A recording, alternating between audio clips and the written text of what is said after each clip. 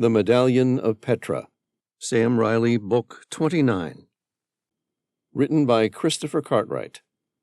Narrated by David Gilmore. Prologue. Saudi Arabia, January 17, 1991. It was a particularly cold day in hell. So far, it was shaping up to be the coldest winter in recorded Saudi history. Temperatures on the rain-swept desert dropped to the low 30s Fahrenheit, while nightly 40-mile-an-hour winds drove the wind chill factor down into the teens. Major William Harrison, known to his friends as Bill, rolled over. There was ice on his damned sleeping bag. Who knew the desert froze in Saudi Arabia? Something had woken him. He checked his watch. It was 2:36 a.m., Baghdad time. He was about to roll back and try and get some more broken sleep, glad to be still warmish inside his sleeping bag. A moment later, the tranquility of the Arabian night was shattered by the roar of jet engines and the thunder of artillery. Operation Desert Storm, a United Nations-sanctioned campaign to expel Iraqi forces from Kuwait, had commenced. Led by the United States, a coalition of 34 nations launched one of the largest air assaults in military history, targeting key installations in Iraq and Kuwait. Task Force Normandy, consisting of 9 AH-64 Apache helicopters from the U.S. Army's 101st Aviation Regiment, 101st ABN-DVN, accompanied by 4 Air Force MH-53 Pave-Low Special Operations helicopters, flying fast and low, opened fire. After their 27 Hellfire missiles destroyed Iraqi radar sites, the Apaches followed with 100 Hydra 70 rockets that knocked out the associated anti-aircraft guns. The attack created a 20-mile gap in the enemy's air defense network, opening a corridor through which U.S. Air Force F-15E Strike Eagle fighters, supported by EF-111 Ravens, raced into Iraqi airspace virtually unopposed. These were followed by hundreds of U.S. Air Force, Navy, Marine Corps, and coalition fixed-wing aircraft and cruise missiles. Operating with near impunity, U.S. and Allied forces pummeled Iraqi positions and supply lines. For the next 42 days and nights, the skies over Baghdad were illuminated by the eerie glow of anti-aircraft fire and the brilliant flashes of exploding missiles, while Iraq was subjected to one of the most intensive air bombardments in military history. Stealth bombers, invisible to radar, delivered their deadly payloads with surgical precision, along with coalition forces who flew over 100,000 sorties, dropping 88,500 tons of bombs, which widely destroyed military and civilian infrastructure. In a makeshift tent pitched in the arid expanse of the Saudi Arabian desert, Major William Harrison stared at a map sprawled across the table before him. There were roughly 100,000 Iraqi soldiers occupying Kuwait, a country with just 6,880 square miles of mostly arid landscape. Bill only cared about one of these enemy combatants, Haidar Kamel. Bill considered the few details known about the man, which didn't amount to much. Despite the best efforts of the CIA, the man was little more than a specter. He was born somewhere in the Middle East. He was an arms dealer with global connections, and he was dangerous. Kamel's goals were currently aligned with the Iraqi army, but that was more likely a result of the enormous financial rewards such an alliance brought his coffers than any real friendship or shared ideology with Saddam Hussein. Major Harrison glanced at the single photo they had of him on file. The arms dealer was notoriously sneaky, The CIA had even nicknamed him Teflon for his uncanny ability to slip out of any difficult situation. It was black and white, and depicted a man of Middle Eastern appearance, which made finding him like searching for a particular piece of straw in a haystack. The elusive figure's lean frame belied a formidable presence in the shadowy world of illicit weaponry. In his 40s, he had mastered the art of remaining invisible in plain sight, using his average, unassuming appearance as his best disguise. With sharp eyes that missed nothing and a calm demeanor that never faltered, Haidar Camel moved through the underworld with the ease of a psychic ghost, always one step ahead of those who sought to capture him. Bill closed his eyes as he tried to picture where the notorious enemy combatant might be hiding. Major Harrison had the weathered, rugged appearance of a man who had spent his life mastering survival in the harshest conditions. Standing well over 6 feet, his muscular build indicated a life of rigorous physical training, the kind that sculpted his body to endure and adapt. His face, marked by a network of fine lines that hinted at decades under scorching suns and in biting colds, was framed by a closely cropped beard that was speckled with intermittent shades of silver. His eyes, a penetrating shade of gray, mirrored the ocean depths he had often traversed as a Navy SEAL all those years ago. Those eyes could flicker with humor in one moment and turn steely the next, echoing the swift shift between the calm and storm inherent to his profession. Harrison moved with a deliberate, assured composure, a silent signal of his capability and readiness, the very embodiment of the toughness expected of a SEAL. Recognizing his skills in intelligence gathering and analysis, the Joint Special Operations Command, JSOC, offered him a transfer to the Intelligence Support Activity, ISA, a clandestine unit known for its elite intelligence operations. This transfer was facilitated through an inter-service agreement, allowing Harrison to retain his SEAL skills while transitioning into a role that capitalized on his intelligence expertise. In particular, he was assigned to capture the elusive arms dealer Haidar Kamel. It was only meant to be a brief secondment, maybe just a few weeks. That was now 10 years ago, and Bill had spent most of his career hunting the man. 3 men, also awake, quietly slipped into his tent. Bill nodded a silent greeting. The air was thick with the tension of an impending ground assault, yet inside the shelter a sense of relaxed focus prevailed, largely due to Harrison's steady leadership.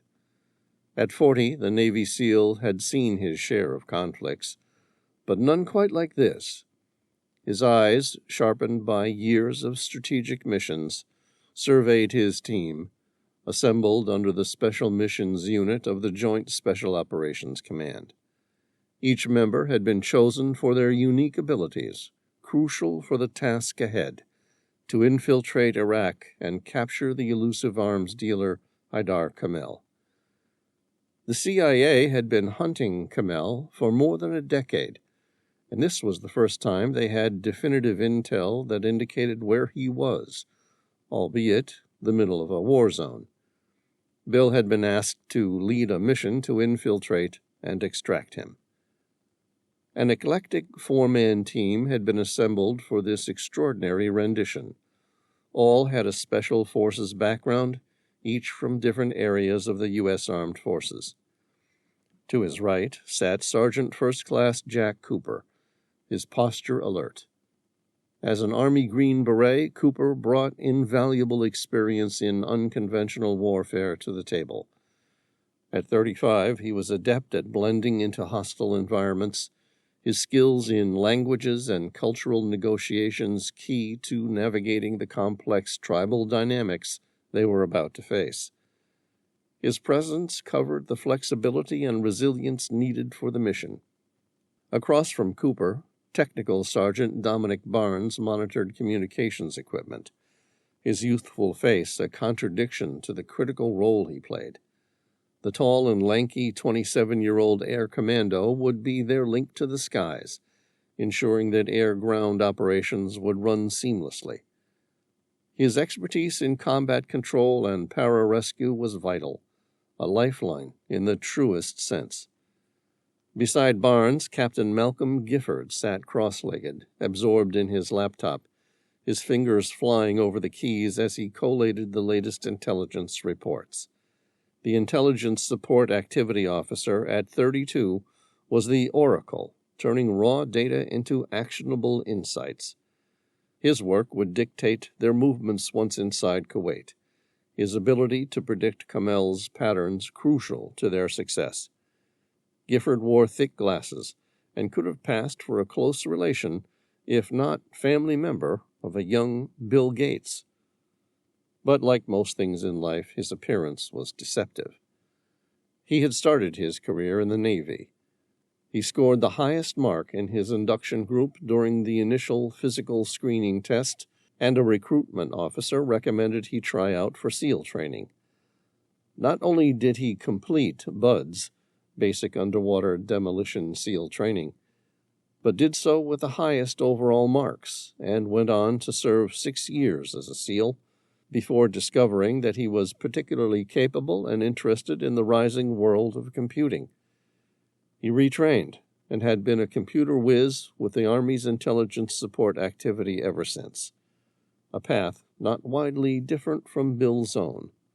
Bill's gaze lingered on his team, a mixture of pride and the weight of responsibility settling on his shoulders.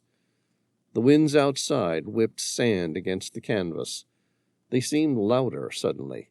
The bombs over Kuwait had finally gone silent.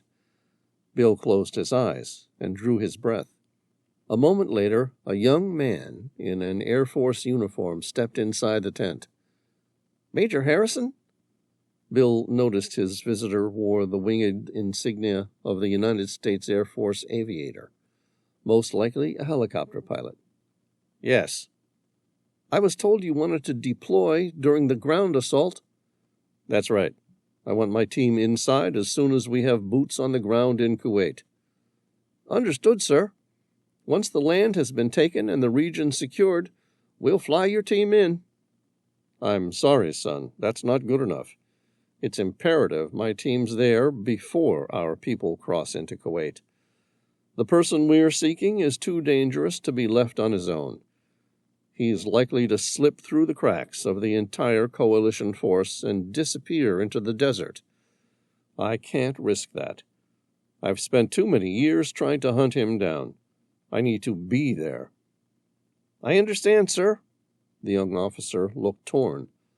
"All the same, none of our helicopters will be landing anywhere inside Kuwait." Bill blinked, but he wasn't surprised. It wasn't a matter of lack of bravery or incompetence. He pictured the battle. If the kid said it was impossible to land there, he meant it. "All right. Who can get us inside?" The pilot's lips formed a hard line. "That would be the 1st and 2nd Brigades from the 1st Infantry Division." "The Mechanized Division," Bill said with familiarity. "Yes, sir." Bill grinned. "Then you had better introduce us before they depart without us."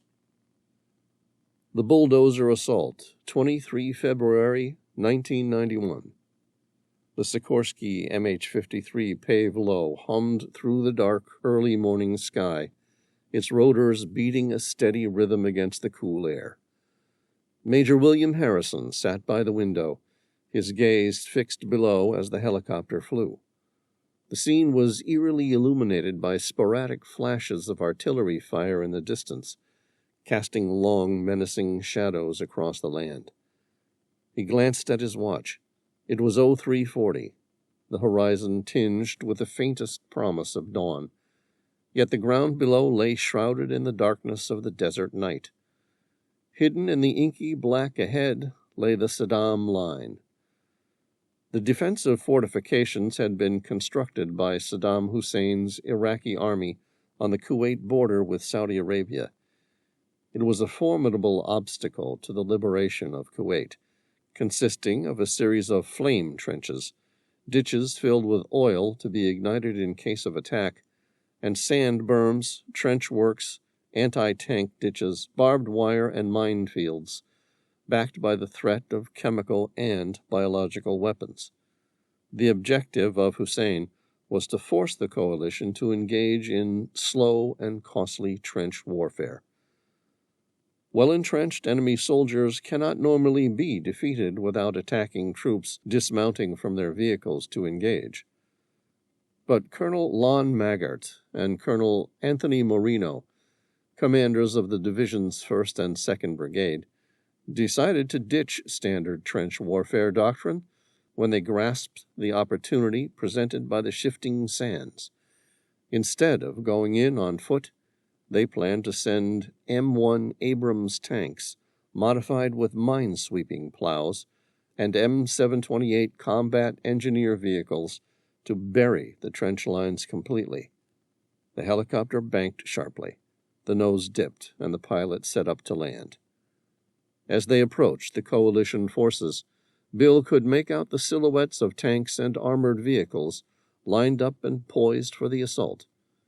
The tanks, some fitted with massive plows, were ready to breach the extensive minefields and fortifications. Despite the darkness, the organized chaos of the ground forces was evident, a sign of the meticulous planning that had gone into this moment. The pave load descended, its powerful lights cutting through the pre-dawn gloom, spotlighting patches of sand and scrub as it neared the landing zone.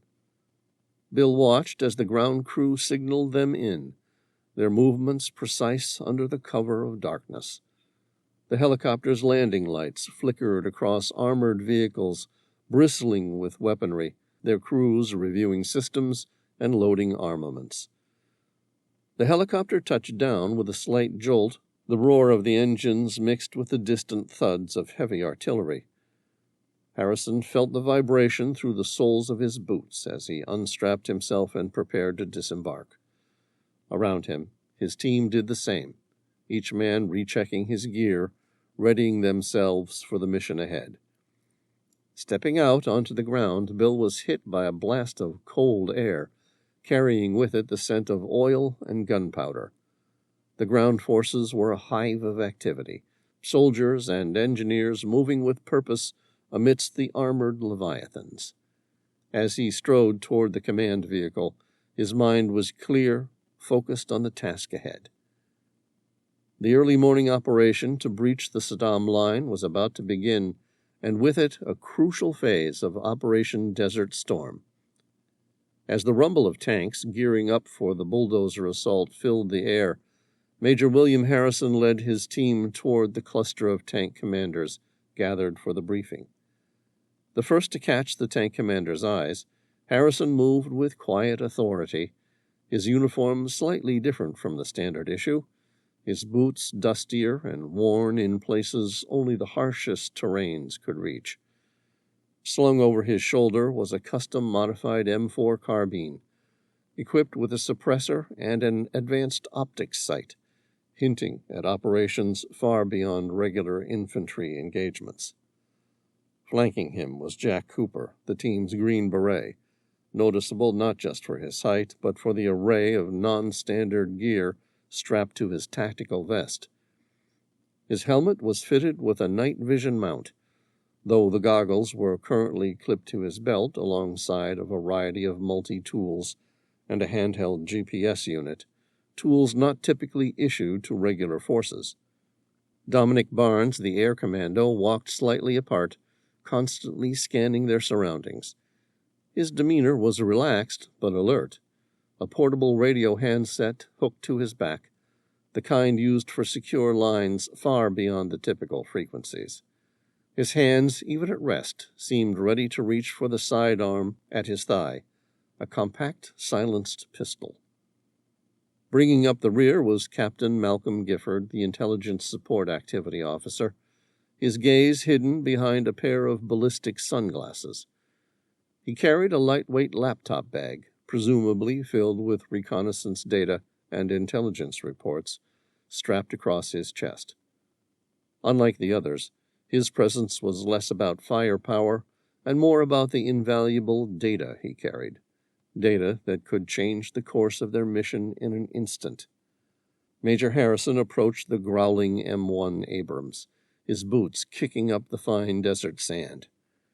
As he reached the hatch, the tank commander poked his head out, his face slick with sweat from the cramped, overheated interior. The tank commander glanced at Bill's eclectic Special Forces team. "What can I do for you, sir?" he called down, wiping his brow with the back of his hand. Bill's brows drew down. "My crew needs to hitch a ride to the front line. Any chance you could give us a lift?" The commander studied him, trying to judge what he was doing there. They were a strange group, 4 members of Special Forces, all from different parts of the Defense Force. He guessed, "You're in intelligence?" "Yeah, we are pursuing someone in particular, Haidar Kamel." "He's in the Iraqi army?" "No, he's an arms dealer and a close friend of Saddam Hussein. The Department of Defense has him on their terrorist list.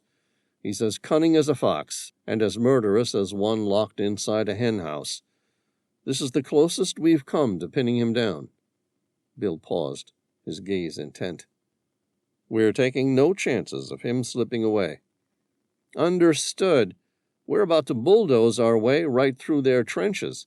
If those fine gentlemen up at HQ from the combat engineers are right, we should be finished by lunchtime."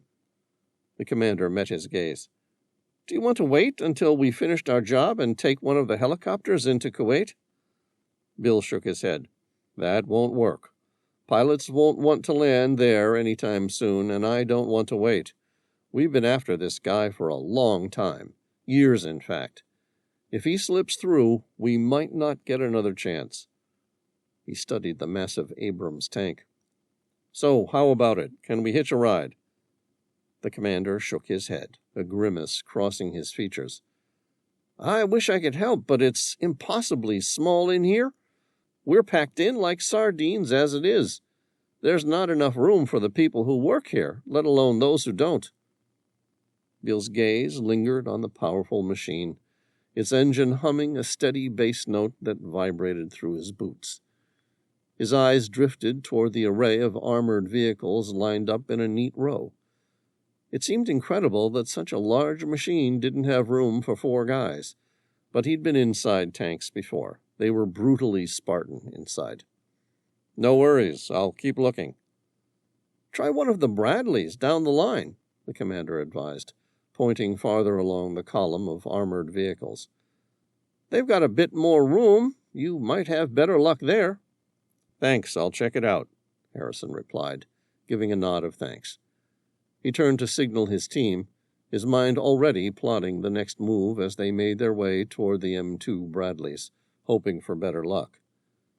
10 minutes later, they were all inside the cavernous interior of an M2 Bradley armored fighting vehicle. It was 4 a.m. when the massive coalition of tanks and armored vehicles, equipped with powerful bulldozer plows, began its treacherous journey north into Kuwait. Bill clung tightly to the handles inside the armored vehicle, which had been converted for the grim task at hand. The interior was stark and functional, lit by the dim glow of instrument panels and small overhead lights that cast harsh shadows across the faces of the occupants. Every surface was metal, cold and hard to touch, with cables and control systems snaking along the walls. The air was thick with the smell of oil and metal, a tangible reminder of the tank's lethal purpose.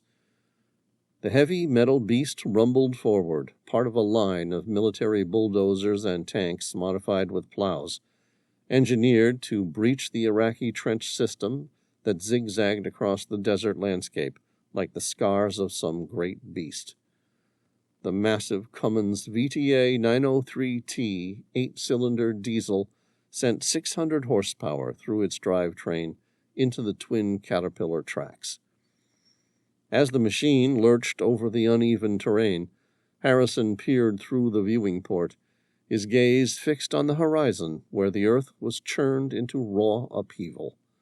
The trenches ahead were a complex labyrinth, a network of deep cuts into the earth. They were packed with Iraqi soldiers who had been ordered to hold at all costs. The coalition strategy was as brutal as it was efficient. They would use the plows mounted on tanks and bulldozers to fill the trenches, effectively burying the enemy and their equipment under tons of sand and earth. The noise inside the armored vehicle was deafening. The roar of the engine mixed with the crunch of sand and rock, and the occasional clatter of small arms fire pinging harmlessly off the tank's reinforced exterior. The air was thick with diesel fumes and dust, making each breath a gritty effort. Bill wedged himself between the cramped seats and the humming machinery. His team, Barnes, Cooper, and Gifford, were similarly positioned, their bodies pressed into the cramped and noisy space that seemed less hospitable than the relentless desert outside. 8 M1A1 tanks punched simultaneously through the sand berms and trenches at the southwest corner of Iraq's defensive perimeter. Then they turned to their flanks to face the infantrymen in the trenches they had just crossed. In most cases, 2 M1A1 tanks with plows shaped like giant teeth were assigned to each section of the trench line. The tanks took up positions on either side of the trenches, most of them 3 feet wide and 6 feet deep. Bradley fighting vehicles and Vulcan armored personnel carriers straddled the trench lines and fired into the Iraqi soldiers as the tanks covered them with mounds of sand. Bill gripped the handles of the periscope, adjusting the angled mirrors carefully. The device was a narrow tube extending upward, crowned with a mirrored prism that captured the scenes above and brought them into sharp, if somewhat restricted, focus. The periscope allowed him a narrow window to view the world outside, much like the slit visor of a knight's helmet. As he peered through the lens, the desert stretched out before him, a vast beige landscape, deceptive in its tranquility. The Bradley forged ahead, and the scenery shifted abruptly. Bill's eyes were drawn to the monstrous bulldozers flanking their path, massive armored vehicles that had been modified for one of the most grim tasks of war. The bulldozers' heavy blades were down, pushing mounds of sand and earth ahead of them. Bill's stomach tightened as he realized what lay beneath the artificially created dunes. Iraqi trenches, hastily dug, and now being buried by the relentless advance of the bulldozers. It was a brutal tactic, aimed at neutralizing the entrenched positions that were too dangerous to clear by infantry. The stark reality of war was laid bare. It was effective, efficient, horrifyingly suffocating, and murderous. Through the periscope he watched as the earth moved in slow, deliberate waves. The sand, disturbed from a long rest, now served as both weapon and burial ground. The scene was surreal, like watching an indifferent nature reclaiming man-made destruction, only this nature was steered by human hands. Outside, the scene was apocalyptic. The bulldozers, massive blades affixed to their fronts, pushed mountains of sand into the trenches. The ground trembled with the weight of the machinery, and the air was filled with the sounds of earth being torn apart. Bill could see, in brief glimpses, the desperation of soldiers caught in the onslaught, figures scrambling as the dirt cascaded in, burying weapons and men alike. Setting up neat and tidy rows of land to churn through, their advance was working with the dedicated efficiency of a farmer plowing the fields. He watched an M1 Abrams tank ride over a large sand berm, its powerful caterpillar tracks churning through the sand, with all 68 tons of armored vehicle, leaving in its wake a series of arms and legs poking out through the sand in its wake. The moral ambiguity of the tactic gnawed at him, the stark reality of war laid bare in the most primal of actions. Earth moved, lives extinguished. Yet amidst the chaos, There was a methodical precision to the operation. Each segment of the trench was targeted systematically, the bulldozers advancing under the cover of tank and artillery fire, leaving behind a landscape reshaped by war's brutal calculus. Bill felt a hand on his shoulder, grounding him back to the present. He turned slightly to see Cooper, his expression grim but resolute. "Give it a break, sir," Cooper shouted, his voice barely audible over the hum of the Bradley's engine. Bill didn't respond. There were no words adequate for the moment, only the silent acknowledgment of harsh necessities. He blew out a breath, turning back to the gruesome scene. His gaze lingered on the landscape, a tableau of survival and sacrifice etched into the dusty canvas of the Kuwaiti desert. The image would stay with him, a stark reminder of the cost of freedom and the heavy burden of command.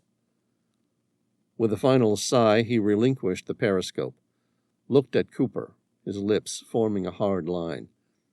"I know, it's better than sending in Americans on foot, equipped with bayonets. Yet there is no honor in it," he thought, but didn't say. "Much better for us," Cooper confirmed emphatically. As the M2 Bradley continued its advance, it occasionally shuddered as it ran into tougher resistance, remnants of fortifications and disturbingly softer barriers that went unspoken among the crew. The faces of the crewmen inside were set, their eyes focused, each man grappling with the task at hand in his own silent way. Bill's thoughts were a tumult of strategy and survival, the immediacy of the mission clashing with the haunting images of what lay behind them. Relentless, the Bradley pushed forward. They were part of a line of steel and diesel that carved a path through the heart of enemy defenses, reshaping the battlefield in its grim wake. Bill reminded himself that this wasn't his decision. That decision rested on the shoulders of Colonel Lon Maggart and Colonel Anthony Marino. He was just along for the ride, part of a larger coalition in the fight to liberate the Kuwait people. Yet his team was in the Middle East for one purpose alone.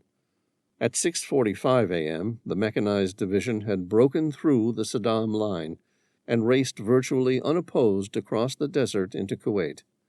Decades since mankind fought in the trenches of World War I, Bill said, drawing a solemn breath. We haven't gotten any better at making it easier. Instead, we've just managed to make the process of killing people more efficient. Cooper shrugged. War is hell. Highway 80, Kuwait, 26th February, 1991.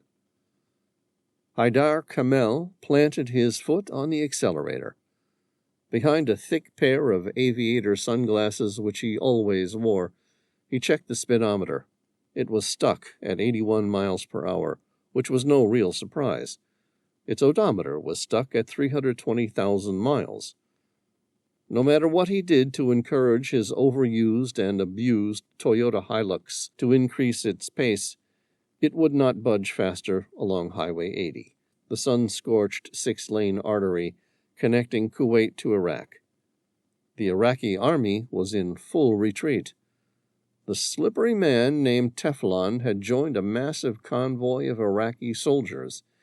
These men were racing north in a desperate exodus, snaking through the desert landscape, their vehicles laden with the spoils and burdens of war. He glanced at a sign up ahead. Mutla Ridge Police Station.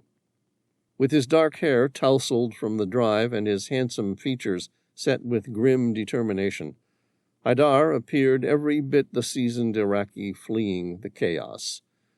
If he was caught, he would certainly try and surrender, presenting himself as an Iraqi soldier.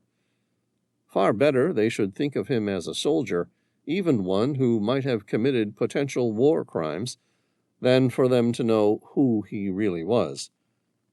Then, at least, there was a chance.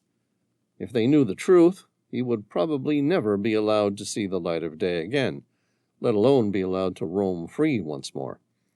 No, he'd rather die than go that way. With that morbid thought in the back of his mind, he heard a distant sound that caught his attention. It triggered some sort of primitive warning alarm. A series of military trucks approached. Kamel accelerated as he tried to navigate his truck through the crowded lanes. In the distance, the ominous drone of coalition aircraft grew louder, a harbinger of an impending assault. Haidar Camel gripped the steering wheel of his Toyota Hilux, his knuckles white with tension as the vehicle rattled along the dusty road. The distant roar of engines grew louder, a menacing crescendo that drew his eyes upward. His gaze locked onto the dark silhouettes slicing through the sky. They were Grumman A6 intruder jets, easily recognizable by their stout bodies and mid-wing configuration, tails sticking up like the dorsal fins of predatory fish. "This isn't going to end well," Haidar muttered under his breath, an ominous chill crawling down his spine. The intruders, designed for all weather and night attacks, were harbingers of destruction. Their presence was never a casual affair. The jets aligned over the congested routes ahead, and his worst fears materialized. Doors on the undersides of the intruders swung open, releasing a deadly rain of Mk-20 Rockeye-2 cluster bombs. The bombs, small but lethal, parachuted down before detonating mid-air, scattering bomblets over a wide area. The ground erupted in explosions, plumes of dirt and fire marking the graves of vehicles and men alike. The Iraqi forces, caught in a sprawling traffic jam, had nowhere to flee. They were trapped in a lethal bottleneck, an extremely one-sided battle. As the Americans would say, this was a high-tech turkey shoot, in the most horrific sense. Haidar's heart pounded as he slammed on the brakes, his truck skidding to a halt at a safe distance from the chaos unfolding ahead. The initial strike was just the beginning. Almost immediately, a second wave of attackers roared into view, this time AH-64 Apache attack helicopters, their distinctive forward profiles and stub wings equipped with missile pods and machine guns.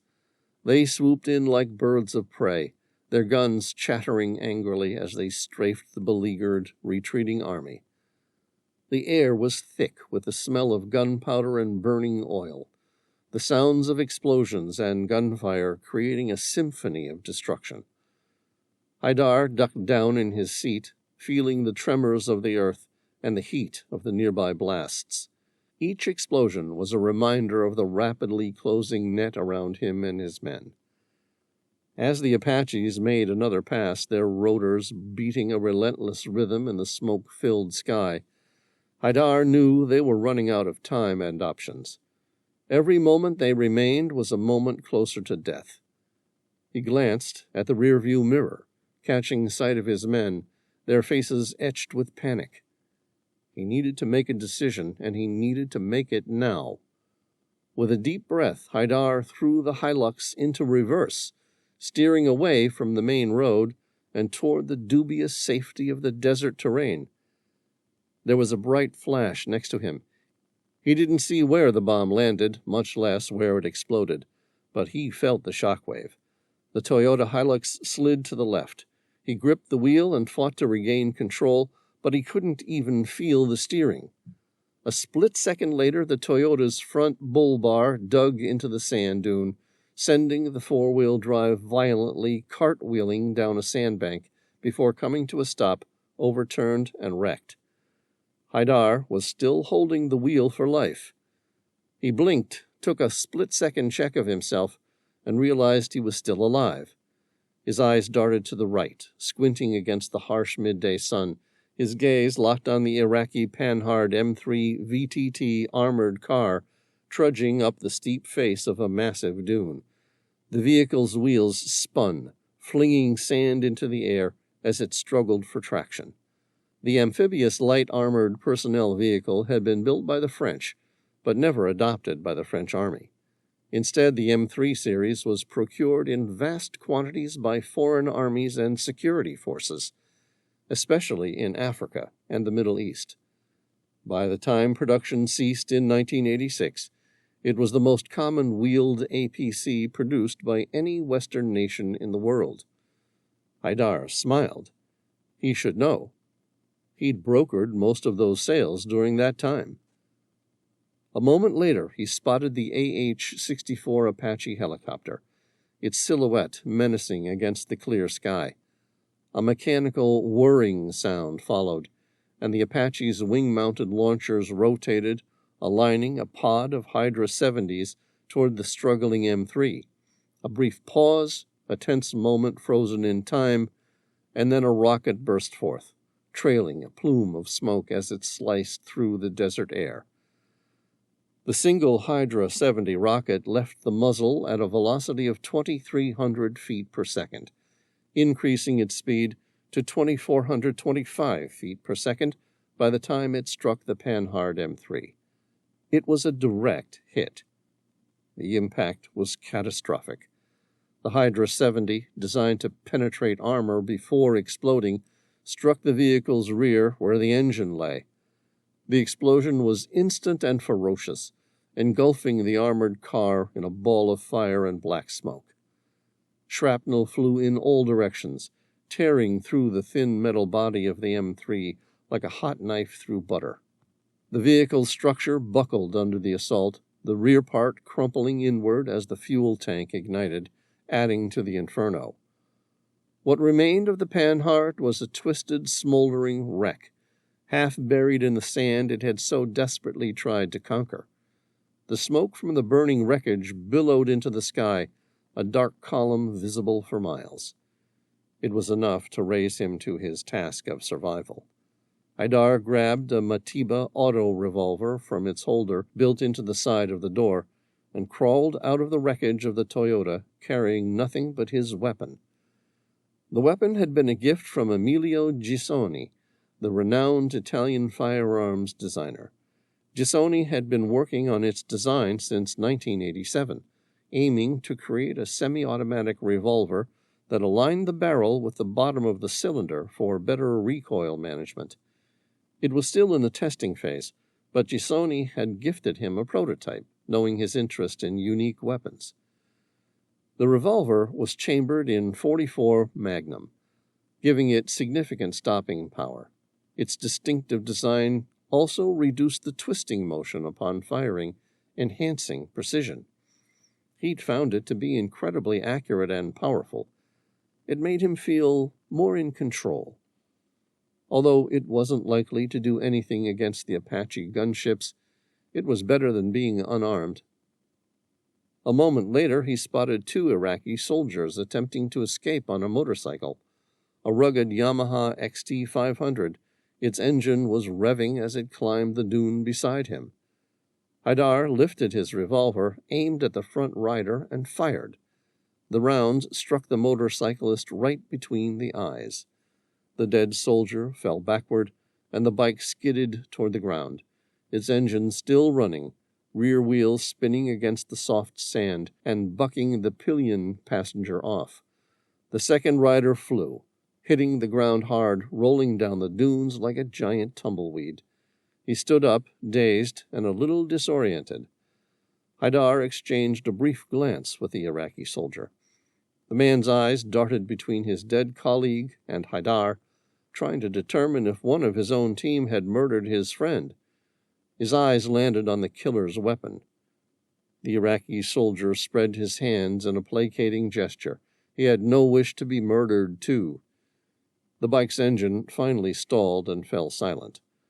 Haidar tucked the revolver into his jeans, grabbed the fallen motorcycle, and righted it. With the fingers of his left hand squeezing the clutch, he gave a swift kick to the starter, and the engine roared to life. He opened the throttle, released the clutch, and the bike sped off. He turned due west into the Kuwait desert. Maneuvering the Yamaha XT500 through the debris-strewn battlefield, he sped toward the relative safety of the open desert. His heart pounded as he navigated through the chaos, the motorcycle's engine growling beneath him. He felt the sting of near misses, bullets kicking up sand at his heels, but miraculously none of them connected. With every mile gained, the sounds of battle faded into the background, replaced by the open desert. Haidar disappeared into the expanse, a lone figure riding into the uncertainty of the barren regions. As the sun began to set, painting the sky with strokes of orange and red, he had left the devastation, alive and free for now. The rumble of Haidar Kamel's motorcycle diminished into a sputtering cough as the engine finally gave in, succumbing to an empty fuel tank. The bike rolled to a stop. He got off, scanned the dusty, sun-baked earth. He was getting close to the Iraqi border. He sighed. Well, he would just have to walk there. Removing his aviator sunglasses, Haidar stared at the towering smoke rising in the distance from Highway 80, small remnants of a once proud Iraqi army. He wanted to cry, but not a single tear would fall from his piercing, purple eyes.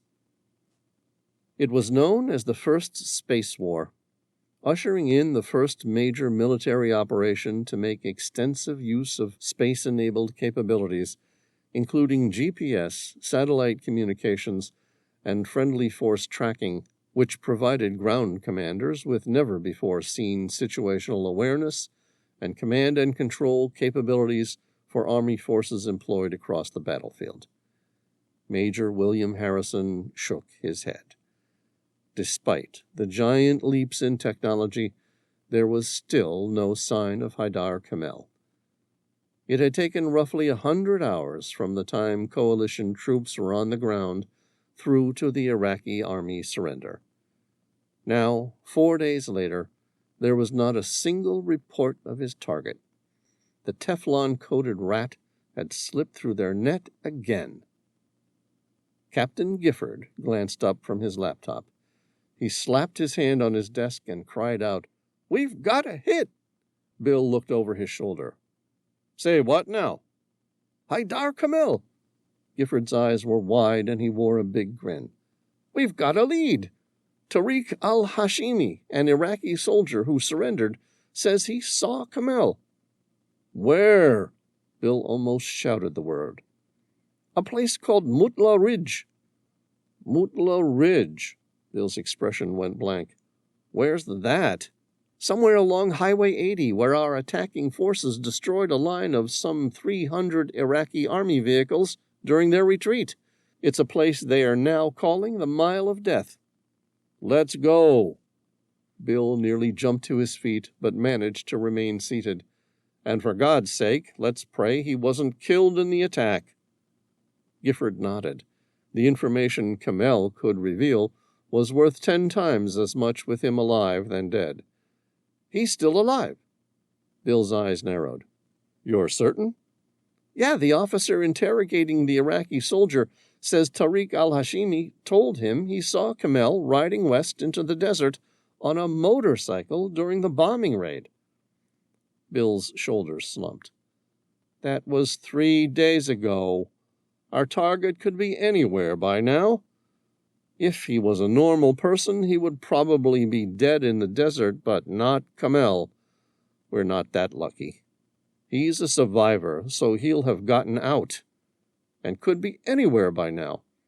He'll lay low and bunker down in a bolt hole somewhere until this whole thing blows over, and when it's done, he'll go back to selling billion-dollar weapon systems to dictators and despots around the world. No way we're going to find him." Gifford suppressed a grin. "Unless we knew where his bolt hole was." "You're kidding me. We got the location?" "Yeah, there's a hidden series of tunnels at Nimrud in Iraq." Bill's eyes narrowed. "Isn't that the ancient Assyrian city?" "That's the one. Apparently there's a secret doorway that leads to the tunnels below, dating back more than 3,000 years. He says he can tell us how to find it." "How does Tariq al-Hashimi know all this?" "Because his twin brother Karim al-Hashimi worked directly for Camel. Sometimes Karim was used as an intermediary between Kamel and Saddam Hussein. I see. Bill's eyes narrowed. Can this Tariq be trusted? The interrogation officer seems convinced his intel is genuine. Why would Tariq, an Iraq national, betray an illegal armaments supplier, a guy his own brother worked for? Gifford grinned. Because Kamel was standing near a wrecked Toyota during the attack on the Iraqi convoy at Highway 80. At the time, Tariq was riding pillion on a motorcycle trying to escape into the desert. That's when and where he saw our target. But why give him up? Bill still wasn't getting it. Did Tariq's loyalty disappear the second the Iraqi army was in full retreat? No, it wasn't that. It seems our opportunistic target spotted 2 Iraqi soldiers on a motorcycle. He needed wheels, so he shot the first rider dead and stole their bike. Gifford tilted his head, shooting his boss a teasing smile. Want to take a guess who was riding in front on the bike? Bill's eyes widened in dawning realization. Karim al-Hashimi, Tariq's twin brother. That's right. We've got him, Bill shouted excitedly. Assemble the rest of the team. We're going to Nimrud. Nimrud, North Iraq. The Sikorsky helicopter cast a lonely shadow over the desert. It was flying low, cutting through the crisp winter air, its rotors scattering the icy breeze across the barren landscape of northern Iraq as it followed the course of the Tigris River. Outside the helicopter, the Iraqi desert seemed particularly cold today. There was a slight dusting of snow, delicately coating the crest of the dune. The cold touch of winter met the sand of the desert, creating a fleeting harmony between elements rarely seen together. It was almost as beautiful as it was desolate. Major William Harrison peered out the window, his keen gaze tracing the contours of the landscape below. He and his team had all read up on the city's history. The remnants of Nimrud, once a majestic city of the Assyrian Empire, sprawled beneath them. Well over 2 millennia old, it was proof of both the grandeur and the transience of human endeavors. As they approached, the helicopter banked slightly, giving Harrison a clearer view. The ruins lay scattered like a half-remembered puzzle, the outlines of temples and palaces blurred by centuries of sand and strife. The famed ziggurat, the pyramidal-shaped temple tower that was once an architectural and religious structure characteristic of the major cities of Mesopotamia, had been reduced to a shadow of its former self. Yet here it still stubbornly stood against the ravages of time, its eroded steps defiantly pointing skyward. Bill gazed through the window, observing Nimrud below, now blanketed in that rare veil of snow.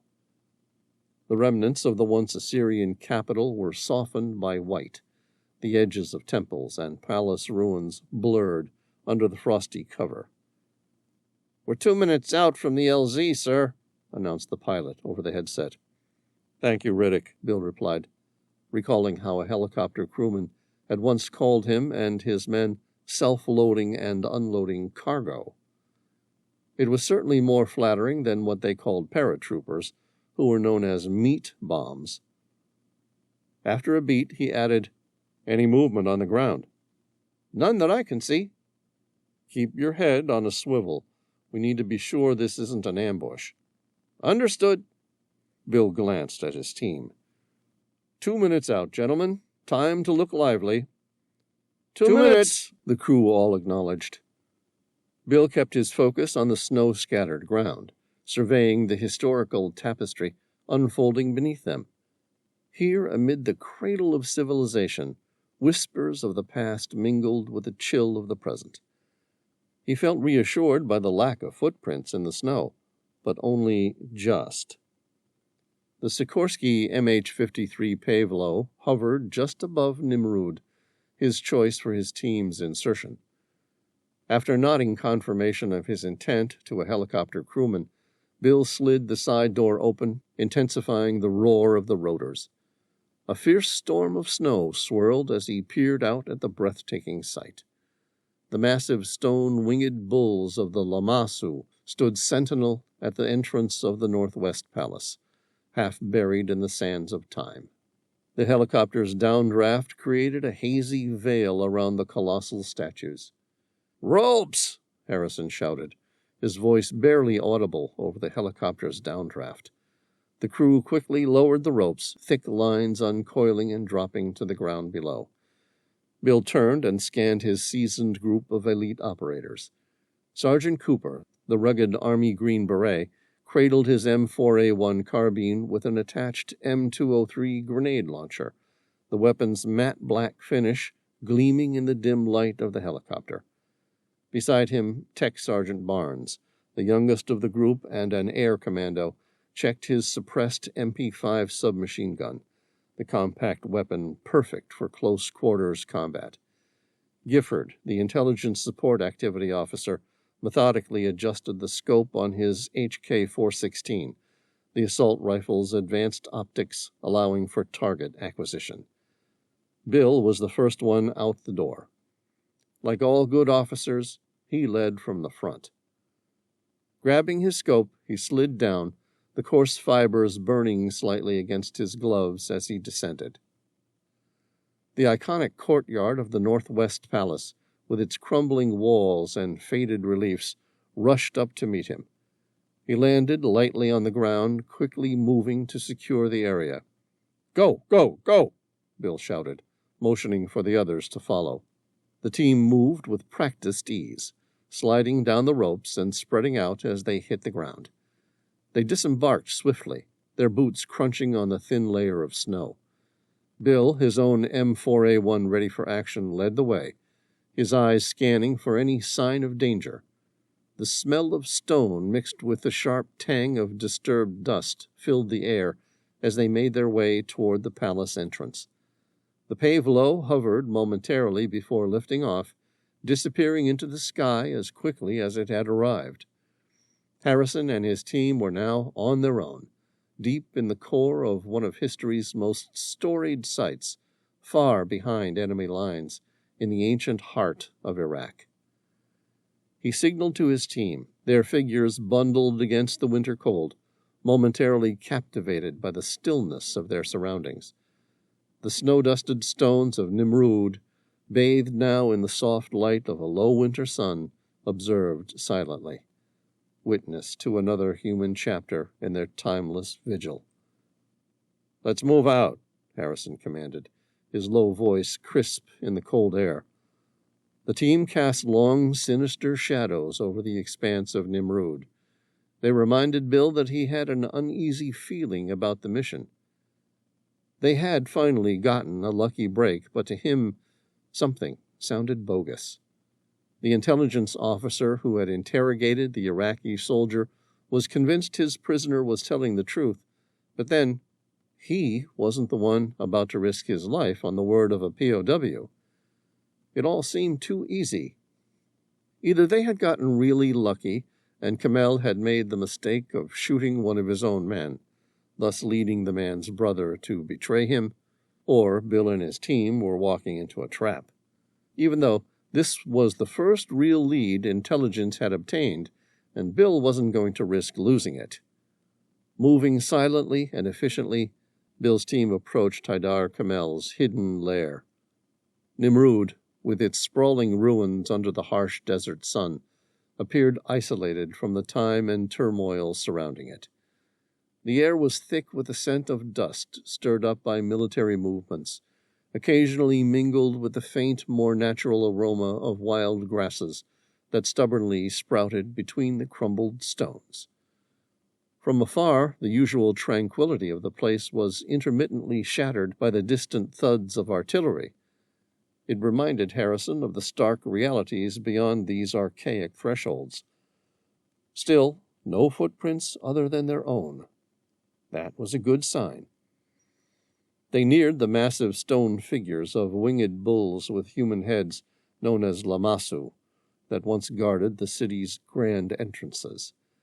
The sounds of the distant conflict were muffled here, as if the ruins themselves absorbed the echoes of the present, allowing only the whisper of the breeze and the occasional bird call to be heard.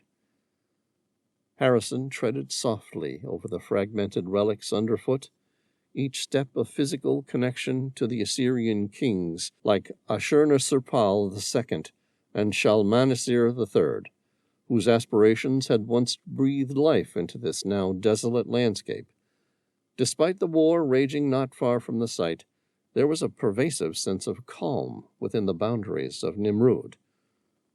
The intricate carvings on the walls, depicting scenes of hunting, warfare, and divine rituals, stood as a frozen narrative captured in stone, echoing the current strife in eerie parallels.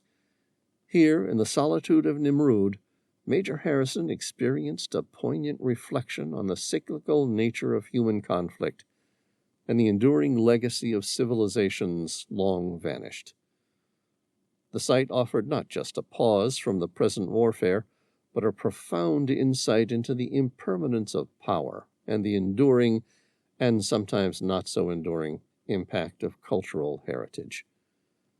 Bill lifted his hand, pausing every man in his tracks.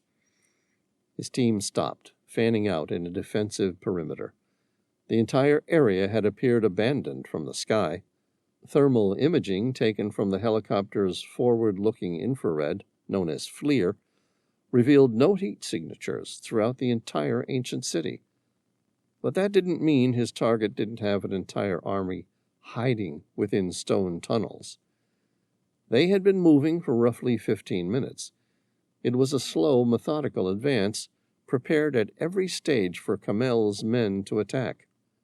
Now at 8:25 a.m., they had reached the entrance to what had been reported as Camel's lair.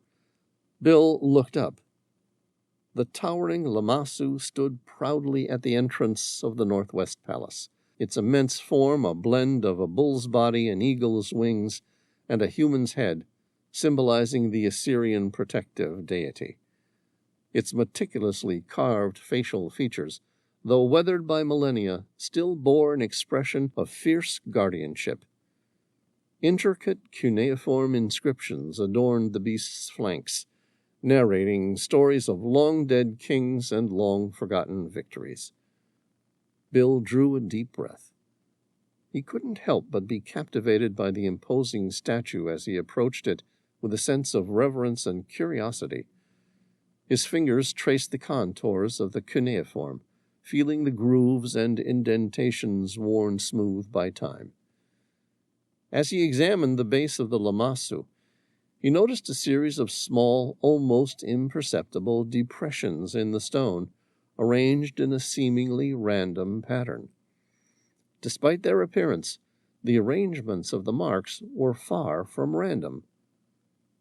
"Time to see if that POW was telling the truth," Bill murmured to himself as he began studying the pattern closely. As he pressed one of the depressions, a soft click echoed in the stillness. Encouraged, he pressed another, then another, following an intuitive sequence. With a final push, the base of the Lamassu shifted slightly, and the ground beneath it began to tremble. A hidden mechanism activated, and with a low, grinding sound, a section of the stone wall beside the statue slid open. Dust and debris cascaded down as an alcove was revealed, shrouded in darkness. Harrison shone his flashlight inside, the beam cutting through the gloom to illuminate the hidden space. Inside the alcove, amid cobwebs and layers of dust, lay a sleek, modern digital keypad, incongruously placed among the relics of the past. Harrison's eyes widened in surprise, and a grin spread across his face. "Well, would you look at that?" he said, turning to his team. "Camel has a taste for bygone history, but still enjoys modern security." He beckoned Gifford forward, who stepped up with his equipment. "Think you can handle this?" Bill asked. Gifford shot him a grin and examined the digital keypad. "Shouldn't be a problem, sir," he replied confidently. Good man, Bill said. Gifford pulled a small device from his pack, a multifunctional tool designed for hacking various electronic systems. Plugging it into the keypad, he connected it to his compact laptop. The screen of Gifford's laptop lit up with streams of code. Bill glanced at it without much comprehension. Defiant, energized, and alert, his team scanned their surroundings, their ears alert to any new sounds. Bill had his finger on the trigger of his Heckler & Koch MP5 SD. For a moment he stared down the barrel of the suppressed submachine gun as if seeking their target.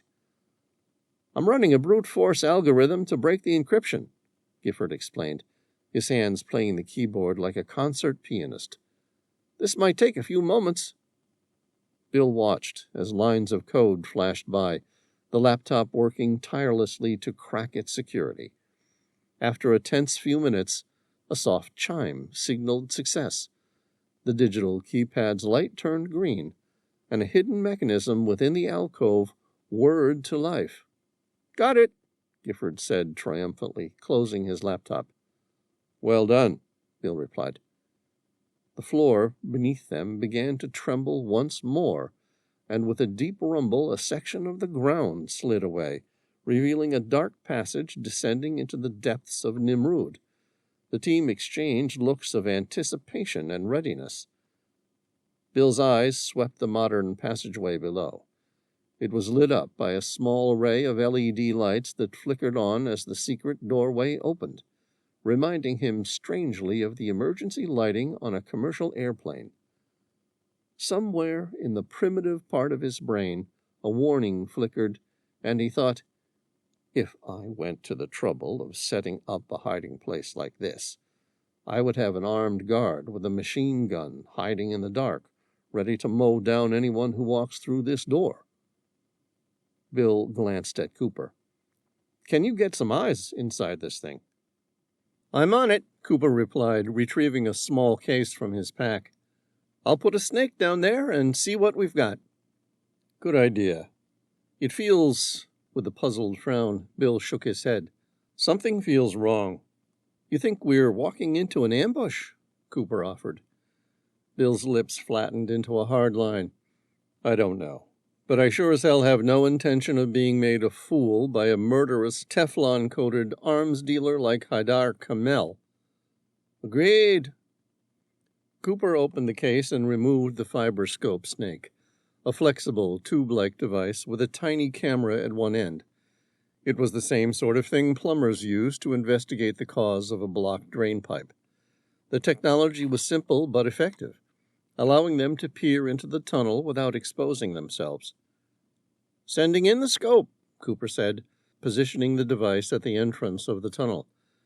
He sat back with his shoulders and head propped up against the stone lamassu, taking some cover so he could concentrate on what he was doing. Like a kid, he held a compact video screen, his fingers deftly manipulating the controls. Bill glanced at the screen over Cooper's shoulder. Gifford and Barnes kept 2 submachine guns aimed at the tunnel's entrance to welcome any of Camel's men who might be planning to greet them. Bill had 2 grenades ready to go. The blast inside that confined space would kill anyone unlucky enough to be around. His eyes returned to the feed.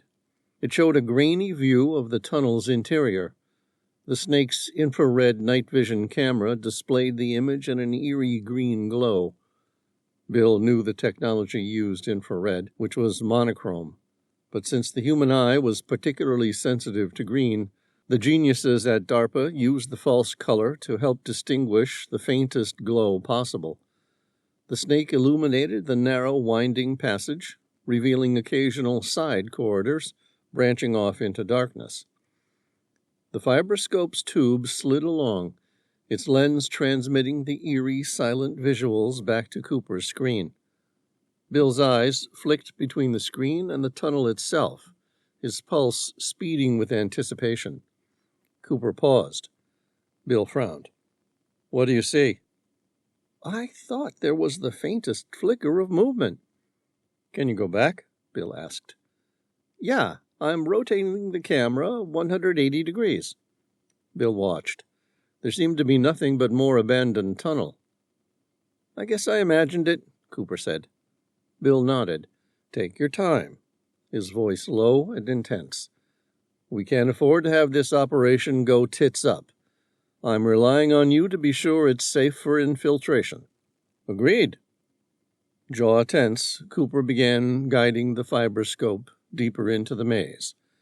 Bill and Cooper huddled close together, eyes fixed on the green-tinted feed from the snake. The night vision infrared cast an eerie glow over the scene, turning the darkened corners of Haidar Camel's lair into a ghostly landscape. The camera moved with a steady, deliberate pace as it snaked through the labyrinthine corridors, revealing glimpses of stone walls and occasional flickers of light. There was a closed door. It appeared to be made of solid wood. Cooper worked the head of the snake, manipulating it until the fibroscope slipped under the door. He didn't extend it far, maybe just half a foot past the door. Cooper grinned. The camera picked up faint reflections off the damp stone walls, creating a detailed map of the lair ahead. The new tunnel also appeared narrow and winding, again with occasional side corridors branching off into darkness. Minutes passed as the fibroscope navigated the complex passages. Suddenly, the screen displayed a large enclosed space.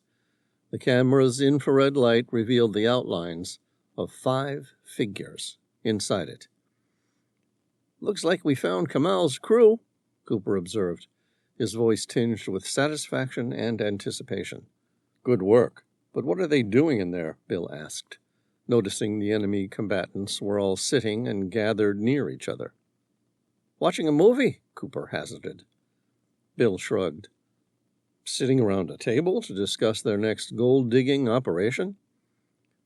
Viewing current intel feeds, as they know we are here? Cooper muttered the question under his breath. I sure as hell hope not, Bill said. 5 tangos in a room with only one apparent exit at the end of the main tunnel. They've no idea what's about to hit them. Like shooting fish in a barrel. I like those odds. Me too, Bill said. Let's go get them. Cooper quickly reeled in the fiber optic snake. It was almost at the entrance when the camera shook. The green vision swayed backward and forward. What in the world are you doing? Bill asked. It's not me, Cooper gasped with surprise. I don't have control over it. The feed jerked violently. The camera swung wildly, disorienting them with rapid shifts in perspective.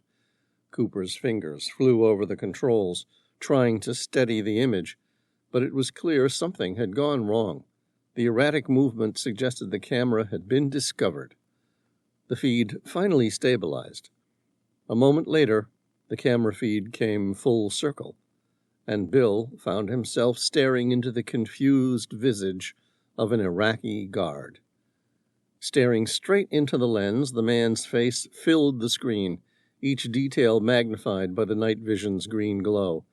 His skin was weathered and tanned from decades spent under the harsh sun. His nose was broad and slightly crooked, as if it had been broken once and never healed quite right. A thin mustache clung to his upper lip, quivering with the rapid breaths he was taking.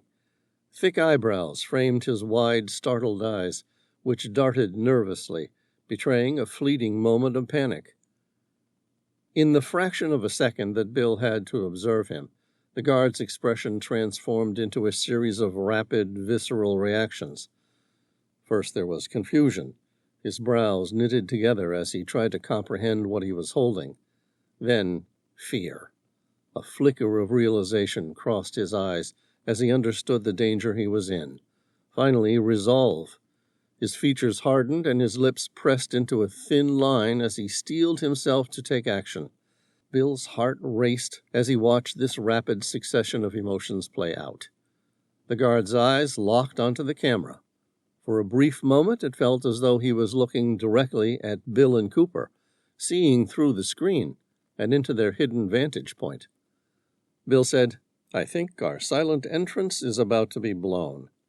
Bill's eyes darted from the end of the fiber optic snake to the guard about to blow their cover. He lifted the barrel of his MP5 suppressed submachine gun. He was hoping to get a shot off before the guard called out to the rest of his team. Then a ghost swept past his line of sight. It was Barnes. His tall, gangling figure moved with the speed of a sprinter and the stealth of a shadow. He must have seen the guard reach for the optical snake and made his move instantly. In a fraction of a second, Barnes had the fiber optics cable wrapped around the guard's throat. The snake boasted a pull weight in excess of 300 pounds, thanks to its internal aramid yarn, known as the strength member. The tensile power of the fiber exceeded that of a steel filament of the same size. It acted as a perfect garrote. The man opened his mouth to scream. No sound came out. The guard reached for the cable, his fingers frantically and ineffectively trying to free the pressure constricting his throat. In a traditional garrote used by the assassins of a bygone era, if performed correctly, the thin wire sliced through the victim's windpipe, carotid arteries, and snapped the brainstem, killing the person instantly. But this wasn't a traditional garrote, and Barnes was having trouble maintaining a proper grip on the fiber optic snake. It wasn't allowing him to increase the pressure. The guard kept fighting. Bill strode toward them with a confident yet somewhat casual gait. It was as though he had all the time in the world as he stepped up to the guard. With the speed honed from 2 decades of training in his deadly craft, he withdrew his Kabara knife, driving the blade up through the intercostal space between the guard's 4th and 5th rib, all in one motion. The blade pierced the man's heart, killing him within seconds. Barnes held the makeshift garrote tight for another few seconds, then lowered the guard quietly to the ground. Cooper said, "Nicely done." "Improvise, adapt, overcome," Barnes said, making a tribute to the Green Beret's motto. Cooper nodded with a grin. "Welcome to the team." Bill led the assault. Inside the dungeon-like fortress, the air grew cooler and the light dimmer with each step. The stone walls were adorned with remarkable carvings and drawings from the city's long-forgotten glory. No one noticed them. They continued their descent, navigating the maze with cautious ease. The tunnels gradually widened, and the oppressive stone gave way to more modern reinforcements. The air grew warmer, tinged with a faint scent of rich wood and polished metal. Finally, they reached a heavy wooden door at the end of the passage. Bill stared at the door, its presence a stark, surprising contrast to the rough stone walls surrounding it. It was beautiful. Crafted from an elegant chocolate wood, its dark brown hues were highlighted by the soft glow of their flashlights. The natural grain of the wood formed intricate patterns, each swirl and knot telling a story of time and nature. Polished to a smooth finish, its sheen hinted at the craftsmanship involved. It was crisscrossed by massive iron bands that reinforced its structure and added an extra layer of security. The bands were adorned with ornate Assyrian motifs, each hammered into the metal with meticulous detail. A large iron ring served as the handle. It was cold to the touch. Upon closer inspection, Bill noticed subtle carvings along the edges of the door, depicting scenes of long-dead warriors and mythological creatures, their forms intertwined in a dance of protection and strength. Mounted to the side of the door was an electronic lock, complete with a digital keypad that glowed faintly in the dim light. It took only a second for Bill to take all this in. "Gifford, let's see you work your magic again," he said, stepping aside to give the Intelligence Support Activity Officer room to work. Gifford approached the lock, examining the keypad and its electronic mechanisms. "Shouldn't be a problem," he said, pulling a small tool kit from his pack. He connected a portable hacking device to the keypad and began to work over the controls. Lines of code flashed across the device's screen. Bill watched intently as Gifford worked his magic, the beeps and clicks of the keypad filling the quiet of the tunnel.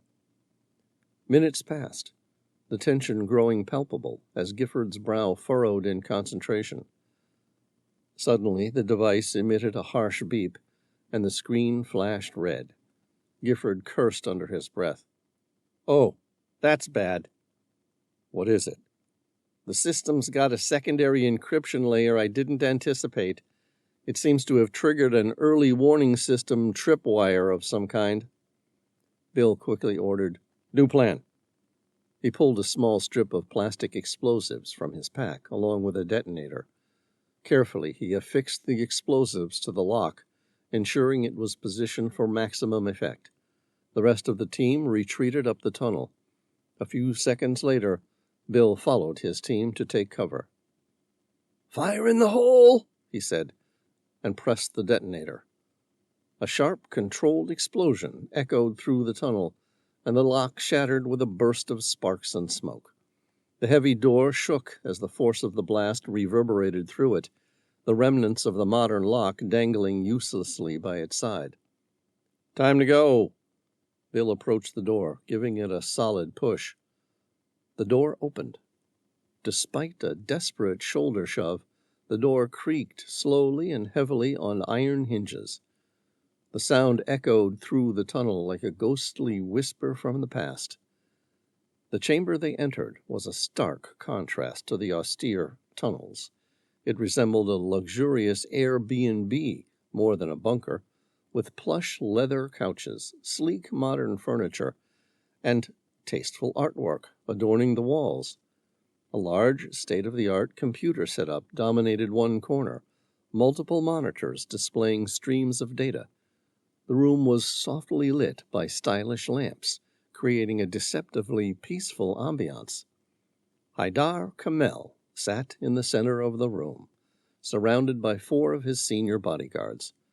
Weapons casually resting beside them, they were unprepared. Eyes with shock and alarm, they reached for their rifles. The moment of stunned silence shattered as Bill's team opened fire. The next few seconds were lost in a blur. Special Forces training took over as they took advantage of their surprise and stormed Camel's bunker. Bill and his team moved with deadly efficiency, their training and experience turning the room into a battleground. Bullets tore through the air, shattering glass and splintering wood. The luxurious decor was quickly transformed into a chaotic scene of destruction. Bill's Heckler & Koch MP5 barked, taking down one of Kamal's bodyguards with a well-placed shot. Cooper and Barnes moved in tandem, their weapons spitting fire as they advanced, cutting down 2 more guards. Gifford, using his Colt Commando Car-15 with surgical precision, dropped another guard as he tried to take cover behind an overturned table. Their target, caught in the crossfire, tried to flee, but was met with a hail of bullets. Bill's shot struck true, hitting Kamal in the back, the round exiting through his stomach. The arms dealer staggered and fell, blood pooling beneath him. The last of Kamal's bodyguards made a violent stand, but was quickly dispatched by Barnes, whose suppressed MP5 sent the man crumpling to the floor. The fire in the man's heart had been extinguished, and he kept his hands firmly fixed to his abdominal wound. Silence fell over the room, broken only by the soft hum of the computers, moaning, and the heavy breathing of dying men. "Barnes, Cooper," Bill called, "secure the room. If you find anyone alive, try and keep them that way. They might have information." "Understood," they both replied in unison. "Anyone injured?" Gifford caught a through and through in the bicep of his non-dominant arm, but that was the worst of it. He was holding the wound. Bill turned to Gifford. "You okay?" he asked. "Yes, sir." The ghost of a smile crossed his face. "That's good." Barnes, having finished securing the room with Cooper, grabbed a medical kit out of his pack and began treating him. He glanced at the table the tangos had been so intently surrounding. He saw flatbread topped with cheese, what looked like pickles, maybe, or some sort of weird vegetables. There was also meat. It smelled like lamb. The instant Barnes realized what it was, he snorted a soft laugh. They had been eating pizza. Their targets assumed the man in the tunnel was on guard and were too busy filling their stomachs to respond to their attack. Bill said to his intel support officer, "When you're done getting bandaged, check the computers. Download everything you can. Langley are going to want to analyze them ad infinitum." "I'm on it," Gifford replied. Bill strode toward the reason for his team's entire operation, their target, Haidar Kamel. Cautious, aware of how cunning Kamel was, he trained the barrel of his Heckler & Koch MP5 on him. Then he sighed with relief. Teflon hadn't slipped away this time, and he would never slip away again. The arms dealer was clutching his abdomen, the dark crimson spreading across his once immaculate shirt. His hands were slick with blood. A steady stream flowed from where his fingers cradled himself in an impossible attempt to stem the flow. The man's eyes darted toward a large revolver resting on the ground beside him. Bill recognized the name of the gunsmith's name, Emilio Gisoni, but not the firearm itself. He kicked the weapon away. Camel gave him a look that suggested he needn't have bothered. Shot and bleeding out, he was not in any position to be a threat. "Haidar Camel," Bill said. "I've been searching for you for a very long time." Bill stared down at his adversary. A bullet had entered from the back and appeared to have pierced his abdominal aorta. His utterly unique and amazing purple eyes dilated. Every living creature knows when it's mortally wounded, and the face Camel wore showed the resignation of one accepting the facts of life. He was dying. Bill had seen that look before. His skin was mottled, his face ashen gray. The wound was mortal, and even if Camel had been in a leading medical theater with a team of expert trauma surgeons, the outcome would have been the same. Their target would finally pay the ultimate price for his sins. He was going to meet his maker, yet a certain level of genuine relief appeared to wash over Camel. To Bill it made no sense. Barnes arrived to stand beside him. Bill exchanged a quick glance with Barnes, who said, "We've got 3 dead, 1 survivor here, not long for the world." "Right." He nodded. "See what you can do to keep him alive." "Yes, sir," Barnes replied. Bill met Camel's gaze.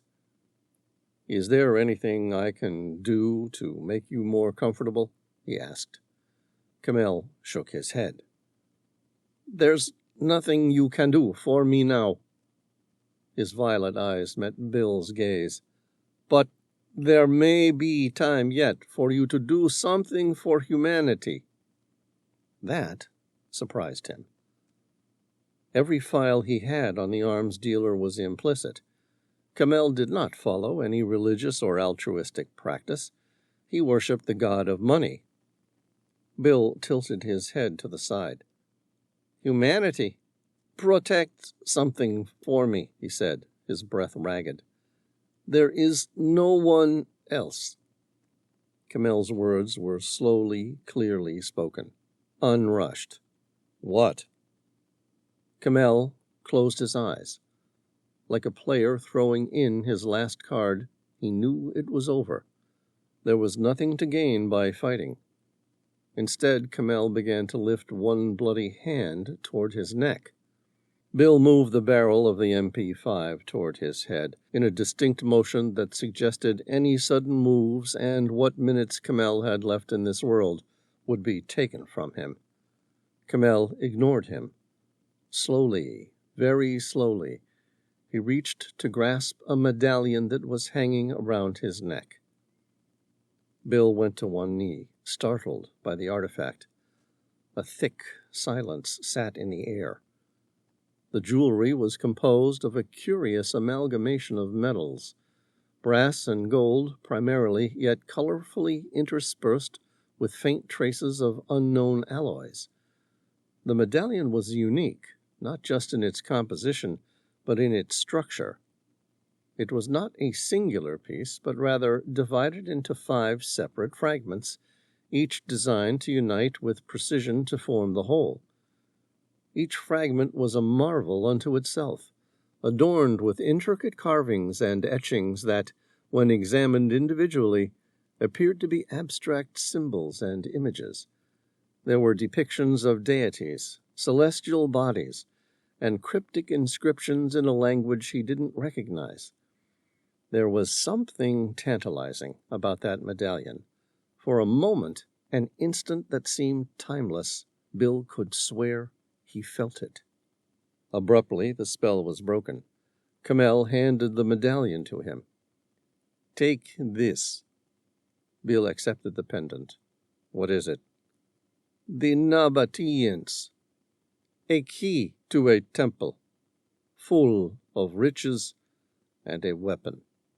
"Oh, such a weapon." His expression incredulous, Bill stared at the jewelry. "This is a key."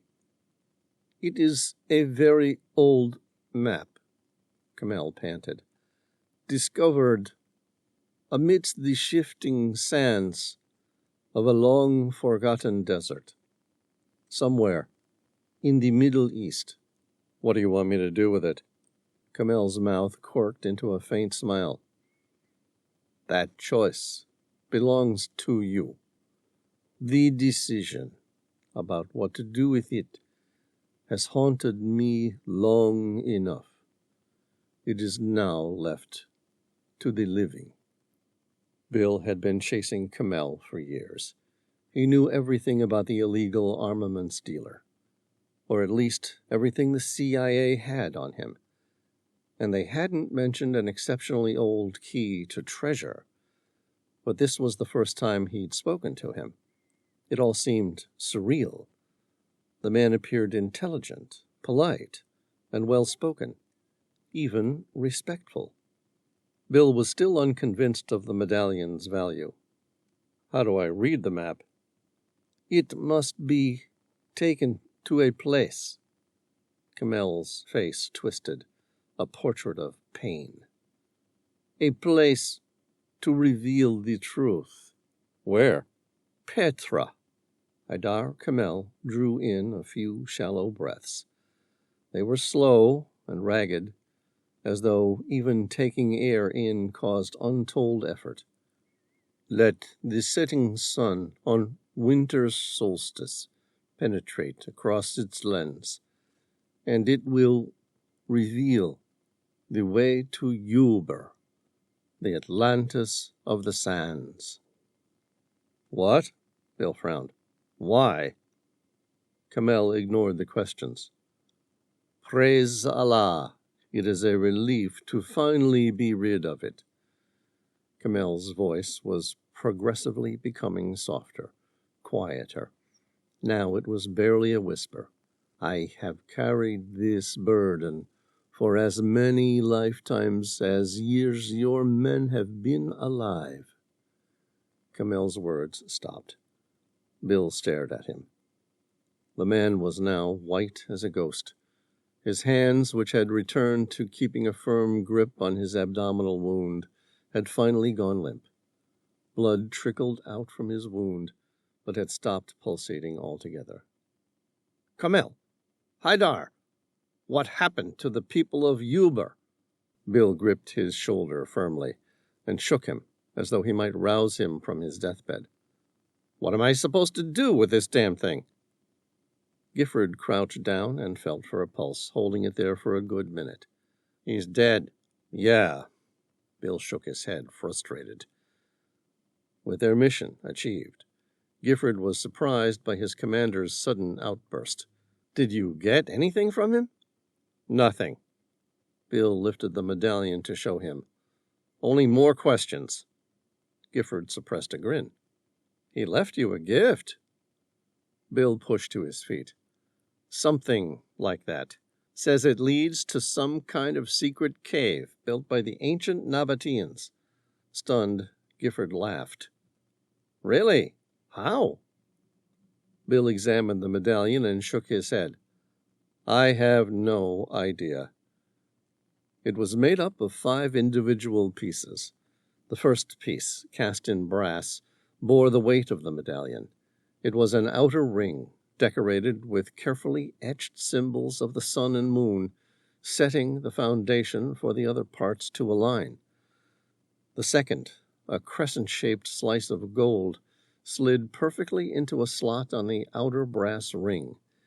It bore the visage of an early deity believed to guard the underworld, suggesting the duality of existence, life and death, light and dark.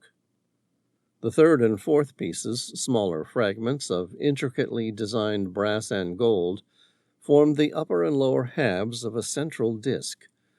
These sections were etched with what appeared to be a stylized topographic representation, depicting a specific region of the ancient world. Finally, the fifth piece, a narrow spindle of pure gold, locked into the center of the medallion. This piece was most curious of all, as it changed the focus of a small crystal at the center of the medallion, as though it might form a sort of prism under sunlight to direct the ray. What did Camel say? Gifford persisted. He said we need to take it to Petra during the winter solstice, and the setting sun will guide us to the lost city of Ubar, the Atlantis of the sands. Gifford laughed some more. Sounds like the plot for The Last Crusade. Bill frowned. The what? You know, Indiana Jones and The Last Crusade. I didn't watch it. All 3 of his team, who now stood around him, gasped. Gifford arched an eyebrow. You've never seen Indiana Jones? Bill shrugged. Some of us get enough excitement in our day jobs that we don't need to watch action and adventure movies. Barnes said, It's pretty good. Bill made a face that suggested he didn't care. If I get stuck, I'll read a good book instead. One of Camel's guards began to chuckle. It was one of those evil, sardonic cackles, as though their enemy was going to have the last laugh and the joke was on them. Bill exchanged a glance with Barnes. I thought he was dead. Not yet. Anything you can do for him? Bill asked. No, he's going to die. The man's laugh increased in pitch, screeching like a howling witch. Bill smirked. I'm wondering if it's time you speed up the process. Barnes suppressed a grin. There's laws against that sort of thing. I know, Bill said. Funny that, really. I mean, it's okay to kill them when they have guns, but now, when half dead and no better prognosis, we're not allowed to finish the job. Barnes shrugged. Go figure. The guard squealed with insanity, perhaps the madness of a dying man. Bill had seen it happen previously. Their brain stops getting enough blood, and therefore the oxygen it needs. Consequently, their ability to make sense of the world around them becomes less and less possible. The sound grated on his ears. He turned his gaze toward the soldier, who had been propped against a wall. The guard stared back at him, his gaze penetrating and intense. He was an older man, in his 60s at least, with a salt and pepper beard that was far more salt than pepper. He was missing multiple teeth, and the ones that were still present looked rotten. Yet he wore a broad grin that suggested he'd found something genuinely amusing. There were multiple bullet wounds in the man's legs, shoulder, and torso. None had hit vital organs, but the combined injuries had meant he'd lost a lot of blood. If they were near a modern hospital equipped with a state-of-the-art surgical facility, he probably would have survived. Even so, it was all too late now. It was clear the man was too far gone. Like Haidar Kamel, the guard was fully aware that he would soon meet his god. The last minutes of his life on Earth were flying away, and yet he seemed to find something so overwhelmingly comical he just couldn't stop laughing. Bill made a bemused grin. "All right, asshole, what's so funny?" The dying man said, "Water." "First." Bill offered the dying man a bottle of water. The man swallowed, savoring every mouthful, knowing it would soon be his last. When he was finished, the man met Bill's eye directly. "Lord Camel gave you the medallion." Bill's eyebrows rose. "And that amuses you?" "Yes, as you would say. It is funny as all hell." There was something chilling about the way the guard's voice changed, as though the dying man was certain something bad was going to happen to them, all because of the medallion. As though the ambush against these unbelievers had been set, and now he couldn't help but laugh about it. "Why?" The man's gaze was sardonic. "You will see.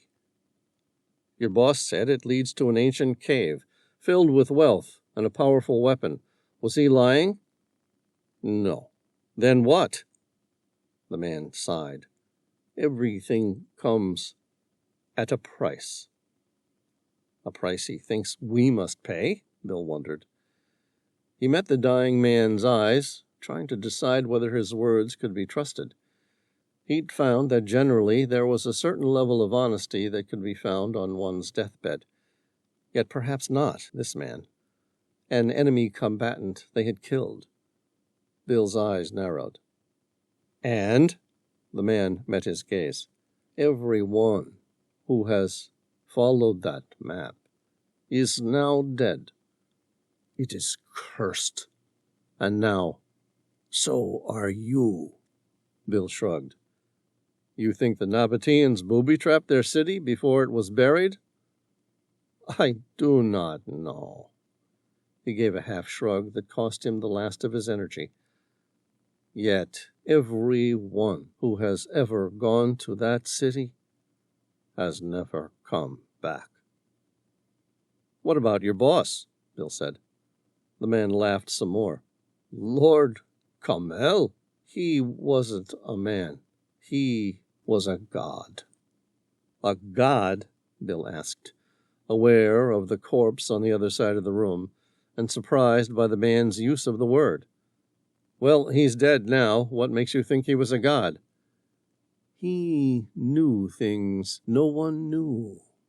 That just made him smarter than most. Not a particularly difficult achievement in today's world. It doesn't make him a god. "Listen, the first time I saw the Lord, my father had taken me to meet this strong and powerful man. I was in awe of him. Haidar Kamel commanded everyone's respect. Although he spoke quietly, his voice was more powerful than any I'd heard before. When he spoke, all of those around him would listen. I was only 4 years old, but already I knew how to recognize greatness." "You met him 60-something years ago." 64 years ago.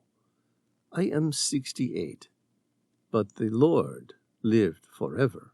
Now do you see why I call him a god?" Bill held back a smirk, as the Lord was certainly dead now. Sure, there was no date of birth in Camel's CIA file. That wasn't unusual. Birth and death registries weren't exactly popular in Iraq. Even so, it was estimated that he was roughly 40 years old. Even then, he could have passed for a 30-year-old. "Maybe your memories have mixed him up with somebody else," Bill suggested. "No. My father was his right-hand man. The Lord Camel has been a part of my life for 64 years. I have forgotten many things, but I could never forget him." The man looked at the empty bottle his eyes searching for more. Bill offered him Cooper's bottle of water. He drank it greedily. His breaths came in gurgling, ragged gasps. He was very close to his last breath. The dying man gave a slight nod, a silent thanks from one warrior to the next. Bill held up the artifact. "What is this evil thing called?" He stared at Bill with malice in his eyes and whispered, almost as though its name were forbidden. "Some call it the Medallion of Petra." Chapter 1. Jackson Hole Airport, Wyoming, present day. Darren Young hated flying, always had. Even before he'd first stepped onto a plane, he'd been nervous about it. Then his dad had mentally scarred him for life. It was on a flight from his home in Seattle through to Florida to go to Disneyland to meet up with his extended family for his grandfather's 70th. It was his grandfather's idea. Best way to make sure all the grandkids came. Smart guy. Who the hell gets damaged from a trip to Disneyland? Darren's younger brother, who had taken great relish in the knowledge that he wasn't afraid of the thought of flying, while his older brother was already terrified, had teased him about it for weeks. Meanwhile, Darren had practically begged his parents to drive there. His dad had gotten out a series of interstate road maps used by truckers and made him calculate the distance, 3,133 miles. There was no chance they were going to take an overland trip there for the weekend. They would be flying commercial. On the flight, they had hit turbulence. It was only a minor disturbance and a normal part of perfectly safe flying. But his dad had been disappointed in his oldest son for being a coward and unable to control his fears. His father considered himself tough, and he wanted his son to grow up and be a man. That's why his dad decided to tell his oldest son that the jerking and rumbling of turbulence was the sound of a wing coming off, and that they were all going to die. It had been a joke. And to his dad's credit, it was only a split second later that he realized he'd gone way too far. Something had snapped in 7-year-old Darren Young's immature brain. His amygdala, the part that's responsible for one's instinctive fight-or-flight response, went berserk. To this day, he couldn't remember what happened, but according to the air marshal's report, he ran down the aisles screaming until he reached the emergency exit and tried to open the hatch at 38,000 feet. It was a long time before he ever stepped on board a flight again. Darren blinked. A moment later, he was interrupted from his nightmare by a good-looking air hostess in her early 40s with blonde hair, hazel eyes, and an easygoing smile. His heart began a frenzy of palpitations again. How much he would give to return to those easy days when the only thing he had to be afraid of was the fear of flying. His fears were instinctive, but they were misinformed, and the dangers had been unfounded. Instead, his current problems were very, very real, and every bit a matter of life and death. The woman said, "The aircraft is ready for you, Mr. Young." Darren looked up at her. "Sorry?" "The aircraft is ready," she repeated politely. "If you would like to come with me, I'll take you to your seat." Darren stood up. At 62, he appeared older than he should. His once rich chestnut-brown hair was now streaked with silver. Deep lines etched across his forehead and around his eyes, revealing years of stress. He was a little pudgy around the belly, but otherwise his arms and legs were quite muscular and full of strength, hinting that he'd once been quite active. His eyes took a furtive last glance across the small waiting lounge of the private jet terminal. There were only 5 passengers there. None of them stood to board. That was because he was the only person boarding the private jet, an Embraer Phenom 300E. He'd considered flying commercial, but it was too easy for them to follow him. A private jet was a different story. He'd paid in cash and been advised that the pilot would submit the flight plan after they were in the air. The flight plan would eventually be traced, and they may even guess he was on board, but by then he was hoping to be a long way away. Darren had hired the entire jet at the last minute. It had cost him the price of a new car, and not a cheap one either, something like a Mercedes-Benz or a BMW. The bank manager wasn't happy about releasing that sort of money as cash, especially when he discovered Darren had planned to put it in his backpack and walk out of there without any sort of security, and had tried to suggest any number of other practical means of transferring the money. But none of those would have worked. They were all traceable. In the end, he had the right paperwork, so the bank let him walk out with it, looking at him as though he was in the gravest danger. All he could think at the time was, if only they knew how much danger he was really in. The private jet company had been fine with it. He'd stepped up to the reception and handed over a single brick of $100 bills. It seemed smaller than he expected. The movies always show a guy or girl with a suitcase stuffed full of cash. Instead, $100,000 seemed like nothing. One brick of $100 notes. 10 currency straps, each one filled with 100 $100 bills, adding up to an easy $100,000. He handed the brick over to the young professional lady at the desk. It felt light in his hand, just 2.2 pounds, and amounted to more than what he usually earned in a year. It was painful. It would take him a long time to recoup that sort of money under ordinary circumstances. Then again, where he was going, everything was going to take a long time. He would need to start all over again. Snow crowned the mountains to the east as Darren walked along the tarmac. Up ahead, he spotted the sleek Embraer Phenom 300E. The crisp Wyoming air nipped at his skin as he made his way up the steps, greeted by the warm smile of a neatly dressed air hostess. The air hostess from the private lounge wished him a good flight and closed the door.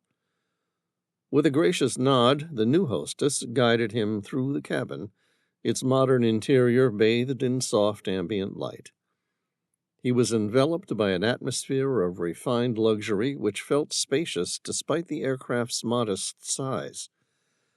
Polished wood accents and plush leather seats greeted him, their creamy tones adding to the sense of opulence.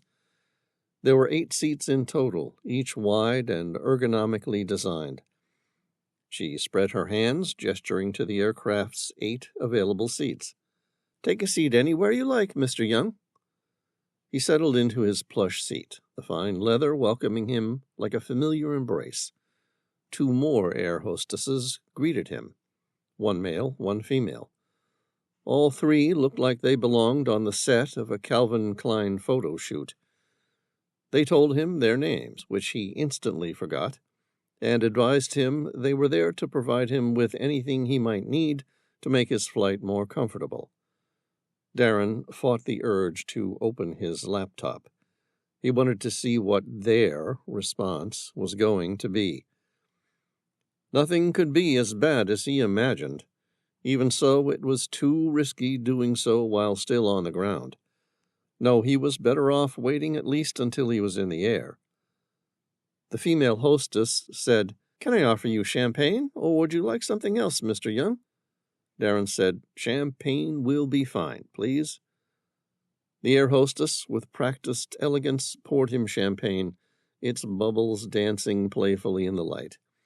He took a sip, savoring the complex flavors that spoke of distant vineyards and skilled craftsmanship, hoping the alcohol might settle his nerves, at least until he was off the ground. She gave him an impish grin. "Can I get you anything else?" His heart was racing. His hands were barely able to hold the glass. He said, "When can we be in the air?" "As soon as you're ready." I want to be off the ground as soon as humanly possible. I don't care about anything else." Her blue eyes met him with a polite gaze, but there was the slightest, almost imperceptible concern behind those eyes, as though she didn't like to see a passenger so uneasy. She spoke reassuringly. "That's not a problem. I'll go let the pilots know you're ready to take off." "That's it?" Darren drew a breath. "Just like that?" "Just like that," she smiled. Once more he couldn't help noticing her playful smile. Darren said, "I can see why billionaires like to fly privately." A moment later she was gone. He watched her go. The air hostess moved quickly, her lithe frame more like a model on the runway than an air hostess, although she moved a little quicker and with a certain unfaltering urgency that his voice must have carried across to her. She spoke to the captain, who turned around, gave him a warm, welcoming nod and a thumbs up. His heart plummeted in his chest. He was always a nervous flyer, but in this case his life was actually at risk. Come on. What's taking so long?" he thought to himself. His eyes scanned the tarmac outside for any sign he was being followed. It was empty. There weren't a lot of private jets at Jackson Hole Airport, and the private jet lounge didn't see much traffic. 3 Learjets were parked on the outskirts, but they were all closed up and looked like they hadn't been flown in a while, most likely owned by some millionaire, more likely billionaire, who rarely used them. There was a single taxiway that traversed the distance of 3 or 4 miles to join the runways at the commercial section of the airport. The aircraft he was watching came to a stop. A shadow of fear crossed his face. They were at an intersection with the main runway circuit. His gaze glanced backward through the oversized windows, sweeping the tarmac all the way back to the private jet lounge. The landscape seemed barren. There weren't even any maintenance workers or luggage carts like you would see in a commercial terminal. Nobody was following him. A moment later he watched as 2 commercial jets passed across the intersection. Finally he felt the reassuring subtle shift in the aircraft's engines, and the private jet gently moved forward. He couldn't take it any more. He popped open his laptop, switched it on. His eyes landed on the little Wi-Fi symbol.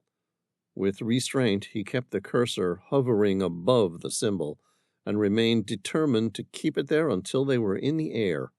Even then, he needed to be on the aircraft's Wi-Fi, not his own. As the aircraft taxied to the runway, Darren felt a subtle shift in momentum, the world outside blurring into streaks of color. The engines hummed with restrained power, an opus of technology and engineering.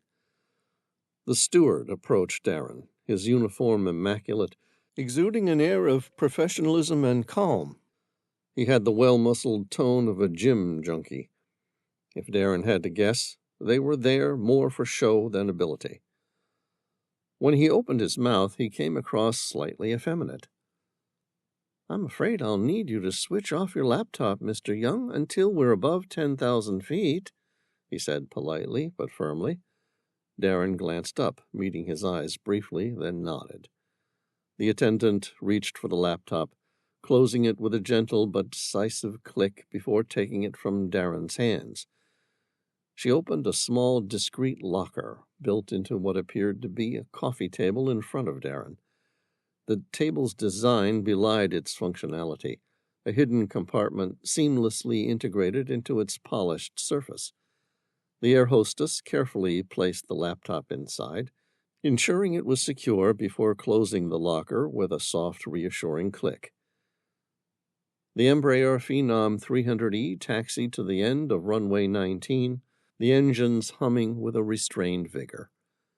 Darren felt the familiar anticipation as the jet paused momentarily, then surged forward.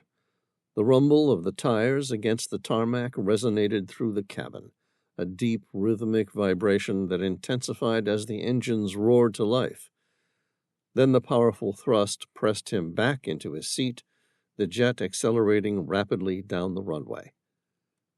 The engine noise grew louder, a rising crescendo that filled his ears, blending with the subtle rattles of the cabin as the aircraft reached takeoff speed. Darren's heartbeat quickened, mirroring the rhythm of the jet's powerful ascent. The nose lifted, the rumbling vibrations transitioning to a smooth, steady climb as the wheels left the ground. Through the window, the landscape below began to unfold in a panorama of shrinking details. The runway quickly fell away, replaced by a patchwork of green fields and winding roads. Darren could see the intricate web of small towns and scattered houses, each becoming smaller and more distant as the jet ascended. The sun cast long shadows over the landscape, highlighting the undulating terrain with a golden hue. They climbed higher. The view expanded to reveal the world below. Rivers snaked through the countryside, their glistening surfaces reflecting the morning light. Forests and hills rolled out toward the horizon, a sea of green interspersed with the occasional clearing or sparkling lake. The clarity of the day allowed Darren to see for miles, the world below stretching out in serene, picturesque detail. At about 1,000 feet, he couldn't wait any longer. With the jet steadily climbing, he leaned forward, opened the drawer, and retrieved his laptop with a sense of urgency. He powered it on, fingers moving quickly as he logged onto the aircraft's Wi-Fi. Just as he began to type, the steward appeared beside him again, a glare of underlying disapproval on his face. "I'm sorry, Mr. Young, it's an FAA safety requirement that all laptops be stowed away during takeoff." Darren glanced his way, frustration clear in his eyes. "I get that. It's just what I need to look at really can't wait any longer." The steward took a firm but apologetic tone. "Even so, I must still ask you to please respect the rules." Darren kept his eyes locked on the laptop. He opened his email server, scrolled down, and there it was. A message from his employer. It was titled, "We don't accept resignations." Fear wrapped itself around his chest like steel bands. Darren clicked on the email. It was short and to the point. "Dear Mr. Darren Young, there is a pressure-triggered bomb implanted on your Embraer Phenom 300E. If you are reading this, it means you are above 10,000 feet, and the pilot has given the all-clear to use digital devices. I regret to inform you there is now nothing you can do. The bomb is activated above 10,000 feet and set to explode as soon as you drop down under again.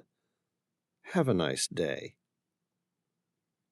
The flight attendant opened his mouth to protest Darren's use of the laptop. Darren didn't hear what the man said. He couldn't believe it was all happening again, only this time it was for real. It was literally his worst nightmare playing out.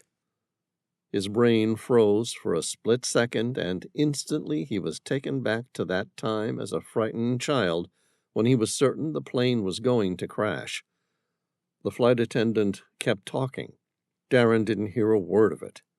Instead, he shouted, "There's a bomb on the plane!" He knocked over his laptop and began running toward the cockpit. Darren's heart pounded, his voice cracking as he yelled, "Bomb!" Panic gripped him, his thoughts a chaotic swirl as he pushed past the two stewardesses who were just beginning to realize the gravity of the situation. His only focus was on the cockpit, on getting the pilots to land the plane immediately. Just as he neared the door, a hand clamped down on his wrist with surprising strength. Darren turned, expecting to see the good-looking steward. His delicate features and calm demeanor belied the iron grip he had on Darren's wrist. Before he could react, the steward twisted his wrist in a precise, controlled motion. Pain shot up Darren's arm as his knees buckled involuntarily. The steward had him in some type of complex martial arts wrist lock.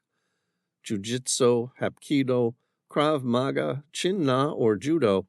Whatever the hell it was, it worked.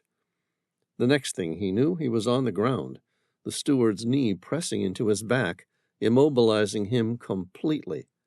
"Stay down," the steward commanded, his voice steady and authoritative. In Darren's hand, he gripped his cell phone. One of the female flight attendants pried his fingers open and removed the cell phone.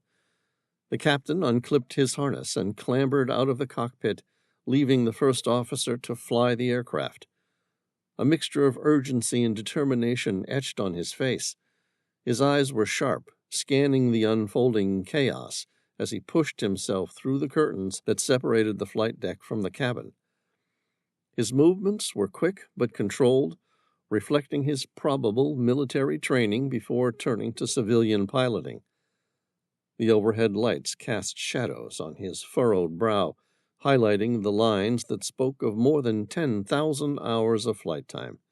As he stepped into the aisle, his tall frame straightened, exuding authority. The gold stripes on his sleeves catching the light, marking him as the leader in this airborne vessel.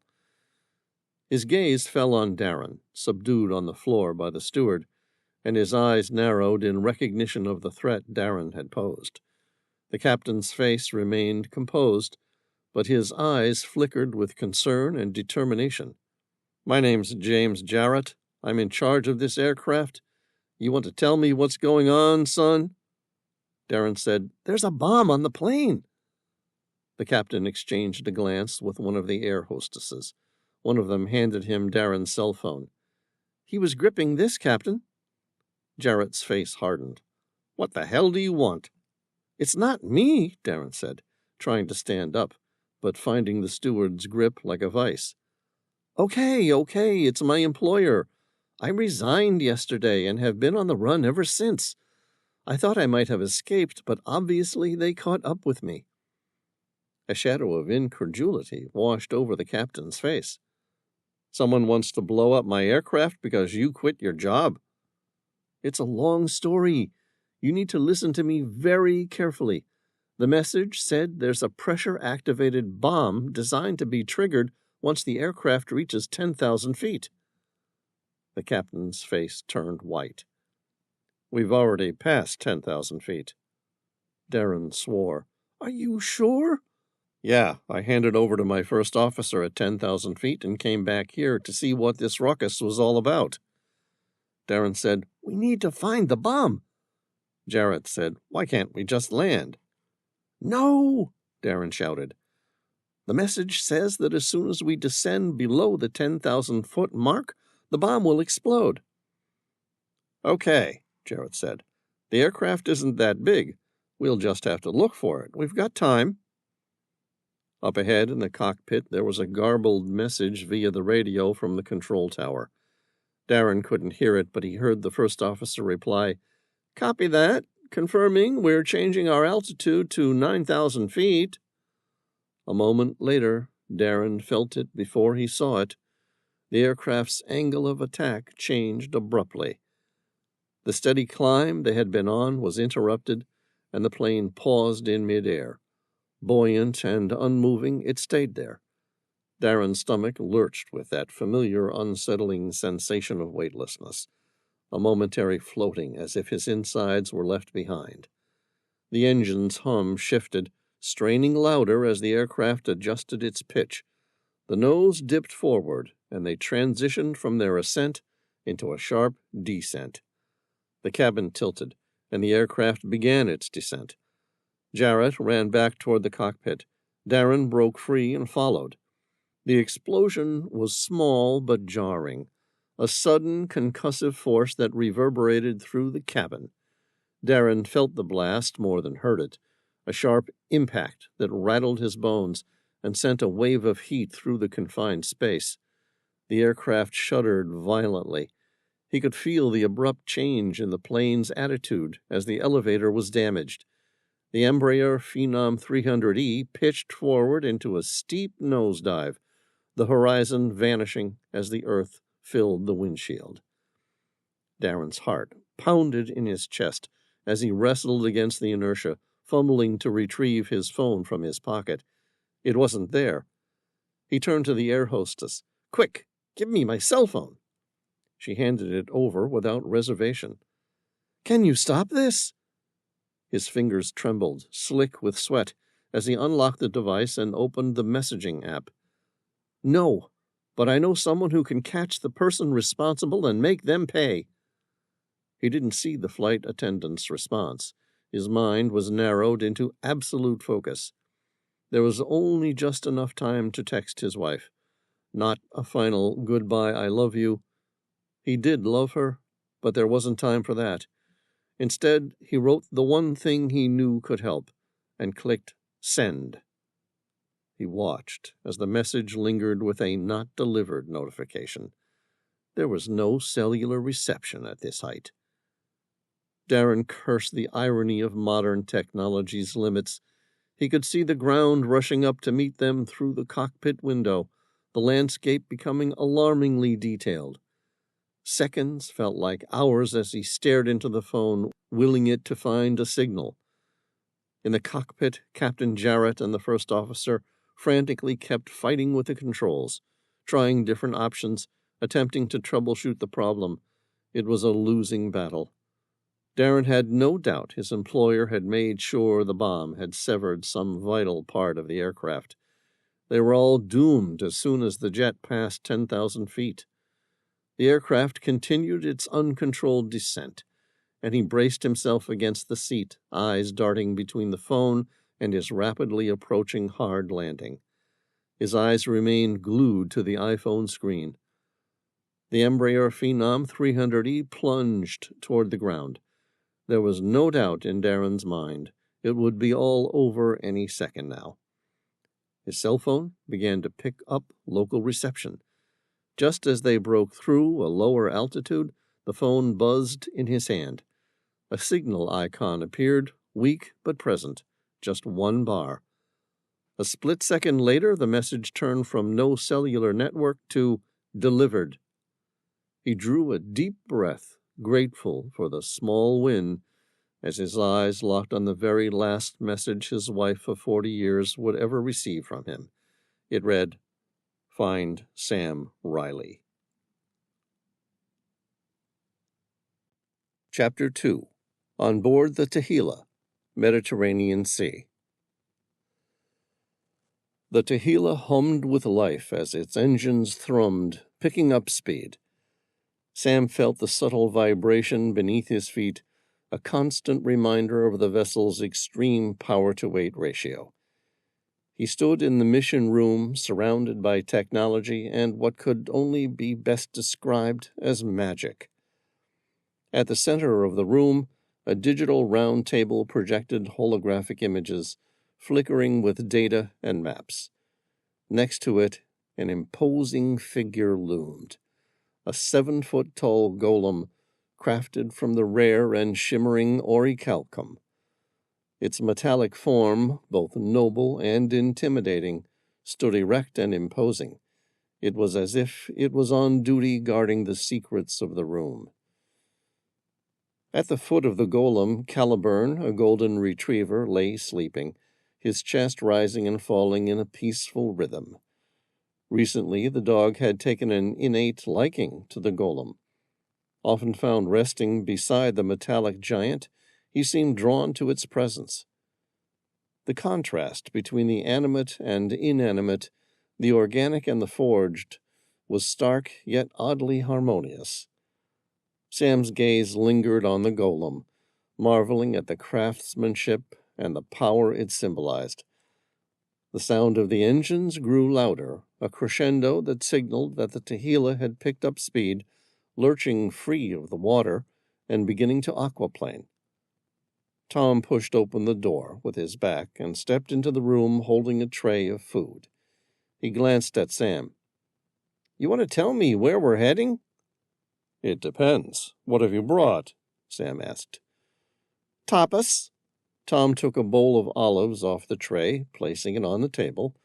They were followed by hummus, tabbouleh, battered and fried baby squid, meatballs, various cheeses, marinated artichoke hearts, sun-dried tomatoes, crackers, white bread fried in olive oil, sliced chorizo sausages, along with a couple of bottles of Han light beer, and a lightly cooked, chunkily cubed ribeye steak. "Oh, yum," Sam said, dropping into the seat nearest the food. "We are off to Akaba, in Jordan." Suddenly wide awake, Caliburn stood up and gave a soft and joyous woof. Tom set the plate of steak down in front of him. Unlike most golden retrievers, Caliburn wasn't a food-inhaling type of dog. In fact, the jury was out whether he was actually a dog at all. He was more like an extremely discerning person who had a higher IQ than over half of the human population. Eyes meeting Tom in heartfelt thanks, Caliburn daintily took one strip of his steak into his mouth and began chewing. "So, Jordan," Tom frowned, a curious expression on his face. "What's in Jordan?" "The Medallion of Petra." "That makes sense," Tom grinned, scooping up a cracker with manchego cheese and an olive into his mouth. "I mean," he mumbled while chewing, "if you're going to have a Medallion of Petra, it may as well be kept in Jordan, right?" "Wrong. It's been away from Jordan for thousands of years for safekeeping." Tom laughed. "Of course it has." Sam and Tom sat in silence for a while, artfully creating tapas delicacies, trying various combinations and both moaning with pleasure. Caliburn kept an interested gaze on both as he continued eating. Tom swallowed. "Okay," he said, still not quite following what the current plan was. "So why's the medallion in Jordan now?" Sam licked hummus off his fingers, then reached for a napkin. "It's been stolen from a friend, and I'd like to get it back." "The Medallion of Petra was stolen?" Tom tilted his head. "Never heard of it. What's its story?"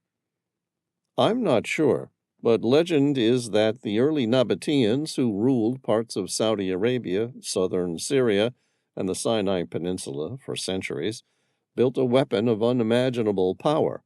At the height of its power, it allowed the Nabatean kings to rule great lands, bringing in huge amounts of gold and wealth. They built giant trading posts that summoned people from all over the known world." "Petra!" Tom popped fried bread, impossibly layered with sun-dried tomato, artichoke, blue cheese, a couple of squids and a meatball piled on, all into his mouth at once. Surprisingly, it all fit. "Exactly," Sam said, noticing that virtually all the food was gone, and taking a swig of beer. "Only Petra wasn't their first trading post." "Hmm?" Tom mumbled a questioning sound over his chewing. "No," Sam said. "There were many spread out across the various regions of what is now known as the Middle East." "So what went wrong?" "This weapon, like all forms of unimaginable power, tended to corrupt kings and bring the fall of nations. In this case, the weapon was making their own people sick." "Sick?" Tom drew a breath, then nearly drained his beer. "How so?" "I don't know. Bleeding gums, hair falling out, blisters and ulcers on their skin, and so on." "Shoot," Tom said, and almost spit his beer out. "They were dying of radiation." Caliburn looked up at that, studying the faces of both humans. He clearly didn't like the idea of a weapon that exposed people, animals, and plants to nuclear radiation either. "Possibly," Sam said. "What was the weapon?" "We don't know. Some say it was a terrible force, an arc of light or something. It killed large numbers of people in the subsequent days after use." "Huh." Tom stretched back in his chair, perhaps to give his full stomach more room to digest the large meal he just ate. "It sounds like they had the first chemical, biological, or radiological weapon of mass destruction." "Sounds like it. There are stories of the great Nabatean kings killing entire armies without firing a shot." "A type of plague?" "Yeah, maybe." Sam shrugged. or some sort of rudimentary uranium-based weapon that sickened the population. Not a bad way to win a war thousands of years ago. So what went wrong for them? Sam set his empty fork and plate onto the tray. You mean other than the sickness? Yeah, if they had this incredibly deadly weapon, what happened? Sam said, hubris, greed, betrayal. Take your pick. Tom's eyes narrowed. The weapon backfired? In a way. The Nabatean people began to get sick. Some called it the Great Plague or Famine. Only apparently it wasn't. It was caused by this unknown armament. Tom arched an eyebrow. Did they decide to destroy the weapon? Bingo, Sam said, beginning to idly rip the label off his beer.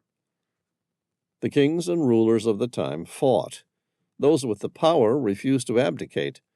During the battle, a large sandstorm struck what is now modern-day Jordan. It was one of those once-in-a-century sandstorms for the region. Strong winds lifted an immense amount of sand and dust from the desert floor, creating a wall of sediment capable of burying a city. A haboob, Tom noted.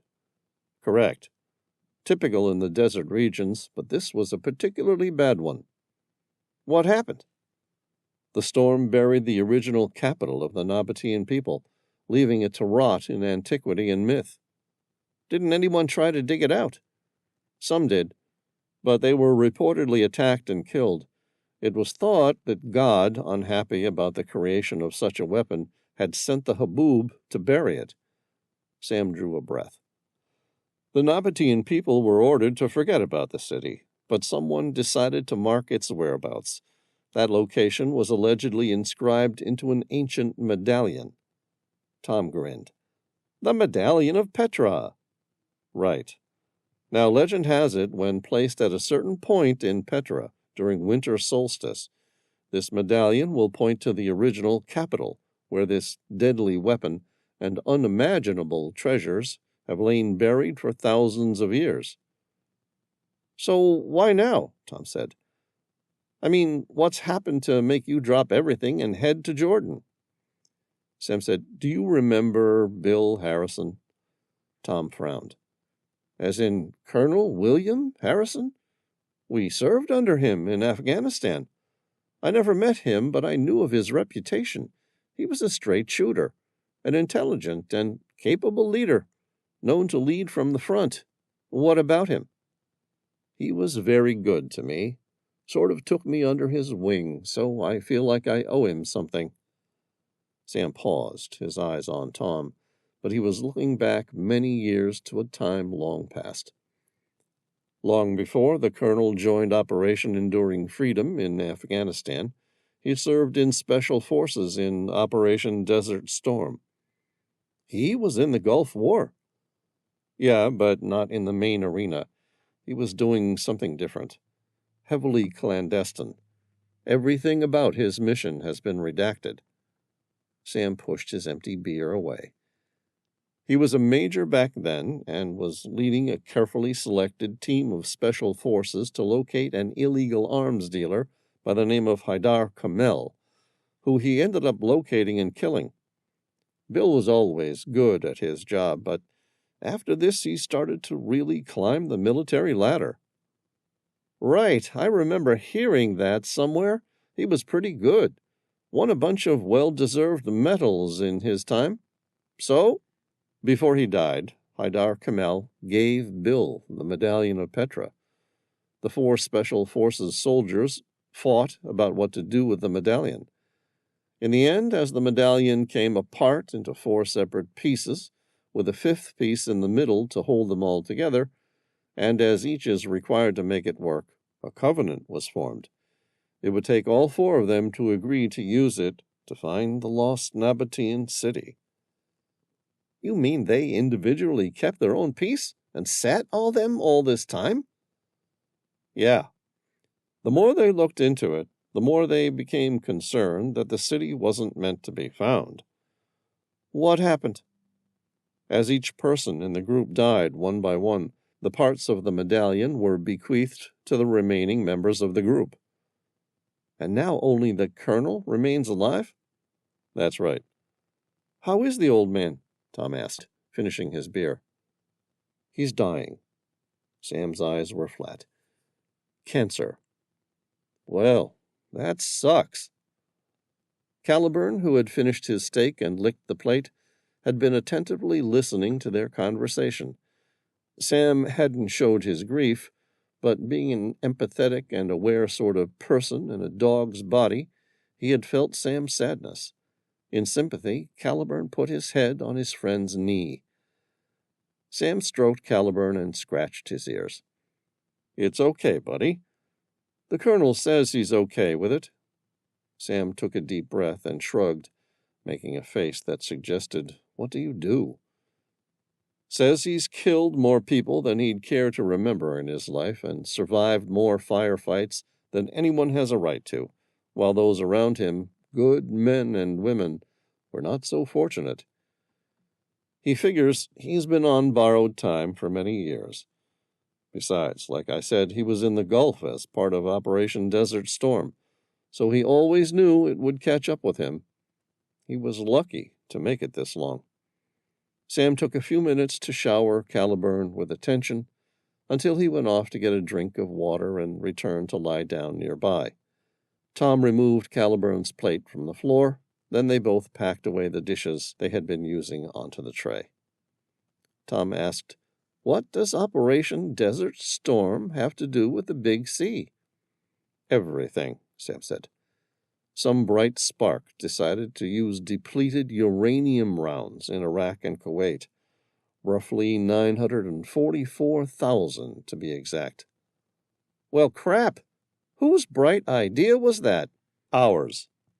Sam spread his hands in a gesture indicating that war was incredibly stupid, but it did wonders for innovation. Depleted uranium was favored for tank kinetic energy penetrator and autocannon rounds because it is self-sharpening and flammable. On impact with a target, such as an armored vehicle, the nose of the rod fractures in such a way that it becomes sharper, preventing the dispersal that takes place with tungsten penetrators. Surely that breaches state, federal, or international agreements concerning nuclear armistice. No, depleted uranium doesn't have enough radioactive isotopes to cause cancer. In fact, not only did we use it to attack people, but because of its high density, depleted uranium can also be used in tank armor, sandwiched between sheets of steel armor plate. For instance, some late-production M1A1 and M1A2 Abrams tanks have depleted uranium modules integrated into their Chabam armor as part of the armor plating in front of the turret, and there is a program to upgrade the rest. It's also 1.67 times as dense as lead, only slightly less dense than tungsten and gold. So why is everyone who fought in the Gulf dying of cancer? Because they were wrong. Depleted uranium almost certainly causes cancer. Sam shrugged. Apparently, it's a mixture of problems, ranging from the use of organophosphates, toxic smoke from burning oil wells, and exposure to depleted uranium, with DU now known to be highly carcinogenic. It's so common that we have a name for it, Gulf War Syndrome. As of 2018, the number of Gulf War veterans who developed the Gulf War Syndrome following exposure to high quantities of DU has risen to about 1/3 of the 800,000 U.S. forces deployed. Large numbers of Iraqi and Kuwaiti children are born with ears, eyes, fingers, and limbs missing. And there are similar abnormalities among the children of Western Gulf War veterans.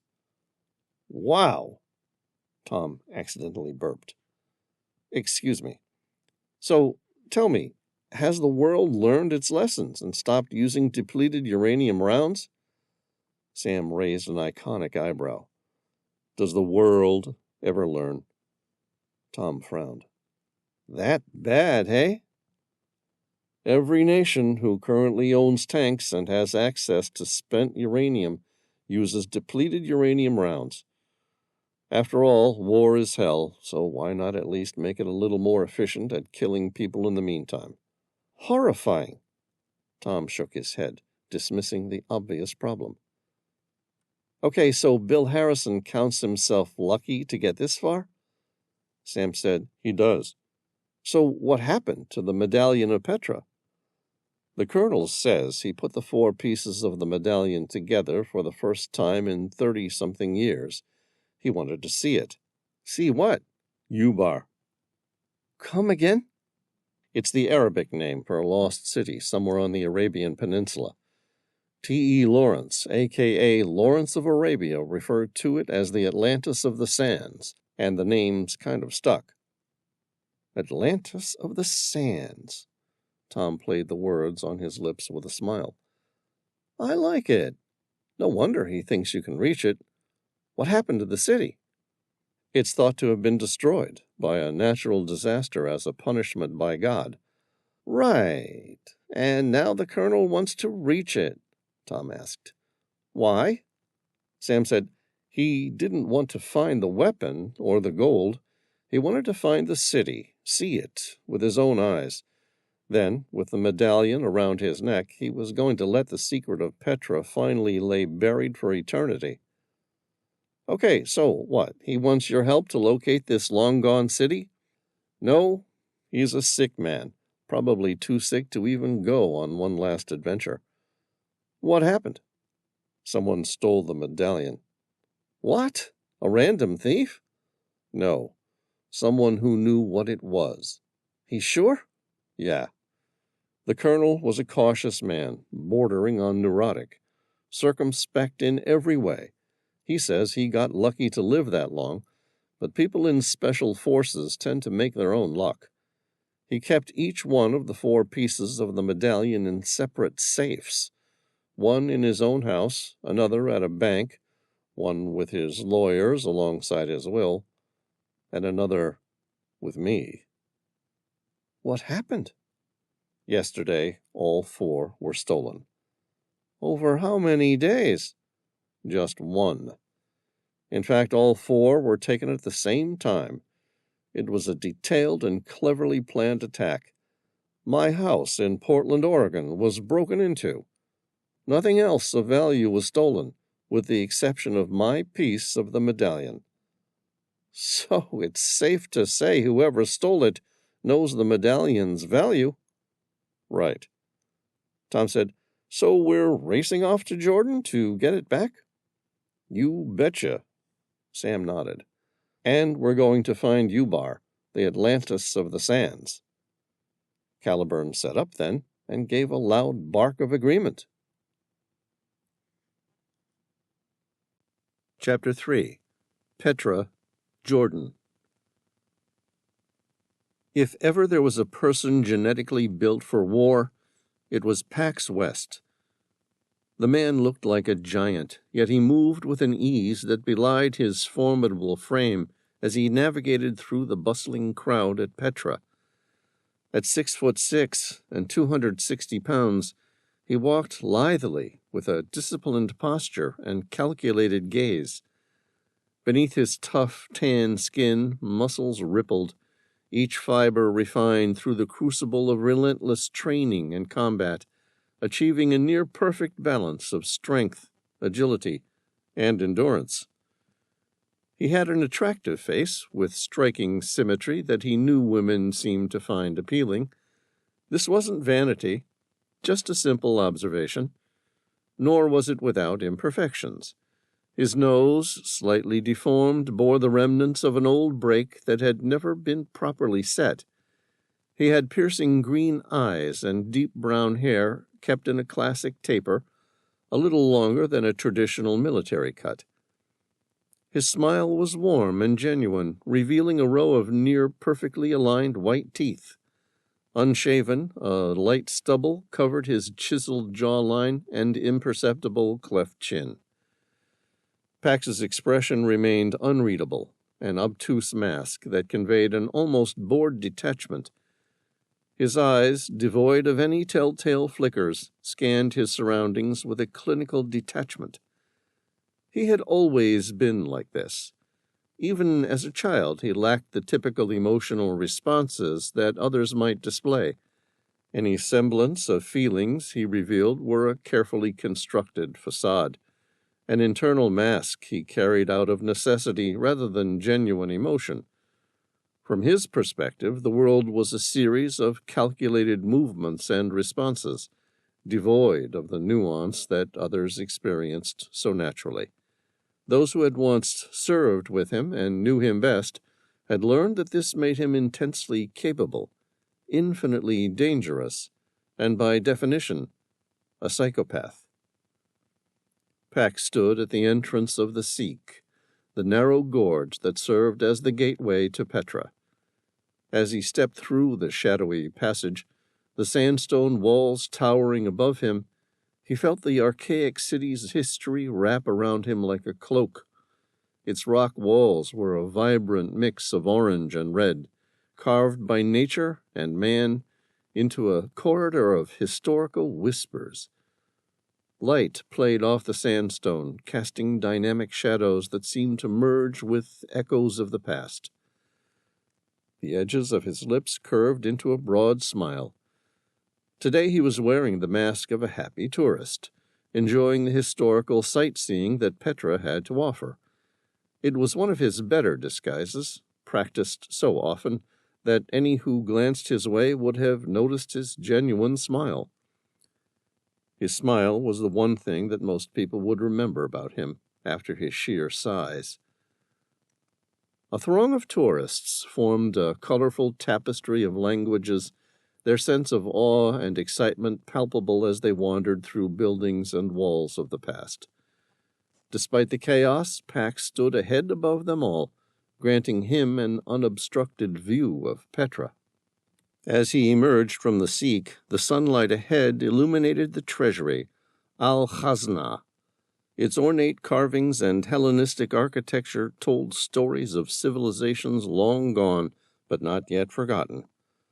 Pax's gaze lingered on the structure, appreciating the craftsmanship and the sheer effort it would have taken to carve such a monument directly out of the rock face. He glanced up at the treasury, taking in the intricate details. The towering columns, the sculpted figures of mythological beings, and the urn that crowned the structure all spoke of a time when Petra was a thriving metropolis. Around him, cameras clicked and voices rose in amazement. Children pointed eagerly, and guides spun tales of treasures and archaic rituals. Yet amidst the noise and movement, Pax remained an island of calm. His eyes continued to survey the scene, always alert, always watching, not just the beauty of Petra, but the flow of people around him. His path stayed clear, and his presence remained unobtrusive despite his size. Leaving the inspiring sight of the treasury behind, Pax retrieved a small folded piece of paper from his pocket. On it was the hand-drawn image of a medallion. Intricately depicted were the mechanics of 4 separate pieces, which all joined a 5th one in the middle that held them together. There were multiple pieces of precious stones, which worked together to form an enigmatic lens, each one designed to cause a unique fraction for the light of winter solstice, allowing the bent beams of sunlight to land at a unique location, depicting the final resting place of Ubar.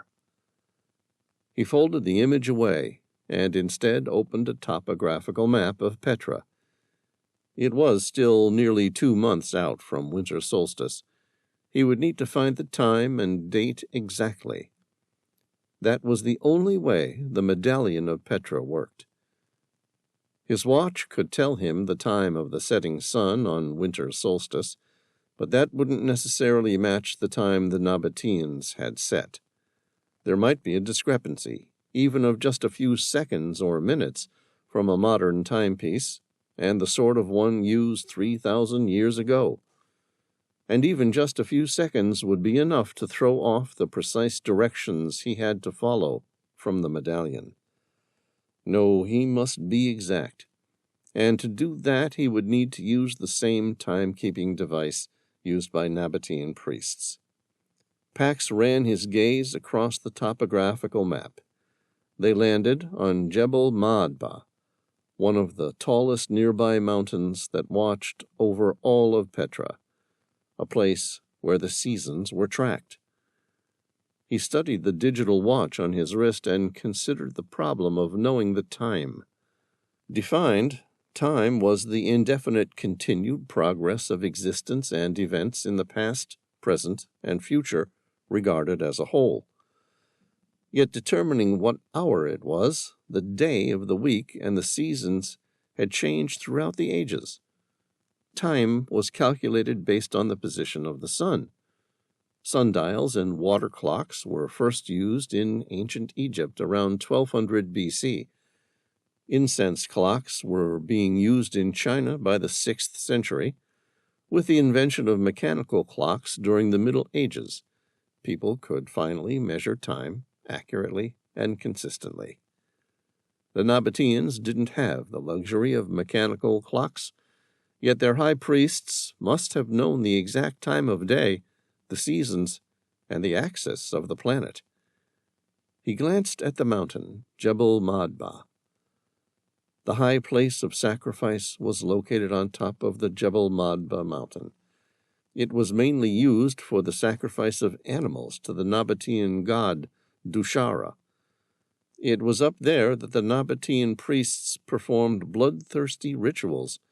But when and how?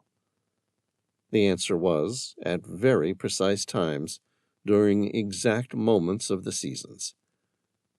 Pax turned toward Jebel Maadba and started walking.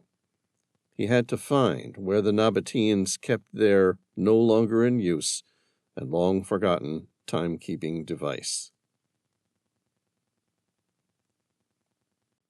Chapter 4. Suez Canal, Egypt. The Tehillah approached the northern entrance to the Suez Canal. One of the unique features of the Tehillah was her helm. It was positioned in the middle of the command center, which itself was positioned below decks at the heart of the vessel, amidships. But the system was built onto an elevator, allowing the controls to rise onto the otherwise nearly flat deck. With the press of a button, the helm rose like a periscope, revealing a sleek, high-tech control station on deck. The helm's polished stainless steel wheel and advanced navigation screens glinted under the afternoon light, allowing Sam to steer the motor yacht with precision. Out at sea, more often than not, Tehillah was running on automated plotting systems and advanced autopilots. Yet during a canal crossing, it was imperative to have an actual person in command of the boat. Out of sentiment more than necessity, Sam had taken control of the wheel. Matthew, the Tehillah's skipper, who had navigated the Suez Canal many times over the years, was happy to relinquish responsibility for once. Sam had decided it was too nice a day to be spent below decks, especially while sailing calm waters. Standing on the deck, Sam felt the warm breeze on his face, so different to the enclosed command center below. The feeling of guiding the powerful vessel through the historic canal while surrounded by the expansive desert and the shimmering waterway couldn't help but make his chest tighten with joy. This was perfection, bliss, contentment. Nothing could be better. The air was cool, the late afternoon sun casting golden tones over the landscape, and the rhythmic hum of the engines was a comforting backdrop to Sam's thoughts. He was focused on the horizon, present in the pure delight of the moment, when he felt a familiar presence approach from behind. From behind him, Amira's slender arms wrapped around his waist. Sam's heart swelled with love. This was better. It was perfection. She pulled him in tight, reveling in his embrace. Her touch was gentle yet firm, a blend of strength and tenderness. Sam turned to face her, placed one hand over hers, savoring the closeness. He could feel the soft curls of her hair brushing against his neck as she rested her head on his shoulder. He leaned back slightly, taking in her beauty. Framed by thick black lashes, Amira's brown, soulful eyes looked up at him. She was utterly irresistible. Her skin, a warm golden brown with a subtle hint of olive, seemed to glow in the setting sun. Her high cheekbones and full lips encouraged him. He wanted to kiss her. They stood there for a moment, wrapped in each other's arms, the world around them fading into the background. It was a beautiful day, made all that so much nicer simply by having Amira to share it with. Amira lifted her head and kissed him softly, her lips warm and inviting. Sam responded, losing himself in the sweetness of the moment. He could taste the promise of forever in her lips. After a few seconds, he pulled away to concentrate, but they remained close, their foreheads touching. With Amira, he felt that deep connection that words could never fully capture. He was in love, completely and irrevocably, and in that moment nothing else was on his mind. As they motored into the Suez Canal, the atmosphere of the journey enveloped them. 155 years old, the canal was rich in history, and its tranquil beauty provided the perfect backdrop for treasured moments of intimacy. The canal's banks were lined with palm trees and dotted with small villages, their lights twinkling like stars in the evening darkness. Sam held Amira close, feeling her heartbeat sync with his. They watched the world pass by, lost in their own little bubble of happiness. The Tehila moved steadily forward, carrying them toward Akaba. For now they were content to simply be together, savoring the romance of the moment and the promise of many more to come. Amira changed her tone from sensual to serious and curious. She bit her lower lip, lost in deep thought. "Is it difficult to navigate the Suez Canal?" "That depends," Sam replied without hesitation. "On what?" "On what boat you're navigating." She arched a delicate eyebrow. "Such as?" Sam pointed his chin toward a nearby vessel. "See that cargo ship ahead of us?" "Sure." "That's called a Panamax. It has the largest dimensions capable of steering through the Panama Canal. It can carry a maximum of 5,100 TEU. That stands for 20-foot equivalent units, shipping containers." Her eyes widened, taking in the vessel's sheer size.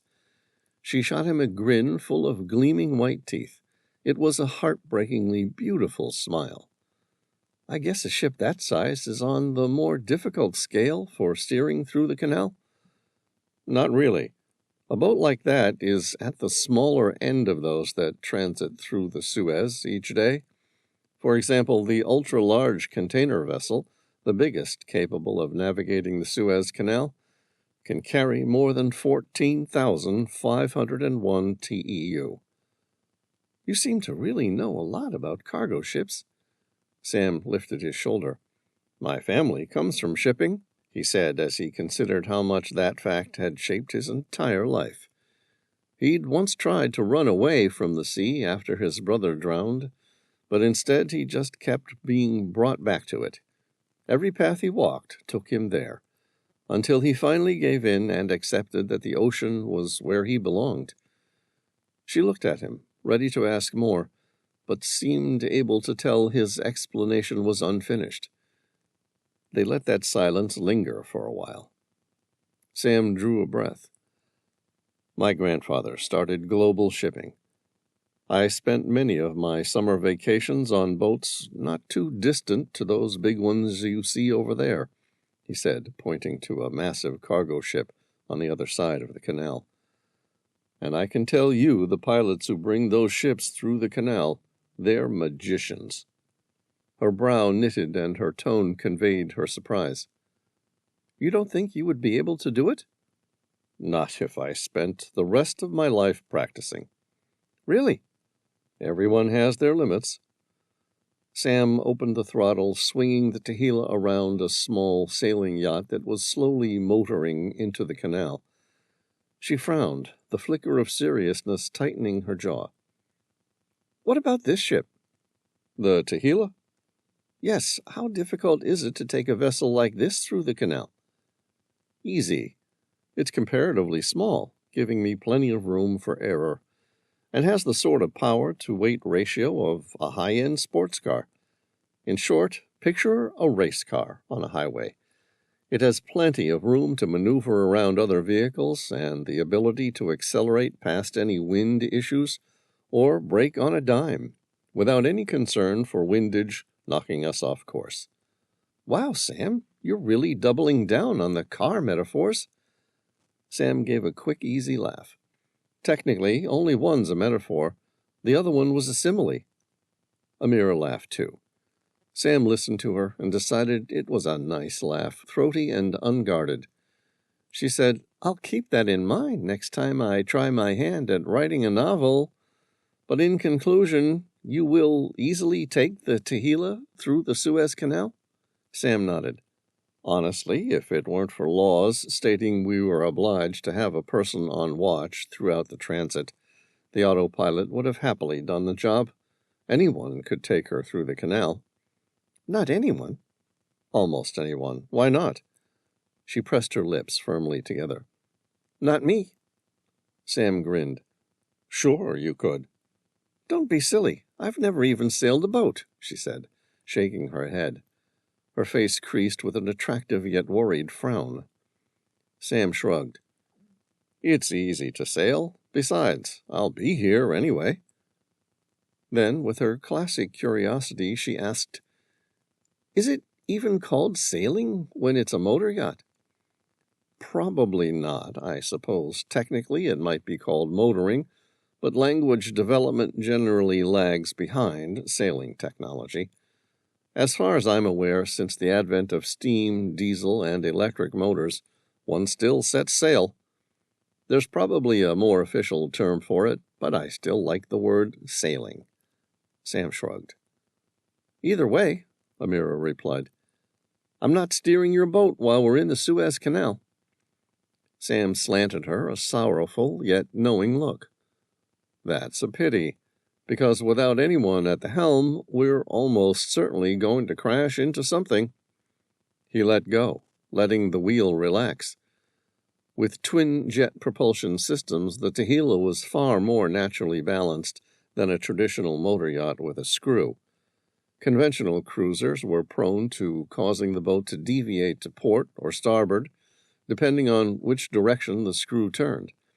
Even so, the Tehila wasn't immune to the little nuances of the environment, small changes in wind, ripples along the water, or changes in current. Consequently, the Tehila began to drift to starboard almost immediately. Amira squealed. Pressing her hands on Sam's chest, she pushed him. "Fix it!" "No way," he said. "She's your ship now. You have the wheel. You take control." Then, to prove his point, he stepped back, away from the helm altogether. A gentle but firm beeping sound identified that the Tehila's current course would eventually run aground. It was like one of those modern car warning alarms. One indicates the driver might have lost their attention and drifted out of their lane.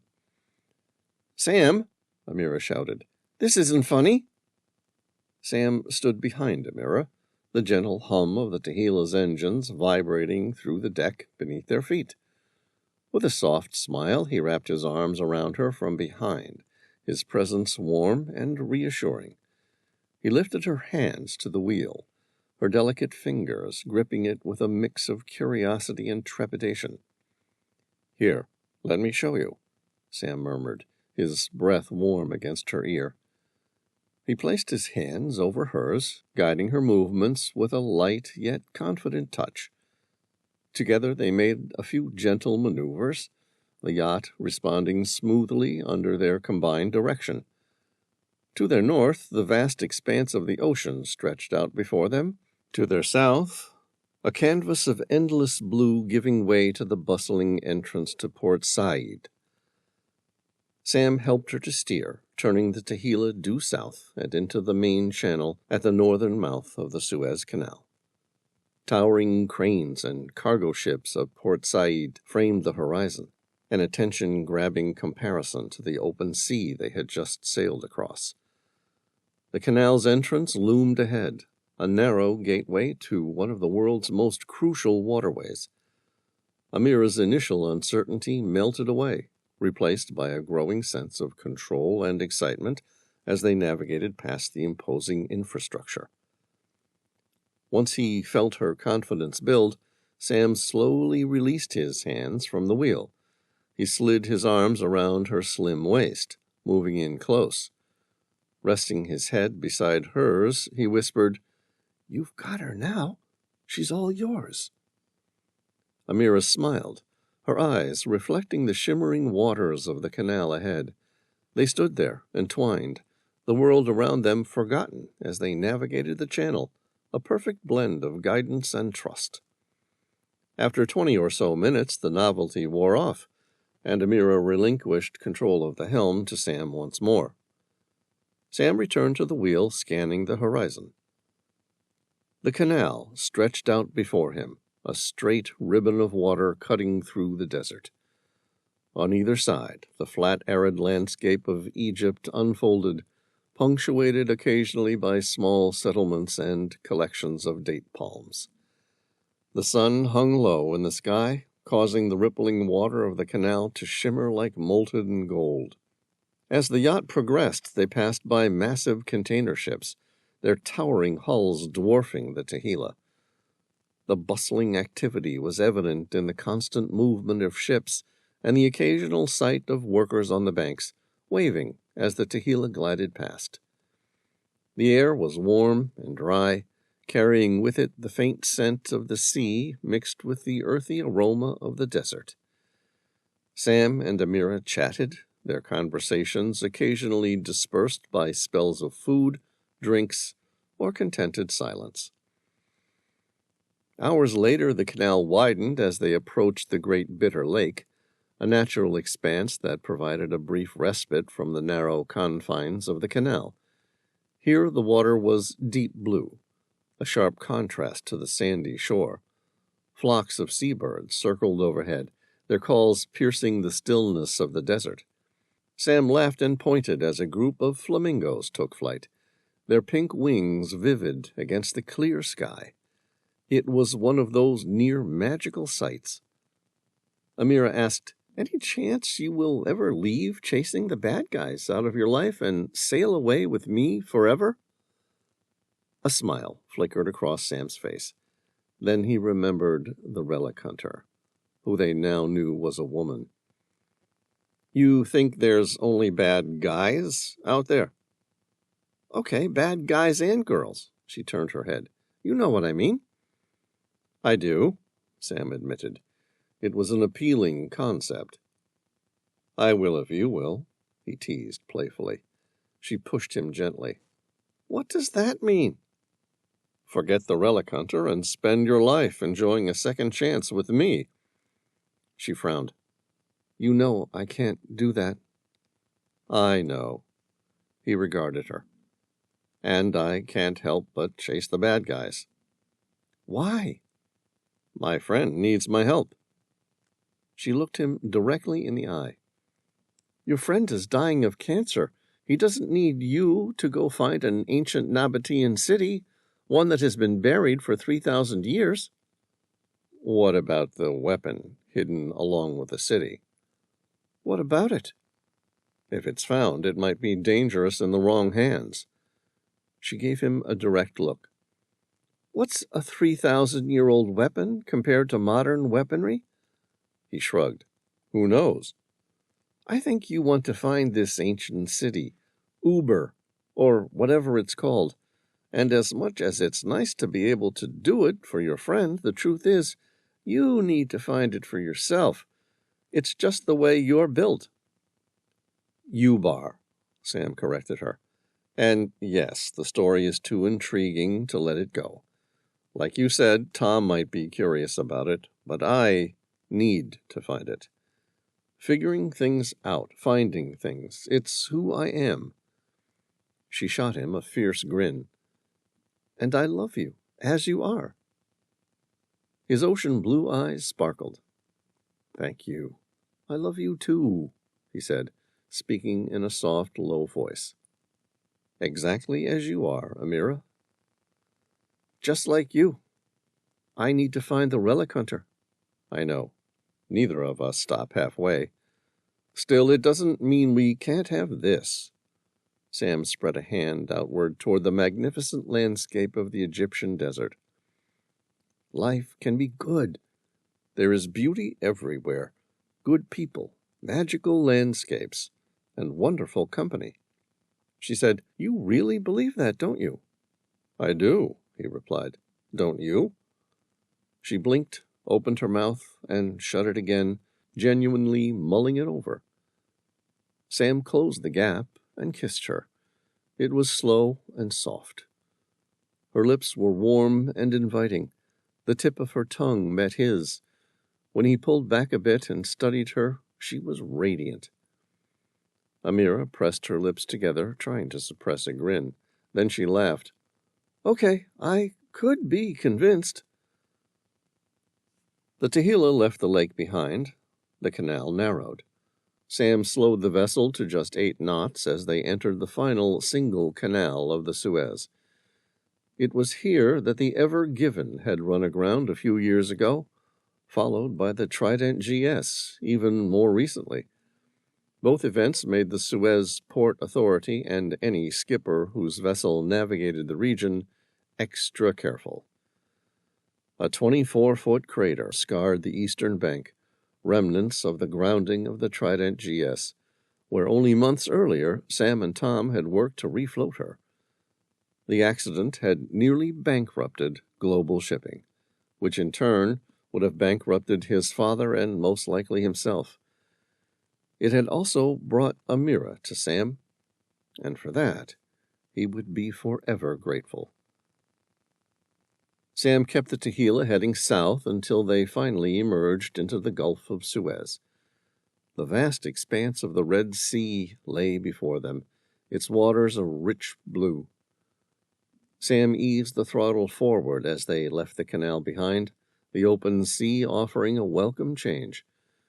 The Tehillah picked up speed, cutting through the soft, rippling waves as it headed south.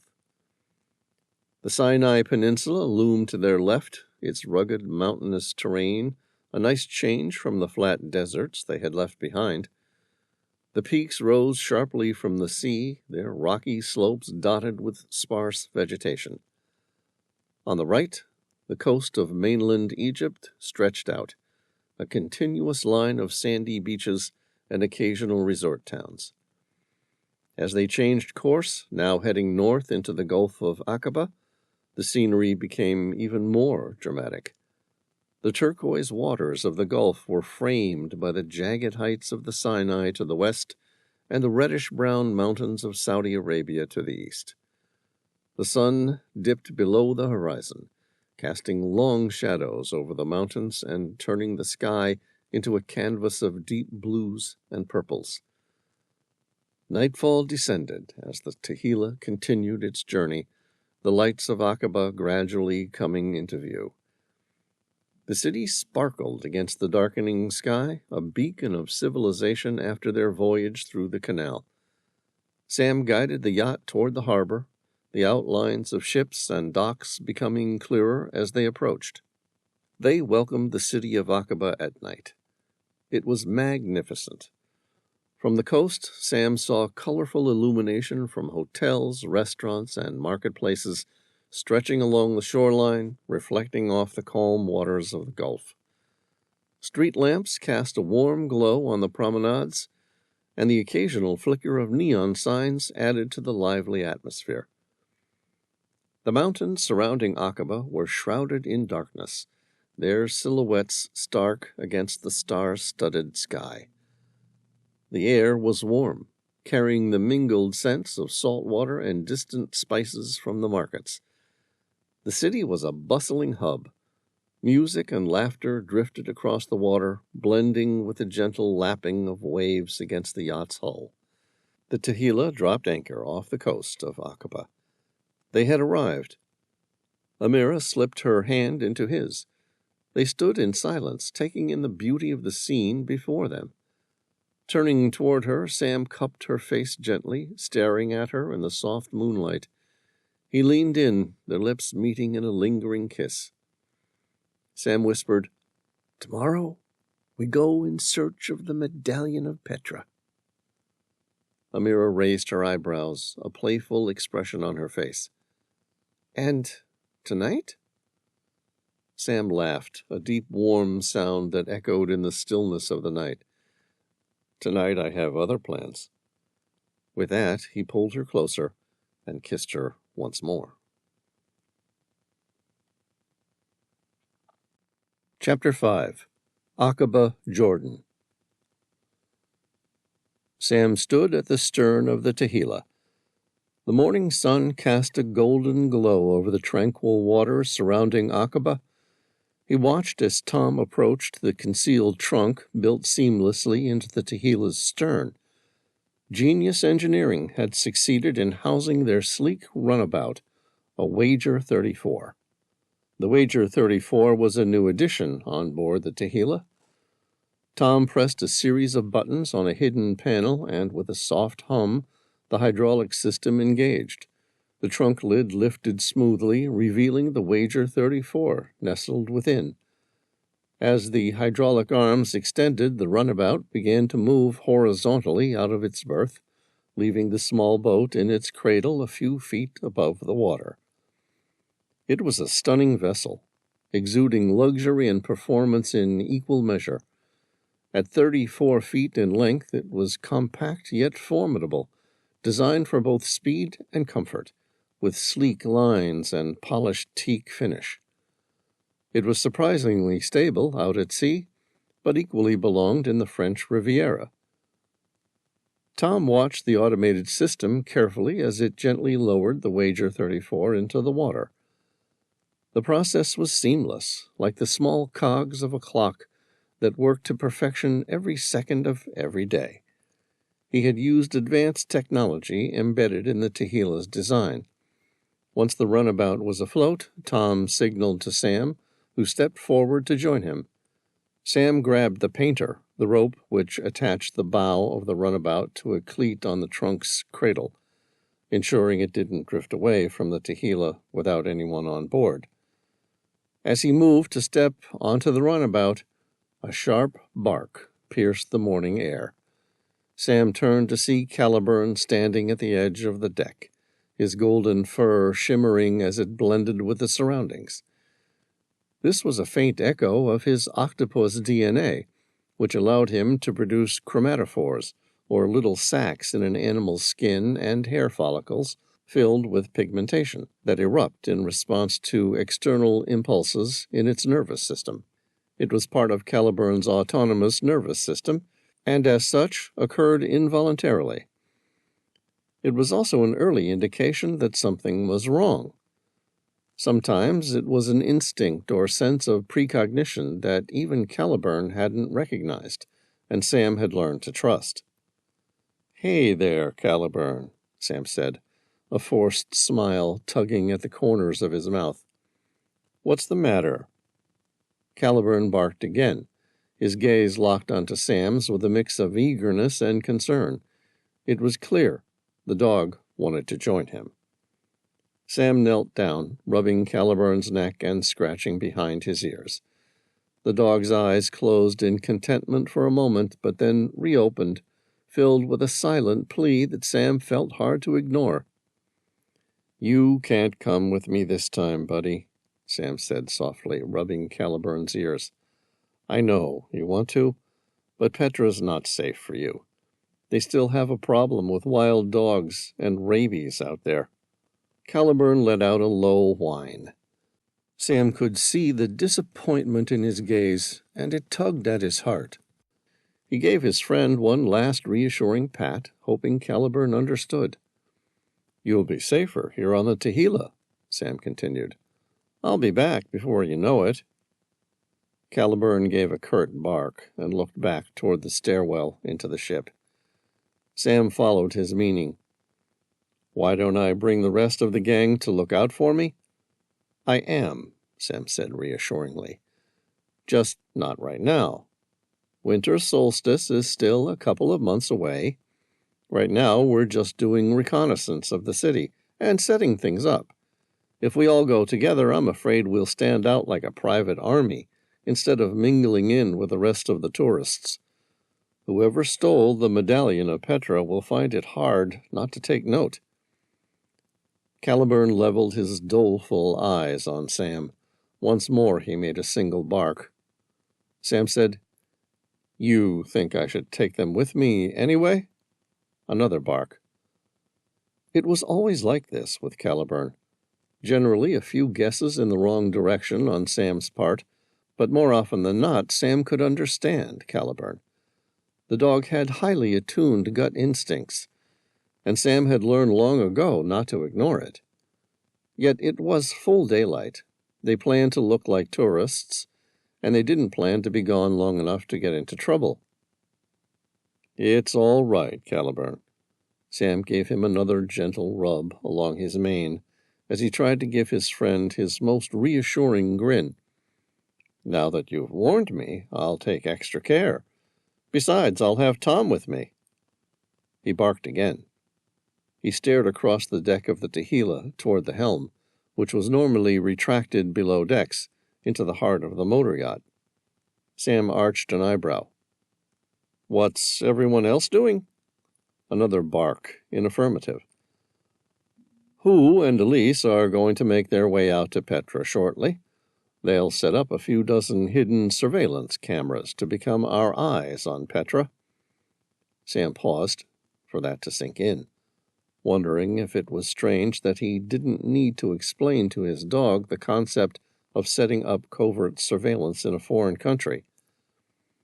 Amira and Genevieve are going to go sightseeing and find out about any current security forces in Petra, people we may be able to work with or without when winter solstice approaches. Matthew and Veyron will stay with you and the golem to look after the Tehillah." Caliburn looked away as though refusing to meet Sam's eyes. Sam said, "You have to admit it's a good plan, a safe plan." The air whooshed from Caliburn's lungs in a forlorn sigh, but he appeared to accept the situation. He gave a single bark and then settled down on the deck, his gaze never leaving Sam as he moved to join Tom on board the Wager 34. Tom stood at the wheel. He pressed the start button like a modern car, and its twin engines purred into life. He glanced at the golden retriever and said, "Take care of everyone for us, Caliburn." Caliburn gave a single bark. Tom shifted the twin throttles forward, and the runabout quickly skimmed toward the main harbor at Akaba.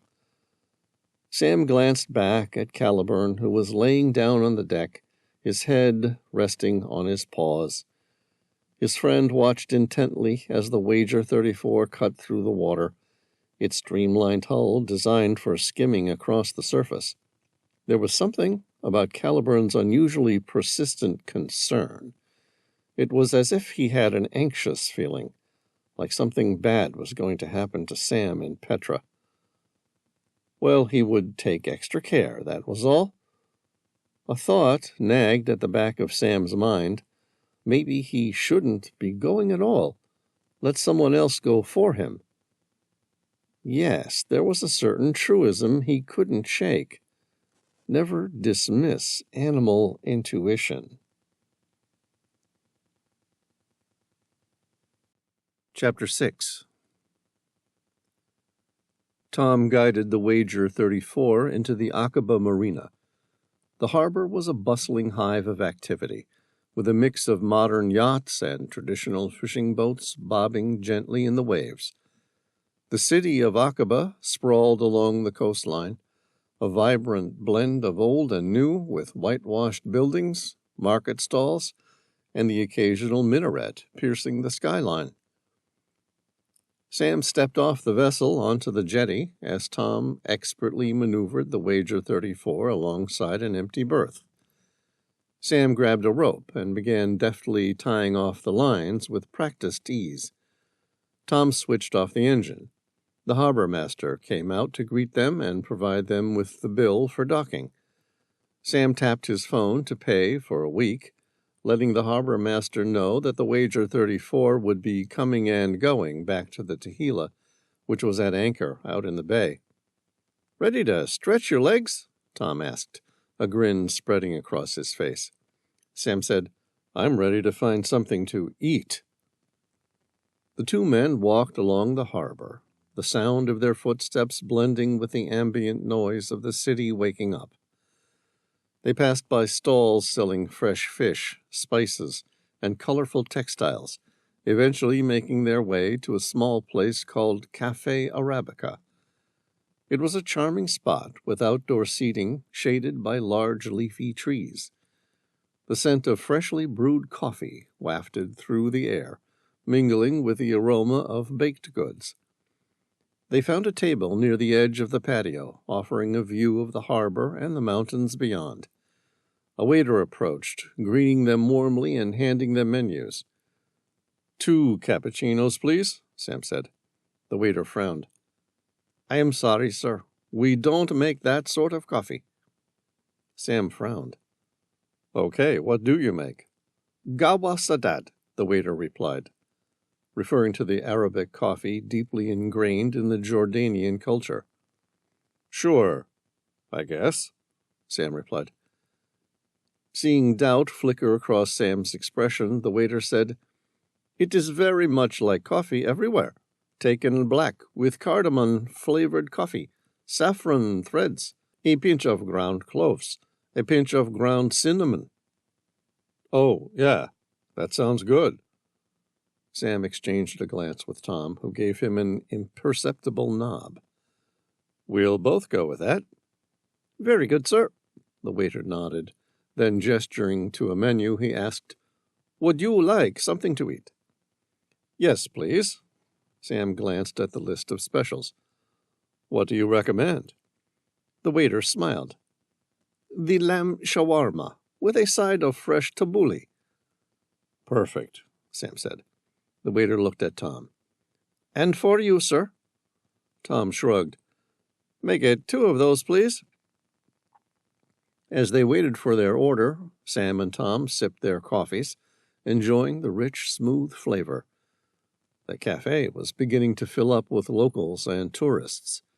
When their food arrived, the plates were piled high with tender, spiced lamb and fresh tabbouleh. "This looks amazing," Sam said, digging in. The flavors burst in his mouth, a perfect blend of savory and fresh. Tom made a hum of pleasure, his mouth full. "Definitely a good choice." The cafe was a mix of locals and tourists, creating a lively atmosphere. The rich aroma of freshly brewed coffee filled the air, blending with the soft murmur of morning conversations. They ate in comfortable silence for a few minutes, both appreciating the brief respite from their usual high-paced activities. Finally, Sam leaned back, savoring the last sip of his coffee. On one wall, a TV was mounted, broadcasting the morning news in Arabic with English subtitles scrolling at the bottom. Sipping his coffee, Sam glanced up, his attention drawn to the TV. There was an image of a wrecked aircraft. A news bulletin flashed on the screen. "Breaking news. Plane crash in Jackson Hole, Wyoming. FAA investigators on the scene." The image of the remnants of a downed aircraft filled the screen. Sam's gaze caught the image. He didn't recognize the aircraft. It was little more than burned wreckage now. But it was unusual enough to capture his interest. Both he and Tom watched the news for a minute. Ah, it was an Embraer Phenom 300E, registered to a private jet charter company out of Wyoming. The pilot was an experienced aviator with more than 15,000 hours of command, spread out across 3 decades, including 10 years flying F-14 Tomcats in the U.S. Navy in the 1990s, before moving to a career in commercial aviation. He had spent the last 6 years flying private jets, logging more than 4,000 hours in command of the Embraer Phenom 300E. According to the news, the flight was privately chartered and had taken off without any incident, reached 10,000 feet before being advised by the control tower to descend to 9,000. The jet began making the routine change to altitude before suddenly entering a complete nosedive. Timothy Clark, a local teenager and amateur plane spotter, recorded the aircraft's takeoff for his social media channel that photographed and recorded various aircraft taking off and landing at his local airport. He posted a video of the fateful flight. The video had already accrued more than 1 million views. On the side of the news channel, it was being played on repeat. Sam stared at the images. They were hard to ignore. Humans have been hardwired through evolution to focus on the negative. This wasn't just the effect of sensationalism. It was programmed into our DNA across millions upon millions of years of evolution. Humans who paid attention to negative news were more likely to survive long enough to pass on their DNA. Simple math.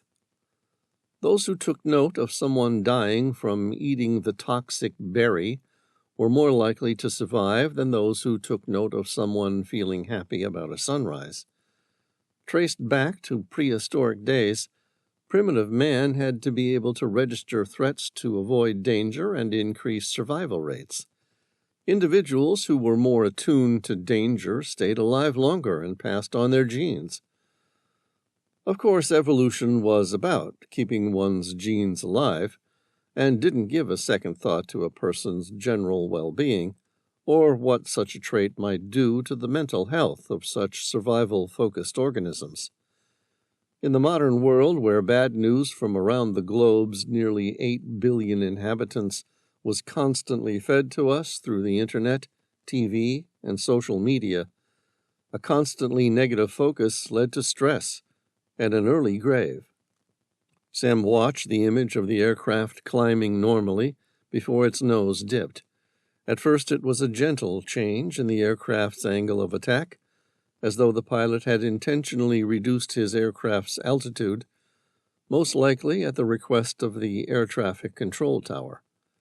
Then, as the aircraft settled into its gradual descent, something changed. There was a sudden shift. No obvious tuft of flames or sign of an explosion, but the jet shifted from gently moving downward into a nosedive. The pilot either suddenly pushed the wheel all the way forward, or something had malfunctioned on the elevator at the tail, which adjusted the aircraft's pitch. Either way, that plane had fallen from the sky in a near vertical descent. The whole thing was recorded, right up until the point the aircraft's nose collided with the ground in a field no more than a few thousand feet from where it had taken off just minutes earlier. The control tower clocked them traveling at 700 miles per hour, some 200 miles faster than the Embraer Phenom 300E's maximum speed. It was an unsurvivable crash. It shook Sam. There was something almost primitive about it. Airplanes rarely fell out of the sky. Although the statistics change every year, in most years, the chance of a plane crashing is roughly 1 out of every 11 million flights. The Embraer Phenom 300E was a modern, safe jet with an impeccable safety record. Its pilot was a renowned airman with decades of experience. That sort of quality airmanship could only be truly earned flying military jets, like the F-14 Tomcats. This would have allowed him to develop a visceral understanding of the aircraft's pitch, yaw, and roll, developing a deep appreciation for the interplay between energy, inertia, and wings. As a pilot, Sam knew that airplanes were living things. A picture of the pilot in command, James Jarrett, came onto the screen. He was in the U.S. Navy aviator uniform, standing next to an F-14 Tomcat. The best pilots do not sit in cockpits so much as strap them on. The United States Navy manages to instill a sense of this in its fledgling fighter pilots by ramming them through rigorous classroom instruction, and then requiring them to fly at bank angles without limits, including upside down. Sam thought there was no way a man like that loses control of his aircraft, no matter what computer glitches might do to confuse him. With him at the controls, the only way an aircraft like those crashes was if there was an outright physical, engineering, or mechanical failure, or sabotage. Tom looked at him.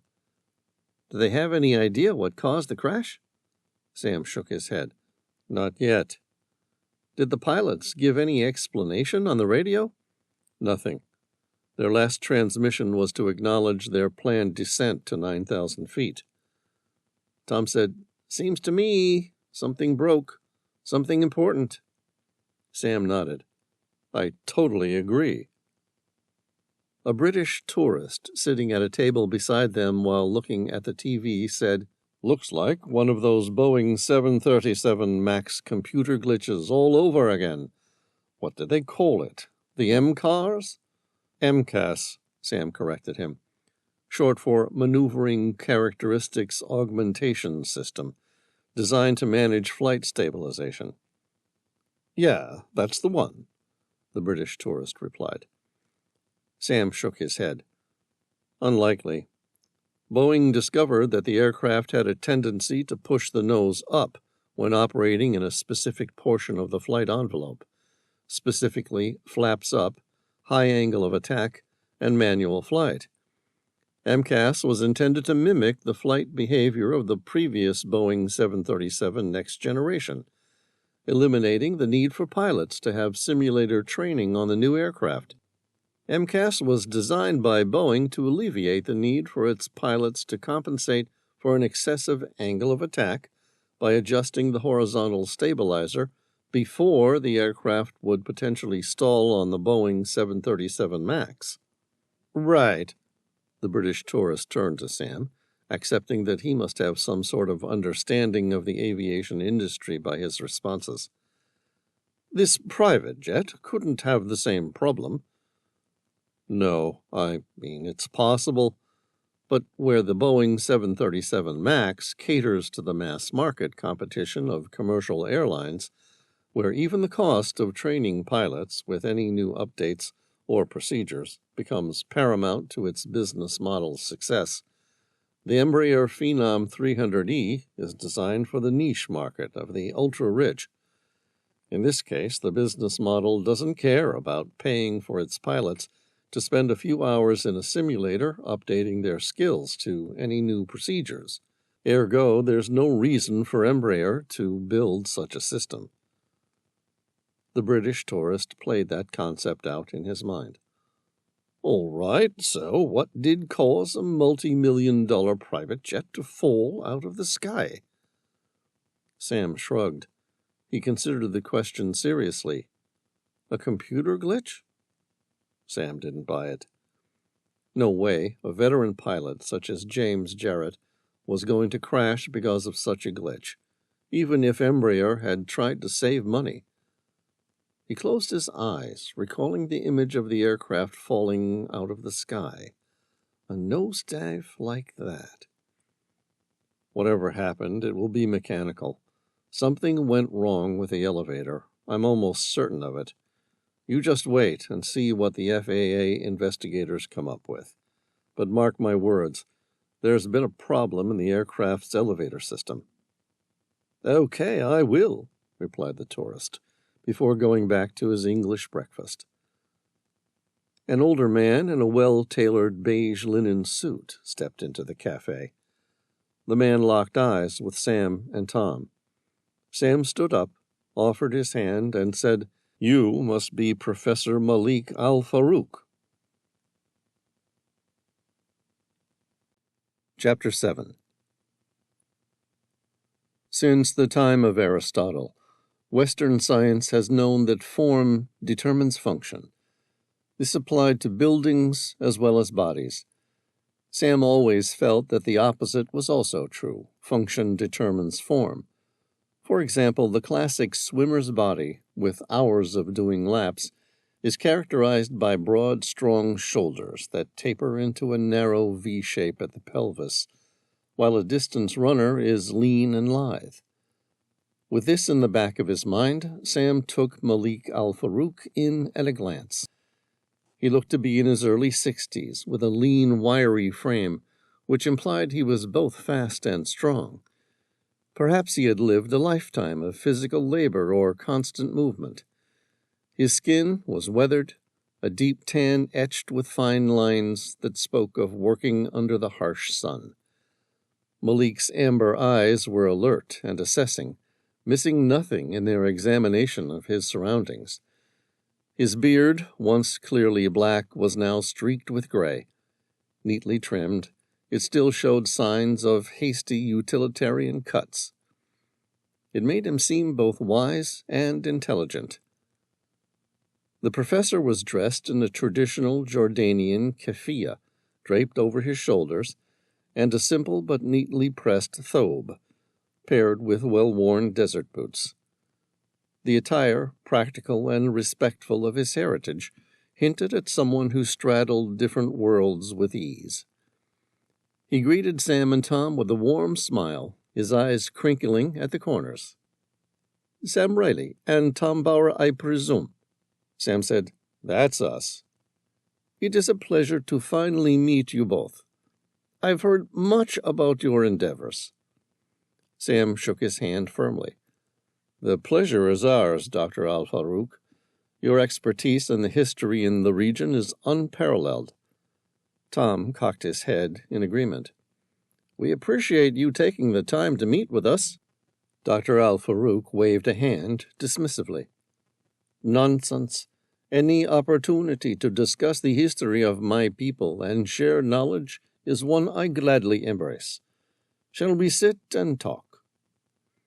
The professor ordered another pot of gawa sadad and settled into a cushioned seat across from Sam and Tom. The waiter quickly arrived, trailing the rich aroma of freshly brewed coffee, mingling with the subtle spices of the cafe. He took a deliberate sip of his Arabic coffee, savoring the intense flavor before addressing them. As they began to converse, it was clear that Dr. Malik al-Farouk's passion for history was infectious. He spoke with enthusiasm, weaving stories of long-dead civilizations with ease, his hands gesturing animatedly as he described significant events and discoveries. Sam noted his air of resilience, a quiet confidence that suggested he had seen much and survived more. He couldn't help but think that Malik was a man of hidden depths, whose true capabilities were not immediately evident, but would likely prove formidable. "To understand the mystery of Ubar," Malik began, his voice steady and authoritative, "it is crucial to first learn about the ancient Nabatean people." He paused to break off a piece of baklava, the syrupy sweetness a contrast to the bitterness of his coffee. He took a bite before continuing. "The Nabateans," he continued after swallowing, "were a Semitic people who settled in the region that is now southern Jordan around the 4th century BC. The Nabateans were a nomadic tribe that began migrating from Arabia during the 6th century BC. Over time, they abandoned their nomadic ways and settled in southern Jordan, the Akaba Desert in Palestine, and northern Arabia. Their capital city was Petra, renowned for its grandiose buildings, temples, and tombs carved out of solid sandstone rock. Sam and Tom leaned in as Malik paused to sip his coffee. The Nabateans were exceptional water engineers, building an extensive system of dams, canals, and reservoirs to irrigate their land.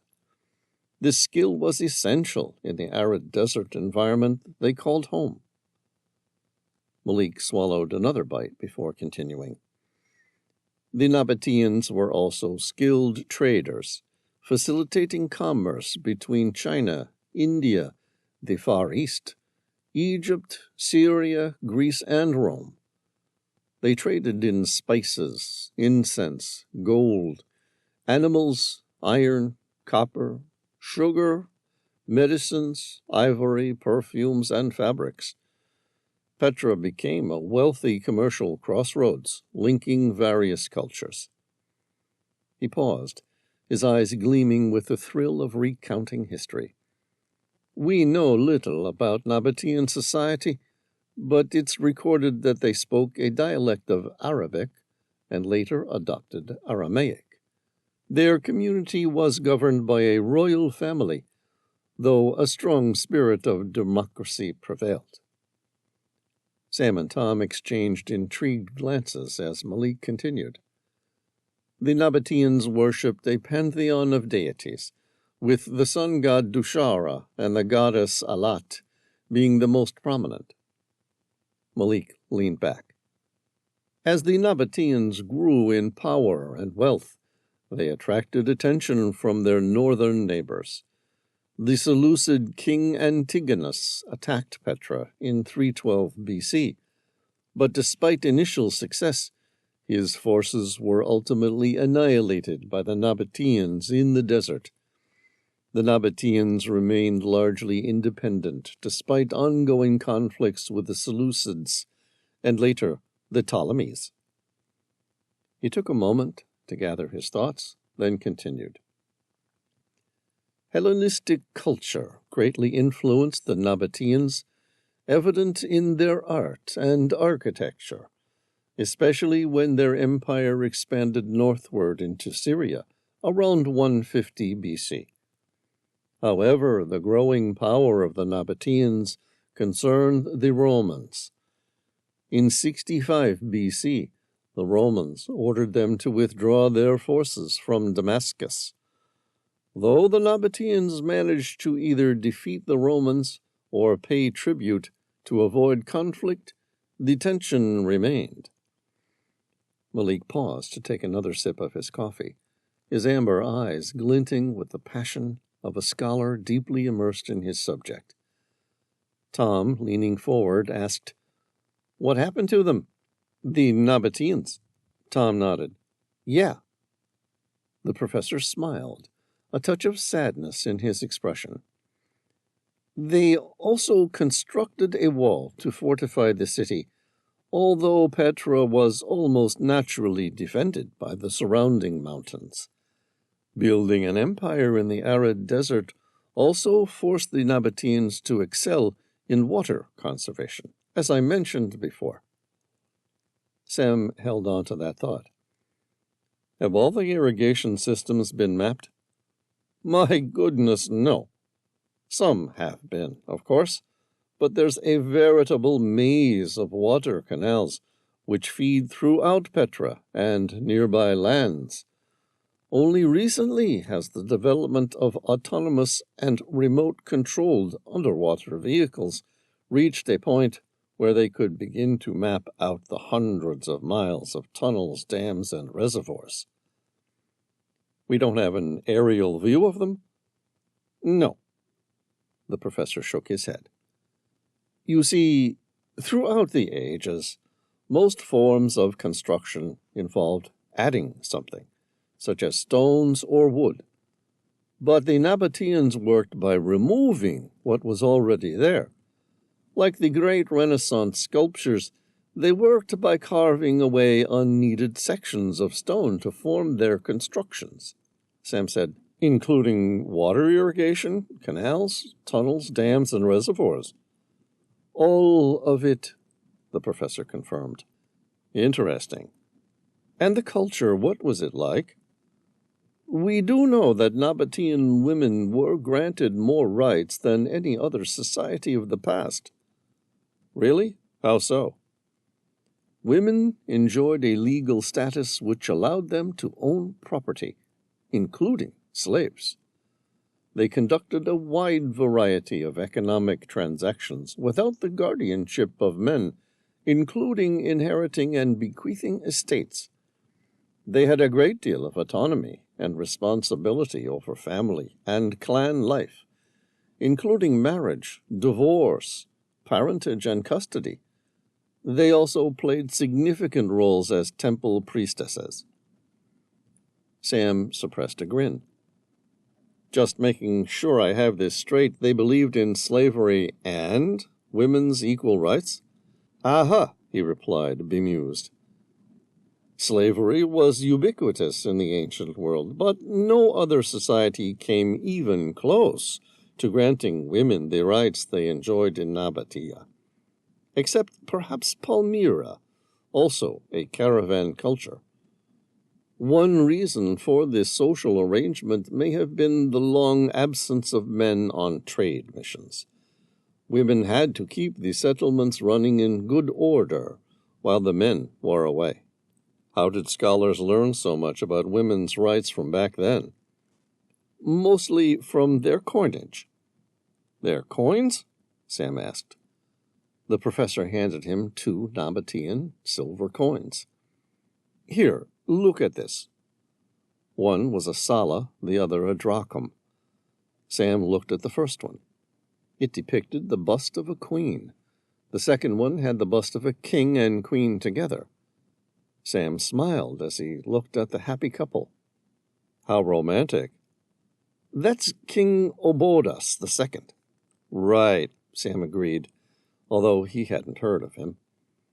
The professor said, From 30 BC onward, Obodas II initiated a coinage reform that included the queen's bust on every silver coin.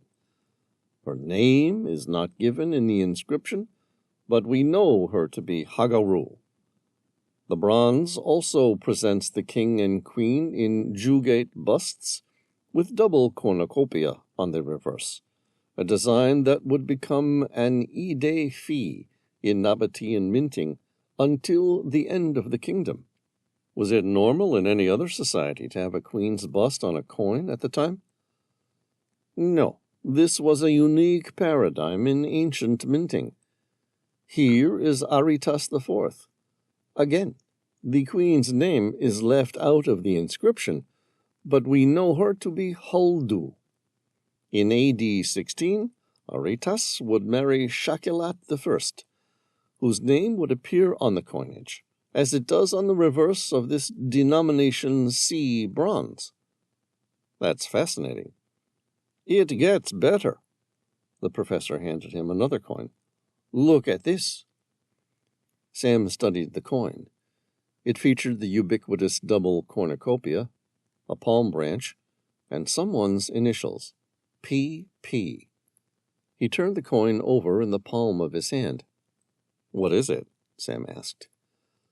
When King Aretas IV Philopatras and Queen Huldu Antipas's first child, Physael, was born in 4 to 5 BC, the event was celebrated by a coin.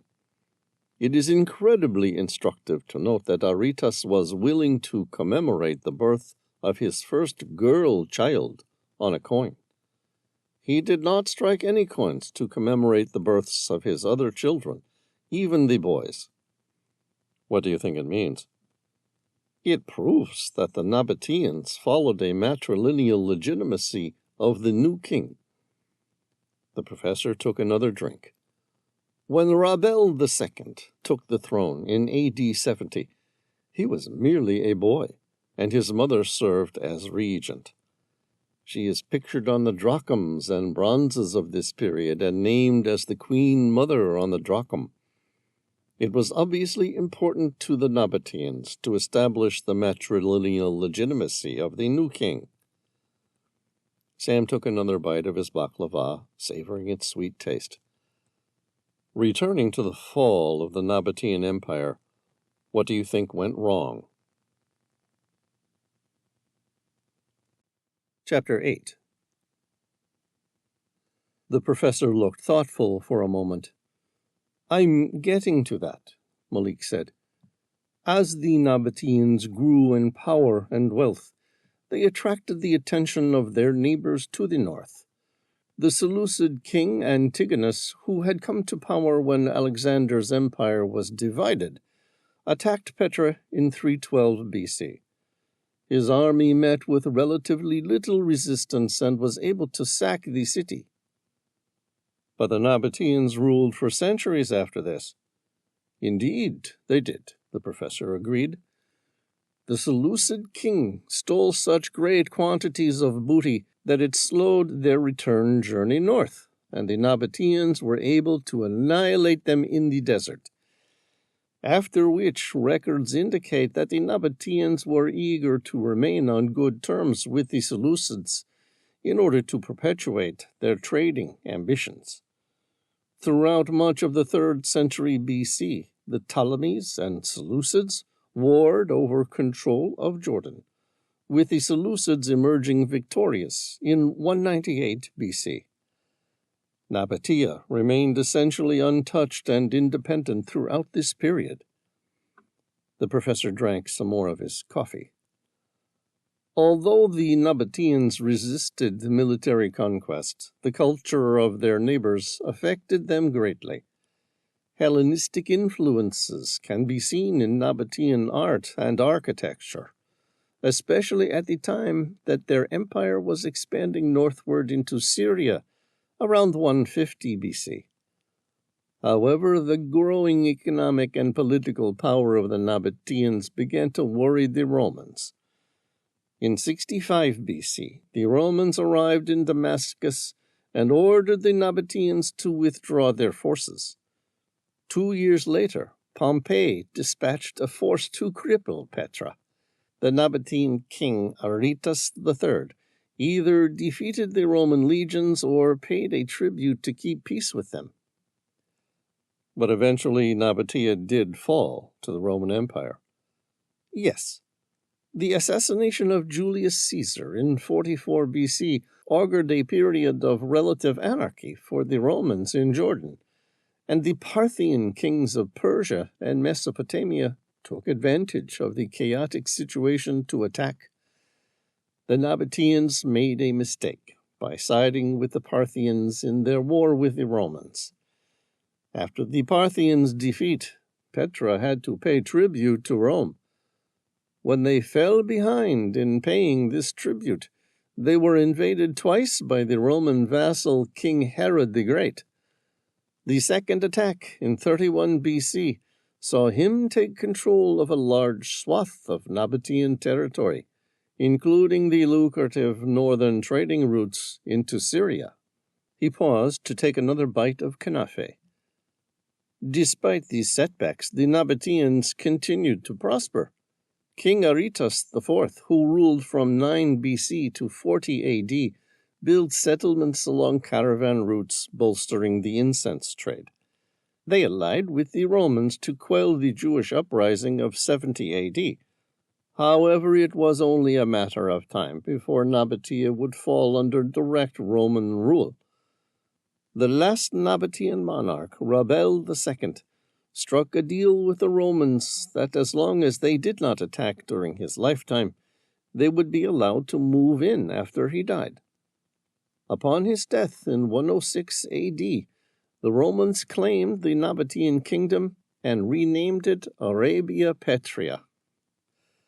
Petra thrived under Roman rule, growing to house tens of thousands of people. The Romans built roads, forts, and urban infrastructure such as colonnaded streets and theaters, which can still be seen in cities like Jerash.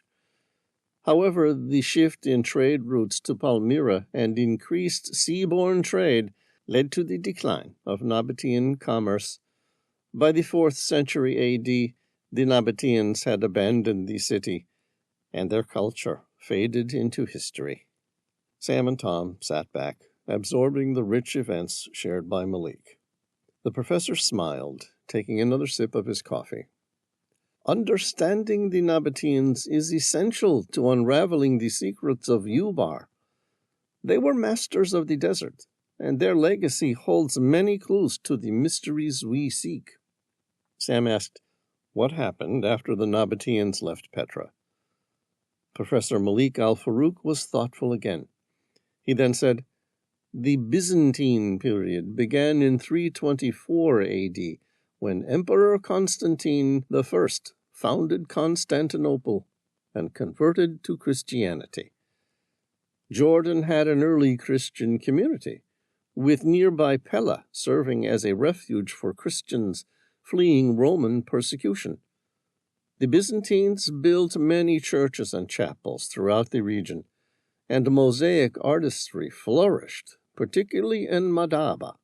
Pausing to enjoy a piece of baklava, Malik then shifted to the next era. In the 7th century, the rise of Islam dramatically changed the region. After the Prophet Muhammad's death, Muslim armies swiftly dismantled Byzantine control.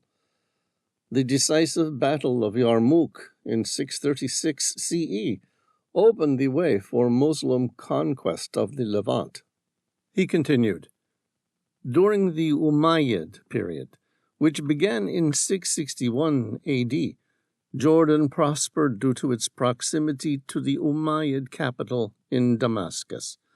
The Umayyads built caravanserais, bathhouses, and desert palaces, such as Qusayr Amra, showcasing their love for hunting and leisure." Malik refilled his coffee cup and continued.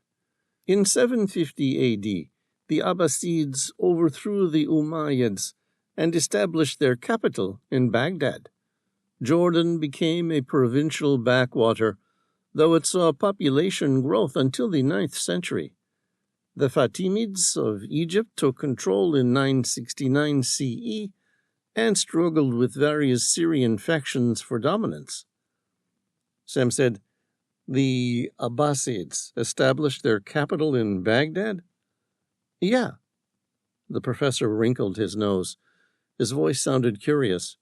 "Why does that interest you?" "The Medallion of Petra," Sam said, thinking seriously.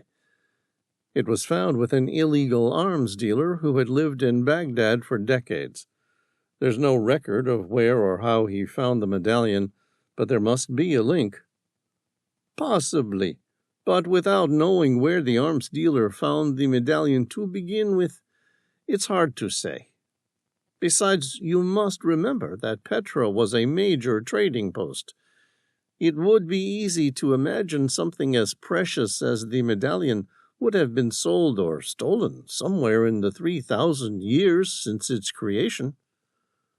"You're right. It's probably nothing," Sam said. "Go on." Taking another bite of kanafe, Malik explained, "The Crusades began in 1096, spurred by a plea for help from the Byzantine Emperor Alexius and the desire to reclaim Jerusalem. The Crusaders built fortresses in Jordan, such as Karak and Shobak, to protect the route to Jerusalem. However, the Muslim commander Salah ad-Din al-Ayyubi, or Saladin, defeated the Crusaders at the Battle of Hittin in 1187, liberating Jerusalem and ending Crusader dominance in Jordan. The Ayyubid dynasty ruled until the Mongol invasion in 1258 AD, which the Mamluk Sultan Baybars repelled. The Mamluks, ruling from Cairo, led Jordan into another period of prosperity. They built castles and caravanserais to host pilgrims and strengthen trade. However, a Mongol invasion in 1401 AD, weak governance, and widespread disease weakened the region. Malik cleared his throat, sipped his coffee, then continued. In 1516 AD, the Ottoman Turks defeated the Mamluks and incorporated Jordan into their empire. The Ottomans were primarily interested in Jordan as part of the pilgrimage route to Mecca, building fortresses to protect pilgrims from desert tribes. However, weak administration led to a period of stagnation, with many towns abandoned and agriculture declining. Malik's voice took on a solemn tone. The 4 centuries of Ottoman rule saw general stagnation in Jordan. However, during World War I, the Ottoman Empire sided with the Central Powers, and the Arab land saw an opportunity for liberation. Sharif Hussein bin Ali, king of the Arabs, launched the Great Arab Revolt in alliance with Britain and France, hoping to establish a unified Arab state. He continued, "The Sykes-Picot Agreement and the Balfour Declaration, however, led to a patchwork of mandates and protectorates, denying the Arabs their promised unified state. Despite this, the Hashemite family secured rule over Transjordan, Iraq, and Arabia. In 1946, Transjordan gained full independence, becoming the Hashemite Kingdom of Jordan under King Abdullah." Malik's expression grew more serious. The Balfour Declaration's commitment to a Jewish homeland in Palestine led to increased Jewish immigration, causing tensions and conflict with the Arab population. The situation escalated after World War II, culminating in the 1948 Arab-Israeli War following the declaration of Israel's independence. This led to the displacement of many Palestinians, a tragedy that continues to affect the region today. Sam met his gaze, waiting to hear his take on it. Instead, the professor said, "The heartbreak of Palestine is a comparatively modern debate. If I offer my opinion, I'm afraid it will do nothing to help you locate Ubar." Sam's eyes narrowed. "What do you know about Ubar?" Chapter 9. The High Place, Petra. Pax understood why Petra was called the Rose City. It was due to the distinctive color of the sandstone from which it was carved. With the urgency of his mission, he left the heart of the city at a quick pace. Heading south, he navigated using familiar landmarks. He turned right at the Grand Theater, its rows of carved stone seats echoing with the ghosts of long-dead performances. The theater, an impressive structure cut into the mountainside, served as a guidepost for the beginning of his climb. The narrow trail then led him through a series of twists and turns, the way marked by weathered signs and occasional cairns stacked by previous hikers. The local Bedouin nomad offered to ease his burden by selling him the use of a donkey. The beast looked old and haggard, as though another trip up the mountain was likely to kill it, let alone one with Pax's 260 pounds on top. He politely declined the offer and kept walking. The path was narrow, bordered by jagged rocks and sparse vegetation that clung tenaciously to life in the arid climate. The scent of dry earth and sun-warmed stone filled the air, occasionally mingling with the tangy smell of wild herbs. As Pax climbed higher, the sounds of the bustling valley below began to fade, replaced by the distant calls of birds and the gentle rustle of the wind through the rocky crags. He continued his ascent, turning again at the first obelisk, a tall, slender monument that pointed skyward, serving as both a historical marker and a navigation aid. The obelisk, with its worn edges and ancient inscriptions, had witnessed countless pilgrims who had made this journey through the ages. Every so often he would pass groups of tourists making their way up or down the trail, some on foot and others riding donkeys, camels dressed in all their finery, or even mules. The donkeys, sturdy and sure-footed, moved with a slow, steady rhythm, their hooves clattering softly against the stone. Tourist conversations whispered through the narrow confines of the trail, a mix of languages and accents that accompanied his journey. The occasional bray of a donkey and the jingle of its harness provided a rustic soundtrack to the climb. Pax moved with a deliberate pace, his height and muscular build giving him an advantage on the steep ascent. He paused occasionally to take in the breathtaking views that unfolded with each step higher. The valley below spread out like a living map, the remnants of Petra nestled among the rugged terrain. The rose-red cliffs glowed in the afternoon sun, their hues shifting subtly with the changing light. As he neared the top, the trail grew steeper. The steps carved into the rock were more pronounced. Pax felt the strain in his legs, but he welcomed the challenge, his determination unwavering. The air grew thinner, cooler, and the sense of history became almost palpable. Finally, he reached the summit of Jebel Madba, and the view was glorious. The view from this vantage point was nothing short of awe-inspiring. The entire expanse of Petra lay beneath him, a sprawling city of stone carved by human hands and time. It was hard to believe that this whole area remained unknown to the Western world until 1812, when a Swiss traveler rediscovered it. Surveying the scene before him, Pax took a deep breath, the cool mountain air filling his lungs.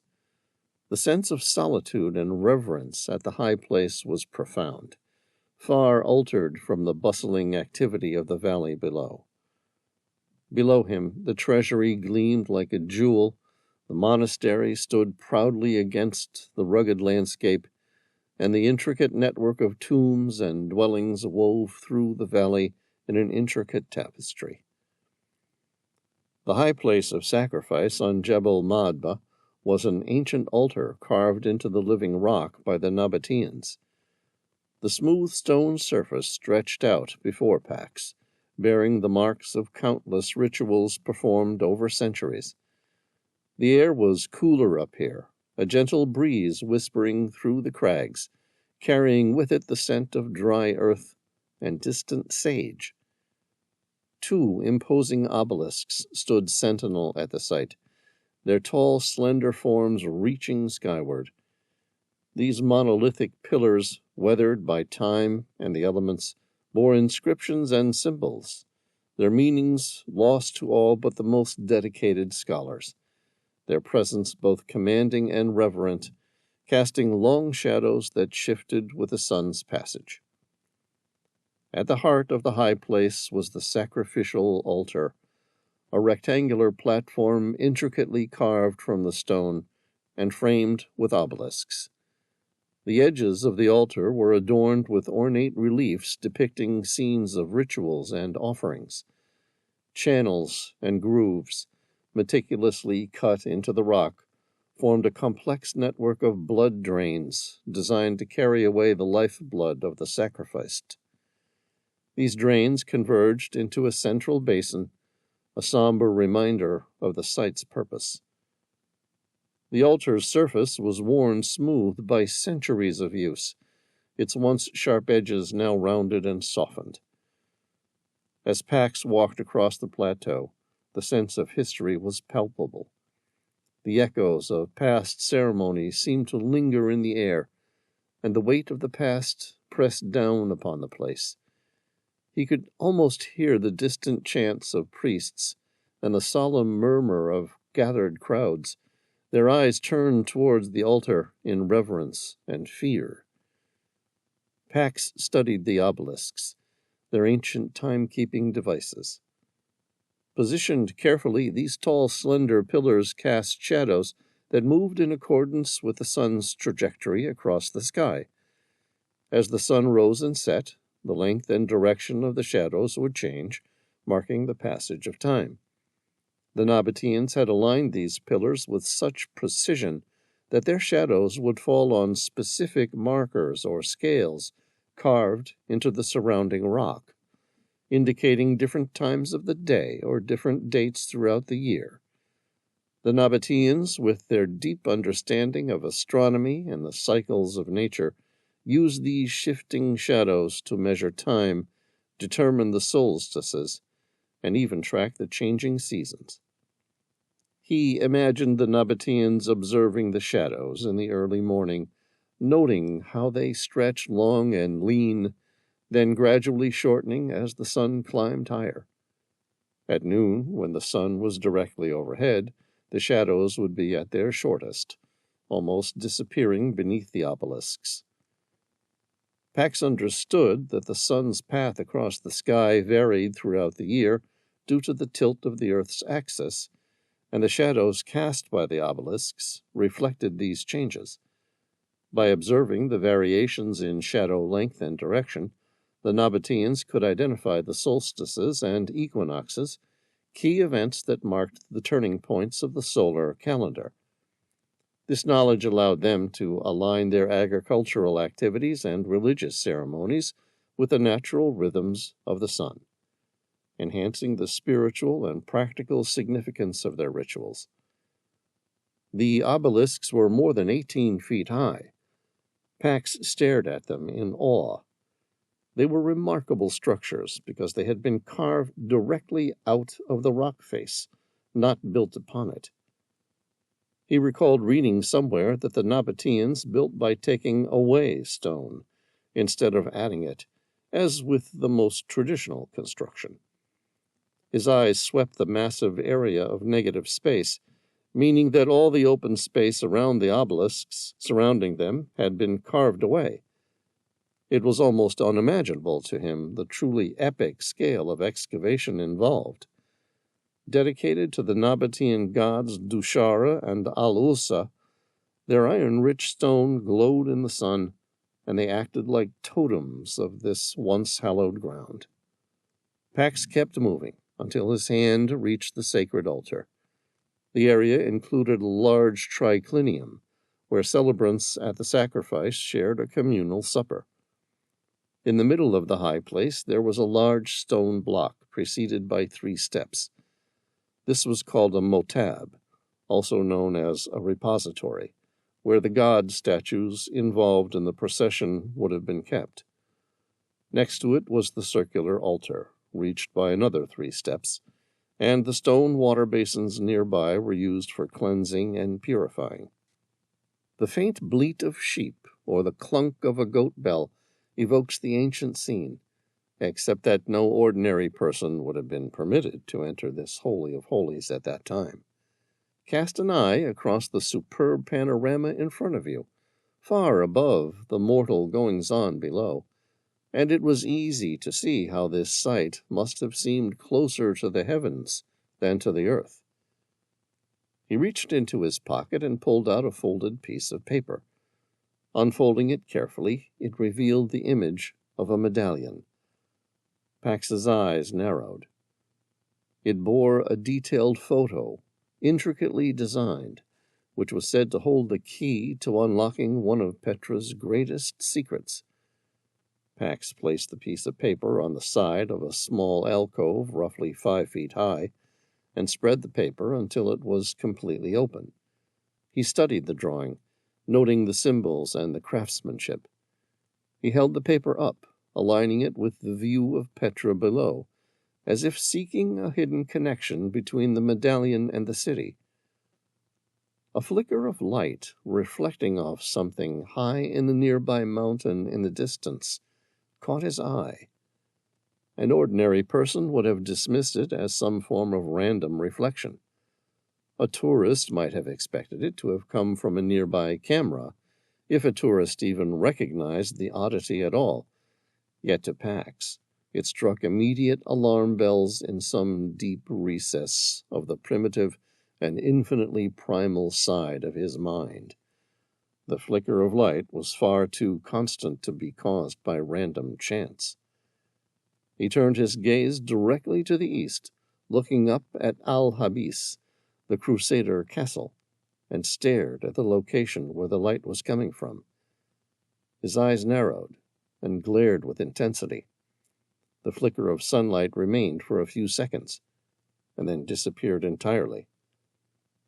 Pax waited a few minutes to see if the light flashed once more. It didn't. So he refolded his image of the medallion and returned to his reconnaissance of the ancient city. Once more, he stepped toward the edge and looked out upon Petra. Chapter 10. Crusader Castle, Petra. The Watcher, known as Ali al-Salim, surveyed the village Sayun. It was early morning, yet in the height of summer, this was a place where the relentless sun dominated the landscape. The village, with its stone and mud brick buildings, seemed to emerge naturally from the earth, the ochre tones blending seamlessly with the surrounding hills. Ali al-Salim had set out just as the first light of dawn began to creep over the horizon.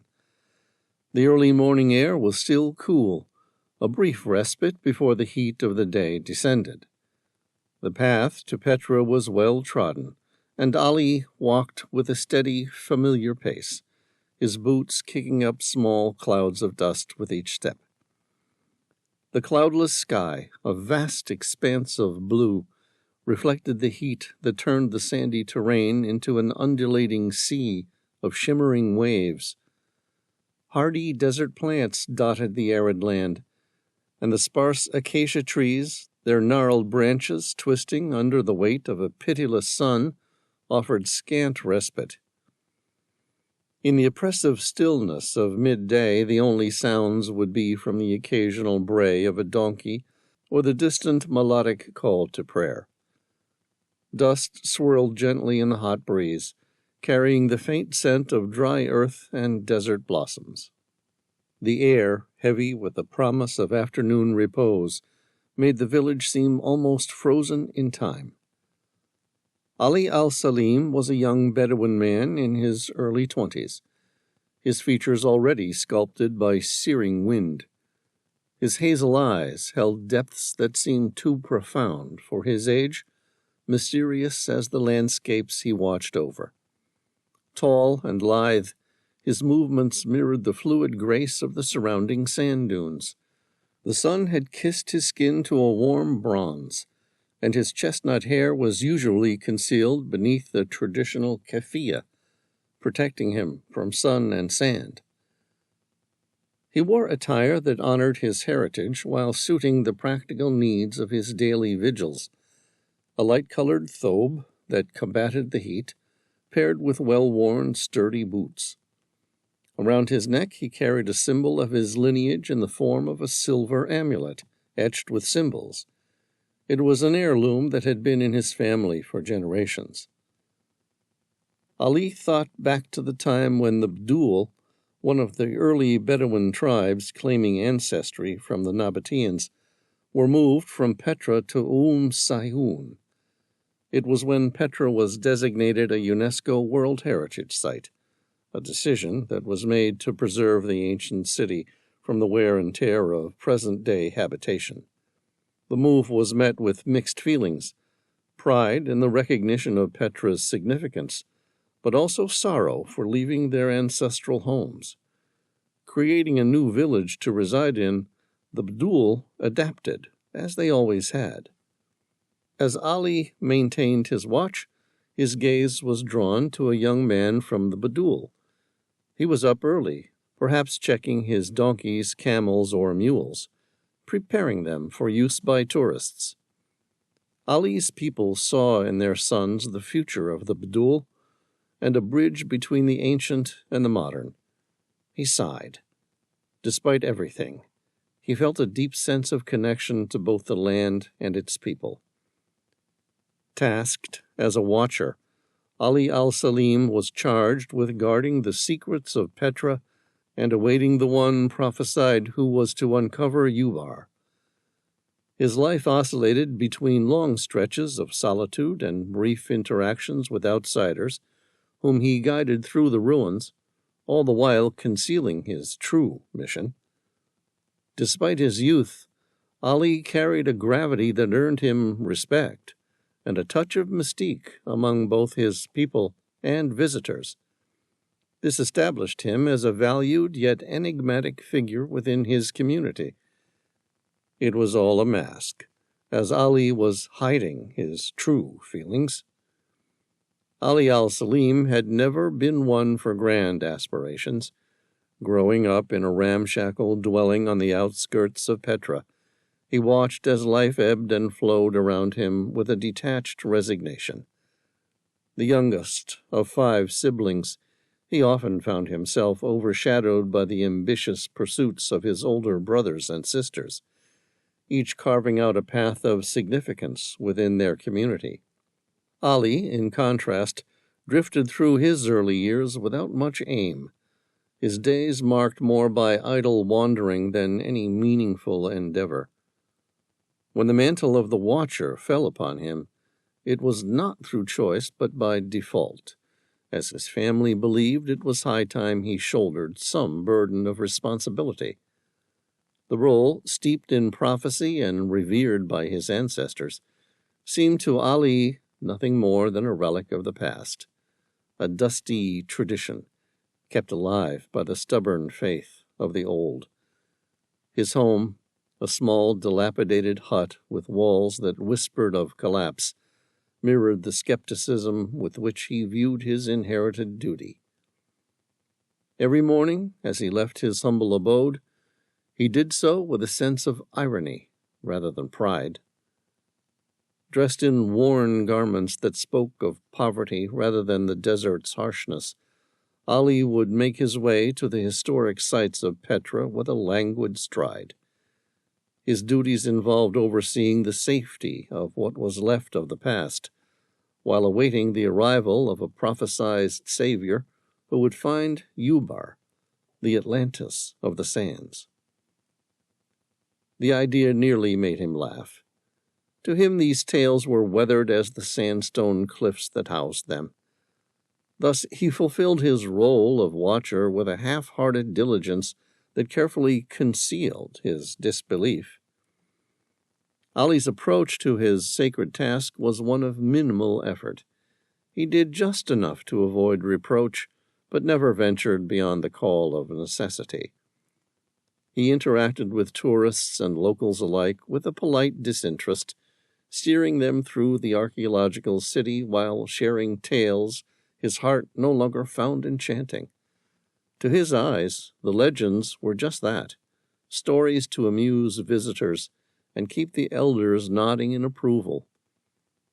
Ali lived day by day, bound not by faith in his mission, but by the unspoken obligation to his family's legacy, a legacy he neither cherished nor truly intended to honor if something better came his way. The landscape gradually transformed as he neared Petra. The flat, sandy terrain of Sayun gave way to rugged, rocky outcrops and narrow, winding paths. The scents of the desert morning, dry earth, faint traces of sage, and the occasional hint of blooming wildflowers filled the air. As he approached the narrow gorge that served as the main entrance to the ancient city, the towering cliffs on either side closed in, their red and pink hues glowing in the soft light. Ali found sightseers here already, yet the bus convoys of those who only visited for the day had not yet arrived. It was said that over 1 million people visited Petra every year. In English, the Sikh literally meant the shaft. It was a dim, narrow gorge, which in some points was no more than 10 feet wide. It wound its way for approximately 3/4 of a mile and ended at Petra's most elaborate ruin, Al-Khazna, which was the treasury. The Sikh was alive with the sounds of early morning.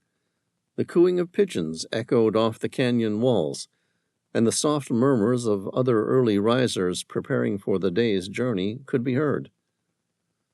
The cool, shaded passage offered a brief reprieve from the morning sun. Ali took his time, letting his fingers trail along the smooth, ancient rock walls that had seen millennia of history. Emerging from the Sikh, the breathtaking sight of the treasury greeted him, its grand facade bathed in the golden light of dawn. Ali paused for a moment, seeing it from the eyes of a tourist, allowing himself to be swept up in the beauty of the scene before continuing his journey. He navigated through the heart of Petra, passing the street of facades and the theater, each step taking him deeper into the ancient city. The climb to Al-Habis was a daunting one, but Ali was accustomed to its challenges. The path wound steeply upward. The rough stone steps cut into the mountainside. As he ascended, the sounds of the bustling site below began to fade, replaced by the rustle of wind through the rocks and the occasional cry of a distant bird of prey. The higher he climbed, the more the smells of the valley changed. The earthy scent of the rocks mingled with the crisp, clean air of the high altitude. Every now and then he would catch a whiff of incense carried on the breeze from the vendors below, a reminder of the thriving community that called Petra home. Reaching the summit of Al-Habis, Ali paused to catch his breath. The Crusader castle stood before him, its stones weathered but steadfast.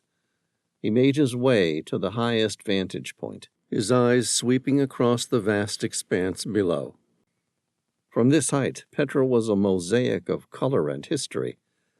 The sun, now higher in the sky, cast long shadows across the rose-red cliffs and the intricate facades carved into them.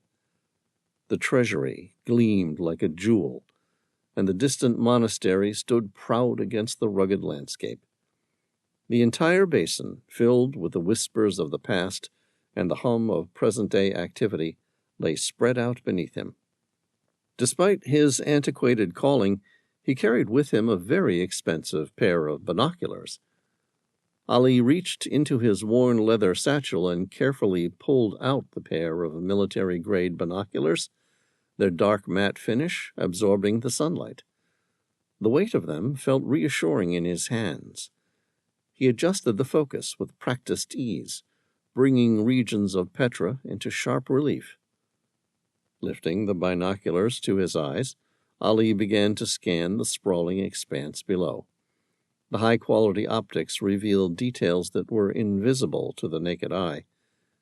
He first directed his gaze toward the treasury, its intricately carved facade revealing even the smallest chisel marks from those who had crafted it centuries ago.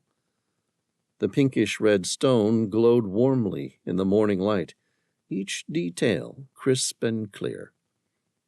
Slowly he panned across the street of facades, where the shadows played across the weathered tombs and dwellings carved into the rock face. The binoculars picked up subtle variations in color and texture. The bustling activity of tourists and locals alike, moving through the narrow passages, appeared in vivid detail. He could see the expressions on their faces, hear the snippets of conversation carried on the wind. Turning his attention to the theater, he could see the precise rows of seating, the well-worn steps, and the occasional lizard basking in the sun. He then shifted his focus to the distant monastery, perched majestically atop a hill. The climb was arduous, but the reward was breathtaking. The monastery's grand facade stood out against the rugged backdrop, its columns and reliefs as clear as if he were standing right before it. He watched as tiny figures, tourists, made their way up the winding path, their journey captured in striking detail. Ali's eyes then moved to the surrounding landscape, the rugged hills and hidden valleys that extended beyond the main city.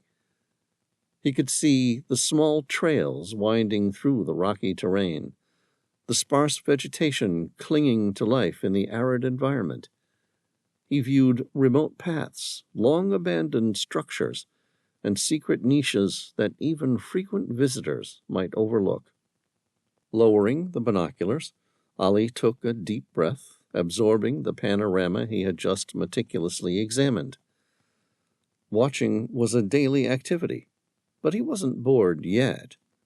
Each detail, each sight he saw, no matter how many times he'd viewed them, deepened his appreciation for his home.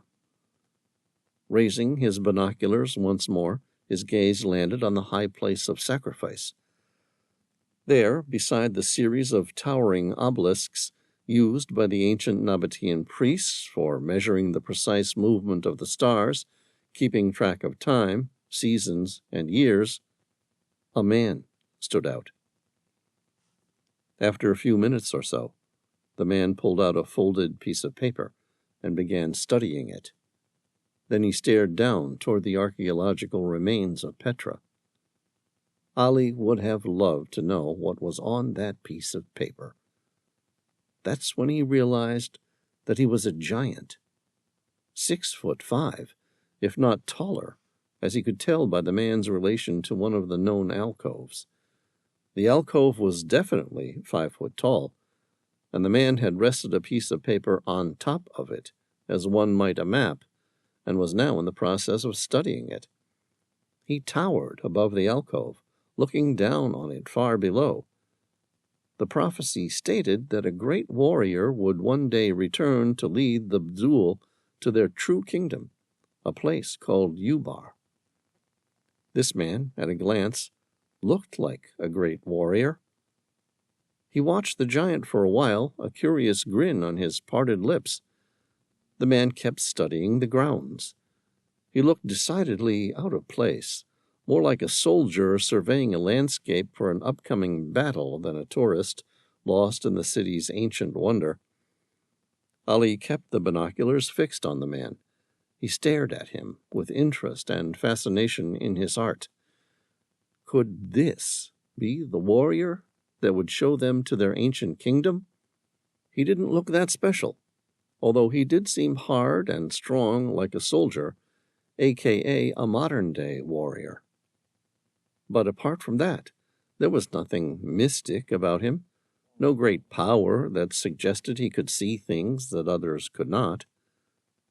In that instant, the warrior turned directly toward him. Ali's binoculars locked on the stranger's green eyes. For a split second, Ali felt that piercing gaze slice right into his soul. He dropped the binoculars and ducked down low behind a wall. A few minutes later, he glanced over the wall. The man had returned to his original reconnaissance. His piece of paper was left folded completely open on the alcove. Ali lifted his binoculars up, adjusting the focus of the lens until he could clearly see the description on the paper. Ice poured into his veins when he saw what it was. In that instant, Ali finally became a true believer in the prophecy. The seemingly great warrior had been carrying a document. On it, like a map, was an intricately drawn image. He lowered his binoculars, and in his mind, the image would remain burned into his memory forever. It was a perfectly drawn depiction of an ancient relic. Some called it the Medallion of Petra. Chapter 11. Sam watched Al-Farouk's animated face. The professor's eyes were alive as he folded his hands across the table. So, you want to know about the Atlantis of the Sands? Tom leaned forward. We're hoping you can tell us it's more than just a myth. Al-Farouk spread his arms. It is difficult to say for sure. Sam said, We've heard so many conflicting stories. We were hoping you could shed some light on the various searches for it. Al-Farouk frowned, his expression thoughtful.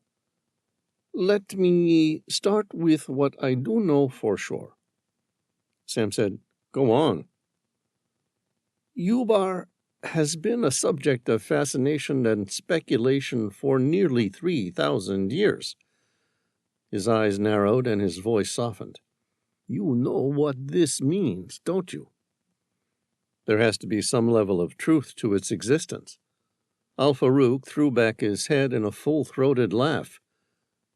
Either that, or the Nabateans sure knew how to set up a great story, one to last the ages. So which is it? Sam asked. The professor took another sip, finishing his coffee. Possibly a bit of both. Sam topped up his cardamom-flavored coffee from the pot. He turned from the mug, exchanging glances with both Tom and Al-Farouk. "More?" Al-Farouk nodded. "Please." Tom shifted his mug toward Sam. "Sure, fill me up." "No, we never fill the cup," the professor corrected. "Never with Gawa Sadad. Instead, we only pour small amounts at a time, so that one can savor the coffee slowly and mindfully." "Right," Sam said, pouring a little more coffee into their cups. Returning to Al-Farouk, he asked, "So what are some of the long-lasting concepts across the ancient narrative?"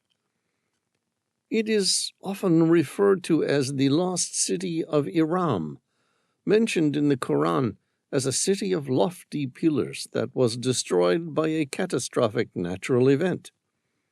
Al-Farouk took another sip of his coffee. Placing the mug back on the table, he said, "In all the legends, Ubar was referred to as the greatest metropolis of Nabatea, its largest trading post and capital. The ancient king who ruled at the time had come to remarkable power not only by governing the trade routes of spices and incense, but also by overcoming all who challenged him through his military might." Sam's eyes narrowed. How did a nomadic people gain such military power? The professor opened his mouth to talk. He then clammed up as though what he was about to reveal wasn't for the ears of Westerners, or was too implausible to share. Sam said, "Please, Professor, go on. We want to hear it, no matter how improbable it might sound." The professor drew a deep breath, his face looking at him with an expression that suggested it was more science fiction than history. "Again, what I have heard may simply have been imagination, a fantastic myth, a saga born out of an old-world narrative designed to make the Nabatean Empire appear in its greatest light." "What did it say?" "The Nabatean king held a powerful weapon.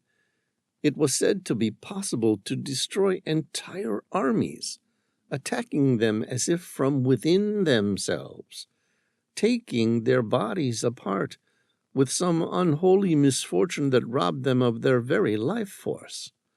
Their skin turned to pustules, their hair and teeth fell out, and eventually they simply succumbed to death." "Some sort of early form of radiation warfare?" "Indeed." The professor arched a thick gray eyebrow. "If written accounts are correct, one has to assume that the Nabatean king had discovered uranium, although that is doubtful, fanciful at best." Sam said, "You don't believe the stories?" "No, I believe that Ubar existed and it was once buried, but the thought that its Nabatean king carried the earliest form of nuclear weapon, I find that very difficult to accept." "What else do you suggest as an explanation for reports of an unholy device that robbed entire armies of their very life force?" "Folklore and myths, Mr. Reilly." The professor laughed. Once more it was a deep-throated belly laugh. "You of all people know the role embellishment plays in their development. It's Chinese whispers on steroids. See how an insignificant anecdote changes into a tall tale when passed around a small party of people over only a few minutes.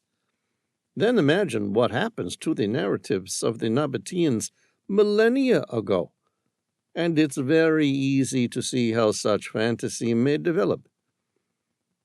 "You could use that argument in every historical narrative," Sam countered. "Indeed, but in this case, I have more facts to back me up." "Facts?" "Certainly." The professor spread his hands. "For a start, there is no indication that uranium was ever found along the Arabian Peninsula. Secondly, even if there was, it still wouldn't explain how the king had managed to deliver it to invading armies. No, the story is probably a case of a very clever ruling warrior who succeeded in many battles before God himself chose to crush his capital. Interesting, Sam said, mulling over the professor's argument. So you don't really believe Ubar existed? I didn't say that at all. Really? No, it's one of the few facts historians agree with. Ubar definitely once existed, some 2,500 to 3,000 years ago, and was destroyed by some sort of natural disaster. Sam said, if it did exist, that still leaves the question, where could it be hidden? Chapter 12. Sam watched as the professor gathered his thoughts. The professor said, if these stories are true, Ubar is most likely buried under the sands of the Arabian Peninsula. Any chance you could narrow that down at all for us? Sam asked, his tone hopeful. If he wasn't actually crossing his fingers at the moment, he was thinking of it. The professor nodded. The legend of Ubar gained attention largely due to T.E. Lawrence, better known as Lawrence of Arabia. Lawrence was captivated by the idea of an abandoned city buried in the sands of the Arabian Peninsula. He referred to it as the Atlantis of the Sands, and believed it to be a great trading hub, rich and powerful, that vanished without a trace. Sam and Tom listened intently, their eyes fixed on Al-Farouk as he continued. In the early 1990s, Sir Ranulph Fiennes, inspired by Lawrence's writings and using the latest technology of the time, embarked on an expedition to find Ubar. Using satellite imagery provided by NASA, they identified what appeared to be ancient caravan routes converging at a point in the Rub al-Khali, also known as the Empty Quarter, the largest continuous sand desert in the world. Al-Farouk took a small bite of meze before proceeding. Fiennes and his team uncovered what they believed to be an ancient fortress or caravanserai at a place called Shizir in Oman. The site included evidence of a large, fortified settlement that had been destroyed by natural forces, possibly a collapse into a limestone cavern caused by a sudden influx of water. While some hailed this as the discovery of Ubar, others remained skeptical, pointing out that the findings did not conclusively match the grandeur as described in traditional lore. Tom interjected. So where do people suppose it can be found if not at Shizir? There are several theories, Al-Farouk replied. Apart from Shizir, some believe it might be located further west, towards the Yemeni desert. Others suggest it could be hidden beneath the vast dunes of the Empty Quarter itself, which remains largely unexplored due to such harsh conditions. Interesting, Sam murmured. And what exactly was Ubar supposed to be? Ubar was reputed to be a wealthy and prosperous city, a hub of trade and culture. According to legend, it was built by the people of Ad, who were known for their architectural prowess, hence the reference to the pillars. It was said to be a major trading center, facilitating the exchange of goods such as frankincense, myrrh, and spices, which were highly valued in ancient times. Al-Farouk's eyes sparkled with the passion of a true scholar. The city was incredibly wealthy, its riches and opulence drawing traders from far and wide. However, it was also seen as a place of great hubris and moral decay, which ultimately led to its destruction from within, as described in the Quran. The sudden disappearance of both population and buildings added to its mystique, turning it into a symbol of lost grandeur, as well as a cautionary tale about the impermanence of human achievements. Sam absorbed this information, considering the implications. So, Ubar might have been real, but its exact location and true nature remain a mystery. Exactly, Al-Farouk agreed. The search for Ubar is as much about uncovering our past as it is about understanding the stories that shape our perceptions of history. While the Medallion of Petra may or may not point to Ubar, the pursuit itself will undoubtedly reveal much about ancient civilizations of the Arabian Peninsula. The legend of Ubar has captivated explorers and scholars for centuries. He paused, gathering his thoughts, and Sam could see the passion in his eyes. In February 1992, the New York Times announced a major archaeological discovery. A team of archaeologists led by Nicholas Clapp claimed to have found Ubar using ancient maps and satellite photographs. They excavated a site at Shizir in Dhofar province, Oman, where they found the remains of what they believed was a large octagonal fortress. This discovery generated significant excitement worldwide, though it faced skepticism from some scholars and the Saudi Arabian press. Tom scribbled notes quickly, his eyes wide with attention. Sam, too, felt a surge of interest. "What about earlier explorers?" he asked. "Ah, yes." Al-Farouk nodded. In 1930, Bertram Thomas was one of the first modern explorers to approach the southern edge of the Rub al-Khali, the empty quarter. His Bedouin guides told him of a lost city destroyed by divine wrath. Though he found no trace of Ubar, he marked a track on his map that was said to lead to archaeological ruins. As I mentioned previously, T.E. Lawrence was convinced that an undiscovered civilization lay hidden in the desert sands. The professor continued. Wilfred Thesiger visited the well at Shizir in 1946 and noted the remnants of a crude stone fort. Though he found some early Islamic shards, he didn't uncover anything definitive.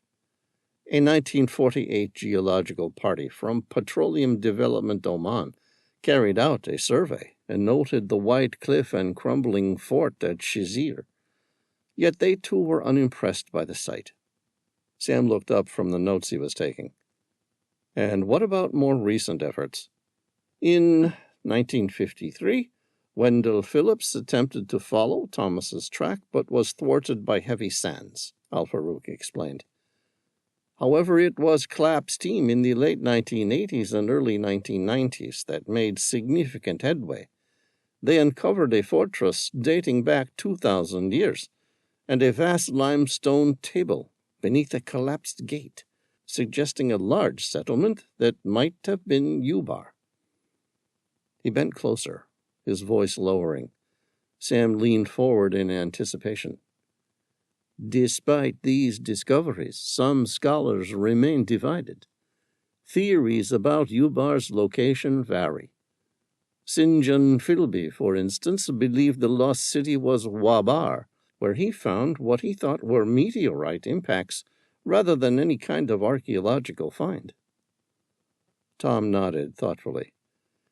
So, there's still arguments over whether Shizir is truly Ubar. Indeed, Al-Farouk confirmed. The debate continues. Some point to religious texts like the Quran, which describes Iram of the Pillars, a city destroyed as a divine punishment. Others, like Ranuf finds, believe Ubar might be identified on ancient maps as Omanum Emporium, marked by Ptolemy in 150 A.D. Tom leaned back in his chair, digesting the information. So, what about the Medallion of Petra? We've heard legends that it points to the location of Ubar. Al-Farouk's expression grew more skeptical. The Medallion of Petra is an intriguing artifact, and its cultural mythos has persisted for many years. It is said to have been created by the Nabateans, the same people who built Petra, and it supposedly contains a map to Ubar. But you have doubts? Sam interjected. I do, Al-Farouk admitted. While the idea is compelling, there is no proof to support the concept that the medallion truly points to Ubar. The Nabateans were traders and builders, and while they might have had knowledge of other civilizations, linking the medallion directly to Ubar feels like a stretch. He paused to take another sip of his coffee, his gaze steady on Sam and Tom. That said, the pursuit of this type of folklore often leads to remarkable discoveries. Even if the medallion does not point to Ubar, it could still reveal something of great historical significance. Sam nodded, appreciating the professor's balanced perspective.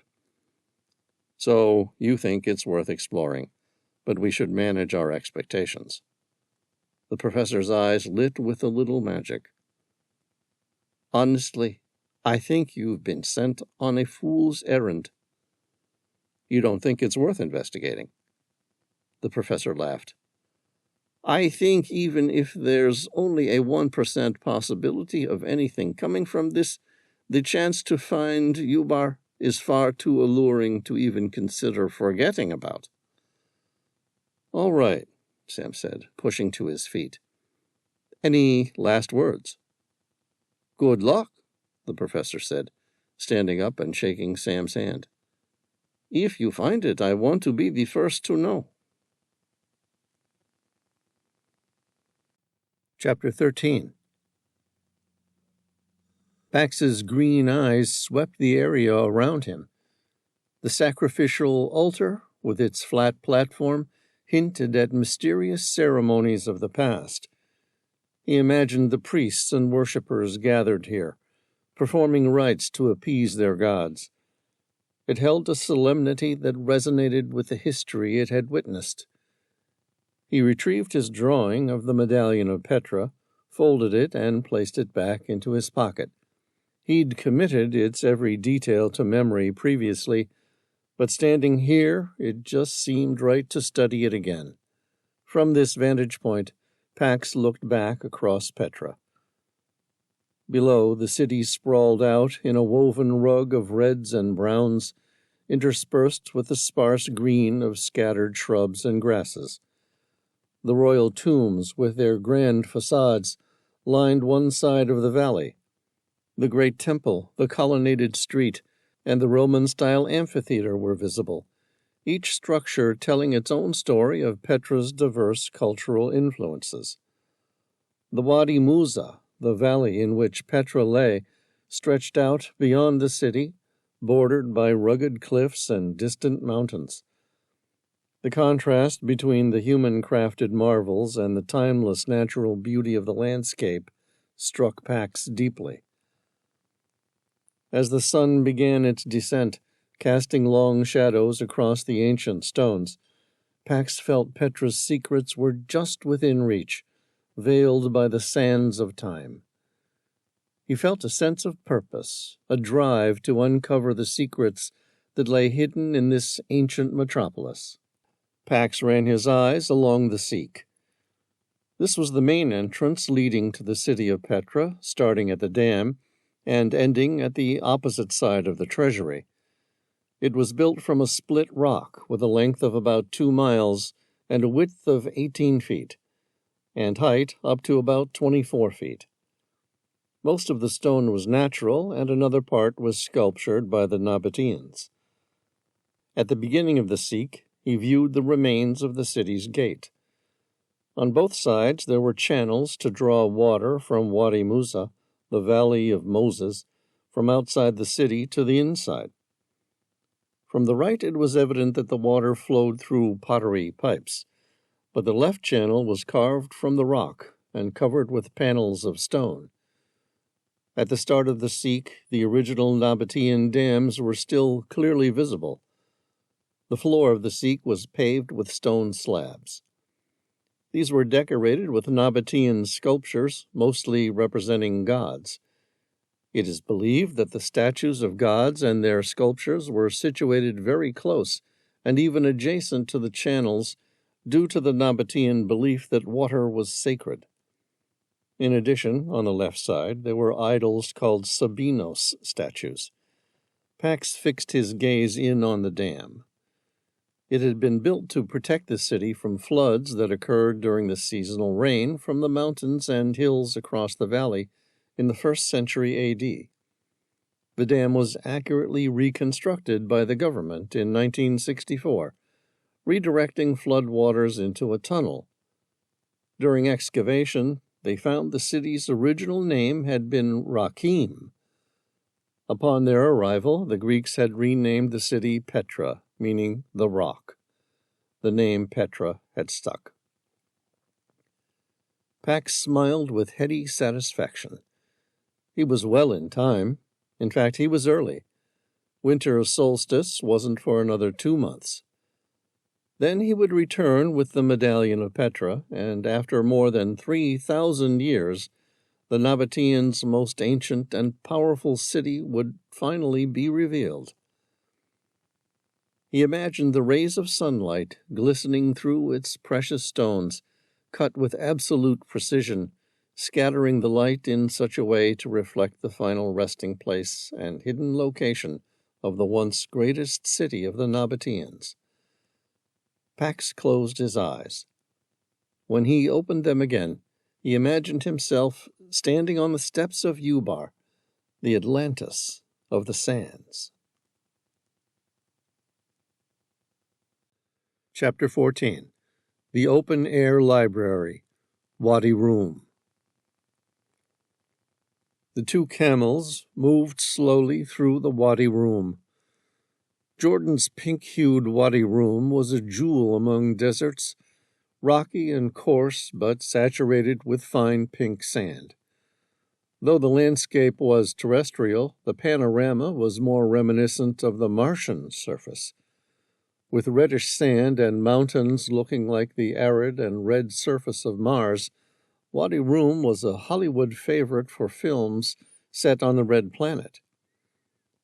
Wedged between the sandstone mountain and the valley region of southern Jordan, the area is characterized by tall, near-vertical mountains of iron-rich, erosion-resistant Ishrin sandstone, separated by flat-bottom valleys of alluvial sediments, aeolian sands, and salt pans.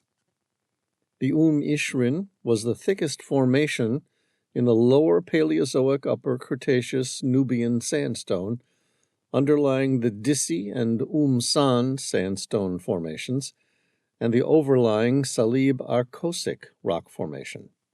The Salib, in turn, overlies the eroded Akaba complex of plutonic granitoids. An aquifer forms along this lithologic contact, with springs forming on the eastern mountain slopes. Alluvial fans compose most of the sediments. Aeolian systems include Tafone, the ellipsoidal, pan to bowl-shaped, natural rock cavities that appeared like a giant honeycomb, natural bridges, and sand dunes. Sand dunes include barkhans, climbing dunes consisting of sand ramps that reach the tops of hills, and echo dunes consisting of sands that have crawled over a hill to be deposited on the lee side. It was known as a big, open-air library. Besides stunning desert landscapes, Wadi Rum boasted an astounding cultural landscape. 25,000 petroglyphs, rock carvings, with some 20,000 inscriptions, and 154 archaeological sites have been discovered within the single valley, tracing the evolution of human thought and the early development of the alphabet. The petroglyphs, mostly engraved on rocks, boulders, and cliff faces, span all eras from the Neolithic to the Nabatean. They represent human figures holding bows and arrows, and animals like camel, ibex, and horse, as well as symbols like lines and circles, offering a rare window into the long-term patterns of pastoral, agricultural, and urban human activities here.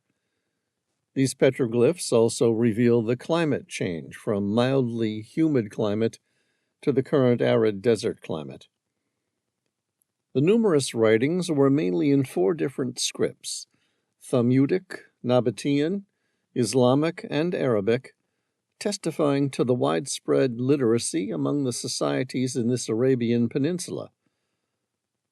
One of the most prevalent petroglyphs in the Wadi Rum involved the image of an animal standing tall and proud, its elongated neck and distinctive hump clearly carved with deliberate strokes.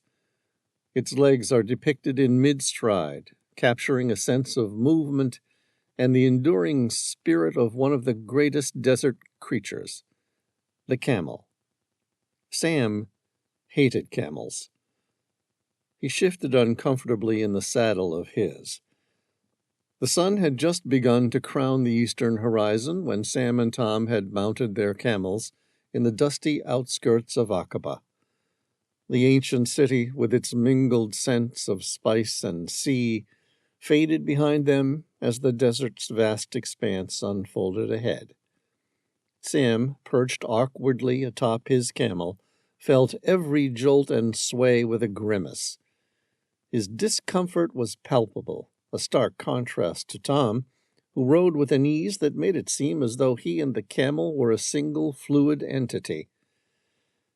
His eyes narrowed against the harsh sun of the Wadi Rum Valley.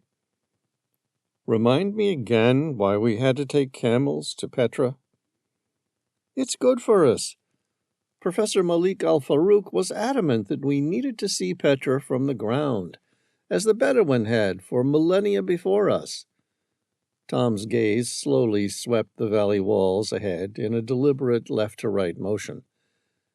"It was the only way we'd ever break the code and work out where the Medallion of Petra was guiding us."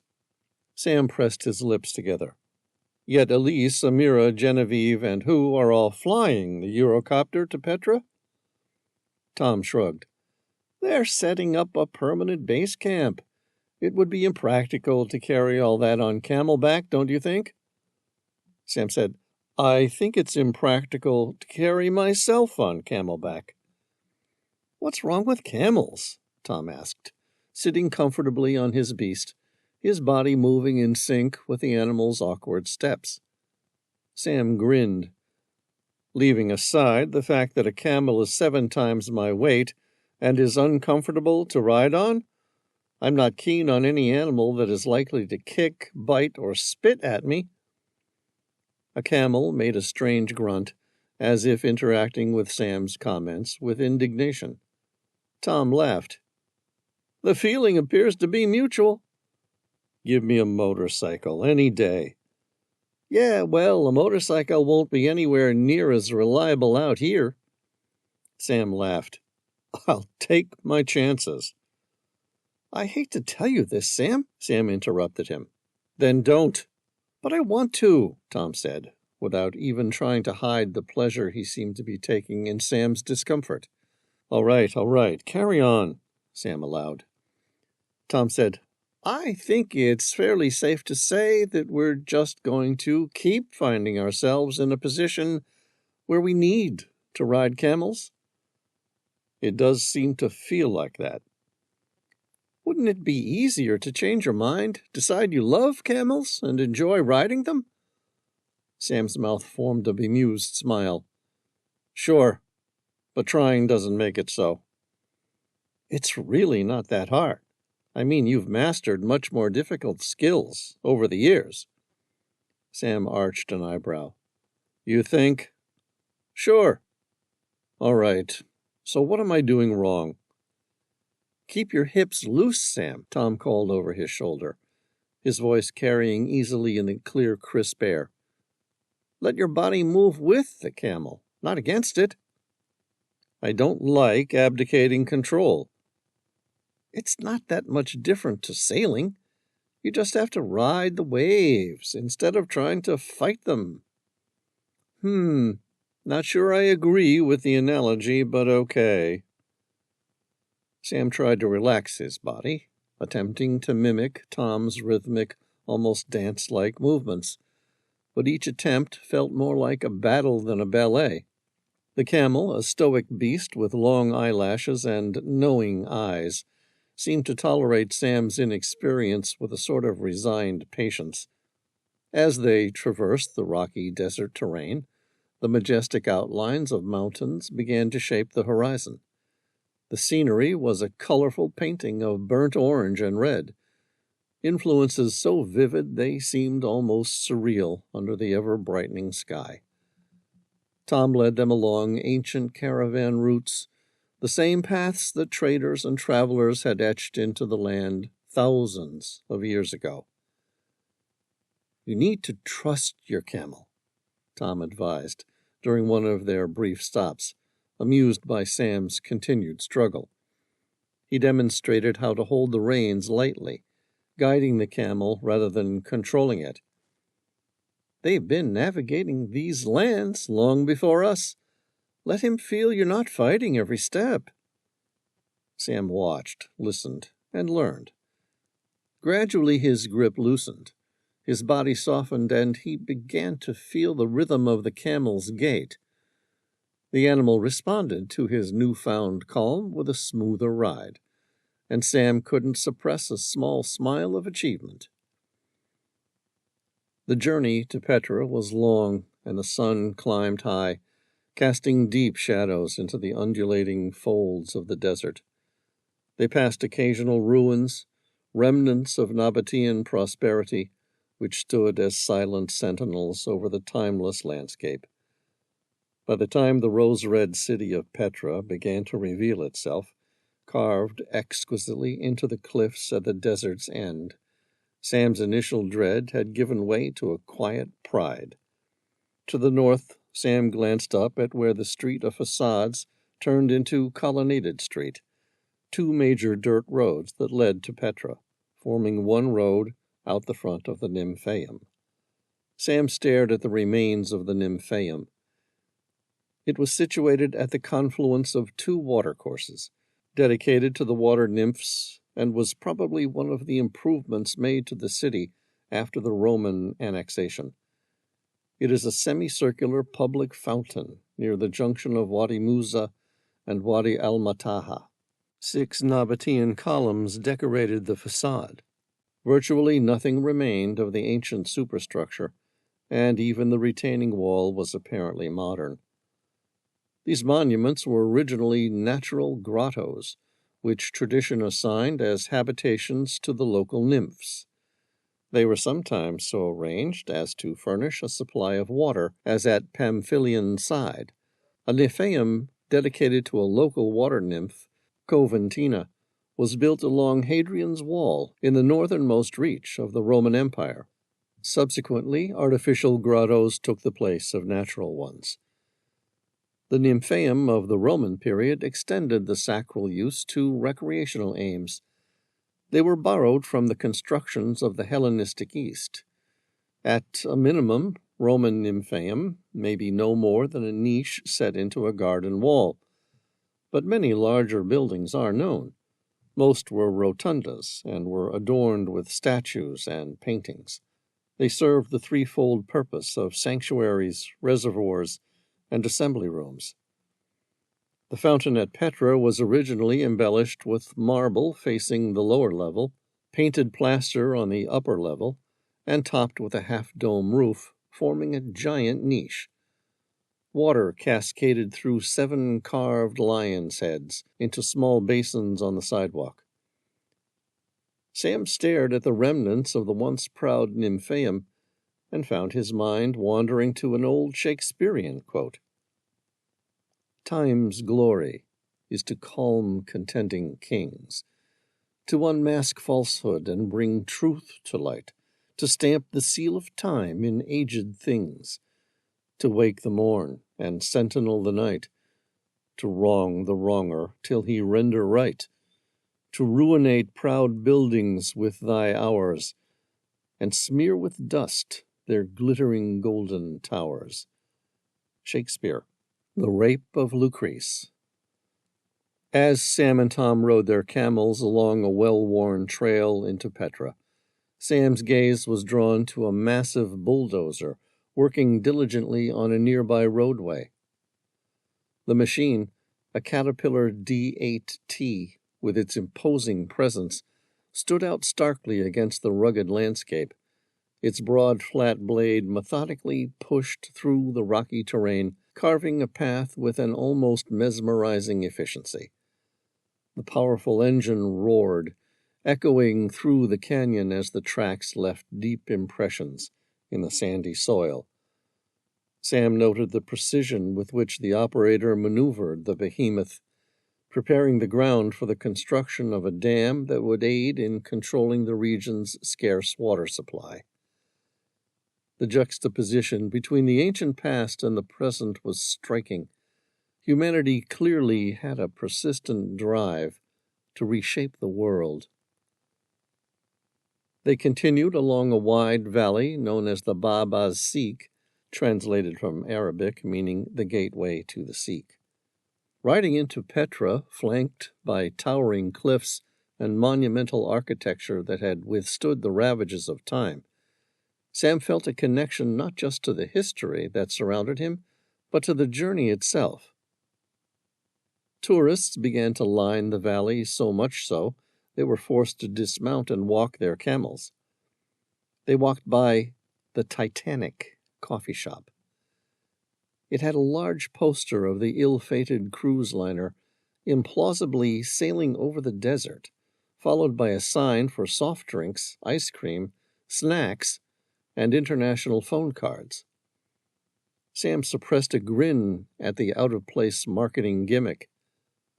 Since when did the RMS Titanic become part of Petra's attractions? Since it did so well at the box office. Then, turning to the Indiana Jones gift shop, Tom said, "At least this one looks interesting." "Not really," Sam shook his head. "Petra is unique and mysterious in and of itself. These movie themes are tacky, as they distract from the authentic history of the Nabatean people." A boy, no more than 12 years old, pushed toward them, offering to sell them a small Indiana Jones doll. Expecting a tiny replica of the Titanic was going to be on offer next, Sam politely said, "No, thank you," and kept walking. Behind him, he heard Tom say, "Sure, I'll buy a little Indy doll." Sam turned around, an incredulous grin on his parted lips, as he watched Tom handing over 2 orange 5-dinar banknotes in exchange for the toy. Sam shook his head. "I can't believe you bought that." "How could I resist?" Tom handed it to him. "It's like a little version of you." Sam looked at it. "Very cute." Then he handed it to a kid who was walking past. The child happily took it without even saying thank you. Tom frowned. "Not so cute?" "It was absolutely adorable," Sam smirked. "But we both know Indiana Jones was a much cooler hero than me. You know the difference between him and me, though." Tom rubbed his chin. "That no matter how much Harrison Ford ages, he's still better looking?" Sam opened his mouth to argue the point, then closed it again. He gave a dismissive wave of his hand. "That wasn't the answer I was thinking of." "Okay, I give up," Tom said. "What is the difference between you and Indiana Jones?" Sam grinned. "My life is real." Tom laughed. A few minutes later, Sam said, "Look at that." Tom followed his gaze toward the Sikh. "What is it?" Sam grinned. "Welcome to Petra." Chapter 15. Hand in hand, Elise and Hu boogied across Petra like a couple of globe-trotting lovers. Taking selfies at every opportunity with a variety of poses, they breezed through the bustling city as if they were the only people in the world. Elise, at 5'6", appeared taller than Hu was just shy of 5 feet. She wore her cargo shorts and a white tank top, revealing her strong, toned arms. Her light brown hair was pulled back in a loose ponytail, and her unique purple eyes, framed by long eyelashes, sparkled with mischief. The luxurious and extravagant, yet compact Leica Q3 camera was slung over her shoulder, blending in perfectly with her wealthy tourist persona. Who, with his perpetual grin, was an unimposing figure. His boyish face, difficult to place in age, wore lines of strain that contrasted with his cheerful expression. Dressed in a casual outfit of beige shorts and a light blue T-shirt, he carried a backpack filled with their surveillance equipment. He was the boyfriend, effortlessly maintaining the guise of a carefree traveler. Their first stop was the Seek, the narrow gorge that served as the main entrance to Petra. Elise marveled at the towering walls of sandstone, their vibrant hues shifting from deep red to golden yellow in the sunlight. She and Hu took turns taking photos of each other, Elise's laughter echoing off the canyon walls as Hu exaggerated his poses for the camera. Between open, obvious selfies, Elise discreetly set up a small, high-definition camera behind a large rock formation, with its lens pointing toward the entrance. This would capture the constant flow of visitors. Continuing their journey, they reached the treasury, its grand facade carved directly into the rock face. Elise pretended to adjust her camera settings as she surveyed the area for a suitable spot to place another surveillance device. Hu, ever the performer, struck a dramatic pose, drawing amused glances from other tourists. Elise took the opportunity to slip a tiny camouflaged camera into the crevice of a nearby column, ensuring it had a clear view of the iconic structure. Their next destination was the Street of Facades, a row of impressive tombs and houses carved into the cliffside. Elise and Hu meandered through the area, still snapping pictures of each other with exaggerated enthusiasm. Elise found a discreet location behind a weathered tombstone to plant another camera, its camouflage blending perfectly with the ancient stone. As they moved on, they reached the theater, cut into the hillside. Elise admired the sweeping view of the seating area, calculating the best angle for their surveillance. She and Hu took turns pretending to be actors on the stage, much to the delight of nearby tourists who joined in on the impromptu performance. Elise quickly hid another camera in the shadow of a broken column, ensuring it covered the entire amphitheater. Their final stop was the monastery, Al-Dair, a towering monument similar in grandeur to the treasury, but more isolated, requiring a steep climb to reach. Elise and Hu made the trek with the same touristy enthusiasm, pausing frequently for photos. At the top, Elise scanned the area for a suitable place to conceal the final camera. Hu, feigning exhaustion, leaned against a boulder, providing Elise with the perfect cover to hide the device in a crevice nearby.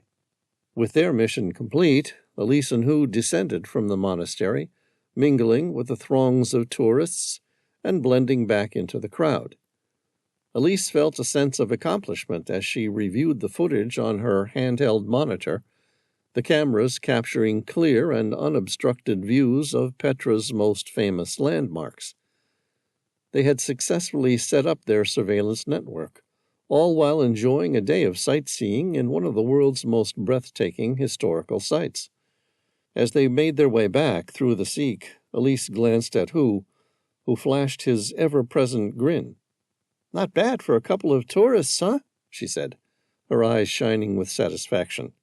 Hu chuckled. "Not bad at all," he replied, giving her a wink as they disappeared into the crowd.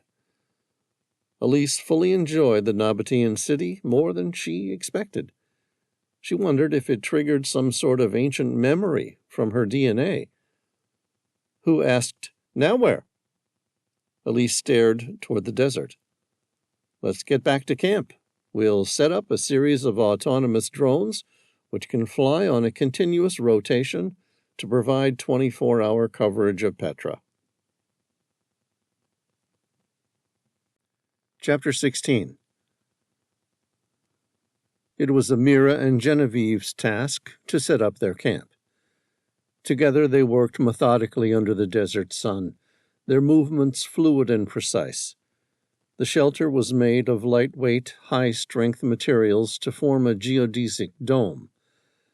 Placed against the backdrop of Petra and the Wadi Rum, the futuristic geodesic dome really did look like a Martian habitat. It was 8 weeks before the winter solstice. Accordingly, the desert held a deceptive mix of scorching heat during the day and a biting cold at night. Amira, with her deep brown eyes and wild mass of curly black hair tied back, moved with ease. Her warm golden complexion and athletic frame made her appear both graceful and resilient. Dressed in a lightweight, long-sleeved shirt and cargo pants to protect against the harsh sun, she pounded the stakes into the ground with expert precision, ensuring the encampment would withstand the desert winds. Genevieve, with her short, dark hair giving her the appearance of an elf, worked on the other side. Her blue eyes, framed by long eyelashes, were focused and determined. She wore a fitted dark jacket and cargo pants, her tan complexion and natural beauty enhanced by her formidable presence. Genevieve's movements were quick and efficient, proof of her competence and discipline as the head of security on the Tehillah.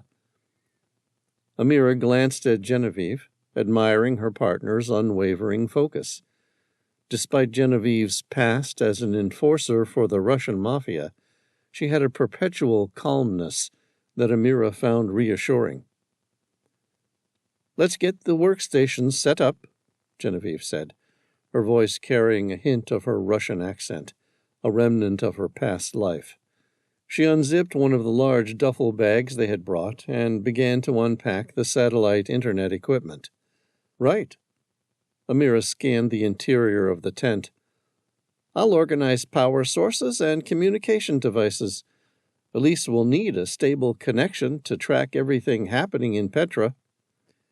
She displayed an economy of movement as she set up the portable power generators. She connected the necessary equipment and began arranging the devices on a makeshift table they had brought along.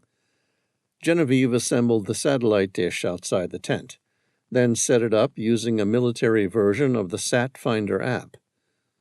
Fortunately, satellites stay in the same place in the sky, thanks to their geostationary orbits. Based on her GPS location, she chose the best satellite to use from the list. Pointing her dish in the right direction, she then shifted the dish to determine the perfect azimuth, elevation, and LNB tilt according to her app. Amira glanced out at her partner, noting the contrast between Genevieve's fierce blue eyes and her impossibly permanent grin. Despite the cold that would soon envelop the desert night, Genevieve seemed unfazed, focused entirely on their mission. "Satellite is up and tested. We have a strong signal now," Genevieve said, re-entering the tent and wiping a bead of sweat from her forehead. "Perfect timing," Amira said, smiling. "Elise is ready to begin surveillance. We need to be ready for the winter solstice. That's when they'll use the Medallion of Petra to reveal the location of Ubar." "We'll be ready." Genevieve's expression was no nonsense. "No one's getting past us." Together they double-checked the equipment, ensuring everything was operational. Amira typed a few commands into one of the laptops, establishing a secure connection to Elise. Within moments, Elise's voice crackled through the speakers. "Connection is solid," Elise said, her voice filled with confidence. "I'm getting clear feeds from all cameras. We're all set on this end." "Good to know, Elise," Genevieve replied. "We'll keep everything secure here. Let us know if there's any change." The desert's chill began to set in as night approached. but Amira grabbed her Glock 19 and announced she was going to head off into the desert to get some shooting practice in. She didn't know how, but one day she was going to find the relic hunter. And when she did, she would be ready. Chapter 17. The Treasury, Petra. Sam stared up at the decorative stone urn, positioned high above the massive colonnades. The Arabic name al-Khazna translated in English to the Treasury. It was a name derived from legends regarding the decorative stone urn high on the second level, which was actually solid sandstone. It became called al-Khazna in the early 19th century by the area's Bedouins, who believed it contained treasures. Multiple legends told of wealth being stored there. One spoke of an Egyptian pharaoh and his armies who escaped the closing of the Red Sea and created the Khazna by magic as a safe place for his treasury, and continued in his pursuit of Moses. This led to the name Khazna el-Farun, the treasury of the pharaoh. Swiss explorer Johann Ludwig Burckhardt wrote of another local legend that ancient pharaonic treasures were hidden in the urn. Significant damage from bullets could be seen on the urn, which the Jordanian government attributes to Bedouins shooting at it, as they believed the legend and hoped for jewels to pour out. In contrast to the theories of treasure, some people believed Nabateans built the treasury for a very different purpose.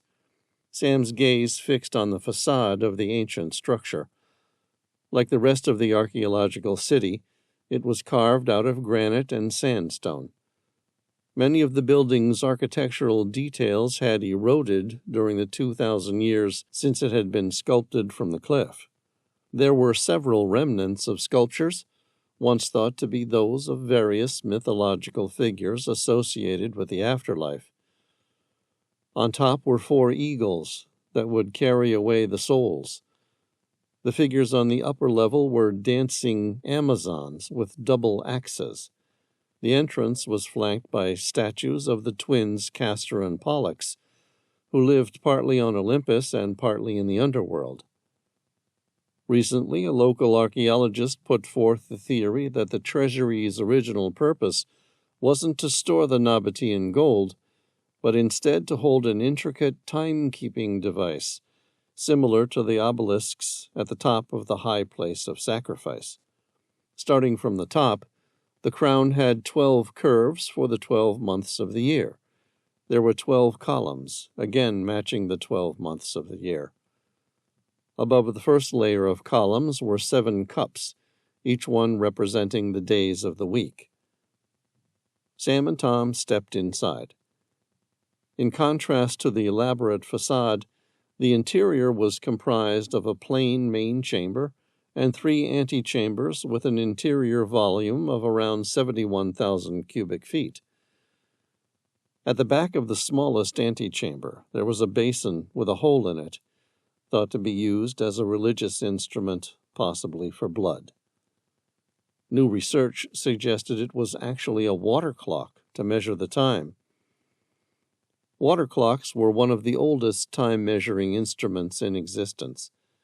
The simplest form of water clock, with a bowl-shaped outflow, existed in Babylon, Egypt, and Persia around the 16th century BC. Other regions of the world, including India and China, also provided early evidence of water clocks, but the earliest dates are less certain. A water clock uses the flow of water to measure the passage of time. There are 2 types of water clocks, inflow and outflow. In an outflow water clock, a container is filled with water, and the water is drained out slowly and evenly. The container has exact markings. As the water leaves the vessel, an observer can see where the water level is with the lines. In this way, a person can track how much time has passed. An inflow water clock works in the same way, except instead of flowing out of the container, the water is filling up a marked container. As the vessel fills, the observer can see where the water meets the lines and tell how much time has passed. Some modern timepieces are called water clocks, but work differently from the ancient ones.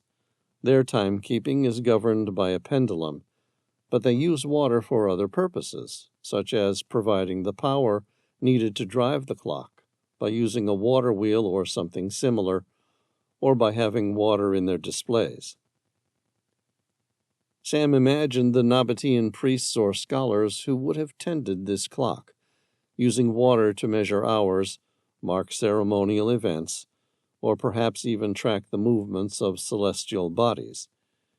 Each drip was carefully calibrated, and the flow rate meticulously controlled by the angle and smoothness of the channels. The precision was remarkable. It was said to be accurate to within a minute over several hours, a testament to the advanced understanding of hydraulics and timekeeping possessed by the Nabateans. As he ran his fingers over the smooth edges of the basin, Sam could almost hear the soft, rhythmic dripping that would have echoed through the chamber. He imagined the steady, calming sound guiding the activities of the ancient city's inhabitants. The water clock was not just a tool, it was a symbol of the Nabateans' ingenuity, evidence of their ability to blend practicality with artistry. The question remained, for what purpose did the Nabateans need to measure time so accurately? More importantly, did it have something to do with the Medallion of Petra?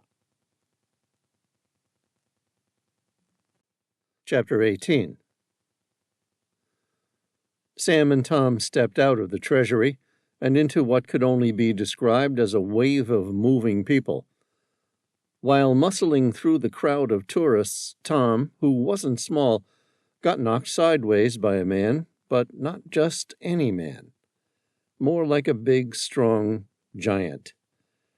The stranger apologized, but there was something about him. Tom ended up taking a good look at the man, who stood a good couple of inches taller than himself. Something primitive stirred in Sam's gut at witnessing that meeting. The stranger was 6'6" and solid as a brick wall. He might have simply been a large tourist. After all, even enormous people must enjoy viewing historical sites and archaeological cities. Yet there was something about the fellow's intense and knowing gaze. That guy wasn't just idly viewing the remnants of Petra. He was using his entire body, instinctively searching and scanning, as a professional soldier would during a reconnaissance mission. Sam stared at the stranger.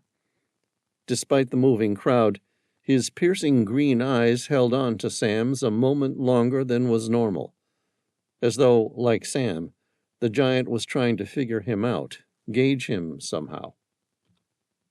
It was Sam who broke off their interaction and walked away. After 100 feet or more, once the giant disappeared beyond the ocean of people, Sam exchanged a glance with Tom. He didn't say what he was thinking, didn't have to. Tom observed, "It's not every day I find myself looking up at someone." "Indeed." Sam met his gaze, then continued walking. "Interesting." "What?" Tom asked. "I don't know, but he sure doesn't appear to be a tourist." Tom said, "You don't think ex-military types might decide to check out UNESCO World Heritage Sites on their time off?" "Sure I do," Sam admitted. "I just don't think he's a run-of-the-mill tourist." "You think he stole the medallion?" "It's a possibility." "Yeah?" Sam nodded. "I don't think he set this up, but he's involved. There's something about him. When he looked at me, I felt recognition there. Maybe he's an admirer of your work." "My research with the master builders?" "Sure, why not?" "There's only a handful of experts in the world who have read my dissertation, and even fewer who accept my interpretation of the data." Tom shrugged. "Then again, maybe it's not that." Sam said, "My guess? He's been tipped that we're likely to arrive in here with a mission to retrieve the Medallion of Petra. You think he's the one who stole it? Unlikely. He might have been part of it, but he's not the one making the decisions. He's the hired help. If I had to guess, he's the brawn of the operation, not the brains. The guy looks like a thug, plain and simple. Tom grinned. Hey, way to discriminate against the big guy. Sam laughed. You're smart. You fight like a demon, and you're built like a tank. Mark my words, that guy's the hired help, not the one running the show. Besides, did you see his muscles? They're just there for show. He probably takes steroids and only works the action movie muscles, the ones that look great but don't really do anything for you. You want me to find him and have a chat? Tom asked, ignoring the compliment. Sam was basically telling Tom that despite the fellow's size, he was smarter, stronger, and better in a fight. Sam knew Tom could take him. No, let's leave him be. Sam made a mental note of the man. We'll keep our eyes out for him later, as we get closer to winter solstice. You sure? Tom grinned. It would be nice to go hand to hand with someone my own size for once. Sam laughed. Tom was one of those people who rarely fought in hand-to-hand combat. People generally took one look at his size and left him alone. Despite this, Tom won his battles, although he was a better marksman than a martial artist. Sam said, You know that's unfair. Given your training, a poser like that guy wouldn't last 2 seconds. You're right. Let's leave him be. Sam watched the stranger's head bobbing over the crowd and slowly disappearing. I'll give his description to Elise and see if she can find any information on him, or at least keep her digital eyes peeled for any movement. Sounds good. Tom scanned the sky. It was getting later in the day. They had already scouted out most areas of the ancient city. Now what? Sam shrugged. Now we wait. You mean now that we've got nearly 8 weeks to kill until winter solstice? Yeah. Tom looked around at the carvings that lined the Sikh. His gaze caught on the man with a camel sculpture. I mean, ancient history is fascinating and all, but I have no interest in killing the next 2 months here. No, neither do I. I don't suppose you have a better idea. Well, that depends. Tom laughed. I'll bite? On what? Sam grinned. Have you ever been diving at Akaba Underwater Military Museum? Chapter 19. Pax still felt those penetrating blue eyes on him. He had felt as though they hadn't left ever since he'd bumped into those 2 Marines. He guessed they were no longer in the service, but maybe they still were, and were merely on leave. He couldn't tell just by looking at them. Still, there was something about the way they held their posture, that alertness in their gaze. They were definitely Marines. Navy SEALs had the same sort of posture and alert expression. They might have been SEALs, but he doubted it. He had been out of the Navy longer than he'd been in it, but once a SEAL, always a SEAL. They were true warriors, highly trained, disciplined, and distinguished. Their motto was on time, on target, never quit. It was nearly 20 years since he'd first completed the basic underwater demolition SEAL training. He served for 4 years, including 6 rotations to the sandbox during the Second Gulf War, and 2 in Afghanistan. No, those 2 weren't frogmen. He would have intrinsically recognized them if they were. They were Marines. He was willing to bet his life on it. They might currently be genuine tourists, but he doubted it. He'd watched them studying the high place of sacrifice. Unlike the throngs of day trippers who idly glanced at the sacred obelisks and sacrificial platforms, those two men seemed to study it, observing the view more like a warrior preparing for battle. They might have pretended to take the occasional selfie and whatnot, but he hadn't been fooled. They were performing reconnaissance through and through. He'd followed them from a distance as they searched the various regions of Petra. All in total, they had spent 3 days gathering data. Not even the most motivated tourist was likely to commit to that amount of time combing through the ancient city. To confirm it, he'd intentionally bumped into the big guy. There was something innately military about the response. A big guy like that wasn't used to having someone knock him. People in general tended to give him a wide berth. Pax would know, after all, he was a big guy too. People automatically walked around him, always giving him room. A normal person, that is. A civilian might take affront to the challenge to his personal space. He might get angry or take the more civilized route of backing down, apologizing, and going about their day. No harm, no foul. But a Marine? Like a SEAL? Like anyone who had trained and served in the armed services, they had responded with the same sort of inbuilt military reaction. Their bodies tensed, each muscle ready to launch into a response, acutely aware of their surroundings. In the flicker of an eye, they're ready to establish if a genuine threat has been made. If so, they'll have determined the course to eliminate it. Pax saw all those movements in the big guy, and with the trained restraint of a Marine, the guy accepted his apology and kept walking. They were Marines, no doubt about it. The question that remained for Pax was, were they retired or off-duty Marines on a vacation to check out the sights? Or had they been hired to steal the Medallion of Petra? That was 2 days ago now, and although he hadn't seen them since they'd headed out into the desert to the east of Petra, he still felt eyes on him. It wasn't a gut instinct thing. He'd learned long ago to distrust that sensation. Instead, it was a sort of sixth sense, an uncanny ability to know when he was being watched. He strode down the Seek. Behind him, he could hear the movement of footsteps trying to be quiet and failing at it. He picked up his pace, and behind him, 5 guys began moving to match his stride. Chapter 20. Inside the Geodesic Dome, Petra Desert. Elise stared at the computer monitor in front of her. It displayed the view from the drone's telescopic lens.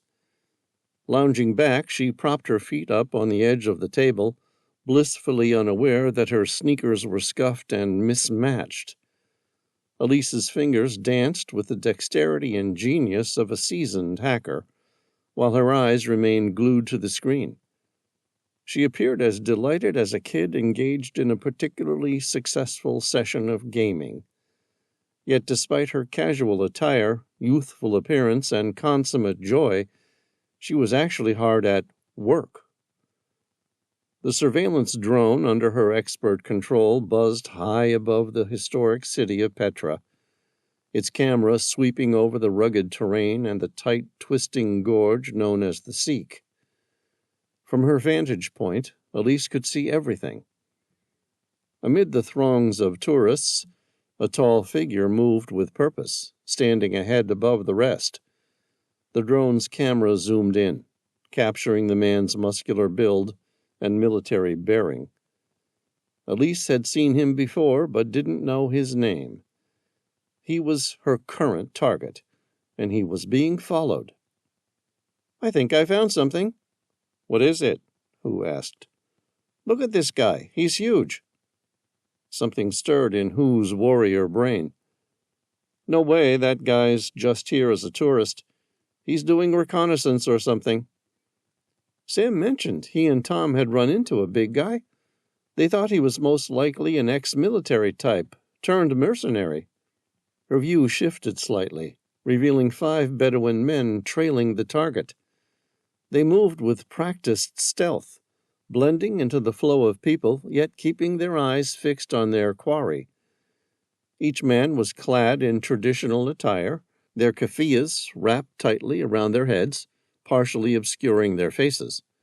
The sun glinted off the curved daggers at their waists, hinting at their intent and the danger they represented. Hu leaned over her shoulder, watching the screen intently. "They've been on him since he entered the Sikh," he muttered. Elise nodded, her focus unwavering. "Yeah, they're not letting him get out of their sight. But neither are we." The drone's camera followed the big guy as he walked with measured strides, seemingly unaware of the men trailing him. The Sikh contracted ahead, forcing the crowd into a single file. Elise's fingers twitched, adjusting the drone's position for a better angle. As the big guy moved further along the gorge, he approached a section where the walls pressed in tighter than ever, creating a natural bottleneck. Suddenly her target veered off the main path, slipping into a shadowy crevice in the rock. The Bedouins hesitated for a moment, then followed, their movements immediate and precise. Elise's pulse quickened as she maneuvered the drone lower, tracking their movements. "I think he disappeared into some sort of cave," Hu observed, his tone cautious. "We need to keep a close eye on this." Elise bit her lip, her mind racing. The drone hovered above the attenuated entrance, its camera capturing the men as they filed into the dark opening one by one. The big guy was out of sight, swallowed by the shadows within. "Stay sharp," she murmured to herself, her grip tightening on the controller. "We'll find out who he is and why they're after him." The drone's feed flickered slightly as it adjusted to the low light, its sensors compensating for the sudden change. Elisa's eyes skimmed across the screen, scanning for any sign of the big guy or his pursuers. The cave seemed to wind deeper into the rock, a labyrinth within a labyrinth. Hu said, "Now what?" Elise shrugged. "Now we wait." Chapter 21. Pax moved swiftly through the Sikh, his broad shoulders occasionally brushing against the cramped walls.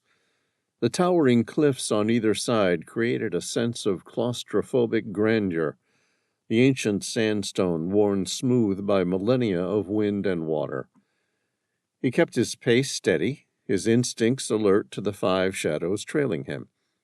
The Bedouin men, dressed in traditional garb, were not particularly large or imposing, but Pax knew better than to underestimate them. As he neared a particularly narrow stretch of the Sikh, Pax spotted a side cavern partially concealed by a cluster of boulders. Without breaking stride, he turned off the main path and slipped into the cavern. The darkness within swallowed him whole until his eyes adjusted. The Bedouins hesitated only briefly before following, their footsteps echoing softly in the confined space. Inside, the cavern widened slightly, offering just enough room to maneuver but still tight enough to limit his movements. Pax turned to face his pursuers, his green eyes calm, cold, and calculating. The Bedouins spread out, circling him, their knives gleaming in the faint light filtering through the narrow entrance. "I don't believe this," Pax said. "I must be getting old." "Old?" one of the Bedouin asked, a questioning smirk on his face. Pax nodded. "Yeah. There was a time when whoever sent you to kill me would know that they'd need to send a lot more people." The first Bedouin opened his mouth to reply, but then he decided to attack. He lunged, his knife aimed at Pax's midsection. Pax sidestepped smoothly, grabbing the attacker's wrist and twisting sharply.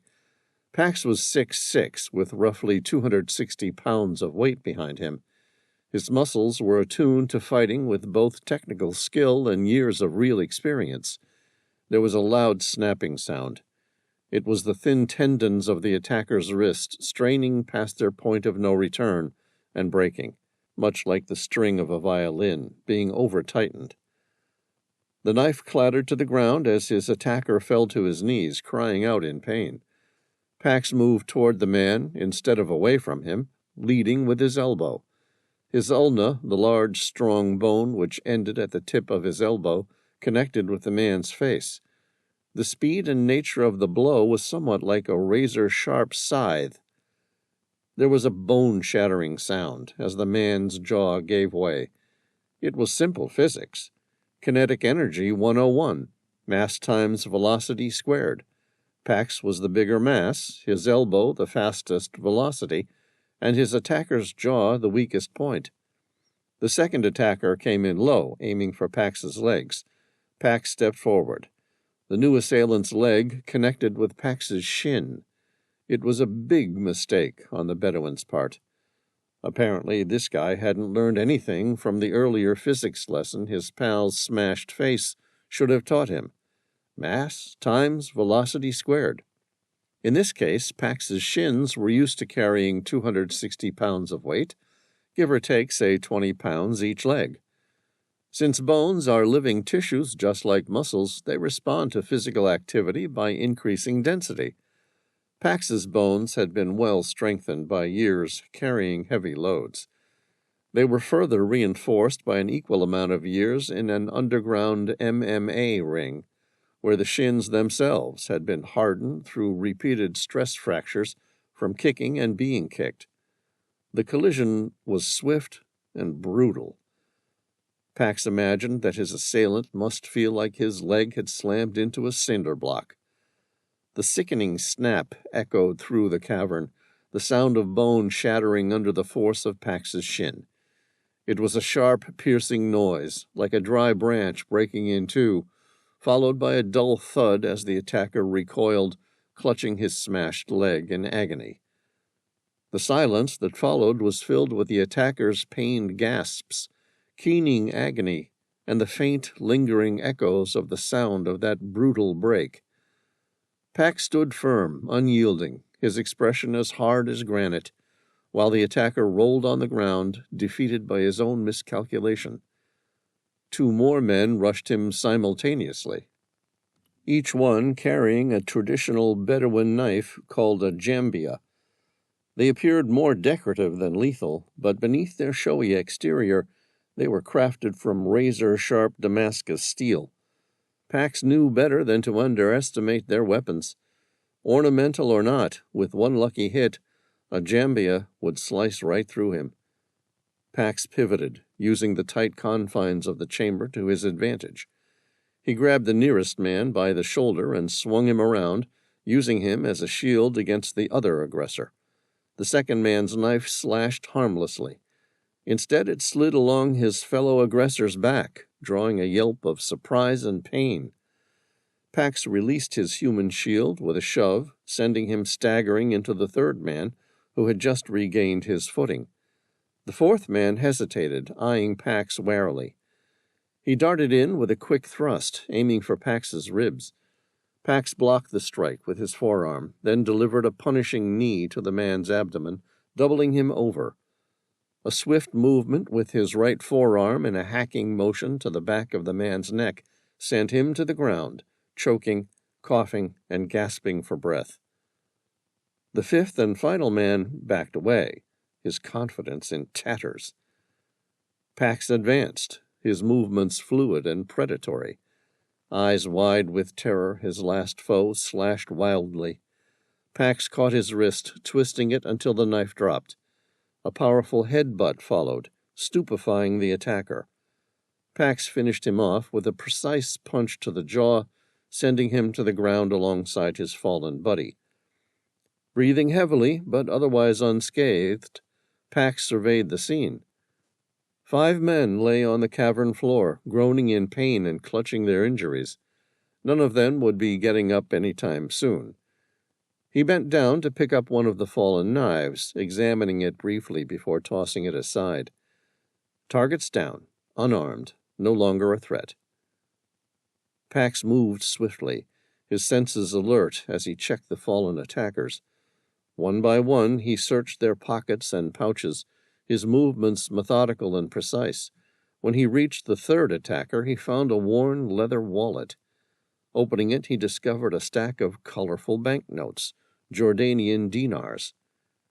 The banknotes were a vibrant array of colors, each more striking than the last. The 50-dinar note was a deep royal blue, adorned with intricate patterns, and the portrait of King Abdullah II. The 20-dinar note was a rich green, depicting the ancient city of Petra in all its glory. The 10-dinar note was a bold red, featuring the iconic treasury, Al-Khazna, with its majestic columns and ornate facade.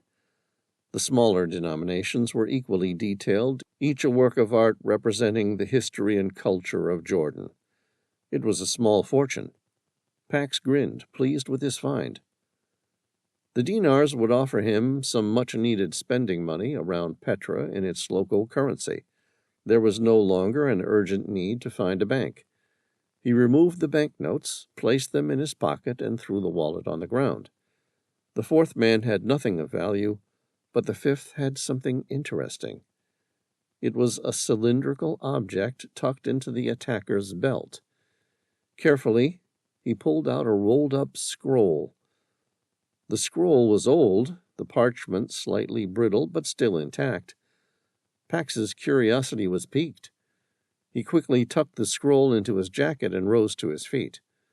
With one last glance at the fallen men, he stepped out of the cave. The harsh sunlight blinded him for a moment as he emerged into the open, the heat of the desert a harsh contrast to the cooler shadows of the cave. In the sunlight, Pax opened the scroll. His eyes widened with interest at the image of the person depicted on the scroll. Well, well, isn't that interesting? Chapter 22. From a well-concealed position, the watcher stared at the men lying moaning or unconscious on the ground. Some of the blows they had taken were surely hard enough to kill them. He wondered if he should have intervened. Then again, he knew that wasn't part of the job. He was a watcher, there to report about those who came with the Medallion of Petra, and to watch over Ubar, not to intervene during any would-be robberies. Besides, the large warrior appeared to be more than capable of looking after himself. His eyes stared at the warrior, the huge man he had spotted 3 days ago at the top of the high place of sacrifice. The warrior was a fighter who had easily taken out all 5 of the people who had attacked him, as though he didn't have a care in the world. He hadn't killed them. He could have stabbed them to death with their own jambias, but he didn't. This had surprised him. To Ali's mind, his actions seemed quite restrained. That said, while 3 of them were still squirming and reeling in pain, the other 2 were no longer moving at all. The watcher did wonder if he had in fact killed them. The warrior had disarmed them and searched them. He took money from a wallet, then he moved toward the last assailant and removed what appeared to be a scroll.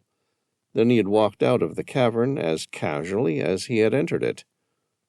The warrior grinned, as if he still didn't have a care in the world. Chapter 23. Elise kept her eyes locked on the drone footage of the cavern. She watched as the big guy stepped outside the cave, back into the Wadi room, and into her view. He was carrying something he didn't have when he went inside. It was a type of scroll, not an old-fashioned or ancient type, more like a modern poster or something all rolled up. He began walking deeper into the valley. After about 30 seconds, he spun around and stared into the sky, his eyes locking onto the drone. With a tilt of his head, a wry smile flashed across his face. The drone was small and hovering at an altitude of roughly 2,000 feet, with a high-tech, powerful zoom lens that allowed a close-up of the ground from that elevation. Hu glanced over her shoulder. "What's he looking at?" Elise shook her head. I don't know. If I had to guess, I'd say he's looking at us. Is it even possible for him to see the drone with his naked eyes?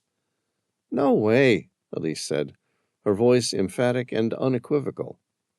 Then what's he looking at?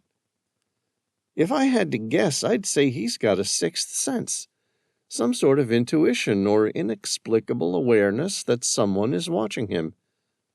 I don't buy it. No, neither do I, but he's picking up something. Like most gut instincts, this one is based on little nuances his senses are spotting. So small his brain probably isn't yet entirely aware. Consequently, he's probably guessing where the drone is, and then staring at it. With that, the giant gave the impression he had forgotten about the drone and kept walking. Elise tracked him for another 20 minutes. Her target dropped down onto a stone seat in the shade of nearby rocky outcrops. He took out the rolled scroll and opened it. Elise zoomed in, adjusting the lens on the drone until the image came into focus. She recognized the face instantly. It was a picture of Sam. The poster reminded her of one of those old-fashioned wanted advertisements from an old Western film. Underneath the picture was the name, Sam Reilly, and below were the words, Wanted, Dead, or Alive, followed by a $20,000 reward. Chapter 24. Elise picked up her satellite phone. She hit Sam's number. He didn't answer it. She tried again. Come on, Sam, for once in your life, answer your damn cell phone. She then tried the Tehillah. Matthew answered the ship's dedicated satellite phone. Hey, Elise, how are you enjoying the desert? Put Sam on, she replied without preamble. It's nice to hear your voice, too. Oh, I'm doing fine, thanks for asking. Elise said, It's important, Matthew. Sorry, Elise, Sam and Tom aren't here. Where are they? She asked quickly. They've decided to take a couple rooms at the Kempinski Hotel in Akaba. Said something about enjoying the forced break and making the time to have an overdue vacation of sorts. You want the number? Elise hung up without replying. She'd already Googled the hotel and clicked on the Call Now button. Kempinski Hotel, this is Tayem speaking from the concierge team. How may I help you? Tayem, Elise said briskly. My name is Elise. I work for Sam Reilly. If you bring up his reservation, you will see that he has me listed as his in-case-of-emergency contact. She could hear him typing in the background, probably corroborating her story. After a few seconds, he said, What can I do for you, miss? I need you to listen. This is very important. Sam Reilly's life is in danger. I want you to find him and put him on the phone. It's a matter of life and death. I understand, he replied in his most official concierge voice. There was also a hint of suppressed resignation, as though he'd heard all sorts of stories of emergencies over the years by people wanting him to go out of his way to help them. Please wait. I will send a porter up to his room. Elise drew a breath. Relieved, she said, Thank you. Tayem came back on the line several minutes later. Are you there, miss? Yes. I regret to inform you Mr. Reilly and his associate are not reachable right now. Elise felt her heart thump against her ribcage. Please, it's vitally important that I get a message through. I'm very sorry. That's just not possible. Elise said, Find him. Put a phone in his hand and tell him to call Elise. Like I said, miss, that's just not possible. Why not? Because Mr. Reilly and his associate are currently underwater, diving the Akaba Underwater Military Museum. Elise shook her head. Of course he is. It is a very good dive site, miss, Tayem said proudly. I'm sure it is, Elise said, realizing acknowledging him was the fastest way to get real help. Listen, I need you to send someone to the dive site. As soon as he's out of the water, I need you to put a cell phone in his hand and tell him to call Elise. Bill us whatever you want, but I need that to happen. Can you do that, please?" "Yes," Tayem replied, his voice taking a serious tone. "I shall go myself." "Thank you, Tayem," Elise said. "I just hope you can reach Sam Reilly in time." Chapter 25. Akaba Underwater Military Museum. Sam stood at the edge of the sunlit Akaba beach. Next to him, Tom pulled his dive gear over his shoulders and tightened the straps on his buoyancy control device as he gazed out at the azure waters that held the Akaba Underwater Military Museum. The horizon seemed to melt into the sea, and Sam felt like he was on a genuine vacation for once. It was wreck diving, but hardly technical. In all honesty, they had, with informed consent and knowledge, willingly paid to visit a mindless tourist trap. But it was a good one. The underwater museum included 21 separate military machines, which had been stripped clean and sunk into the shallow waters, including armored vehicles, battle tanks, and a pair of helicopters. Sam and Tom quickly checked over each other's dive gear before wading into the water. They were diving in single tanks with normal face masks. It was nice to be doing what he considered recreational diving again. Sunny weather, albeit a little cool, it being toward the end of Jordan's autumn. Clear white beaches, visibility in excess of 100 feet, and shallow, easy dives. They stopped when they were roughly waist-deep in the water. Sam looked at Tom. "You ready to dive?" "Sure am," Tom replied. "Can't wait." "All right, let's do this." Sam placed the regulator into his mouth, stepped into the water, and slowly dipped his head under the waves. He took his compass bearing, setting a course due west. Together they swam out, following the natural contour of the bay. The sand turned to seagrass, and they began their descent in earnest. The remains of 2 anti-aircraft guns marked the start of the underwater trail. Sam instinctively swallowed, equalizing the pressure in his ears as he descended. He heard the unmistakable sound of an approaching speedboat. Faint at first, and then rapidly growing louder like the stand-up applause given after an impressive performance. He glanced up at the dark shadow skimming quickly above. The vessel's engine made a piercing whine as its twin propellers churned the water. It resonated through Sam's body as it raced overhead, the pitch rising and then falling in a swift Doppler effect. At the 21-feet mark, they were greeted by the first sunken vehicles. A set of Willis MB Jeeps, also called U.S. Army trucks. First placed into service in 1941, they were a highly successful off-road capable light military utility vehicle. Sam studied the submerged vehicles. It seemed a fitting tribute to one of the first off-road cars ever made. After World War II, it became a trademark for four-wheel drives and copied many times for military and civilian purposes. A couple of snorkelers were playing above and occasionally attempting to free dive down to the sunken vehicles from the shallow waters. Knowing that it took close to an hour to navigate the full circuit, Sam and Tom kept moving.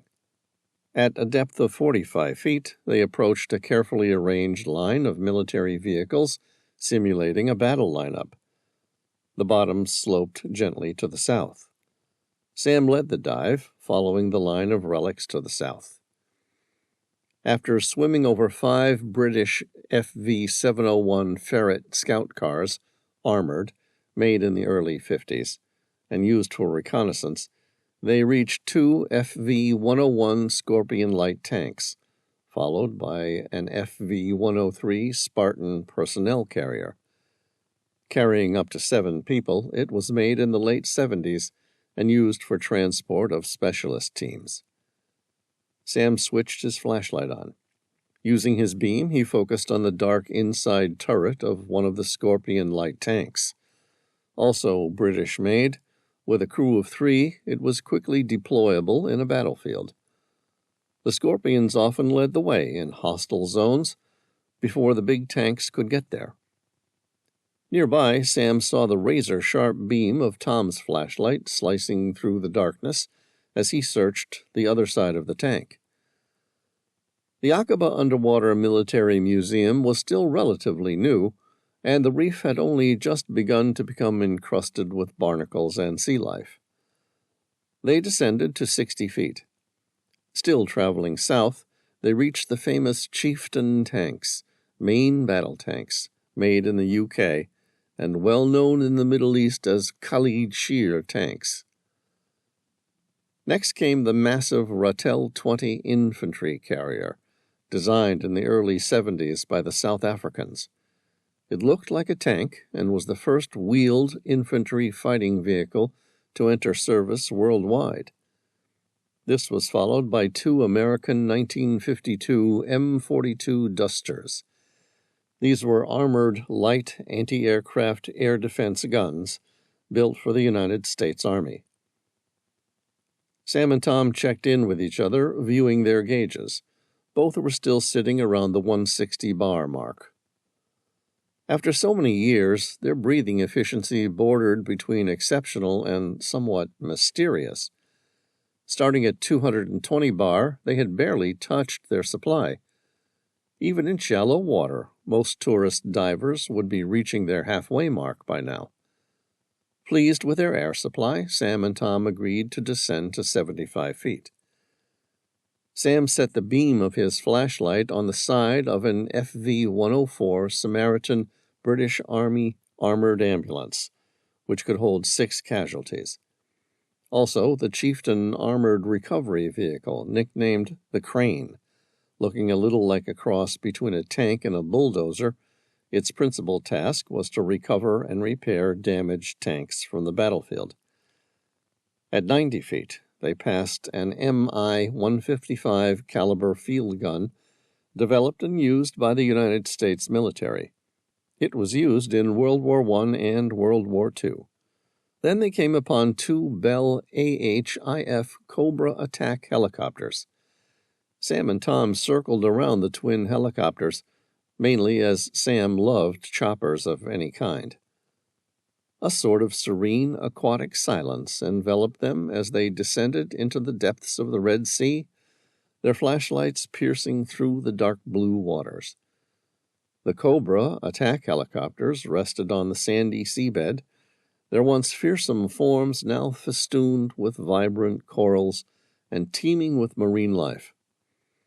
Cobras were the mainstay of the U.S. Army, with their combat debut in South Vietnam during 1967, until replaced by the AH-64 Apache in the 1980s. Sam motioned to Tom, and they swam closer to the nearest Cobra, their movements smooth and controlled. As they approached, Sam's flashlight beam illuminated the cockpit, revealing a kaleidoscope of colors as small fish darted through the open windows. He hovered for a moment, marveling at how nature had reclaimed this symbol of human conflict. Tom entered the fuselage, his light sweeping across the interior. The beams revealed schools of fish seeking refuge in the metal confines, their scales reflecting the light in shimmering bursts. Sam's light caught a flash of silver, a large barracuda, languidly swimming past, its sleek body reflecting the artificial glow. He signaled to Tom and pointed toward the tail section, where clusters of sea anemones swayed gently in the current. Signing back, Tom swam over, carefully navigating through the narrow space. They worked in tandem, their flashlights crisscrossing, revealing the secrets hidden within the wreckage. Sam made a small circle with his index finger pointing upward. Tom gave him a thumbs up. It was time to turn around and make the return journey. Sam pointed to himself and then to Tom, positioning his index fingers one in front of the other, indicating that he wanted Tom to take the lead. Tom signaled OK and started off. Turning their compass bearing 180 degrees, they headed in a northerly direction. Sam glanced at his gauge, 120 bar. They had chewed up some of that air quickly at a deeper depth. It couldn't be helped. Not a problem, as they would be in shallower water soon. Their air supply would be more than enough to meet their needs. Tom began following the lineup of military vehicles, moving along the gently sloping incline toward the north. Sam and Tom drifted silently through the underwater museum, their flashlights carving paths of light through the blue haze. Ahead, the sunken silhouette of a Ratel 20 infantry carrier re-emerged, resting on the seabed like a sleeping giant.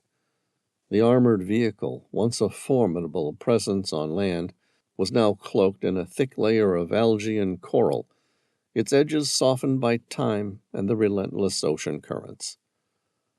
The Ratel 20's robust angular body bore the scars of its past, yet after 50 years of use, it stood strong and resilient, evidence of its formidable South African engineering. Its 6 large wheels were partially buried in the sand, encrusted with barnacles and teeming with small fish that darted in and out of the crevices. The vehicle's turret, with its 20-millimeter cannon, jutted skyward, now serving as a perch for various marine creatures. As they swam closer, Sam's flashlight beam focused on a small hatch on the side of the carrier, its heavy metal door ajar. He gestured to Tom, who nodded and swam towards it, the light from their flashlights illuminating the dark interior. The open hatch seemed to invite them in, revealing a shadowy glimpse of the vehicle's contents. Schools of tiny fish swirled around the entrance, shimmering in the beams of light like living jewels. Tom entered the wreck first, his light revealing the skeletal remains of the seating and control panels, now draped in seaweed and adorned with colorful corals. Sam followed, scanning the inside with his light, marveling at how the ocean had transformed this once intimidating war machine into a peaceful underwater habitat. The interior was a vivid demonstration of rust and decay intertwined with vibrant signs of marine life. Sam watched as Tom passed through the door to swim outside. Feeling philosophical, he stayed a few minutes longer, marveling at how all things change with the passage of time. With a sigh, he swam toward the open hatch. Sam's flashlight beam swept across the interior of the Ratel 20, and a sudden movement caught his eye. He focused the light, revealing a Red Sea octopus locked in a fierce struggle with a moray eel. The octopus's body, a brilliant blend of reds and browns, pulsed with color as it fought to escape the eel's grasp. Its 8 arms writhed and twisted, trying to evade the eel's sharp teeth.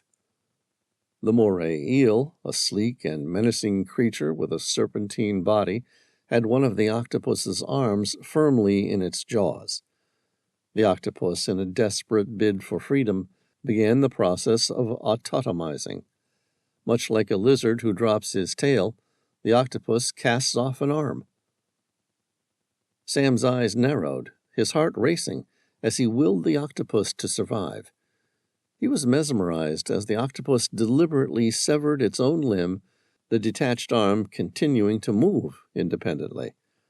The moray eel, distracted by the wriggling limb, released its grip on the octopus and dived toward the dropped arm, eager to gorge on its unexpected meal. The octopus, now freed, scurried away into a dark corner of the cabin, its movements rapid and fluid. Sam marveled at the creature's escape strategy, recalling how an octopus's arm could regenerate within 2 to 3 months. The severed limb, still twitching and writhing, kept the eel occupied, allowing the octopus to find a new hiding spot. Sam left the armored personnel carrier. Outside, he glanced around, seeing the faint flicker of Tom's light in the distance, somewhere down near the Scorpion Light tanks. He kicked his legs, finning toward them. A moment later, his breathing became somewhat labored. His rib cage felt like it was becoming wrapped in steel, with each breath of air more difficult to suck out through the regulator. He took another couple of hard breaths, and then his regulator stopped completely. He reached for his dive gauge. It revealed 0 bar. There was no way he'd run out of air. Last time he checked his gauge, a few minutes ago, he still had more than 100 bar remaining. It was as though someone had switched off his tank. His heart started making a deep, slow thud. Out of air, he had multiple options. In the fraction of a second, his mind revved up for survival, computing the possibilities. First, he could ascend to the surface. He was only in 50 feet of water. Not impossible to make rapid, no-deco-stop surface. Second, he could remove his dive tank and try and open the air valve on the tank, but there was no obvious explanation why it had developed problems to begin with. Ergo, no certainty that he would resolve the problem in time to take a breath. The third option, and most sensible, would be to borrow some air from Tom. His eyes scanned the area. There was a light coming from inside the turret of the Scorpion light tank. It reflected off a series of slowly rising bubbles that drifted toward the surface. Sam kicked his fins hard. He had time to reach Tom. Not a lot, but enough. Sam could hear the sound of his heart hammering in the back of his ears. He kept his mind on Tom's diving light, focusing on what mattered and, dare he say, drowning out the urge to breathe. It was another 30 feet away. 20, 10, 5. Sam entered through the open hatch on the Scorpion light tank's turret. Inside, he was greeted by a single dive flashlight. It was lying on the side of the interior tank hull, its beam still fixed against the empty driver's seat. Sam scanned the rest of the interior in a second. It was otherwise empty. He spun around, turning like an Olympic swimmer, pushing his fins against the steel base of the tank's hull. Sam raced for the hatchway. It shut a split second before he reached it. Sam grabbed the hatch. Then, in a moment of sheer terror, he fought to open it. The hatch pushed against something solid, and in an instant, Sam realized he was now trapped. Chapter 26. Tom's eyes apprehensively raked the line of submerged military hardware. He frowned. There was no sign of Sam. He looked up, hoping to see his silhouette against the surface. Nothing. Not even the flicker of Sam's flashlight or any bubbles rising toward the surface. Sam had disappeared. Tom wasn't particularly worried, but it was bad form on Sam's part to lose him. Together they were used to diving alone in caves. There they had ample redundancies built into their dive gear to make up for the fact they weren't working in pairs. He wasn't using his own dive gear, and neither was Sam. Out here in these warm, shallow waters, it was easy to overlook the value and importance of a buddy system, especially compared to the level of technical diving Sam and he normally performed. Even so, it was bad practice. Considered lazy on a tourist dive, more than that, it added danger to something that should have been close to free from risk of any kind. Tom switched his flashlight off, allowing him to search for Sam's flashlight in among the wrecks of military hardware. He waited a full minute, turning around slowly. Then he spotted a pair of fins. Tom swim-sprinted in that direction. The fins were moving quickly, as though Sam were trying to race somewhere, although even that didn't make much sense. He was swimming due west, into deeper water. Tom picked up his pace and grabbed him by the ankle. The diver jolted, turned to glare at him. It wasn't Sam, just another tourist diving in Akaba. The diver was attached to a small electric diver propulsion vehicle. Tom lifted a hand in a placating gesture. The diver looked at him, nodded, and then opened the throttle of his diver propulsion vehicle, which whisked him away. Chapter 27. Sam's lungs burned. He was trapped inside the Scorpion light tank, without air, and not many seconds left to live. He pulled free the Velcro of his buoyancy control device. The small jacket opened, and he removed his arms from it, placing the BCD and dive tank attached to its cradle at the back on the base of the Scorpion light tank's interior. His eyes landed on the tank's knob. It was locked completely shut. Sam turned it open. Air hissed into the regulator. Sam depressed the release valve, expelling excess seawater from the inside, before taking a long, slow, deep breath. He picked up the dive gauge. 70 bar. It wasn't a lot.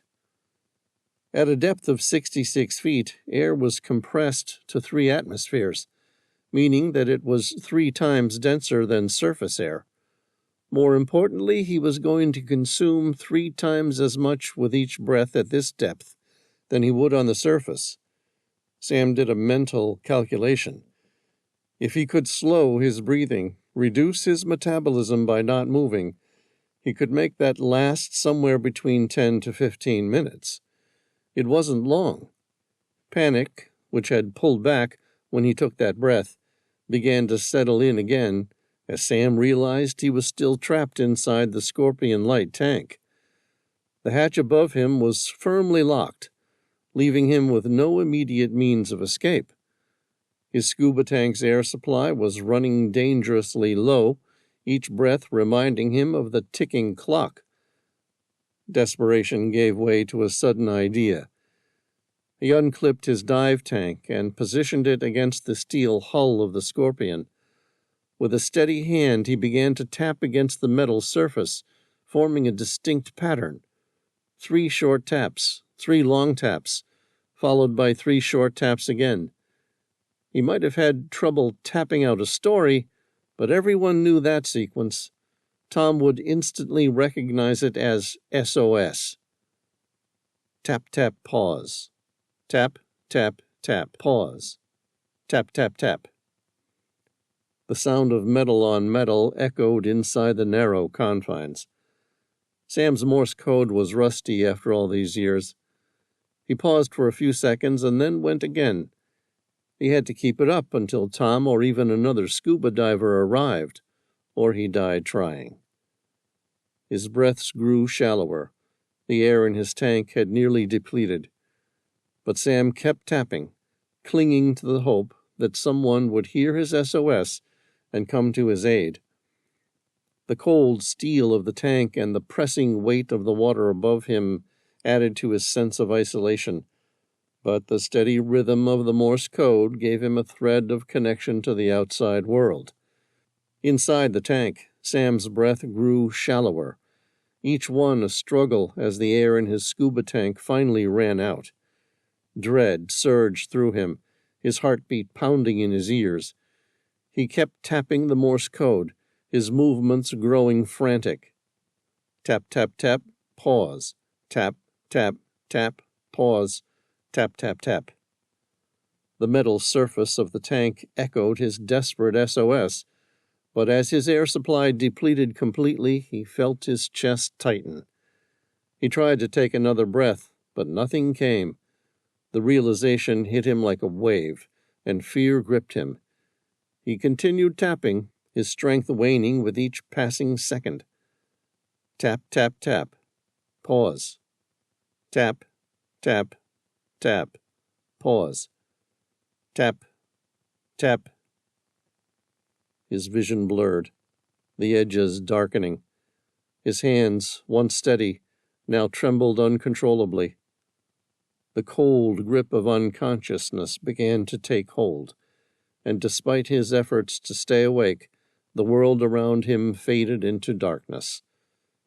The last sound he heard was the faint, haunting echo of his final taps against the steel hull. Then, absolute silence. Chapter 28. Tap, tap, tap, pause. Tap, tap, tap, pause. Tap, tap, tap. Tom's heart hammered in his chest.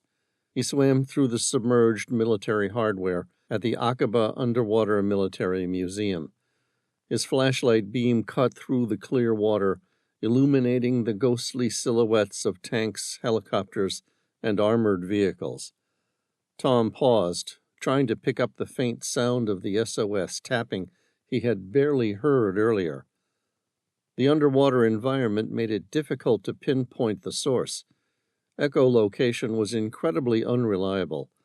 Sound traveled differently underwater, bouncing off metal surfaces and distorting in the dense medium. The ocean played tricks on his ears. Tap, tap, tap, pause. Tap, tap, tap, pause. Tap, tap, tap. Each echo seemed to come from multiple directions at once, and the overlapping reflections from the various sunken relics created a confusing cacophony.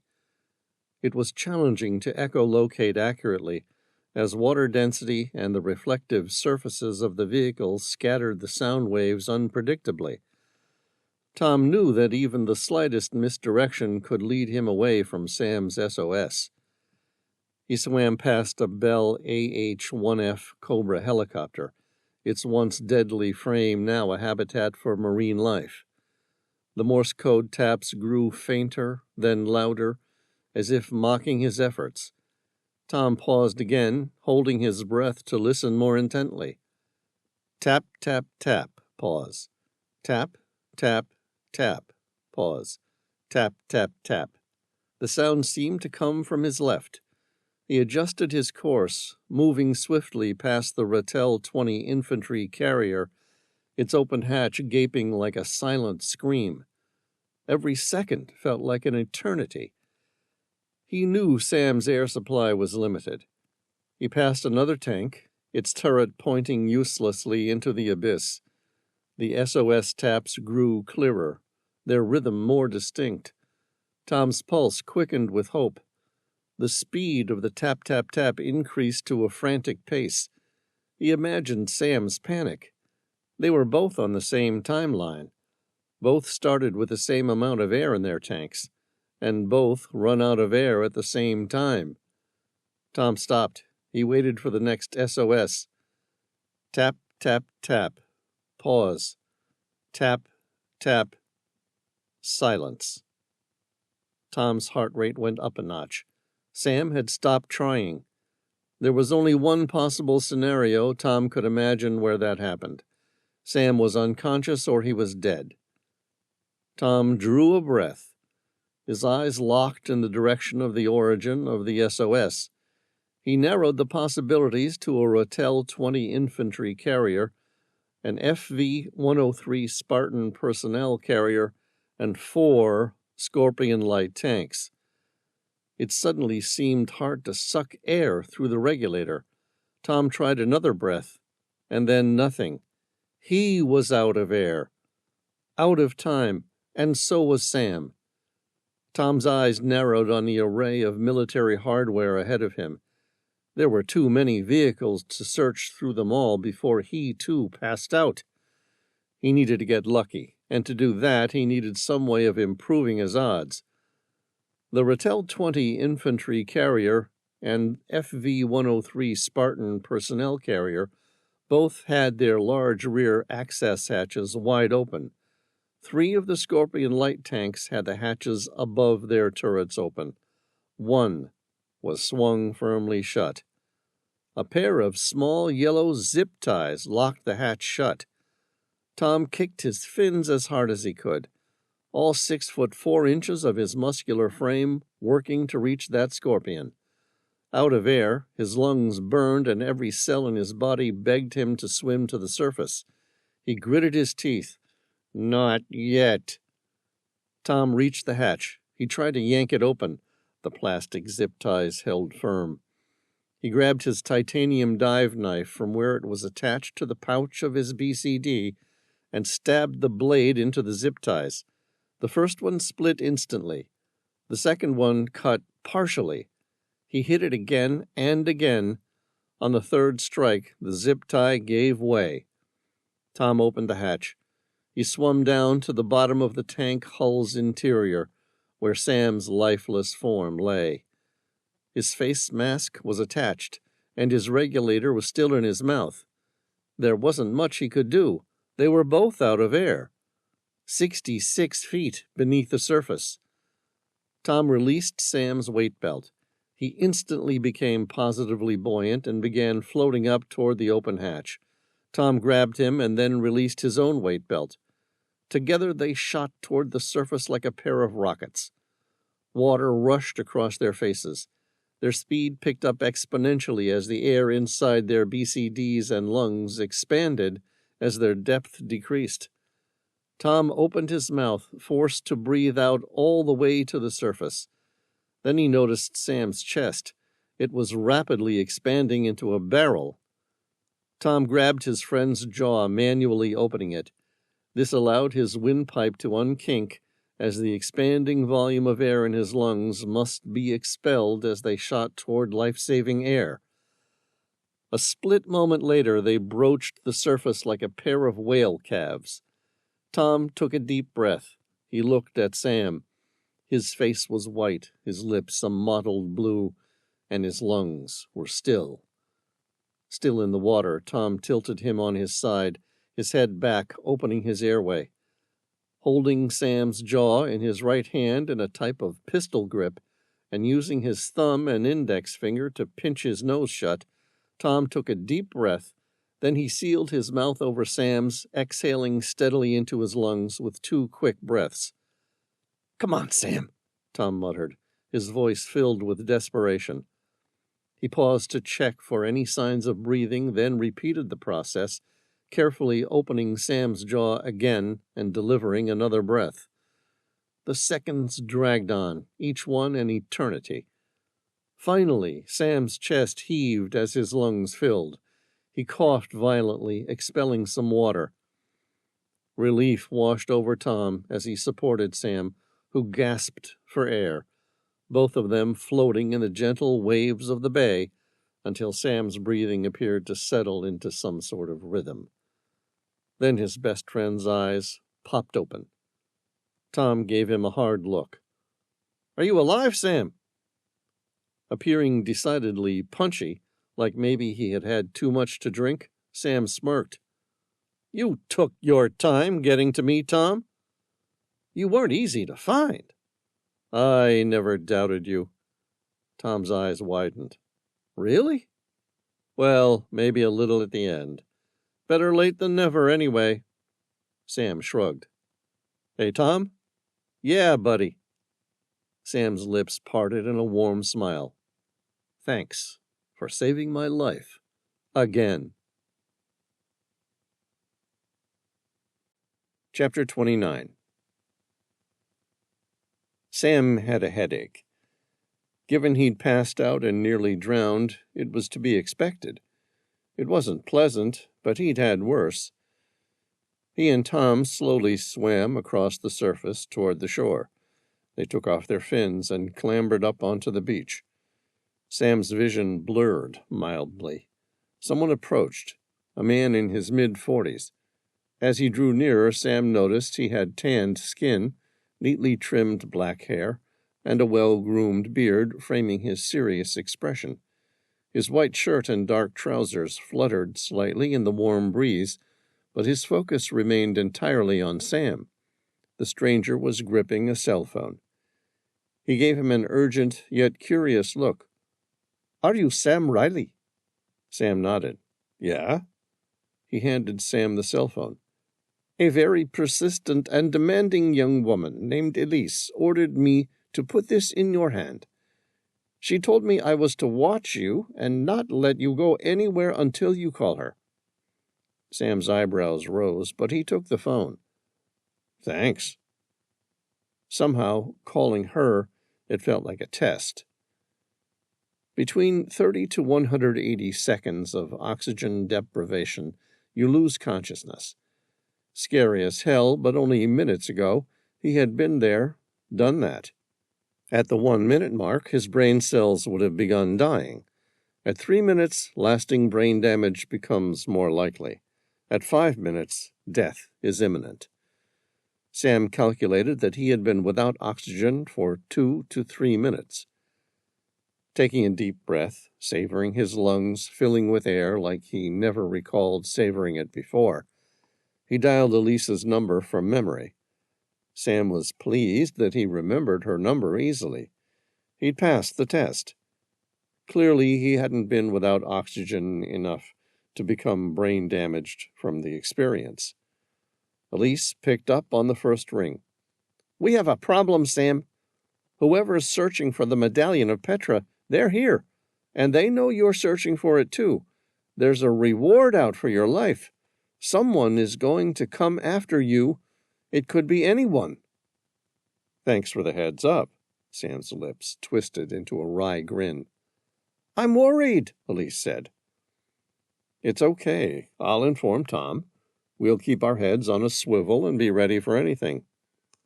"Sam, you need to get back here. Any second you could be attacked. People are trying to kill you." "Too late." He caught his breath on a sudden and unexpected choke of laughter.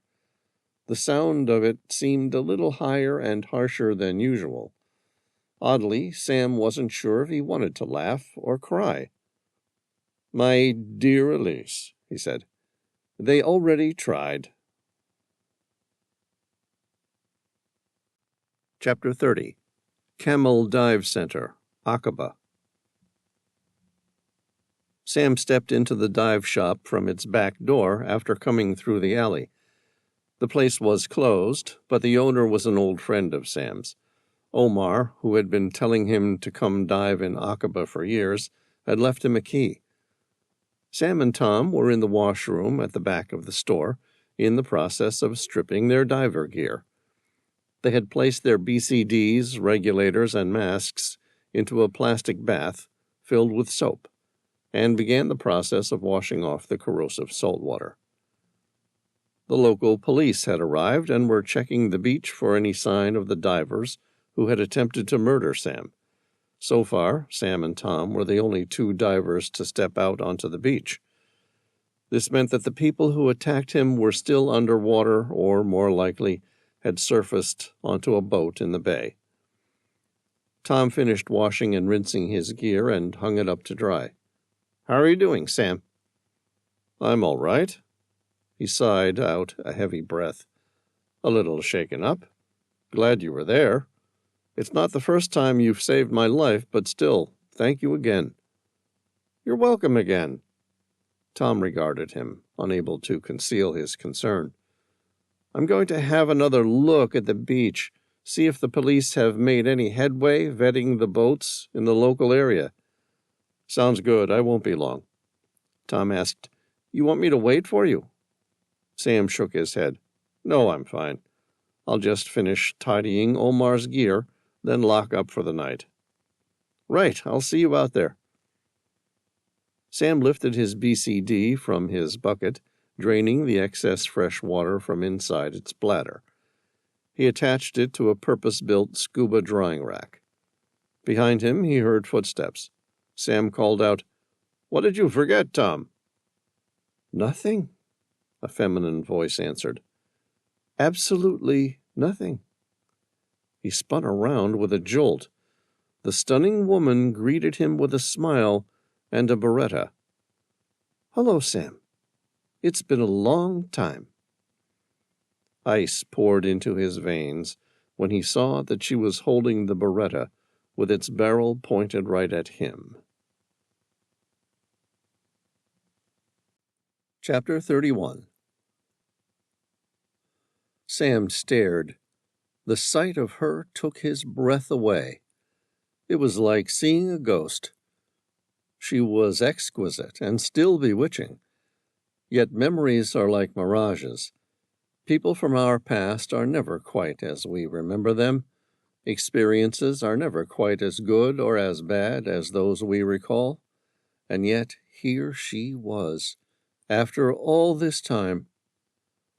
Sam's heart did a double step, and despite the weapon being aimed at him, He couldn't help thinking she was every bit as attractive as he remembered her all those years ago. "It's you?" A grimly sardonic smile curled his lips. "You're the relic hunter?" She tilted her head and gave a slight bow, like the star performer at a circus. It was a gesture as if to say, "You got me." It would have been cute if she had not been holding a loaded weapon on him. "Why?" Sam asked, reeling with shock. "Why what?" "You could have done anything with your life. Why did you choose this?" "You mean relic running?" the woman asked, giving him a hard, defiant stare. "The same reason anyone does anything." "I don't understand," Sam muttered, more to himself than to her. He was remembering the loving girl he'd fallen for all those years ago. "It's the money, Sam. It was so easy. More importantly, I am good at it." "I see," Sam said, even though he didn't. He was still in shock. "Now what?" he asked. "Now nothing. Forget about the Medallion of Petra. Forget about me, and go pick another archaic battle or artifact to fight over." "What the hell do you want with the medallion anyway?" She arched a dark eyebrow. "Really, Sam?" He nodded. "You want the treasures of Ubar." "I don't care about treasure. I wouldn't even bother to be here if this was just about a hoard of Nabatean gold." "Then what?" "There's a weapon. A powerful weapon the king of Ubar once used to rule the Arabian Peninsula." "What the hell are you going to do with a chemical, biological, or radiological weapon?" "Oh, Sam." The woman shook her head. "How naive you've become. I remember you being so much faster on the uptake. What do I do with everything? I don't collect ancient relics. I trade them, selling them to the highest bidder." "You're going to sell a CBR weapon to a bunch of terrorists?" "Right again," she said, grinning broadly, as though she were toying with him. "And before you ask me why, let me remind you that terrorists are some of the highest bidders out there, although I think they would see themselves as bereaved victims or freedom fighters. Honestly, I can't say I really looked into it that much. The fact is, they're willing to pay." "I can't believe you'd go through with this." "So naive. I figured you'd say something like that." She shook her head. "You just can't let it go, can you?" Sam heard footsteps behind him. Praying it was Tom, he turned. But it was a stranger with sun-worn skin, wearing a long white tunic, sleeveless cloak, and a distinctive headcloth. He was a Bedouin, and he was holding a traditional knife. A split second later, something to the right side of him moved. Sam saw it from his peripheral vision. It was big and fast, and it rushed toward him. He spun away, trying to protect his head, but it was too late. The big guy was on him. Sam turned again, trying to maneuver his way out from under this new opponent. A moment later, an aluminum dive tank slammed into the back of his skull. For a split second, Sam heard what sounded like crepitus. The noise fractured bits of bone make when they rubbed together. He found himself thinking in the millisecond of consciousness he had left, that wasn't too bad. It doesn't even hurt." Everything went black, and then it was lights out completely.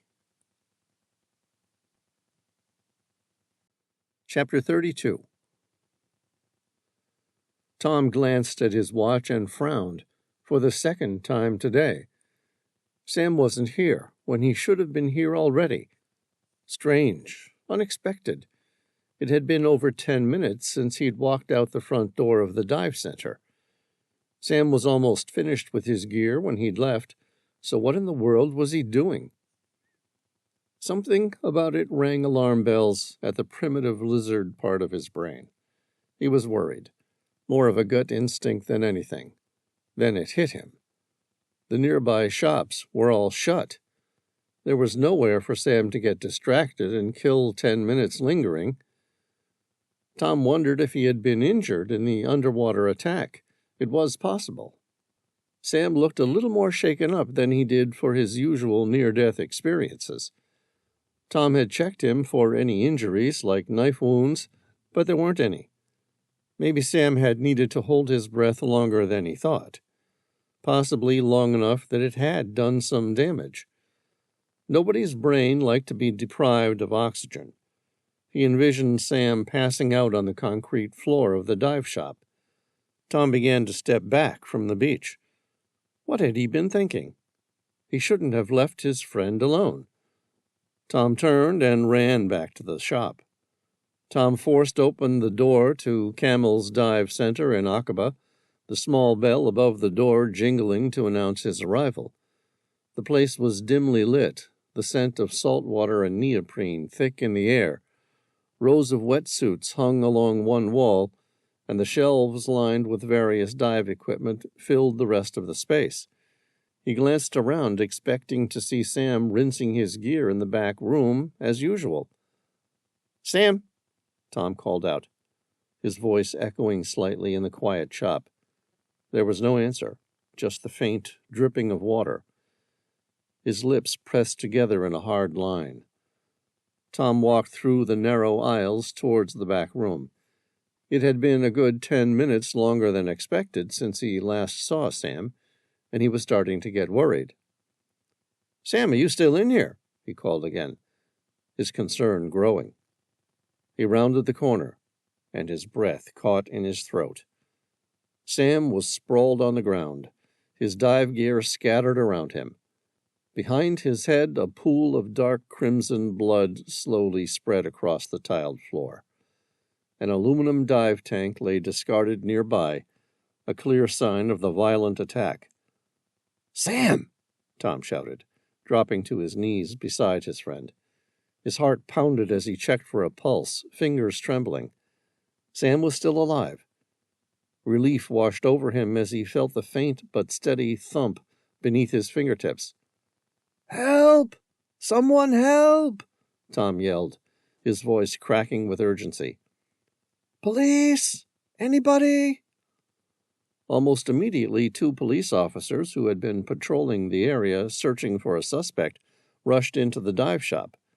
They had heard Tom's desperate cries and quickly made their way to the back room. One of the officers, a tall man with a stern face, immediately assessed the situation. "What happened here?" he demanded, but his tone softened as he saw Sam's condition. "He's been hit," Tom said, his voice shaking. I think it was that dive tank. Please, you need to call an ambulance." The officer didn't hesitate.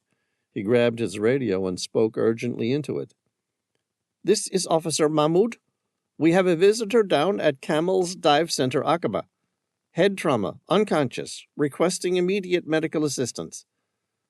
His partner, a younger officer with a concerned expression, knelt next to Sam, checking for further injuries. "He's still breathing. We need to stop the bleeding to keep him alive until the ambulance arrives." Tom nodded, his hand still pressed gently against the towel he had used to try to stem the bleeding. "Hang in there, Sam. Help is coming." Minutes felt like hours, but finally the sound of sirens pierced the silence. Paramedics burst through the door, quickly assessing Sam's condition and lifting him onto a stretcher. "You did good," one of them said to Tom as they prepared to transport Sam to the hospital. "He's in good hands now." Tom nodded, watching helplessly as they wheeled Sam out and into the waiting ambulance. One of the paramedics climbed into the driver's seat, the other into the back beside Sam. Tom followed without asking, stepping up into the back of the ambulance. He closed the back doors and crammed into the small chair directly behind Sam's stretcher. Determination and anger burned in his eyes. He was going to find out who did this and make sure they paid for what they'd done to his friend. The treating paramedic opened her mouth. It was as though she were about to explain to Tom that he couldn't come with his friend to the hospital in her ambulance. But she took one look at Tom's hardened expression and his size and simply nodded. Her dark eyes said, "Okay, you can come too." Chapter 33. Tom's heart pounded with a mix of fear, remorse, resolve, and rage. The ambulance roared to life. Its siren blared into the twilight, its blue and red flashing lights casting eerie shadows on the road and whitewashed walls of nearby buildings. Tom kept his eyes fixed on Sam, who lay motionless on the stretcher, his face pale and blood still seeping from the wound on his head. The rhythmic beeping of the heart monitor provided a small comfort, a sign that his friend was still fighting. Tom watched helplessly as the treating paramedic, a young woman with a determined expression, continued to perform a series of tasks while the ambulance rocked and turned. A long time ago, he'd flown a medevac helicopter in Afghanistan. It had never ceased to amaze him how the paramedics and field doctors could work in such an uncontrolled environment. As he watched her now, it was hard not to be impressed by her skill and expertise. She gave him oxygen and inserted a large intravenous cannula into Sam's right arm, set up a drip. All the while, the ambulance kept rocketing along at speed along the bumpy roadway. She checked Sam's vitals again, her brow furrowing in concern. "We have signs of Cushing's triad," she said, glancing at her colleague driving the ambulance. "His intracranial pressure is rising." She clambered up to the front and handed the driving paramedic a small piece of paper with Sam's injuries and vital signs. "Can you give the hospital the heads up? We've got an enclosed head injury with signs of raised ICP. Tom's heart sank further. He had never heard of Cushing's triad. It didn't sound good. The paramedic looked worried. The driving paramedic passed along a rapid-fire list of Sam's injuries and vital signs, and the receiving hospital advised to redirect to Prince Hashem bin Abdullah Military Hospital, where a neurosurgical team would be waiting for them. After a few tense minutes, Tom asked, "What's Cushing's triad?" "It's a bad sign," the paramedic said without preamble. Tom's heart skipped a beat. "How bad?" "It's a trio of symptoms: high blood pressure, irregular breathing, and a slow heart rate that indicate a dangerous pressure inside the skull called raised intracranial pressure." Tom saw the line of apprehension in the set of her mouth. "Go on." "There's nothing we can do for it in the pre-hospital care setting." She drew in a breath, her eyes meeting his for the first time. "Without urgent surgery, it could literally cause Sam's brain to be squished within his skull, and he will die." "Okay," Tom said, his eyes watching the city's lights whiz by with a blur. The ambulance was going as fast as it could. They would arrive at the hospital soon. There was a neurosurgical team waiting for them. Ergo, nothing more could be done right now. Tom had learned long ago to not stress the things he had no ability to change, and to change the things he did. "Thank you," he said to the woman. "My friend will be all right. He's the luckiest man I know." She gave a crisp, reassuring smile. "That's good, because right now he's going to need all the luck he can get." Tom glanced out the window, watching the twilight deepen into night. The familiar sights of the city blurred past, the mosque's minaret silhouetted against the darkening sky, the bustling souks closing for the evening, and the distant glimmer of the Red Sea reflecting the last rays of the setting sun. The flashing lights of the ambulance cast fleeting shadows that danced and twisted with every turn. It created a surreal, almost dreamlike atmosphere. 6 minutes later, the ambulance pulled up at Prince Hashem bin Abdullah Military Hospital. Someone opened the back door of the ambulance. The driving paramedic came around, exchanged a quick glance with the treating paramedic, silently indicating Sam was ready to be taken out of the ambulance, and he slowly pulled the stretcher out. They wheeled Sam in through the emergency room, where a doctor gestured for them to skip the ER and head straight into a theater. Tom was stopped at the entrance to the surgical room by an older man in a surgical mask, presumably one of the surgeons. The surgeon's pale blue eyes steeled and took in Tom's concerned look and said, "We'll do the best we can for him." Tom nodded. "Thank you," and watched as Sam disappeared behind closed doors. Chapter 34. Prince Hashem bin Abdullah Military Hospital. Amira Idris leaped out of the taxi. Her heart hammered as she took in the imposing facade of Prince Hashem bin Abdullah Military Hospital. A helicopter landed on the roof, bringing with it more injured soldiers, but she barely heard it. She stepped inside. The air was thick with the scent of antiseptic and the hum of activity. It only added to the agonizing dread gnawing at her insides. She knew Sam had been badly injured, and every step she took inside the hospital felt like walking deeper and deeper into quicksand. Inside, the sterile corridors stretched endlessly, lined with the somber faces of those waiting for news about their loved ones. Amira's footsteps echoed as she hurried past them, her mind racing with 1,000 what-ifs. As she turned a corner, her eyes met Tom's. He stood near a set of double doors, his tall frame almost blocking the view behind him. Relief washed over her, but it was short-lived. The worry etched into Tom's features was unmistakable. She quickened her pace, her boots clicking against the polished floor. "Tom," she called out, her voice trembling despite her attempt to gain control. "Have you heard anything yet?" Tom wrapped her in his big arms, hugging her. "Not much. He's out of surgery and in the intensive care unit. The surgeon said he'd come out and talk to us with an update about the operation shortly." "Okay, so we just wait." "Afraid so." She looked at Tom. "You want to tell me what happened?" His jaw clenched, then he began.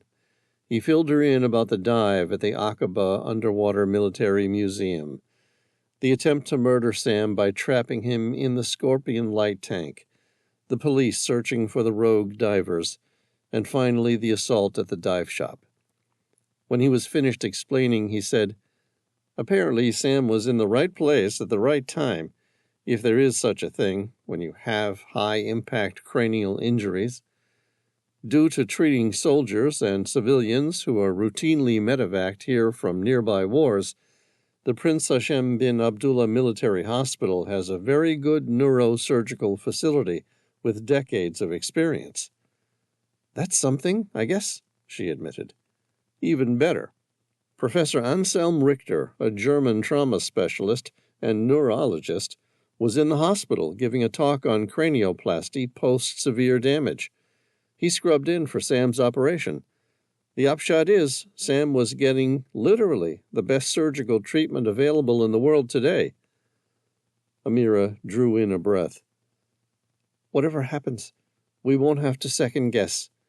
If this had happened somewhere else, perhaps he would have gotten lesser treatment and had a different outcome." "Agreed." Tom's brows remained knitted in a worried frown as he turned to face her. "Is there anything I can do for you, Amira?" She shook her head. "No, I don't need anything. I just want to see Sam." "I understand," he replied. Together they waited in silence. An hour, maybe 2, passed. The double doors opened. She looked up and saw an older man with silver hair neatly combed back, with intelligent blue eyes magnified slightly by his wire-rimmed glasses.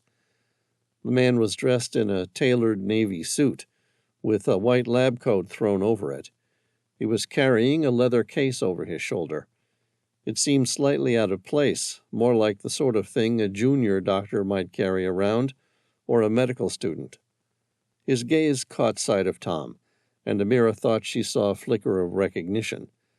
His eyes then turned to her. He met her with a kind smile, full of warmth, and she wondered how many times he had had this very conversation with other relatives before. He said, "Are you Amira Idris?" "Yes," she said, standing up to meet him. He drew a breath. "I'm Professor Anselm Richter. I operated on Sam Reilly." Amira watched him, but he said nothing more, like he was waiting for her to speak first. She took the hint and simply said, "Thank you, Professor." "You're welcome." Richter spread his arm, gesturing toward the double doors to the ICU. "If you would both like to come with me, you can see your friend. I'll talk you through the operation and likely outcomes there." "You're welcome." Richter spread his arm, gesturing toward the double doors to the ICU.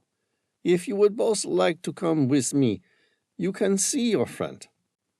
I'll talk you through the operation and likely outcomes there."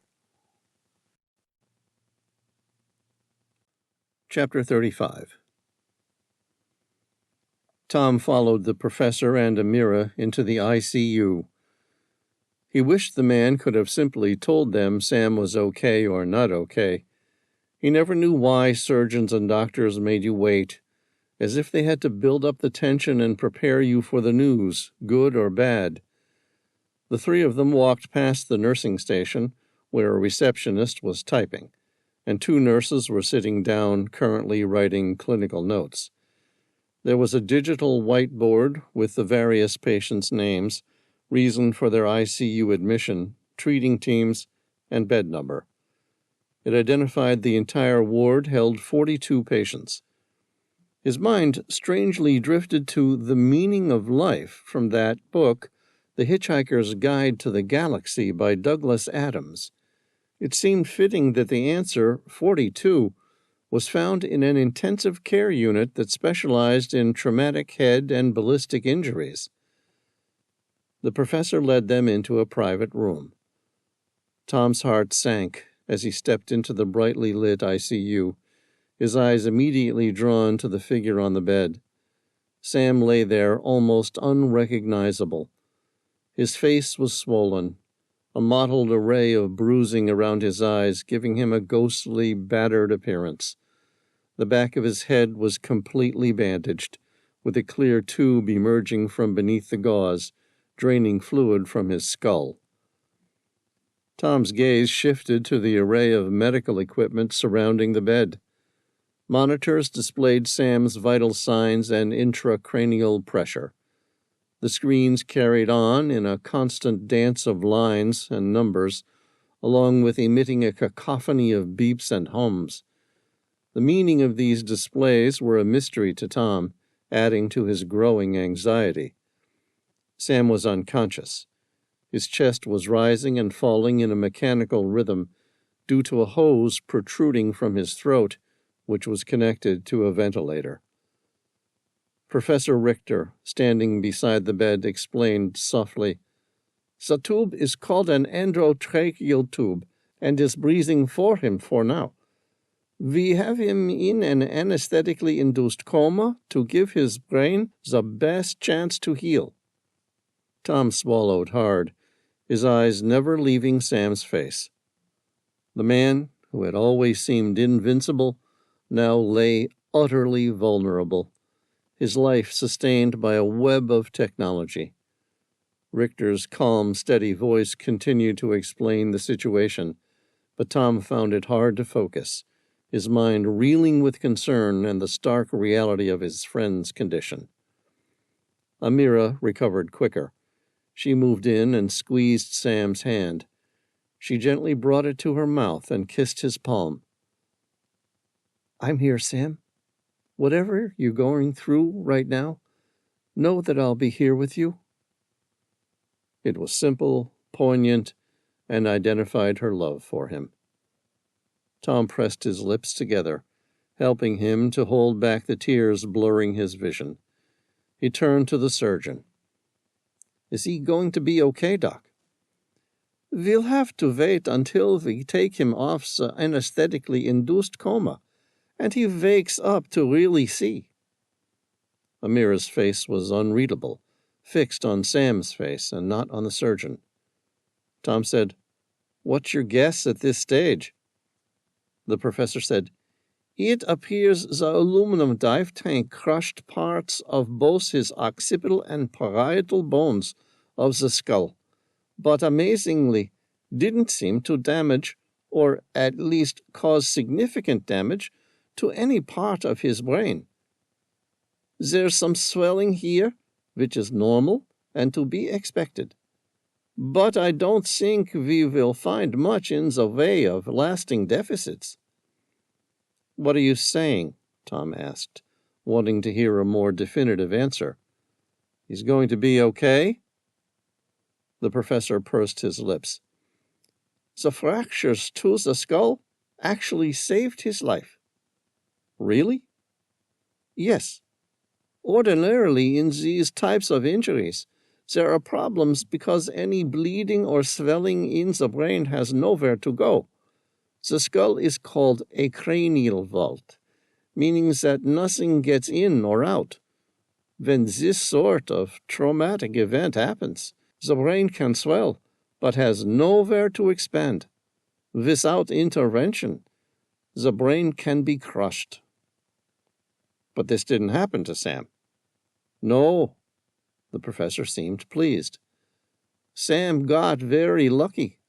In Sam's case, his fractured cranial bones saved his life. Tom looked at the professor, begging for some sort of confirmation to hold on to. So he's going to be okay. The professor frowned. We'll have to wait and see, but I think so. The emotional dam burst and tears cascaded down Tom's face. Thank you. The professor went on to explain what he'd found during surgery. Tom tried to listen to the drone of medical jargon, but it was as though he was hearing from a distance, his focus drifting in and out. The surgeon had clamped a small bleed on his brain, and somewhere Sam would need a form of cranioplasty in a week or so, after the swelling in his brain subsided. Amira picked up on that and asked, What sort of cranioplasty are we talking about here? The professor nodded. He opened up his leather satchel and retrieved a plastic skull from inside. He placed it on a table at the end of the bed, then pointed to the back where Sam's skull had been damaged. All of this bone was split into so many pieces it would be impossible for it to go back together. What happened to those pieces? They were removed entirely. Okay. Amira took a moment to accept that. Apologetically, she said, Go on, Professor. He retrieved a small piece of titanium. This is a cranioplasty mold. Historically, they have been made out of everything from gold to ceramics dating back to the Egyptian pharaohs. But this is what I use in all my patients. It's light and easy to work with, extremely strong, much stronger than bone. In fact, if he had this done previously, he probably wouldn't have needed to come to hospital after his clash with an aluminum dive tank. The professor said the last part with expert interest, as though he was going to make a real improvement on Sam's original skull. Then he continued, Titanium is good because it forms an impenetrable seal, protecting the cranial vault from bacteria or viruses, while providing excellent structural protection and low heat transference. Heat transference? Tom asked. It has to do with the thermal conductivity. Right, Tom said, still not following. The professor said, Pure titanium has the thermal conductivity of 17 watts per meter Kelvin, which is a quarter of that of iron and a 23rd of copper. Tom frowned. In English, Doc. In the older days, when people used iron for this sort of thing, patients would often complain about headaches as their cranioplasty got hot or cold, depending on the weather. In the case of titanium, this won't be a problem. Right, Tom said, wondering why the professor needed to go into lecturing to fellow doctor details, instead of simply telling him Sam would now have a titanium shield in his skull. The surgeon finished by explaining that in a few days' time they would wake Sam, check that his brain function was normal, and then operate on him to insert the titanium cranioplasty. When the professor was finished, and he and Amira had discussed a few more things about recovery times and whatnot, he went to leave. Amira and Tom were welcome to stay as long as they liked. Amira sat down, dutifully getting comfortable, as though she wasn't moving until Sam was awake. Tom followed the surgeon outside the room. He caught him and asked, Is there anything you saw from Sam's injuries that might help us find who did this? The professor gave him a puzzled look. That's really more for the police, I'm afraid. Tom pressed his lips together. Anything at all that might help? The professor paused, appearing to genuinely think about the question and not dismiss it out of hand. There's one thing I can say. Go on. Whoever did this, he frowned, hesitated. I mean, the person who was able to use that dive tank with such force to damage the cranial vault like that? The surgeon drew a breath, his eyes twitching as though the cognitive machine behind them was computing some sort of complex equation. He shrugged. What? Tom persisted. The professor said, Well, he'd have to be one hell of a big guy. Chapter 36. 1 week later. Sam's eyelids felt like they were lined with lead. He was in that surreal limbo between sleep and consciousness, where he could make out voices he could recognize, but wasn't quite awake enough to talk back to them. The sounds seemed to come and go. Sometimes he was more aware of them. At other times he simply heard voices with no meaning. Finally he opened his eyes. A dull, throbbing pain resonated through his skull. His surroundings were blurry at first, the sterile whiteness of the hospital room gradually sharpening into focus. The soft hum of medical equipment provided a constant mechanical soundtrack to his awakening. He tried to move, but found his body sluggish and uncooperative. The scent of antiseptic filled his nostrils, mingling with the faint aroma of fresh flowers from a nearby table. He managed to turn his head slightly, his gaze landing on the two familiar faces seated anxiously by his bedside.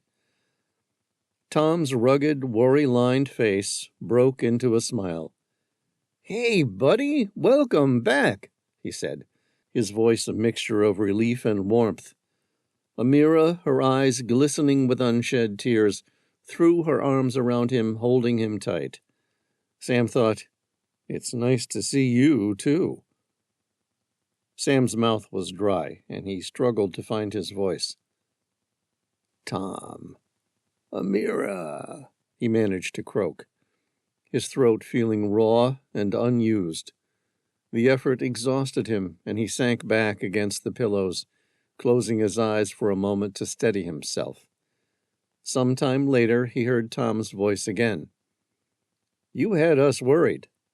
Sam smiled. "Oh, yeah? Why's that?" He listened to the familiar sound of Tom's baritone laugh. "It's a bit of a story." "What happened?" Sam asked. "My head hurts like hell." Yeah, the surgeon said that would probably happen. Sam tried to blink away the fog in his memory. He frowned and said, "Surgeon? Memory loss? This can't be good." Sam blinked, his vision clearing further. The sterile, impersonal environment of the hospital room was softened by their presence. Machines beeped steadily, a rhythmic guarantee that he was still alive, still fighting. "How long?" he asked, the words coming out slowly, each one an effort. "A week," Tom replied. 5 days in an induced coma to let your brain settle, and 2 days for the drugs to leave your system." Sam nodded weakly, the information slowly sinking in with dribs and drabs. 5 days of oblivion, and a further 2 days of drifting in and out of consciousness. He looked at Amira, her deep brown eyes pooled with water, and euphoric joy. Did she think I would die? He wondered. "Amira, Shh," she interrupted, placing a finger gently on his lips. "Don't try to talk too much. Just rest. We're here, and that's all that matters." He closed his eyes again, exhaustion pulling at him. The pain, the uncertainty, the sterile surroundings, all of it was bearable with Tom and Amira by his side. Their presence was a balm, a promise that he was not alone in this battle. As he drifted back into a more restful sleep, Sam felt a flicker of gratitude. He had survived the surgery, and for now, that was enough. Perhaps a long road to recovery lay ahead, but with friends like these, he knew he wouldn't walk it alone. Maybe tomorrow he would find out what actually happened to him. Chapter 37. 36 hours later. Tom watched as Sam's ocean blue eyes opened. He didn't say anything. Sam had gone in and out of consciousness more times than he could remember, and he'd stopped getting his hopes up every time that he would come around fully and tell him he was all right, that everything was going to be okay. This time, Sam drew a breath, opened his eyes, and met Tom's gaze. "You're still here," he said. "Don't you have someplace better to be?" Tom shook his head. "No, there really isn't anywhere else I'd rather be right now." "Liar," Sam said. Then, with a wry grin, he said, "Thanks, Tom. Appreciate it." "You're welcome." Silence lingered in the room for a few minutes. Tom finally broke it. "Do you remember what happened?" "No." Sam started to shake his head. Then, thinking better of it, he didn't. Tom stepped closer. "Maybe don't do that. You've had a serious head injury and done some damage to your skull. The surgeon said he repaired it best he could, but I don't know. I don't think you should be moving it if you don't have to." Sam asked, "What happened?" "Someone hit you in the back of the head with an aluminum dive tank." "Ouch." Sam grimaced. "I'm kind of glad I don't remember it. That sounds painful." "Yeah, well, you're lucky to be alive." "Did you save my life again?" "Not really, unless you count calling for help. Then yes, I saved your life." "You didn't intervene?" "Afraid not. I got there a few minutes too late." Sam grinned. "I'm alive, so I'd say better late than never." "Yeah, you said that before, during our dive, too." "Really?" Sam said. "I don't remember. What happened?" "It's a long story. We'll get to it," Tom said. "I don't suppose you remember who attacked you." "Afraid not." "What's the last thing you do remember?" "Camels." Sam drew a breath. I really hate riding camels. Tom laughed, but his gaze showed real concern. Do you remember where we were heading? Yeah, Petra.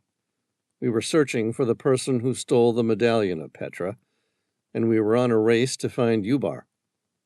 That's a start, Tom said. Do you remember diving the Akaba underwater military museum? Oh, I've always wanted to dive the Akaba underwater military museum, Sam informed him. Do you know, a friend of mine owns the local dive store. Ironically, it's called the Camel Dive Center. Tom said, I guess that's a no then. Sam frowned. We already dived it. Yeah. Any good? Absolutely, definitely worth it. At Sam's request, Tom pressed the motorized button on the bed to sit him up a little higher, then used a pillow to help make him comfortable. When you get back on your feet, we'll do it again. I look forward to it. They sat there, the silence lingering. Eventually, Sam asked, So, what's the damage? Tom shrugged. The surgeon says you got lucky. Sam shrugged. I usually do. This time was probably your closest call. Tom's voice took a somber tone. Apparently your occipital and parietal bones in your skull got crushed. That's the back of your head, if you're wondering. Sam grimaced at the thought of what caused such an injury. Go on. It was actually good luck. Probably saved your life, the surgeon said. Sam arched an eyebrow. Really? Yeah, something to do with the skull absorbing most of the force and then giving space for the brain to swell without being constricted by a solid cranial vault. Right, so now I have what? A giant hole in the back of my head? I'll have to be extra careful from now on. Actually, there was a leading trauma and neurosurgeon visiting the hospital at the time to give a talk at a conference. Not only did he save your life, but he's performed a cranioplasty. Now the back of your skull is stronger and harder than ever. Sam said, That's great luck. Tom tilted his head to the side. Wait till you get the bill. It was probably worth it. Definitely worth it. Sam smiled. Excellent. It looks good, too, Tom suggested, but a lot of hassle to get here. I wasn't exactly trying for a cosmetic improvement. Sam shrugged. It wasn't like I went out of my way to get it. I know. I still feel bad that I left you alone long enough to give whoever attacked you a chance. It's all right. Bad things happen sometimes. It'll be okay. Yeah, Tom agreed. What did they make my new skull out of? Iron, copper, or ceramics? Sam asked. The cranioplasty? Yeah. Titanium? That's good. Sam squeezed his eyes shut, thinking about that for a second. Good thermal conductivity, not too hot or too cold. Tom suppressed a grin. Yeah, that's what the doc said. Sam smiled. Do you know the Incas used to use gold and silver in cranioplasty, dating back more than 2,500 years? Tom shook his head. I didn't know that. It's true. But the Egyptians were into cranioplasty even earlier. Some archaeological evidence suggests as early as 7,000 years ago, a process called cranial trepanation.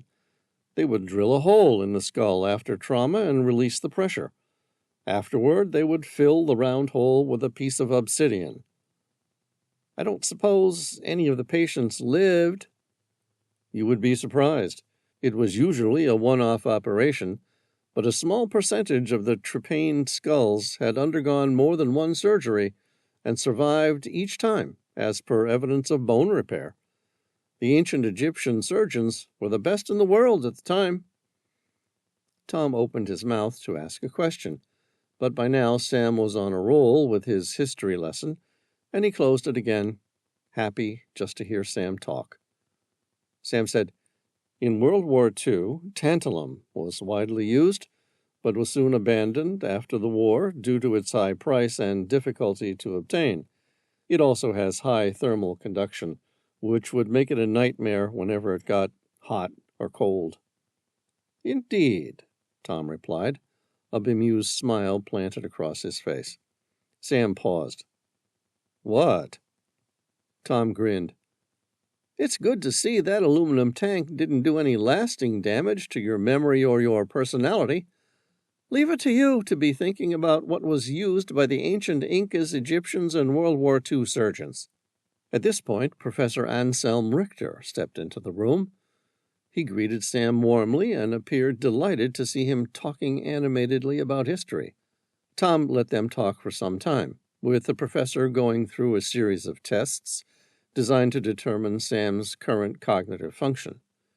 Afterward, Sam asked, "How long before I can return to normal?" The professor said, "It's hard to say. Everyone's different." "Want to have a guess?" "Not really." "Please," Sam said. "I won't hold you to it. We're here to track a very specific archaeological movement that occurs during the winter solstice. I would hate to miss it." The surgeon thought about that for a few moments. "How far away is that? 3 months?" "2," Tom corrected him. "It should be fine. Realistically, your brain got off lightly. You can leave the hospital in 2 weeks, if all your observations are within normal parameters. That would put you in some sort of extraordinary category for recovery after such a serious head injury.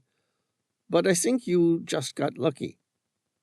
The surgeon glanced at the chart, as though that might have something to do with his future. Then he said, "All in all, you should be right to gradually increase your activities until you're ready to go back to everything within 6 to 8 weeks.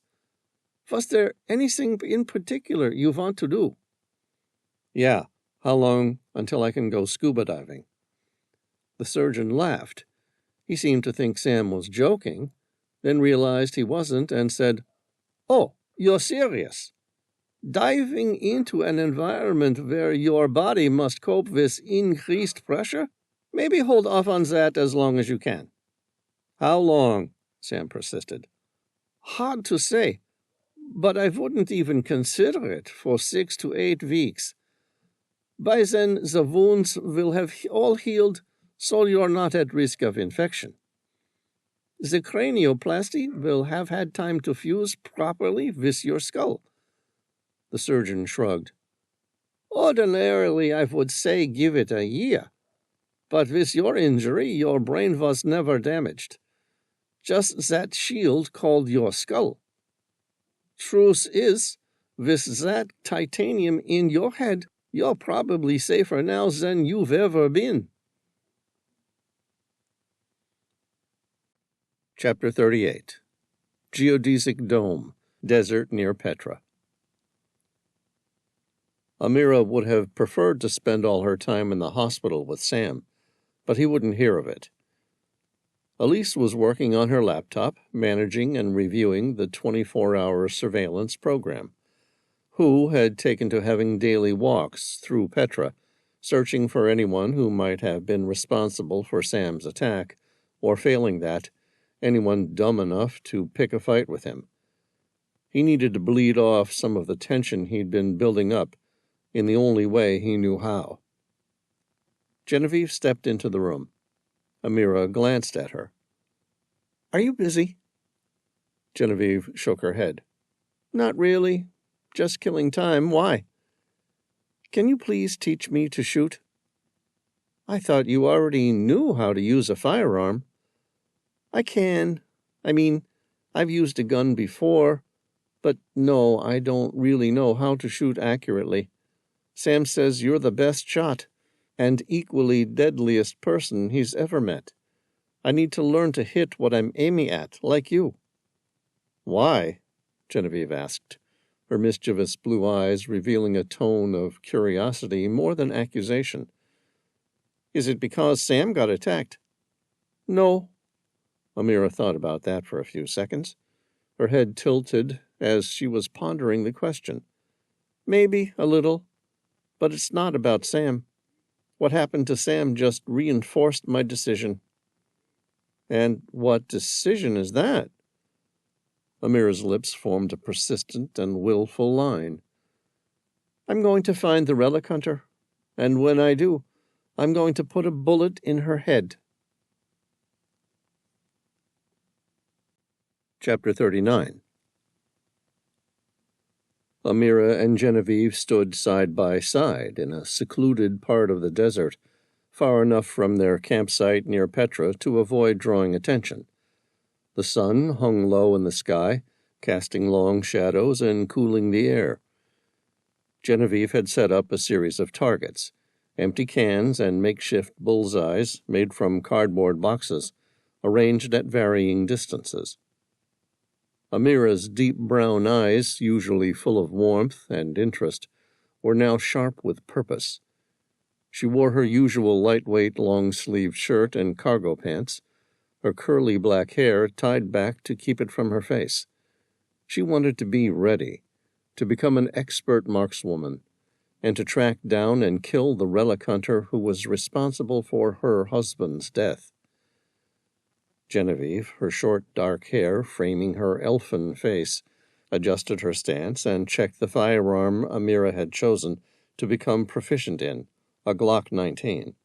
It was accurate, reliable, and not overly powerful, making it an ideal choice for someone looking to hone their shooting skills. "All right, Amira," Genevieve began, her blue eyes focused and calm.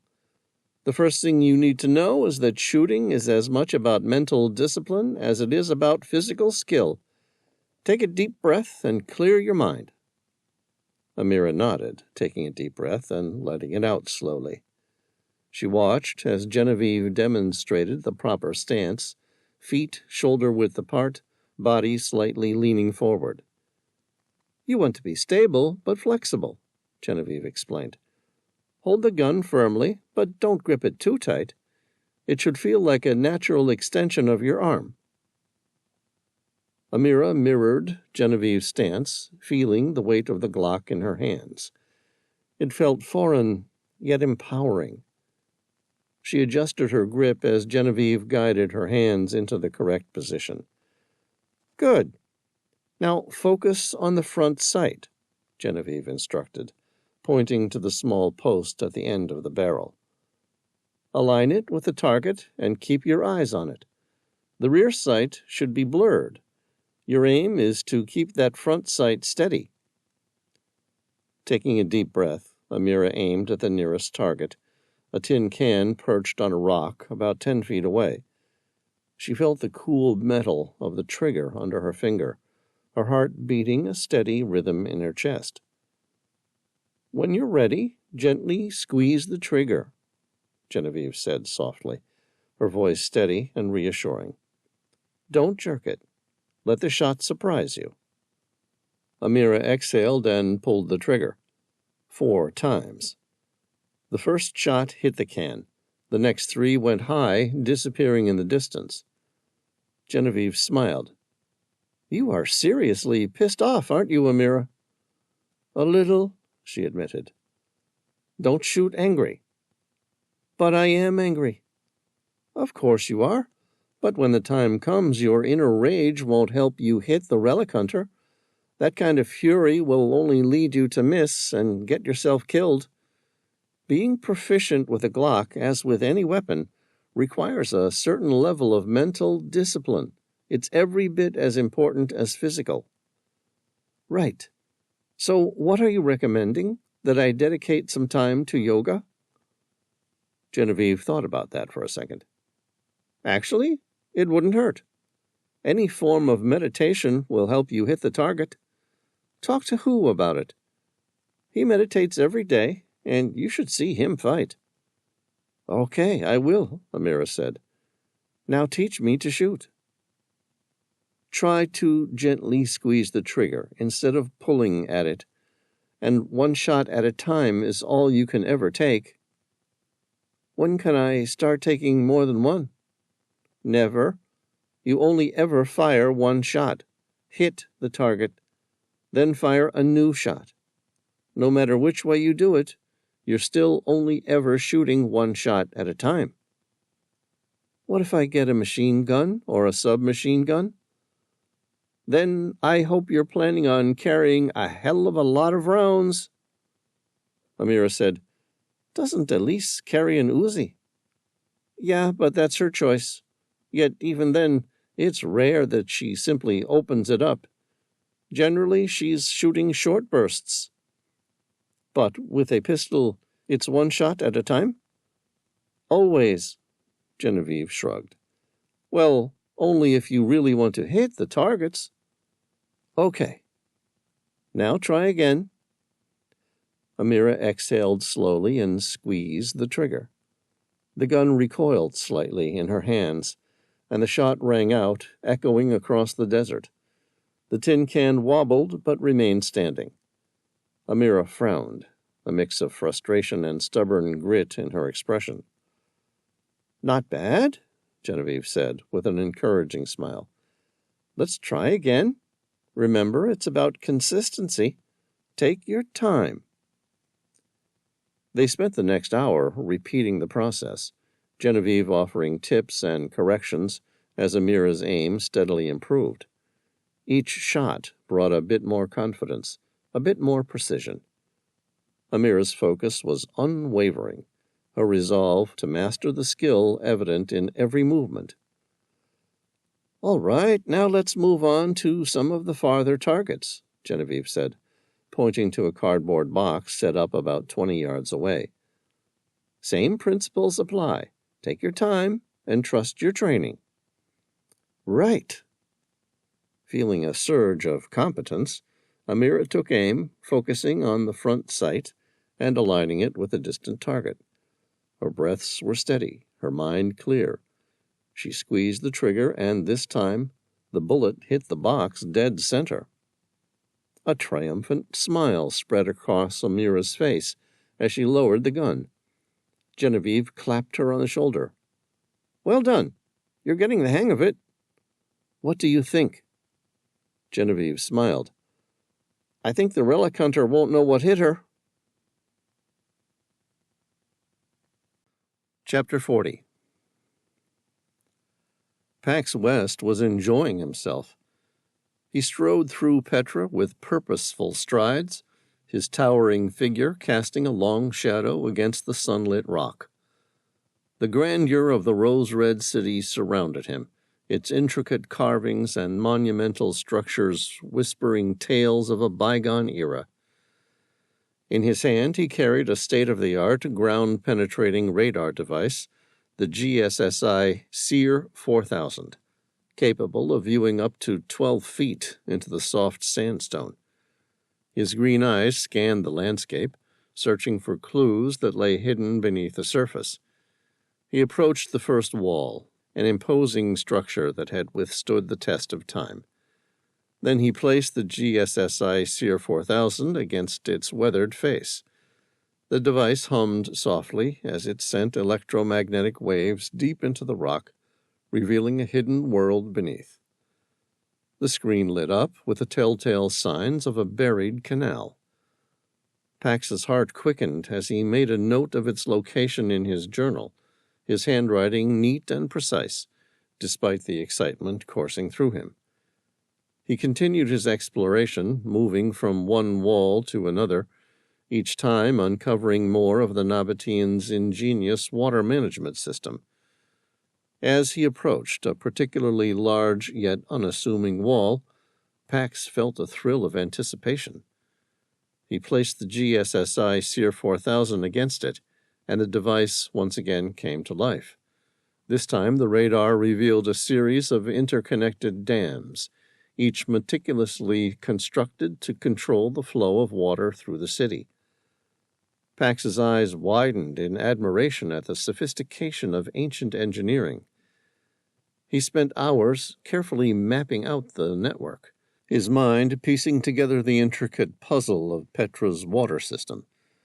With each new discovery, he felt a deeper connection to the inhabitants who had built this marvel. They had not only created a city of stunning beauty, but also a masterpiece of practical design, a place to ensure their survival in the harsh desert environment. As the sun dipped lower in the sky, casting long shadows across the sandstone cliffs, Pax took a moment to stand back and admire his work. His journal was filled with notes and diagrams, each one detailing the ingenuity of the Nabateans. He knew that his findings would add a new chapter to the understanding of Petra, revealing secrets that had been buried for millennia. With a sense of satisfaction, Pax packed up the GSSI Seer 4000 and began the trek back to his base camp. Petra had given up some of its secrets, but there was still much more to uncover and less time each day to do so. Pax marveled at the data displayed on the screen of the GSSI Seer 4000. Each scan brought more evidence of a hidden and intricate web of canals, dams, and gates. These long-dead people were not just skilled architects, but master hydrologists and engineers. He noted how the canals ran beneath the city's surface, strategically placed to divert water away from vulnerable areas during floods. The series of dams were designed to ensure that even the heaviest rains would not overwhelm the city. These dams acted as guardians, their gates opening and closing to direct the water into reservoirs and storage areas, ensuring a steady supply for the city's needs. Pax had uncovered a sophisticated system capable of shifting large amounts of water around the city using gravity and carefully planned gradients to their advantage. The canals were not merely for immediate use, but were also designed to fill hidden reservoirs, storing precious water for future irrigation and consumption. He could envision how, during a sudden downpour, the gates would be lifted and the canals would spring to life, channeling water through the city like veins delivering life-sustaining blood. The dams would hold back the torrent, releasing it in controlled measures to prevent erosion and flooding, while underground storage ensured that the water could be used during the dry season. The precision of the engineering was astounding. Each element of the system was designed with foresight and an understanding of the natural landscape. The canals were lined with materials that minimized leakage, and the dams were constructed with durable materials to withstand the test of time and the elements. The Nabateans had transformed Petra into a thriving oasis, a feat that required not only advanced engineering skills, but also a profound respect for and knowledge of their natural surroundings. Pax knew his discoveries would shed new light, highlighting the Nabateans as one of the ancient world's greatest civilizations. He made his way back out from the Sikh and began to walk along the Wadi Rum. 15 minutes later, he reached the parked bulldozer. The machine, a Caterpillar D8T, stood out starkly against the rugged landscape with its imposing presence. He climbed up into the heavy machine's cabin. It was time to go to work. Chapter 41. Prince Hashem bin Abdullah Military Hospital. Sam had conflicting feelings as he stepped into the hospital within which he had spent so much pain, confusion, and fog-brained time. It had been only 6 weeks since a team of medical professionals had saved his life. Despite the severity of his injuries, he felt pretty good. Professor Anselm Richter had returned to his usual post of Director of Neurosurgery in Charité Universitätsmedizin, Berlin, leaving Sam in the care of the hospital's neuro-rehabilitation unit, led by Dr. Ayman Suleiman. The team were happy with his progress and confident he had no neurological side effects from the trauma to his brain. The sutures to his head wound had healed well, and his hair was well on its way to regrow, concealing his injury. He had no neurological deficits, had regained his full cognitive function, although no memory of the day of the attack or even the few days earlier. He didn't suffer from headaches or seizures and had taken long hikes around Akaba each day, along with gym sessions to slowly regain his strength. For those who didn't know him, within another month or two, it would be nearly impossible to tell he'd had a major head injury, much less a titanium skull. This was Sam's last checkup at the hospital, and he'd promised to visit Professor Anselm Richter in 6 months' time to let him know how he had gotten on. At the end of his visit, Dr. Suleiman, the head of rehabilitation, approached him to wish him luck. He stood before Sam, a tall, middle-aged man. His kind demeanor and innovative approach to patient recovery had earned him a stellar reputation in Jordan. They chatted for a few minutes, and then Dr. Suleiman said, "There's a man in bed 24 on level 6 who wants to see you." "Another patient?" Sam's heart lurched. His thoughts instantly feared that Tom or who had been attacked. "Yes, recently transferred here from the United States." "Really?" Sam's face took on a puzzled smile. "Who?" Dr. Suleiman said, "I'll let you see for yourself." Sam thanked him and went to find the mysterious patient. He took the elevator up to the 6th floor. The doors opened. His eyes landed on the sign at the entrance to the ward. It read, "Palliative Care." Sam found room 24 and knocked. A somewhat familiar voice answered. "Come in." Sam stepped inside. "Hello, Sam," came a voice from his past, and the last person he had expected to see. Sam stared and felt sadness and gratitude. He said, "It's been a long time." "So it has," agreed Colonel Harrison, former U.S. Navy SEAL turned U.S. Army, retired. Chapter 42. Colonel William Harrison, wearing sleepwear, must have risen from his bed to greet his visitor. His once formidable frame was now noticeably diminished. Despite the ravages of cancer, he walked over to Sam with a military stride, refusing to let the disease rob him of his dignity. He held out his hand. Sam felt a lump form in his throat as he reached out and clasped the older man's hand, feeling the cool, papery skin beneath his fingers. The grip was weak, but the connection was strong, a silent exchange of respect and gratitude. "Colonel," Sam greeted him. The colonel offered a small, weary smile. "Sam," he replied, his voice a soft rasp, yet carrying the same commanding presence. "I couldn't stay away." Sam took in the sight of the man who had once been an indomitable force in his life. Colonel William Harrison was a shadow of his former self.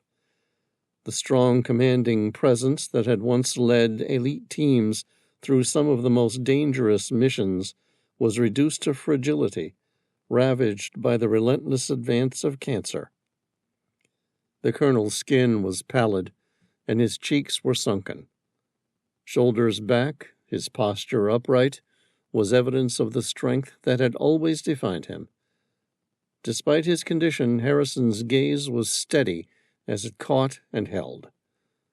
Sam saw no fear, only a quiet acceptance. He said, "If you'll excuse me, I prefer to sit down." Sam gave a wooden smile. "Of course." Sam watched as Harrison lowered himself into the chair beside the bed, the effort it took evident in the slight tremor of his hands.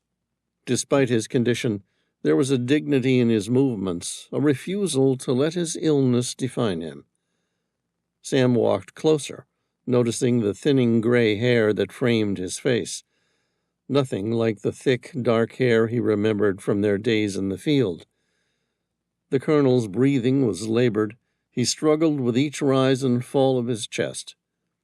The lines etched into his face told a story of a life lived on the edge, of battles fought and won, and of the final unwinnable battle he now faced. Sam met his old commander's steely gaze. "What are you doing here, sir?"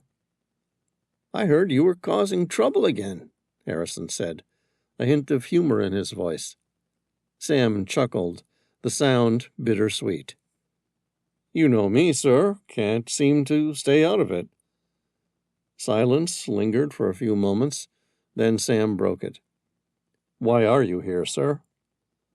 "I didn't have anywhere else to be."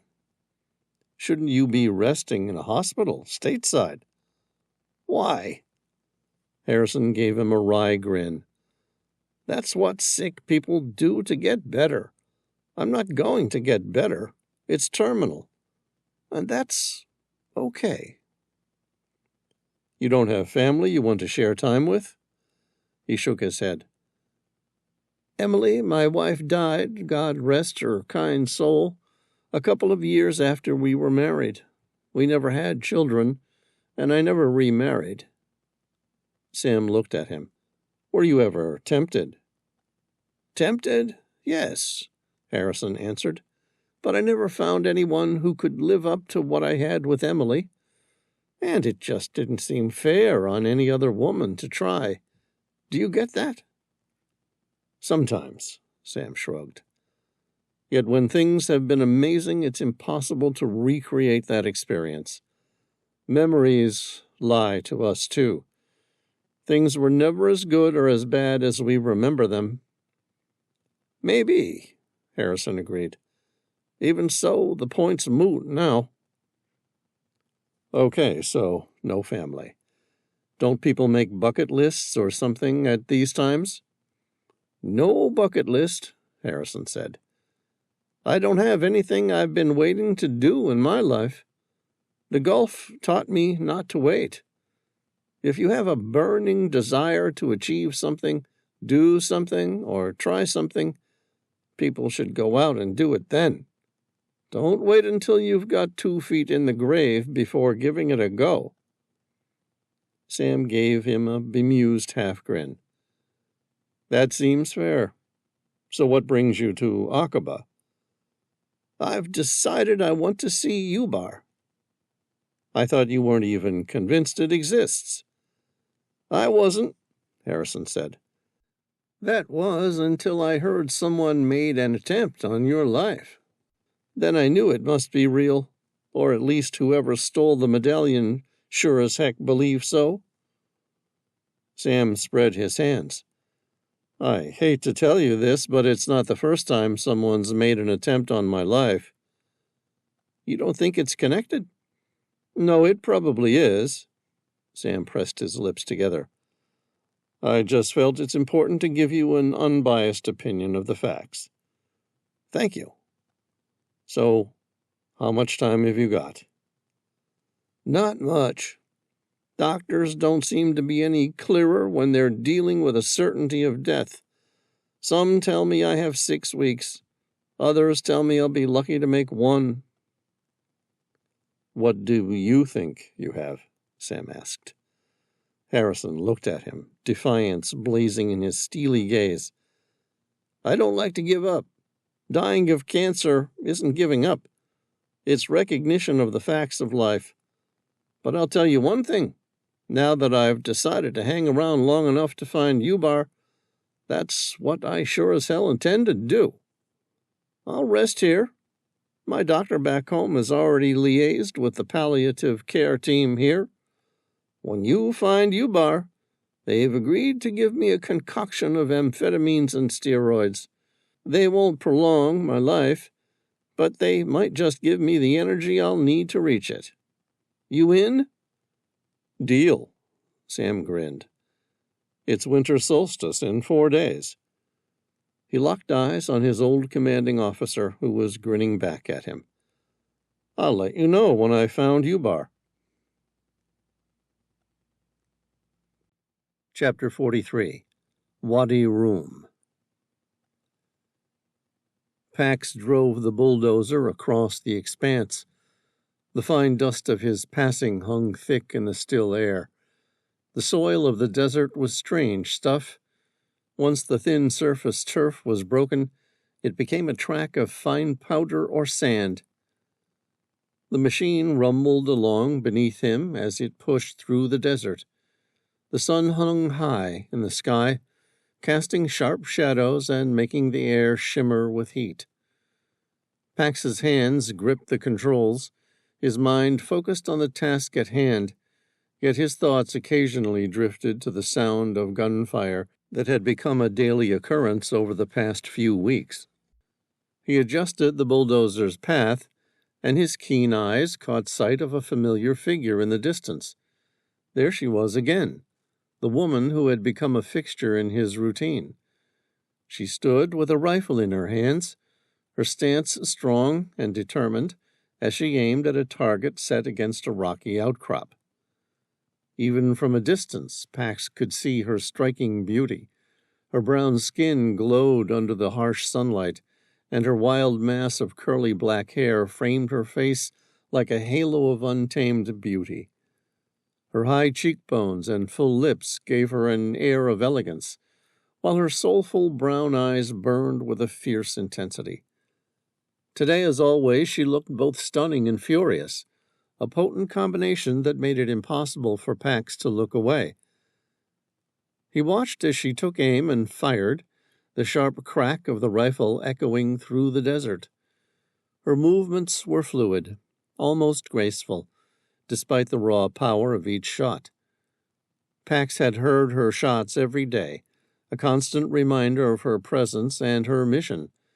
He didn't know what drove her, but he could sense a deep, unrelenting purpose behind her actions. His eyes narrowed as he observed her, trying to decipher the enigma that was this mysterious woman. There was something about her that stirred both admiration and curiosity within him. She was clearly skilled, her marksmanship honed to perfection, but there was also a bitter undercurrent of anger that set her apart. Pax pulled the bulldozer to a halt, turning off the engine to better hear the rhythmic sound of her shooting. He leaned against the metal frame of the machine, his gaze fixed on her as she reloaded her rifle with practiced ease. Her every movement was precise, a display of dedication and training. For a moment, Pax allowed himself to wonder about the source of her rage. What had driven her to this desolate place, and what demons were she trying to exorcise with each squeeze of the trigger? He knew better than to approach her, sensing that solitude was a part of her process, but he couldn't help but feel a connection to her struggle.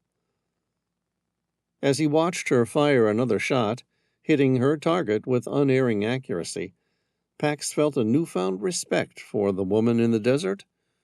She was a warrior in her own right, a force to be reckoned with, and he couldn't shake the feeling that their paths were destined to cross in a meaningful way. With a sigh, Pax started the bulldozer's engine once more, the rumble filling the silence left in the wake of the gunfire. He resumed his work, but his thoughts remained with the beautiful and angry woman who had become an unexpected part of his desert landscape. Who was she? And what was she doing here in Petra? Chapter 44. Elise shivered from the sudden change in temperature. A common misconception about the Middle East was that it was always hot, dry, and sunny. While that may be the case in summer, she was quickly learning that Jordan does have a winter season. It had been slow to hit, but as December moved along, she had noticed Petra beginning to receive a great deal of cold and cloudy days, along with rain and even snow, sleet, and hail. The temperature hovered in the low 30s in Fahrenheit and dropped to below freezing at night. Although she hadn't seen any signs of it, the locals were adamant that flash floods were common in Petra at this time of the year. It wasn't this that bothered her. In truth, it wasn't any particular threat that bothered her at all. It was the fact that Elise was bored. There had been no sign of the big guy who had appeared with the wanted poster with Sam's name on it and the price of the reward, with the single line chilled her, dead or alive. 3 days ago, she'd caught her first break. Her surveillance program had spotted an image of the very man walking into the Wadi room. The timestamp had been an hour earlier, and so she quickly brought up the manual controls to a drone maneuvering above the Wadi room. She gave a quick search, but he was gone. Elise made a mental note to review the earlier footage and see where he'd been, and more importantly, where he might be heading. That was a week ago, and since then, there had been no sign of him. Had he disappeared and left Petra entirely? Amira grabbed a thick woolen jacket. She picked up her Glock, ready to go out into the desert and get in some shooting practice. She was keeping up the routine with dogged consistency. Elise smiled at her. "Enjoy your target practice?" "Thanks," Amira replied, stepping close to her. "What are you doing?" "Not much," Elise frowned. "To be honest, with nothing happening, I'm going a little stir-crazy." Hands on her hips, Amira regarded her. "When we first got here, you set up an AI program to search for anyone with the Medallion of Petra, or signs of performing military-style reconnaissance, and so on." "That's right. Among other things, why?" Amira glanced at her multiple computer monitors, each displaying various fixed and dynamic views of Petra. "Any chance you could use that program to find someone else? I mean, someone not in Petra." "You want me to find the relic hunter?" Elise asked, quick on the uptake. "Is it possible?" "Maybe, maybe not. We don't have a lot to go on." "Could your AI program search the internet for signs of her?" "It's possible. The hard part will be sifting through the thousands of other legitimate relic hunters to do so. The trick will be finding someone who operates illegally." "How would you do that?" "I'd have to search for her digital footprints on the dark web." Elise thought about it for a few seconds. "It would have to be a major data mining and machine learning operation, but it could be done." "How?" "I have my ways." Amira smirked, then pressed her. "Such as?" "I'd analyze large data sets from the dark web, identify patterns or anomalies that could lead to the relic hunter. Something relating to her might have been left on the dark web forums, marketplaces, or chat rooms. I'd need to find some sort of pattern in the way the relic hunter communicates, the type of artifacts being sold and the timing of sales." "How hard would that be?" Elise shrugged. "It's possible, but it would take time. There's a lot of data to search for. I can crawl the dark net in the same way Google and other search engines vacuum up the data on the internet. There, instead of hiding, people are doing their best to be seen. Everyone wants to be famous these days." Amira said, "Is that the only way?" Elise shook her head, enjoying Amira's naivete. "There's plenty of other options. For example, I can do a sort of network analysis to map out the connections between various dark web users and identify potential associates or intermediaries of the relic hunter. This could help me narrow down the search and focus on a smaller group of suspects." "Interesting," Amira said, her eyes flashing an intriguing blend of casual interest and malice. Elise opened a secure connection to the dark net and began running just such a program as she talked to Amira, feeling happy to have the distraction. "I'm setting up a program called cryptocurrency tracking." She opened the program, clicked a series of parameters, and hit run.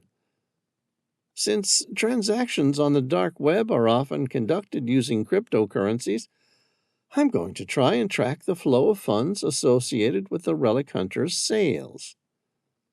"How can you do that?" Amira asked. "I mean, You don't even know who she is yet? That's a good question. This will have to be synchronized with some of these other data mining programs. Together, there will be some matches, and it will start to narrow the field bit by bit. By analyzing blockchain data, I might be able to trace the movement of cryptocurrencies and uncover the relic hunter's wallet addresses. Any other magic tricks in there? Amira asked, her face impressed and animated. I'll set up a series of honeypots and decoys. They might be a long shot, but she must sell her stuff somehow. Honeypots and decoys? Amira asked. Uh-huh. Honeypots or decoys can be used to lure the relic hunter into a trap.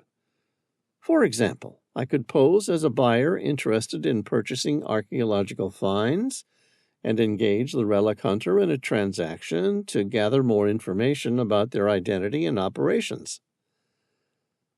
Amira picked up a bag full of 9mm parabellums for the Glock. Okay, thanks, Elise. No problem. Amira paused at the door to the tent. If this does work, how long do you think it will take? I can't say how long it will take, Elise admitted. Then, with a grin, she said, But I can tell you, I will find the relic hunter. Chapter 45. Pax brought the bulldozer to a stop. He pulled the park brake and switched the engine to off. A moment later, he heard the report of a gunshot. His eyes stared at the beautiful woman in the distance. She took another few shots, quickly emptying her magazine. 19 rounds, to be exact. By the sounds of things, most likely a Glock 19, but could have been a CZ P10F or even a Beretta with special-purpose 19-round magazine. Pax smiled. She seemed to be getting better. Still, shooting angry, pulling the trigger with an angry jerk, as though she could imagine the man's head literally being blown off with each shot. And that's not a sexist thing either. More it was unlikely, Pax thought,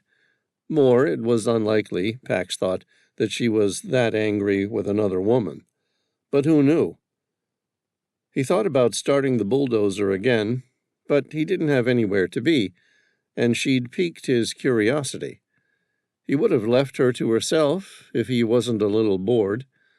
Besides, she was a strikingly beautiful woman, and he was curious what had happened to make her so mad. More of a curiosity thing rather than lust. He didn't have time for romance, or any interest in starting a romantic endeavor with a pretty girl right now, especially one as incensed with rage as this one seemed to be. Not because she was lovely, although she was definitely that, but because he was bored and there was something about her that piqued his curiosity. What drove a woman like her to practice so much, to fire endless rounds downrange? It was that question that made him do something stupid. He clambered down from the bulldozer and walked toward the woman with the gun. At 50 feet, he shouted out to her, "Hello there!" She was wearing a pair of shooter's earmuffs and didn't hear him. He stepped forward, but didn't get too close. It was always dangerous startling a person with a gun, especially someone as mad as she was. Instead, he waited and watched her for a few minutes. A backpack rested on a nearby rock, upon which lay a thick woolen jacket. He'd guessed she'd removed it as she'd warmed up shooting. His eyes swept across the makeshift shooting range, back toward the woman. She wore a fitted black tank top that accentuated her slender, athletic build, and a pair of rugged khaki cargo pants, which allowed for easy movement. Her boots were sturdy, well worn, and covered in a fine layer of dust from the desert floor. Her weapon was a Glock 19, black, boxy, with a dull polycarbonate sheen. Her wild mass of curly black hair was tied back in a high ponytail, and her face, she really was something, so brown. Sweat glistened on her skin as she stared with unwavering focus. Her grit and tenacity were sexy as hell. As she took a deep breath, her chest heaved. What a figure! She planted her feet in a shooter's stance, shoulder-width apart, relaxed and aimed. With a well-practiced fluidity of movements, she squeezed the trigger. The sharp crack of the round echoed through the desert, and the target responded with a satisfying thud. Her first shot landed true.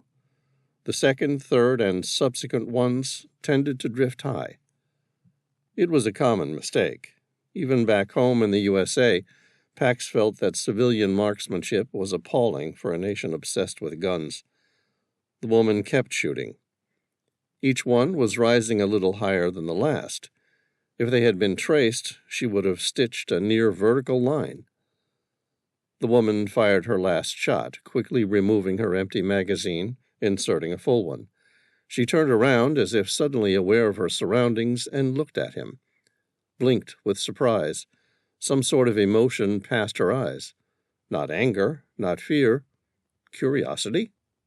Then again, maybe it was fear. She glared at him defiantly. "Who are you?" "My name is Pax," he said. He didn't ask her name, and she didn't offer it. She gave him a rueful grin. "As in peace?" "Yeah." "The name doesn't suit you." He shrugged. "There are some things in life we don't get to choose." "You look like a killer." "What's a killer supposed to look like?" he asked, a curious expression on his face. "I mean, with all due respect, ma'am, I'm not the one coming out here to shoot every day." "Why are you here?" she asked, her tone dangerous. He spread his hands, showing that he was unarmed. "I'm not going to hurt you. I just came to say hi." Her eyes flashed with irritation. She suppressed it and set up another set of cans to shoot. "For the record, I'm not afraid of you." "I didn't think you were," Pax replied, a bemused smile on his lips. "I was just letting you know I'm not going to try and sell you anything or convert you to some ancient belief system.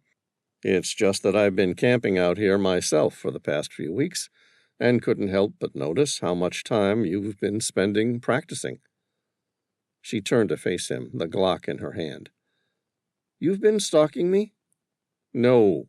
He repudiated that concept immediately. "I just keep a fairly mindful interest in the exact location of someone firing hundreds of rounds. You know, just so I don't get killed." "So what do you want?" "Nothing. Just peace, like the name says." "I still don't believe it's your real name." "Okay," Pax said. She didn't believe him, and he didn't want to waste his breath trying to persuade her. "You want me to stop shooting?" she asked. "Is that it?" "No. I'm happy with the background noise. It's not like you're doing it at night and keeping me from sleeping." Pax smiled. "I just wanted to offer some tips." Her eyebrows lifted, and her expression flashed with interest. Her lovely face, so alive and animated, seemed to be trying to make sense of him. She looked wary. Pax said, "I really don't mean you any harm." "I'm not afraid of you," she reiterated, although her voice was less certain. Then, as if to prove the point, she said, "I'm the one holding the gun, remember?" Pax nodded. "Right, you're the one holding the gun." He smiled and wondered what she would think if only she knew how little that Glock would do to protect her from him, if he'd had any intention to hurt her. Her eyes drifted between him and the bulldozer. "What are you doing out here, anyway?" Pax tilted his head, making an obvious movement toward the bulldozer. Then, when she didn't seem to catch on, he said, "I'm driving a bulldozer." "Why?" "Why not?" "No, I mean, why are you driving a bulldozer? Are you a bulldozer driver? I don't even know if that's a word. Either way, you don't look like one." Pax shrugged. "And you don't look like an angry shooter, and yet here you are." The woman studied him. "You're a bulldozer driver?" "I'm whatever I must be for whatever job takes my fancy. I had some time to kill, no pun intended, out here. Some people practice their shots. Others go for long strolls through the mountains and the valleys. I noticed some roadworks going on and asked for a job. Her doleful brown eyes narrowed. You're kidding me? Pax shrugged. I'm not. What does it pay? Terrible. So why do you do it? Because everyone has to do something. He shrugged. The same reason I'm talking to you now. She met his gaze suspiciously. Because you have time to kill. Yeah, and because in a former life I spent some time learning to shoot. That's why I thought I'd offer to help. She laughed. Why? Why not? She said, What do you think the likelihood is that a woman alone in the desert was going to appreciate a stranger, especially one as big as you, offering to help them learn to shoot? He shrugged as though he didn't have a care in the world. I can't say. I've never tried before. I'm not giving you my gun, she said emphatically. Pax spread his hands again in a gesture of supplication. I wouldn't ask you to. Her lips made a wry expression, and she asked, Okay, I'll bite. What can I do to improve my shooting?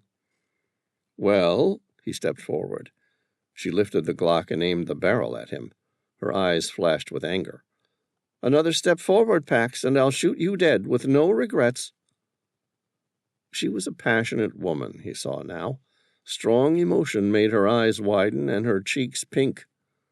Pax took a step back. Any other rules before I inadvertently risk getting my head blown off? No risk about it, she said. From this distance, I'll kill you. Okay, he said, his tone less than convincing.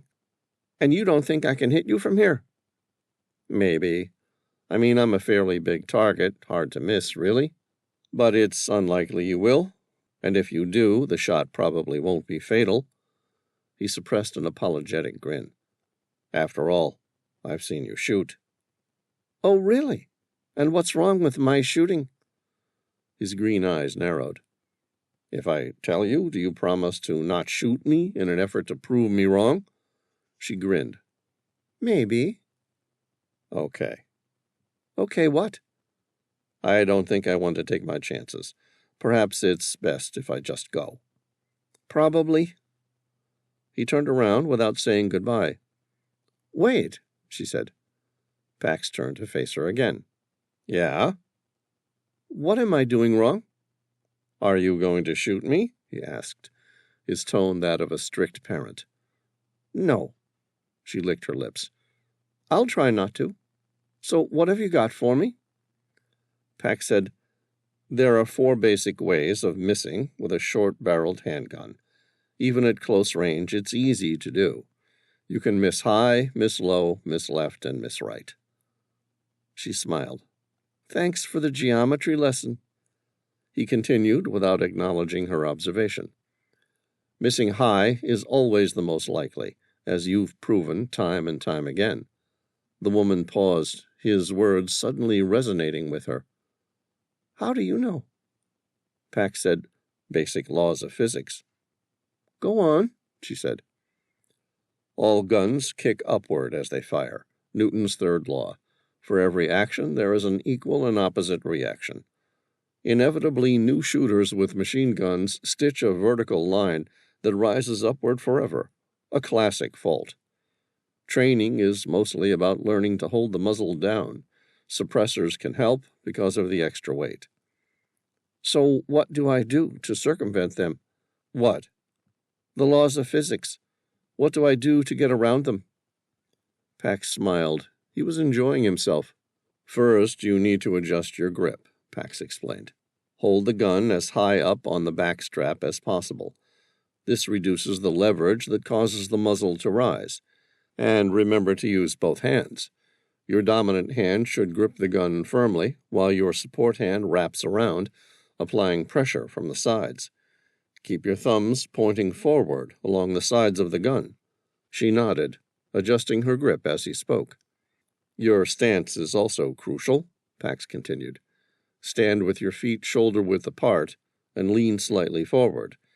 This is called the isosceles stance. It helps to absorb the recoil through your body, action and reaction. Make sure your wrists are locked and your elbows are slightly bent to act as shock absorbers. She tried the new stance, feeling out the difference in stability by rocking back and forth. Now about the trigger, Pax said. Try to squeeze it instead of pulling it. I want you to do so as smoothly and consistently as possible. Jerking the trigger can cause the gun to move more than it should. And after you shoot, maintain your grip and stance for follow-up shots. This follow-through is important. Is that it? Give it a go. He stepped back, watching her align the sights and fire again. She fired 3 rounds. They formed a nice tight grouping. The edges of Pax's lips curved upward in a warm smile. Well done. Thanks for the help, she said. You're welcome. My name's Amira. Pleased to meet you, Amira. Her eyes narrowed. Tell me, how did a bulldozer driver become an expert marksman? I told you before, in a past life I needed to learn to do a fair bit of it. Why? What did you do originally? Pax drew a breath, wondering how far back he should go. It was a long story, but he decided to go with the simple truth. I studied an arts degree, majoring in ancient history and languages. An incredulous grin formed on her parted lips. And that taught you how to shoot? Pax grinned. No, I didn't have the money for college, so I joined the Navy and ended up going through on Uncle Sam's dime. Are all U.S. sailors expert marksmen? Pax shrugged. I don't know, but all Navy SEALs are. She looked at him, not sure whether or not to believe him, before returning to her practice. Pax watched her for a few minutes, then said, I'd better go. She thanked him and waved goodbye. He got back into his bulldozer, glanced at his watch, and began driving toward Petra. Chapter 46. An alarm rang on Elisa's laptop.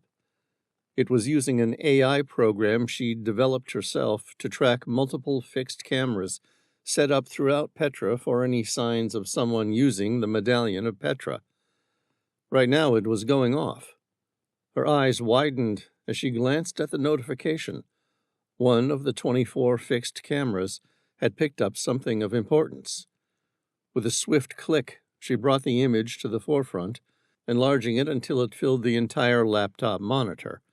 The screen displayed a flicker of powerful light, compressed into a razor edge.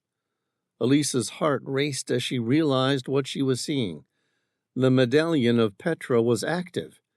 She knew that this ancient Fresnel lens was designed to harness the setting sun of the winter solstice to guide light to a very specific spot, revealing the location of Ubar. Her fingers moved quickly, zooming in on the source of the light. She had expected it to come from the high place of sacrifice, but the camera's view indicated otherwise. Instead, the light was emanating from Jebel al-Madba, another prominent peak in Petra. She focused the camera on the mountain, scanning for the precise location of the beam. Sam had gotten it wrong. The medallion was designed to be used on top of Jebel al-Madba, not the high place of sacrifice. The user must have worked in a team with someone from the high place of sacrifice providing the precise time and a second person using the medallion from the top of Jebel al-Madba. As she adjusted the lens, the source of the light became clearer. The medallion was positioned with meticulous precision, directing the powerful beam down into the valley. Elisa's breath caught in her throat as she followed the trajectory of the light. Her eyes tracked its path, narrowing in on where it landed. The camera zoomed in on the impact site, revealing a sandy and barren area beneath the beam's focus. The powerful light was doing more than just illuminating the area. It was burning a direct hole in the ground. The heat was intense, the transformation rapid. Elise watched in awe as the sand melted and fused, creating a smooth, glossy surface and a deepening hole. She enhanced the image, trying to gather as much detail as possible.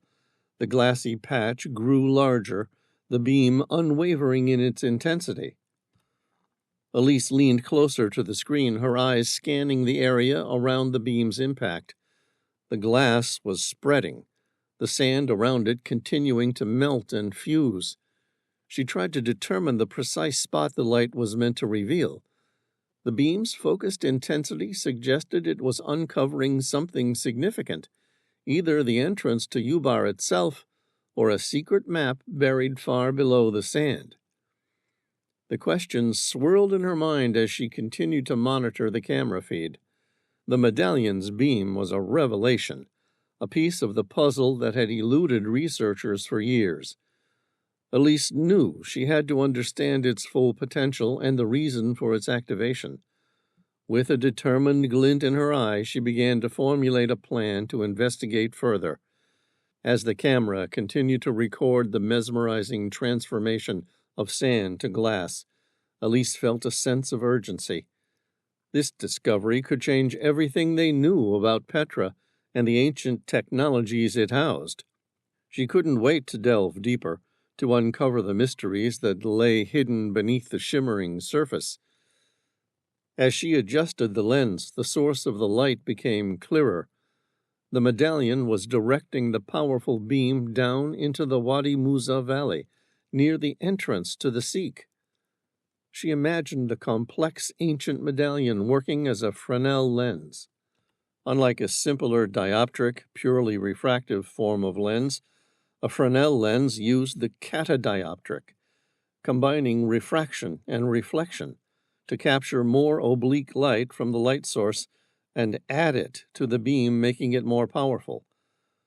The design was popular in lighthouses, which allowed the construction of lenses of large aperture and short focal length without the mass and volume of material that would be required by a lens of conventional design. In theory, a Fresnel lens could be made much thinner than a comparable conventional lens, in some cases taking the form of a flat sheet. A Fresnel lens reduced the amount of material required compared to a conventional refractor by dividing the lens into a set of concentric annular sections. An ideal Fresnel lens would have an infinite number of sections. In each section, the overall thickness is decreased compared to an equivalent simple lens. This effectively divides the continuous surface of a standard lens into a set of surfaces of the same curvature, with stepwise discontinuities between them. All in total, it was drawing the power of the sunlight and using it to pierce a very specific point in the sand. She picked up her sat phone and made the call. Sam picked up instantly. "Elise?" "We made a mistake, Sam." "What happened?" "Winter solstice, based on the Nabatean calendar, isn't tomorrow. It's today. And the medallion is being used right now." "Where?" "It's landing on a small opening at the end of the Wadi Rum, roughly 300 feet south of the Sikh. I'll drop you a GPS pin at the exact spot." Sam went quiet for a few seconds as he checked out the GPS coordinates she'd just sent him. Elise glanced at the map on her monitor. It showed the GPS location burned into the sand. Then Sam and Tom tracking only a few hundred feet down from it. Sam said, "Tom and I are almost there." Chapter 47. Sam and Tom ran toward the Sikh. The sun hung low in the sky, casting long, deep shadows over the rugged expanse of the Wadi Rum. The heat of the day was giving way to the cooler embrace of dusk, but the sense of urgency driving Sam and Tom forward had not diminished. They sprinted along the expansive trail, their breaths quick and labored, sweat mingling with the dust clinging to their skin. They could visibly see the intense beam of light piercing the sand up ahead. "There it is!" Sam shouted, pointing to a small alcove nestled within the valley's wall. The natural indentation was partially hidden, shrouded by the overhanging rock formations that now glowed with the soft golden hues of the setting sun. The natural alcove was roughly twice the width of a small truck and penetrated into the sandy rock walls some 200 feet. They reached the alcove just as the sun's last rays pierced through a narrow crack in the rocks, focusing a single intense beam onto the sand below. The sand hissed and popped under the concentrated heat, some of it turning to glass before their eyes. A moment later, the beam of light began to wane. They dropped to their knees and began digging furiously next to the molten patch, their hands clawing through the hot sand. The sand was scorching, burning their hands, but they pushed through the pain, tossing aside handfuls of it with desperate speed. The light faded, and with it the searing heat that had transformed the sand. Sam's fingers hit something solid and smooth. His hands tore across the silky texture. He kept going, moving more and more sand away. Tom joined him, and together they uncovered a clear, flat surface. It was perspex, anachronistically out of place in the ancient desert landscape. "Any chance you can find the edge?" Sam asked. "Maybe we can lift it." Tom ran his fingers along the top of the perspex. "I doubt it. I can't even find an edge." Frustrated, they began to dig around it, only to discover that it extended far beyond their initial expectations, completely sealing whatever lay beneath. They paused for a second and stared at the glassy material. It was thick and placed over the top of more sand, which appeared to cover whatever map was hidden beneath it. "What if we dig over there?" Sam suggested, beginning to tunnel another 6 feet away. "You try 6 feet in the opposite direction, and one of us will hopefully get lucky."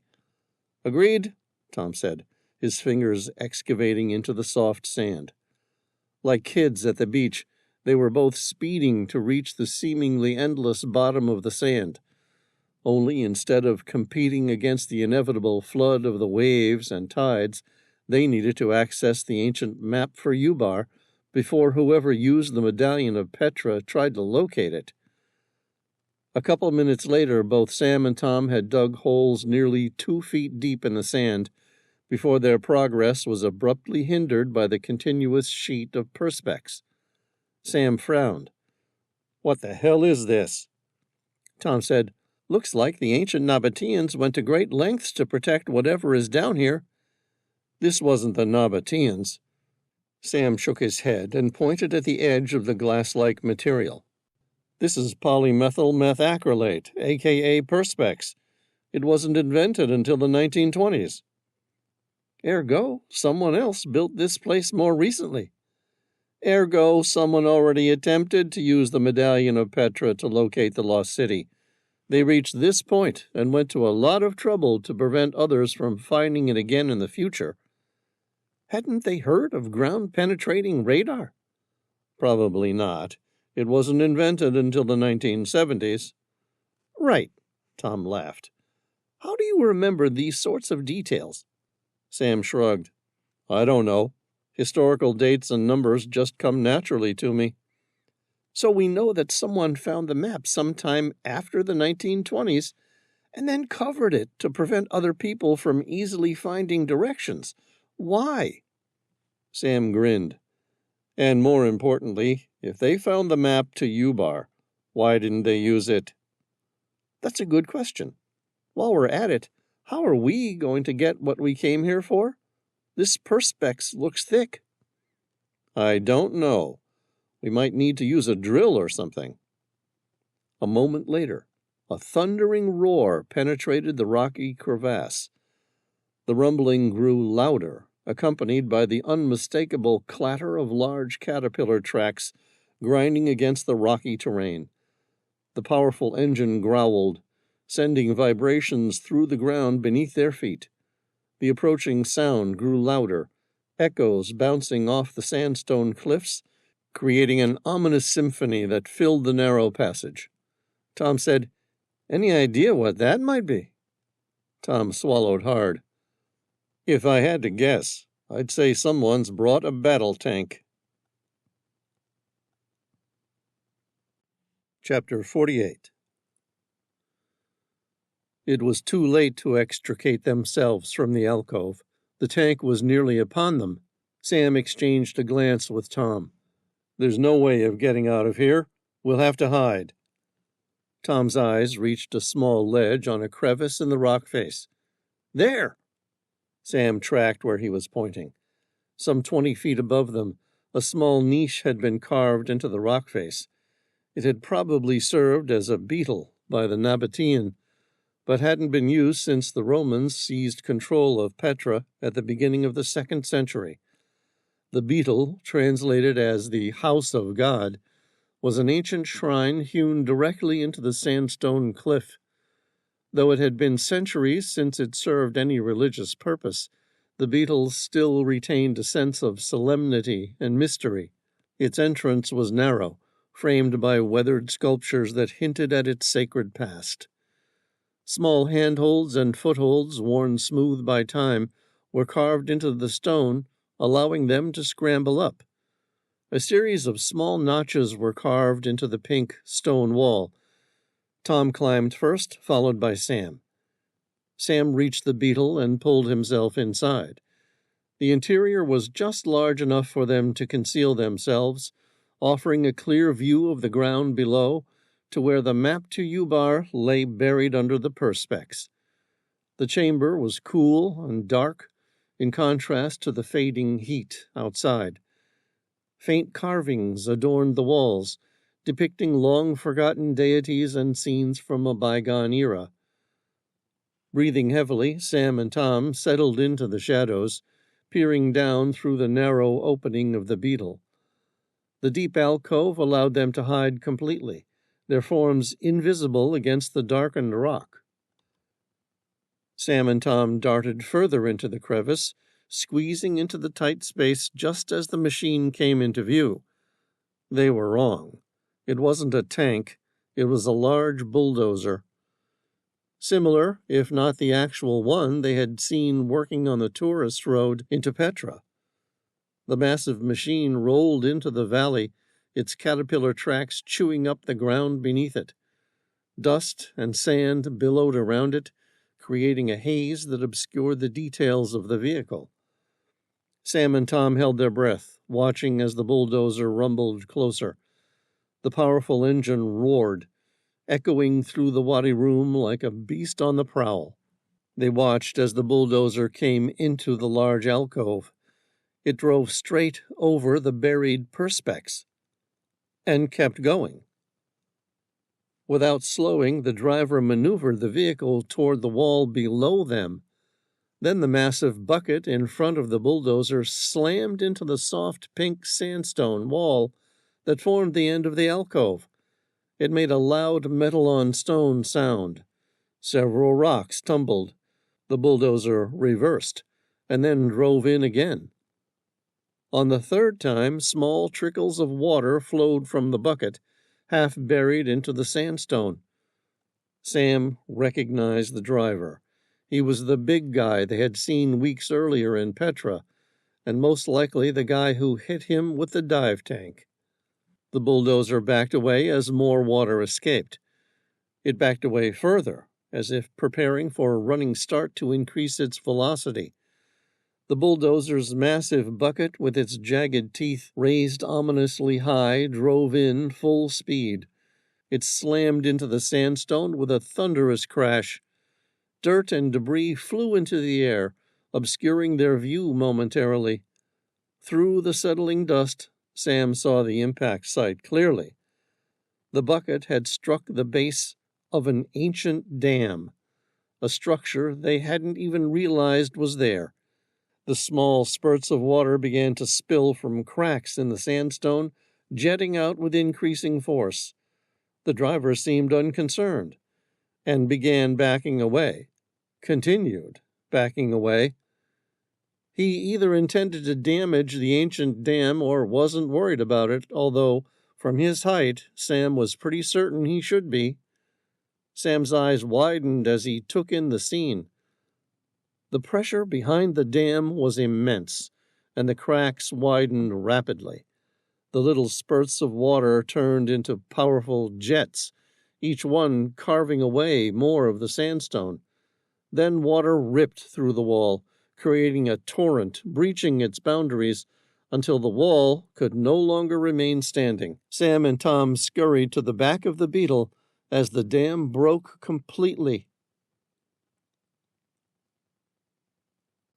Chapter 49. Pax casually shifted the gearbox into reverse. He planted his foot on the accelerator, and the Caterpillar D8T's C-15 Acert engine gave a gravelly roar, sending all 347 horsepower into its tracked drivetrain. It didn't move fast. Bulldozers didn't have that option. Pax had gotten quite comfortable with the machine over the past few weeks and was infinitely patient. It would reverse at the speed it could reverse, and that was it. His green eyes locked onto the hole he'd carved into the ancient dam. Little cracks widened rapidly to big ones. Pax had learned that the Medallion of Petra had been used to locate the map to Ubar many times before. It was then easy to conjecture that whoever had the map wouldn't destroy it, but would instead hide it. What could be better than to bury something in a desert full of sand? Ergo, once the medallion pointed to the map of Ubar, the next race would be to uncover it, to find it while leaving the ancient map intact. Pax was never going to win his map-locating battle with a shovel, so he needed a little help. The force equation is F equals ma, where F is the force, m is mass, and a is acceleration. In other words, force equals mass times acceleration, Newton's second law. A great amount of water generating a large force, combined with speeding acceleration, would shift large amounts of sand in an instant. Fortunately, the Nabateans were expert hydrologists who built hundreds of miles of irrigation tunnels, dams, and aquifers throughout Petra. Pax had spent weeks mapping out the city's more than 20 dams using ground-penetrating radar. He just hoped he was right about the size of this dam. There was a chance, a small one, that it had extended deep into the mountain. There was no real way to tell, but from what he'd managed to diagram, it looked to be no bigger than, say, an Olympic swimming pool. Plenty of water mass to wash away the sand within seconds, but not enough to drown him.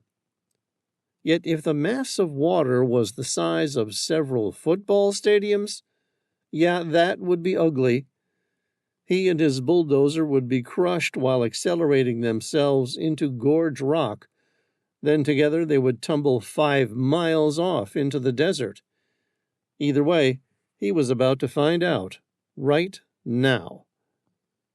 Large cracks ripped through the soft sandstone. They splintered and held for another couple seconds before giving away completely. A torrent of water and broken rocks rushed to greet him, forming the crest of a tsunami-like wave. Pax slowly lifted the bucket, using its steel as a massive shield. The Caterpillar D8T bulldozer weighed roughly 88,000 pounds. It was heavy enough that Olympic pool-sized water wasn't going to shift it. The top of the cabin was 12 feet high. In the narrow confines of the gorge, he could see in an instant that it was going to topple that height. He glanced around for a split second, considering whether to try and jump onto one of the nearby rocks or attempt to make a run for it. Pax dismissed the idea in an instant. Only a fool would think they were capable of outrunning it. The flood was going to shoot out like a high-speed train. The first wave hit the bulldozer, sending a surge of water churning its way around the cabin. Swirling and bubbling, it reached his lower legs, slowly engulfing the inside through the cabin's protective glass windshields. He vaguely recalled they were built with reinforced double-paneled glass, This was to protect the operator from rock shards and other projectiles hitting the driver's body with shrapnel. Pax hoped the glass would hold. For a moment he thought he was going to be okay. Then he spotted another wave. The force of this new surge wasn't dispersed by stone or debris. With a glance, Pax saw it had a clear run. Like the second wave of a tsunami, he knew it would overrun his cabin. There was nothing that could be done about it. The wave rushed around, in, and over the top of the cabin. Pax sucked in a couple of quick, deep breaths of air, then held his breath and closed his eyes as water cascaded over him. He was now nothing more than a passenger. Live or die, it was entirely up to chance. Pax held on tight to the side of the cabin, trying to prevent the wave of water from slamming him back and forth and around, like a rag doll inside the cabin. He was stuck underwater. The seconds ticked by. Soon his lungs began to burn. He held on, promising he could take a deep breath after he'd slowly counted to 10 seconds. After all, anyone can hold their breath for 10 seconds. This counting game went on for some time. A long, long time. He wasn't sure how many times he'd played before he made himself a final promise. At the end of this 10-second wait, he would take a deep breath whether he was still underwater or not. He counted to 7, then 8. At 9 seconds, the torrent of water dissipated almost as quickly as it arrived. Pax tilted his chin upward and drew a shallow breath in the small space of fresh air. Over the next few seconds, water drained from the cabin, and once again he was left high above the flash flood. His fingers still gripped the frame of the bulldozer, his knuckles white with pressure. He grinned. The bulldozer's engine was still running, its exhaust pipe high above the flood line. He was about to put it back into gear and move toward the map. Instead, he heard the report of multiple high-powered rifle shots. One pinged harmlessly against the bulldozer's bucket. The second one landed on the cabin's roof, just shy of 5 inches from his head. Chapter 50. Hearts pounding from their near miss, Sam and Tom stood at the edge of the Beetle. That huge rush of water, so fast, so loud, here and gone again. It was astonishing how quickly water can alter the entire environment, or how much damage it can do. Looking down on the now subsiding crash of water, which cascaded across the gorge, stripping away all the soft sand and shifting the bulldozer, Sam saw the faintest signs of the perspex he and Tom had been digging for. He watched, spellbound, as the water fully dissipated, revealing a view beneath the perspex for the first time. The high-powered erosion did more than strip the sand on the surface. It had washed away all the sand beneath the perspex, leaving in its place a 3-dimensional map. Sam stared at it. The map of Petra and its surrounding mountains emerged, glittering and radiant under the shining moon. The map was crafted from gold. Its contours and features had perfectly captured the ancient city in stunning detail. The water's relentless force scoured away the sand, revealing more of the golden map. Petra's iconic structures, the treasury, the monastery, and the intricate network of tombs and temples sparkled beneath the rushing water. The surrounding mountains rose majestically, their golden peaks glinting under the soft light that filtered through the chamber. Along the 3-dimensional Wadi Rum, the smoldering remains of the Medallion of Petra's piercing sunlight marked a distinct location. The water, now a calm stream, continued to flow across the map, polishing the gold to a brilliant sheen. Sam traced the intricate lines with his eyes, noting landmarks and pathways. His mind raced with possibilities and connections. Sam's gaze swept the entire radiant map before finally landing on a small section recently melted by a bright burst of sunlight, aka the sharpened beam of the Medallion of Petra. It indicated the entrance to Ubar existed somewhere high along one of the peaks of the nearby Wadi Rum. Sam took a quick photo with his phone. It was roughly 3/4 of the way up the mountain, say 3,000 feet up, on either the Jabal al-Qatar or possibly Jabal ad-Dami, the highest peak in the Wadi Rum. On the three-dimensional map were three distinctive geological seams connecting. A vertical line where the pink sandstone met a streak of deep granite, and a third seam, most likely artificial, of an azure stone, which featured a short, thin, horizontal strip of some type of blue stone. Tom snapped a few more photos with his phone, just in case Sam's got damaged. A few shots are better than one. Sam then sent the photos to Elise with a single message. The entrance to Ubar is here. Can you find us the GPS coordinates for this point and find out how we can reach it? Elise texted back almost immediately. I'm on it.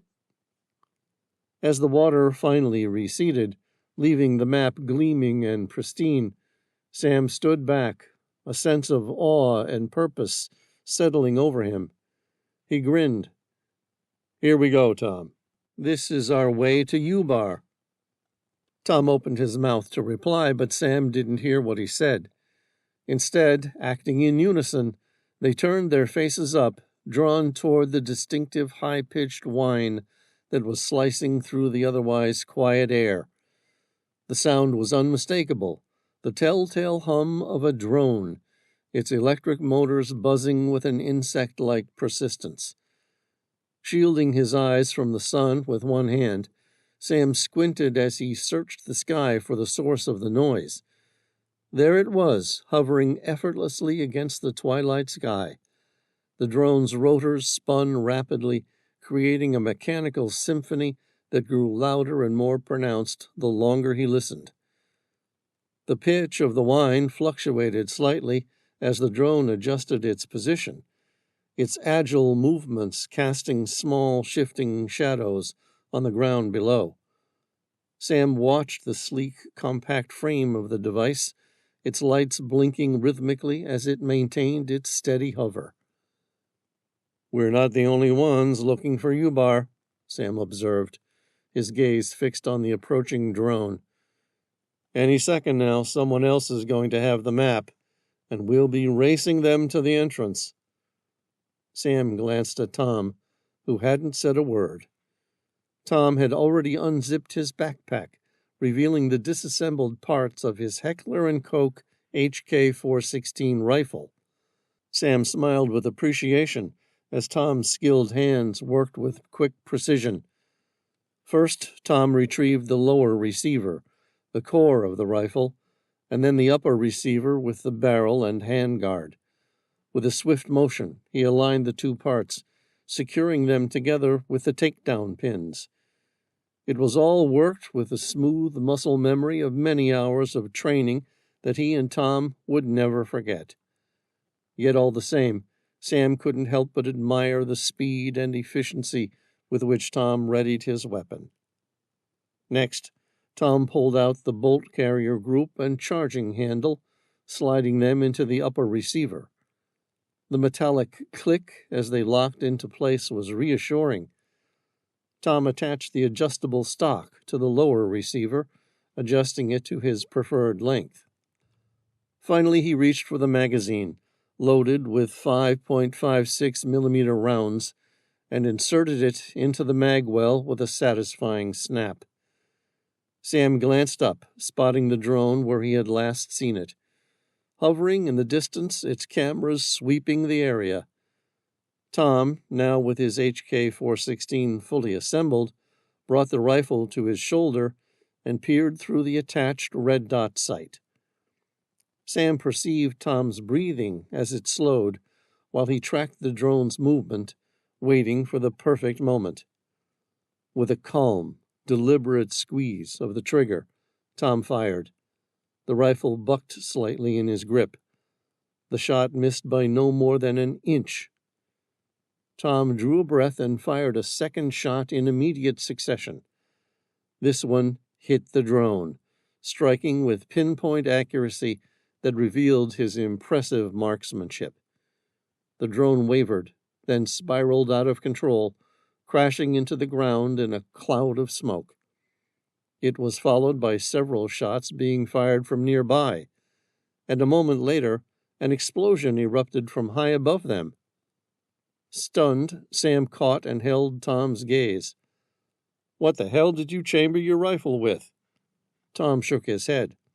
"That wasn't me." Horrified, Sam looked up. The explosion had set off a small avalanche above them. "Duck!" Sam shouted. He and Tom took cover inside the beetle, and several tons of rock and dirt fell from above, landing on the perspex and covering the map to Ubar once again.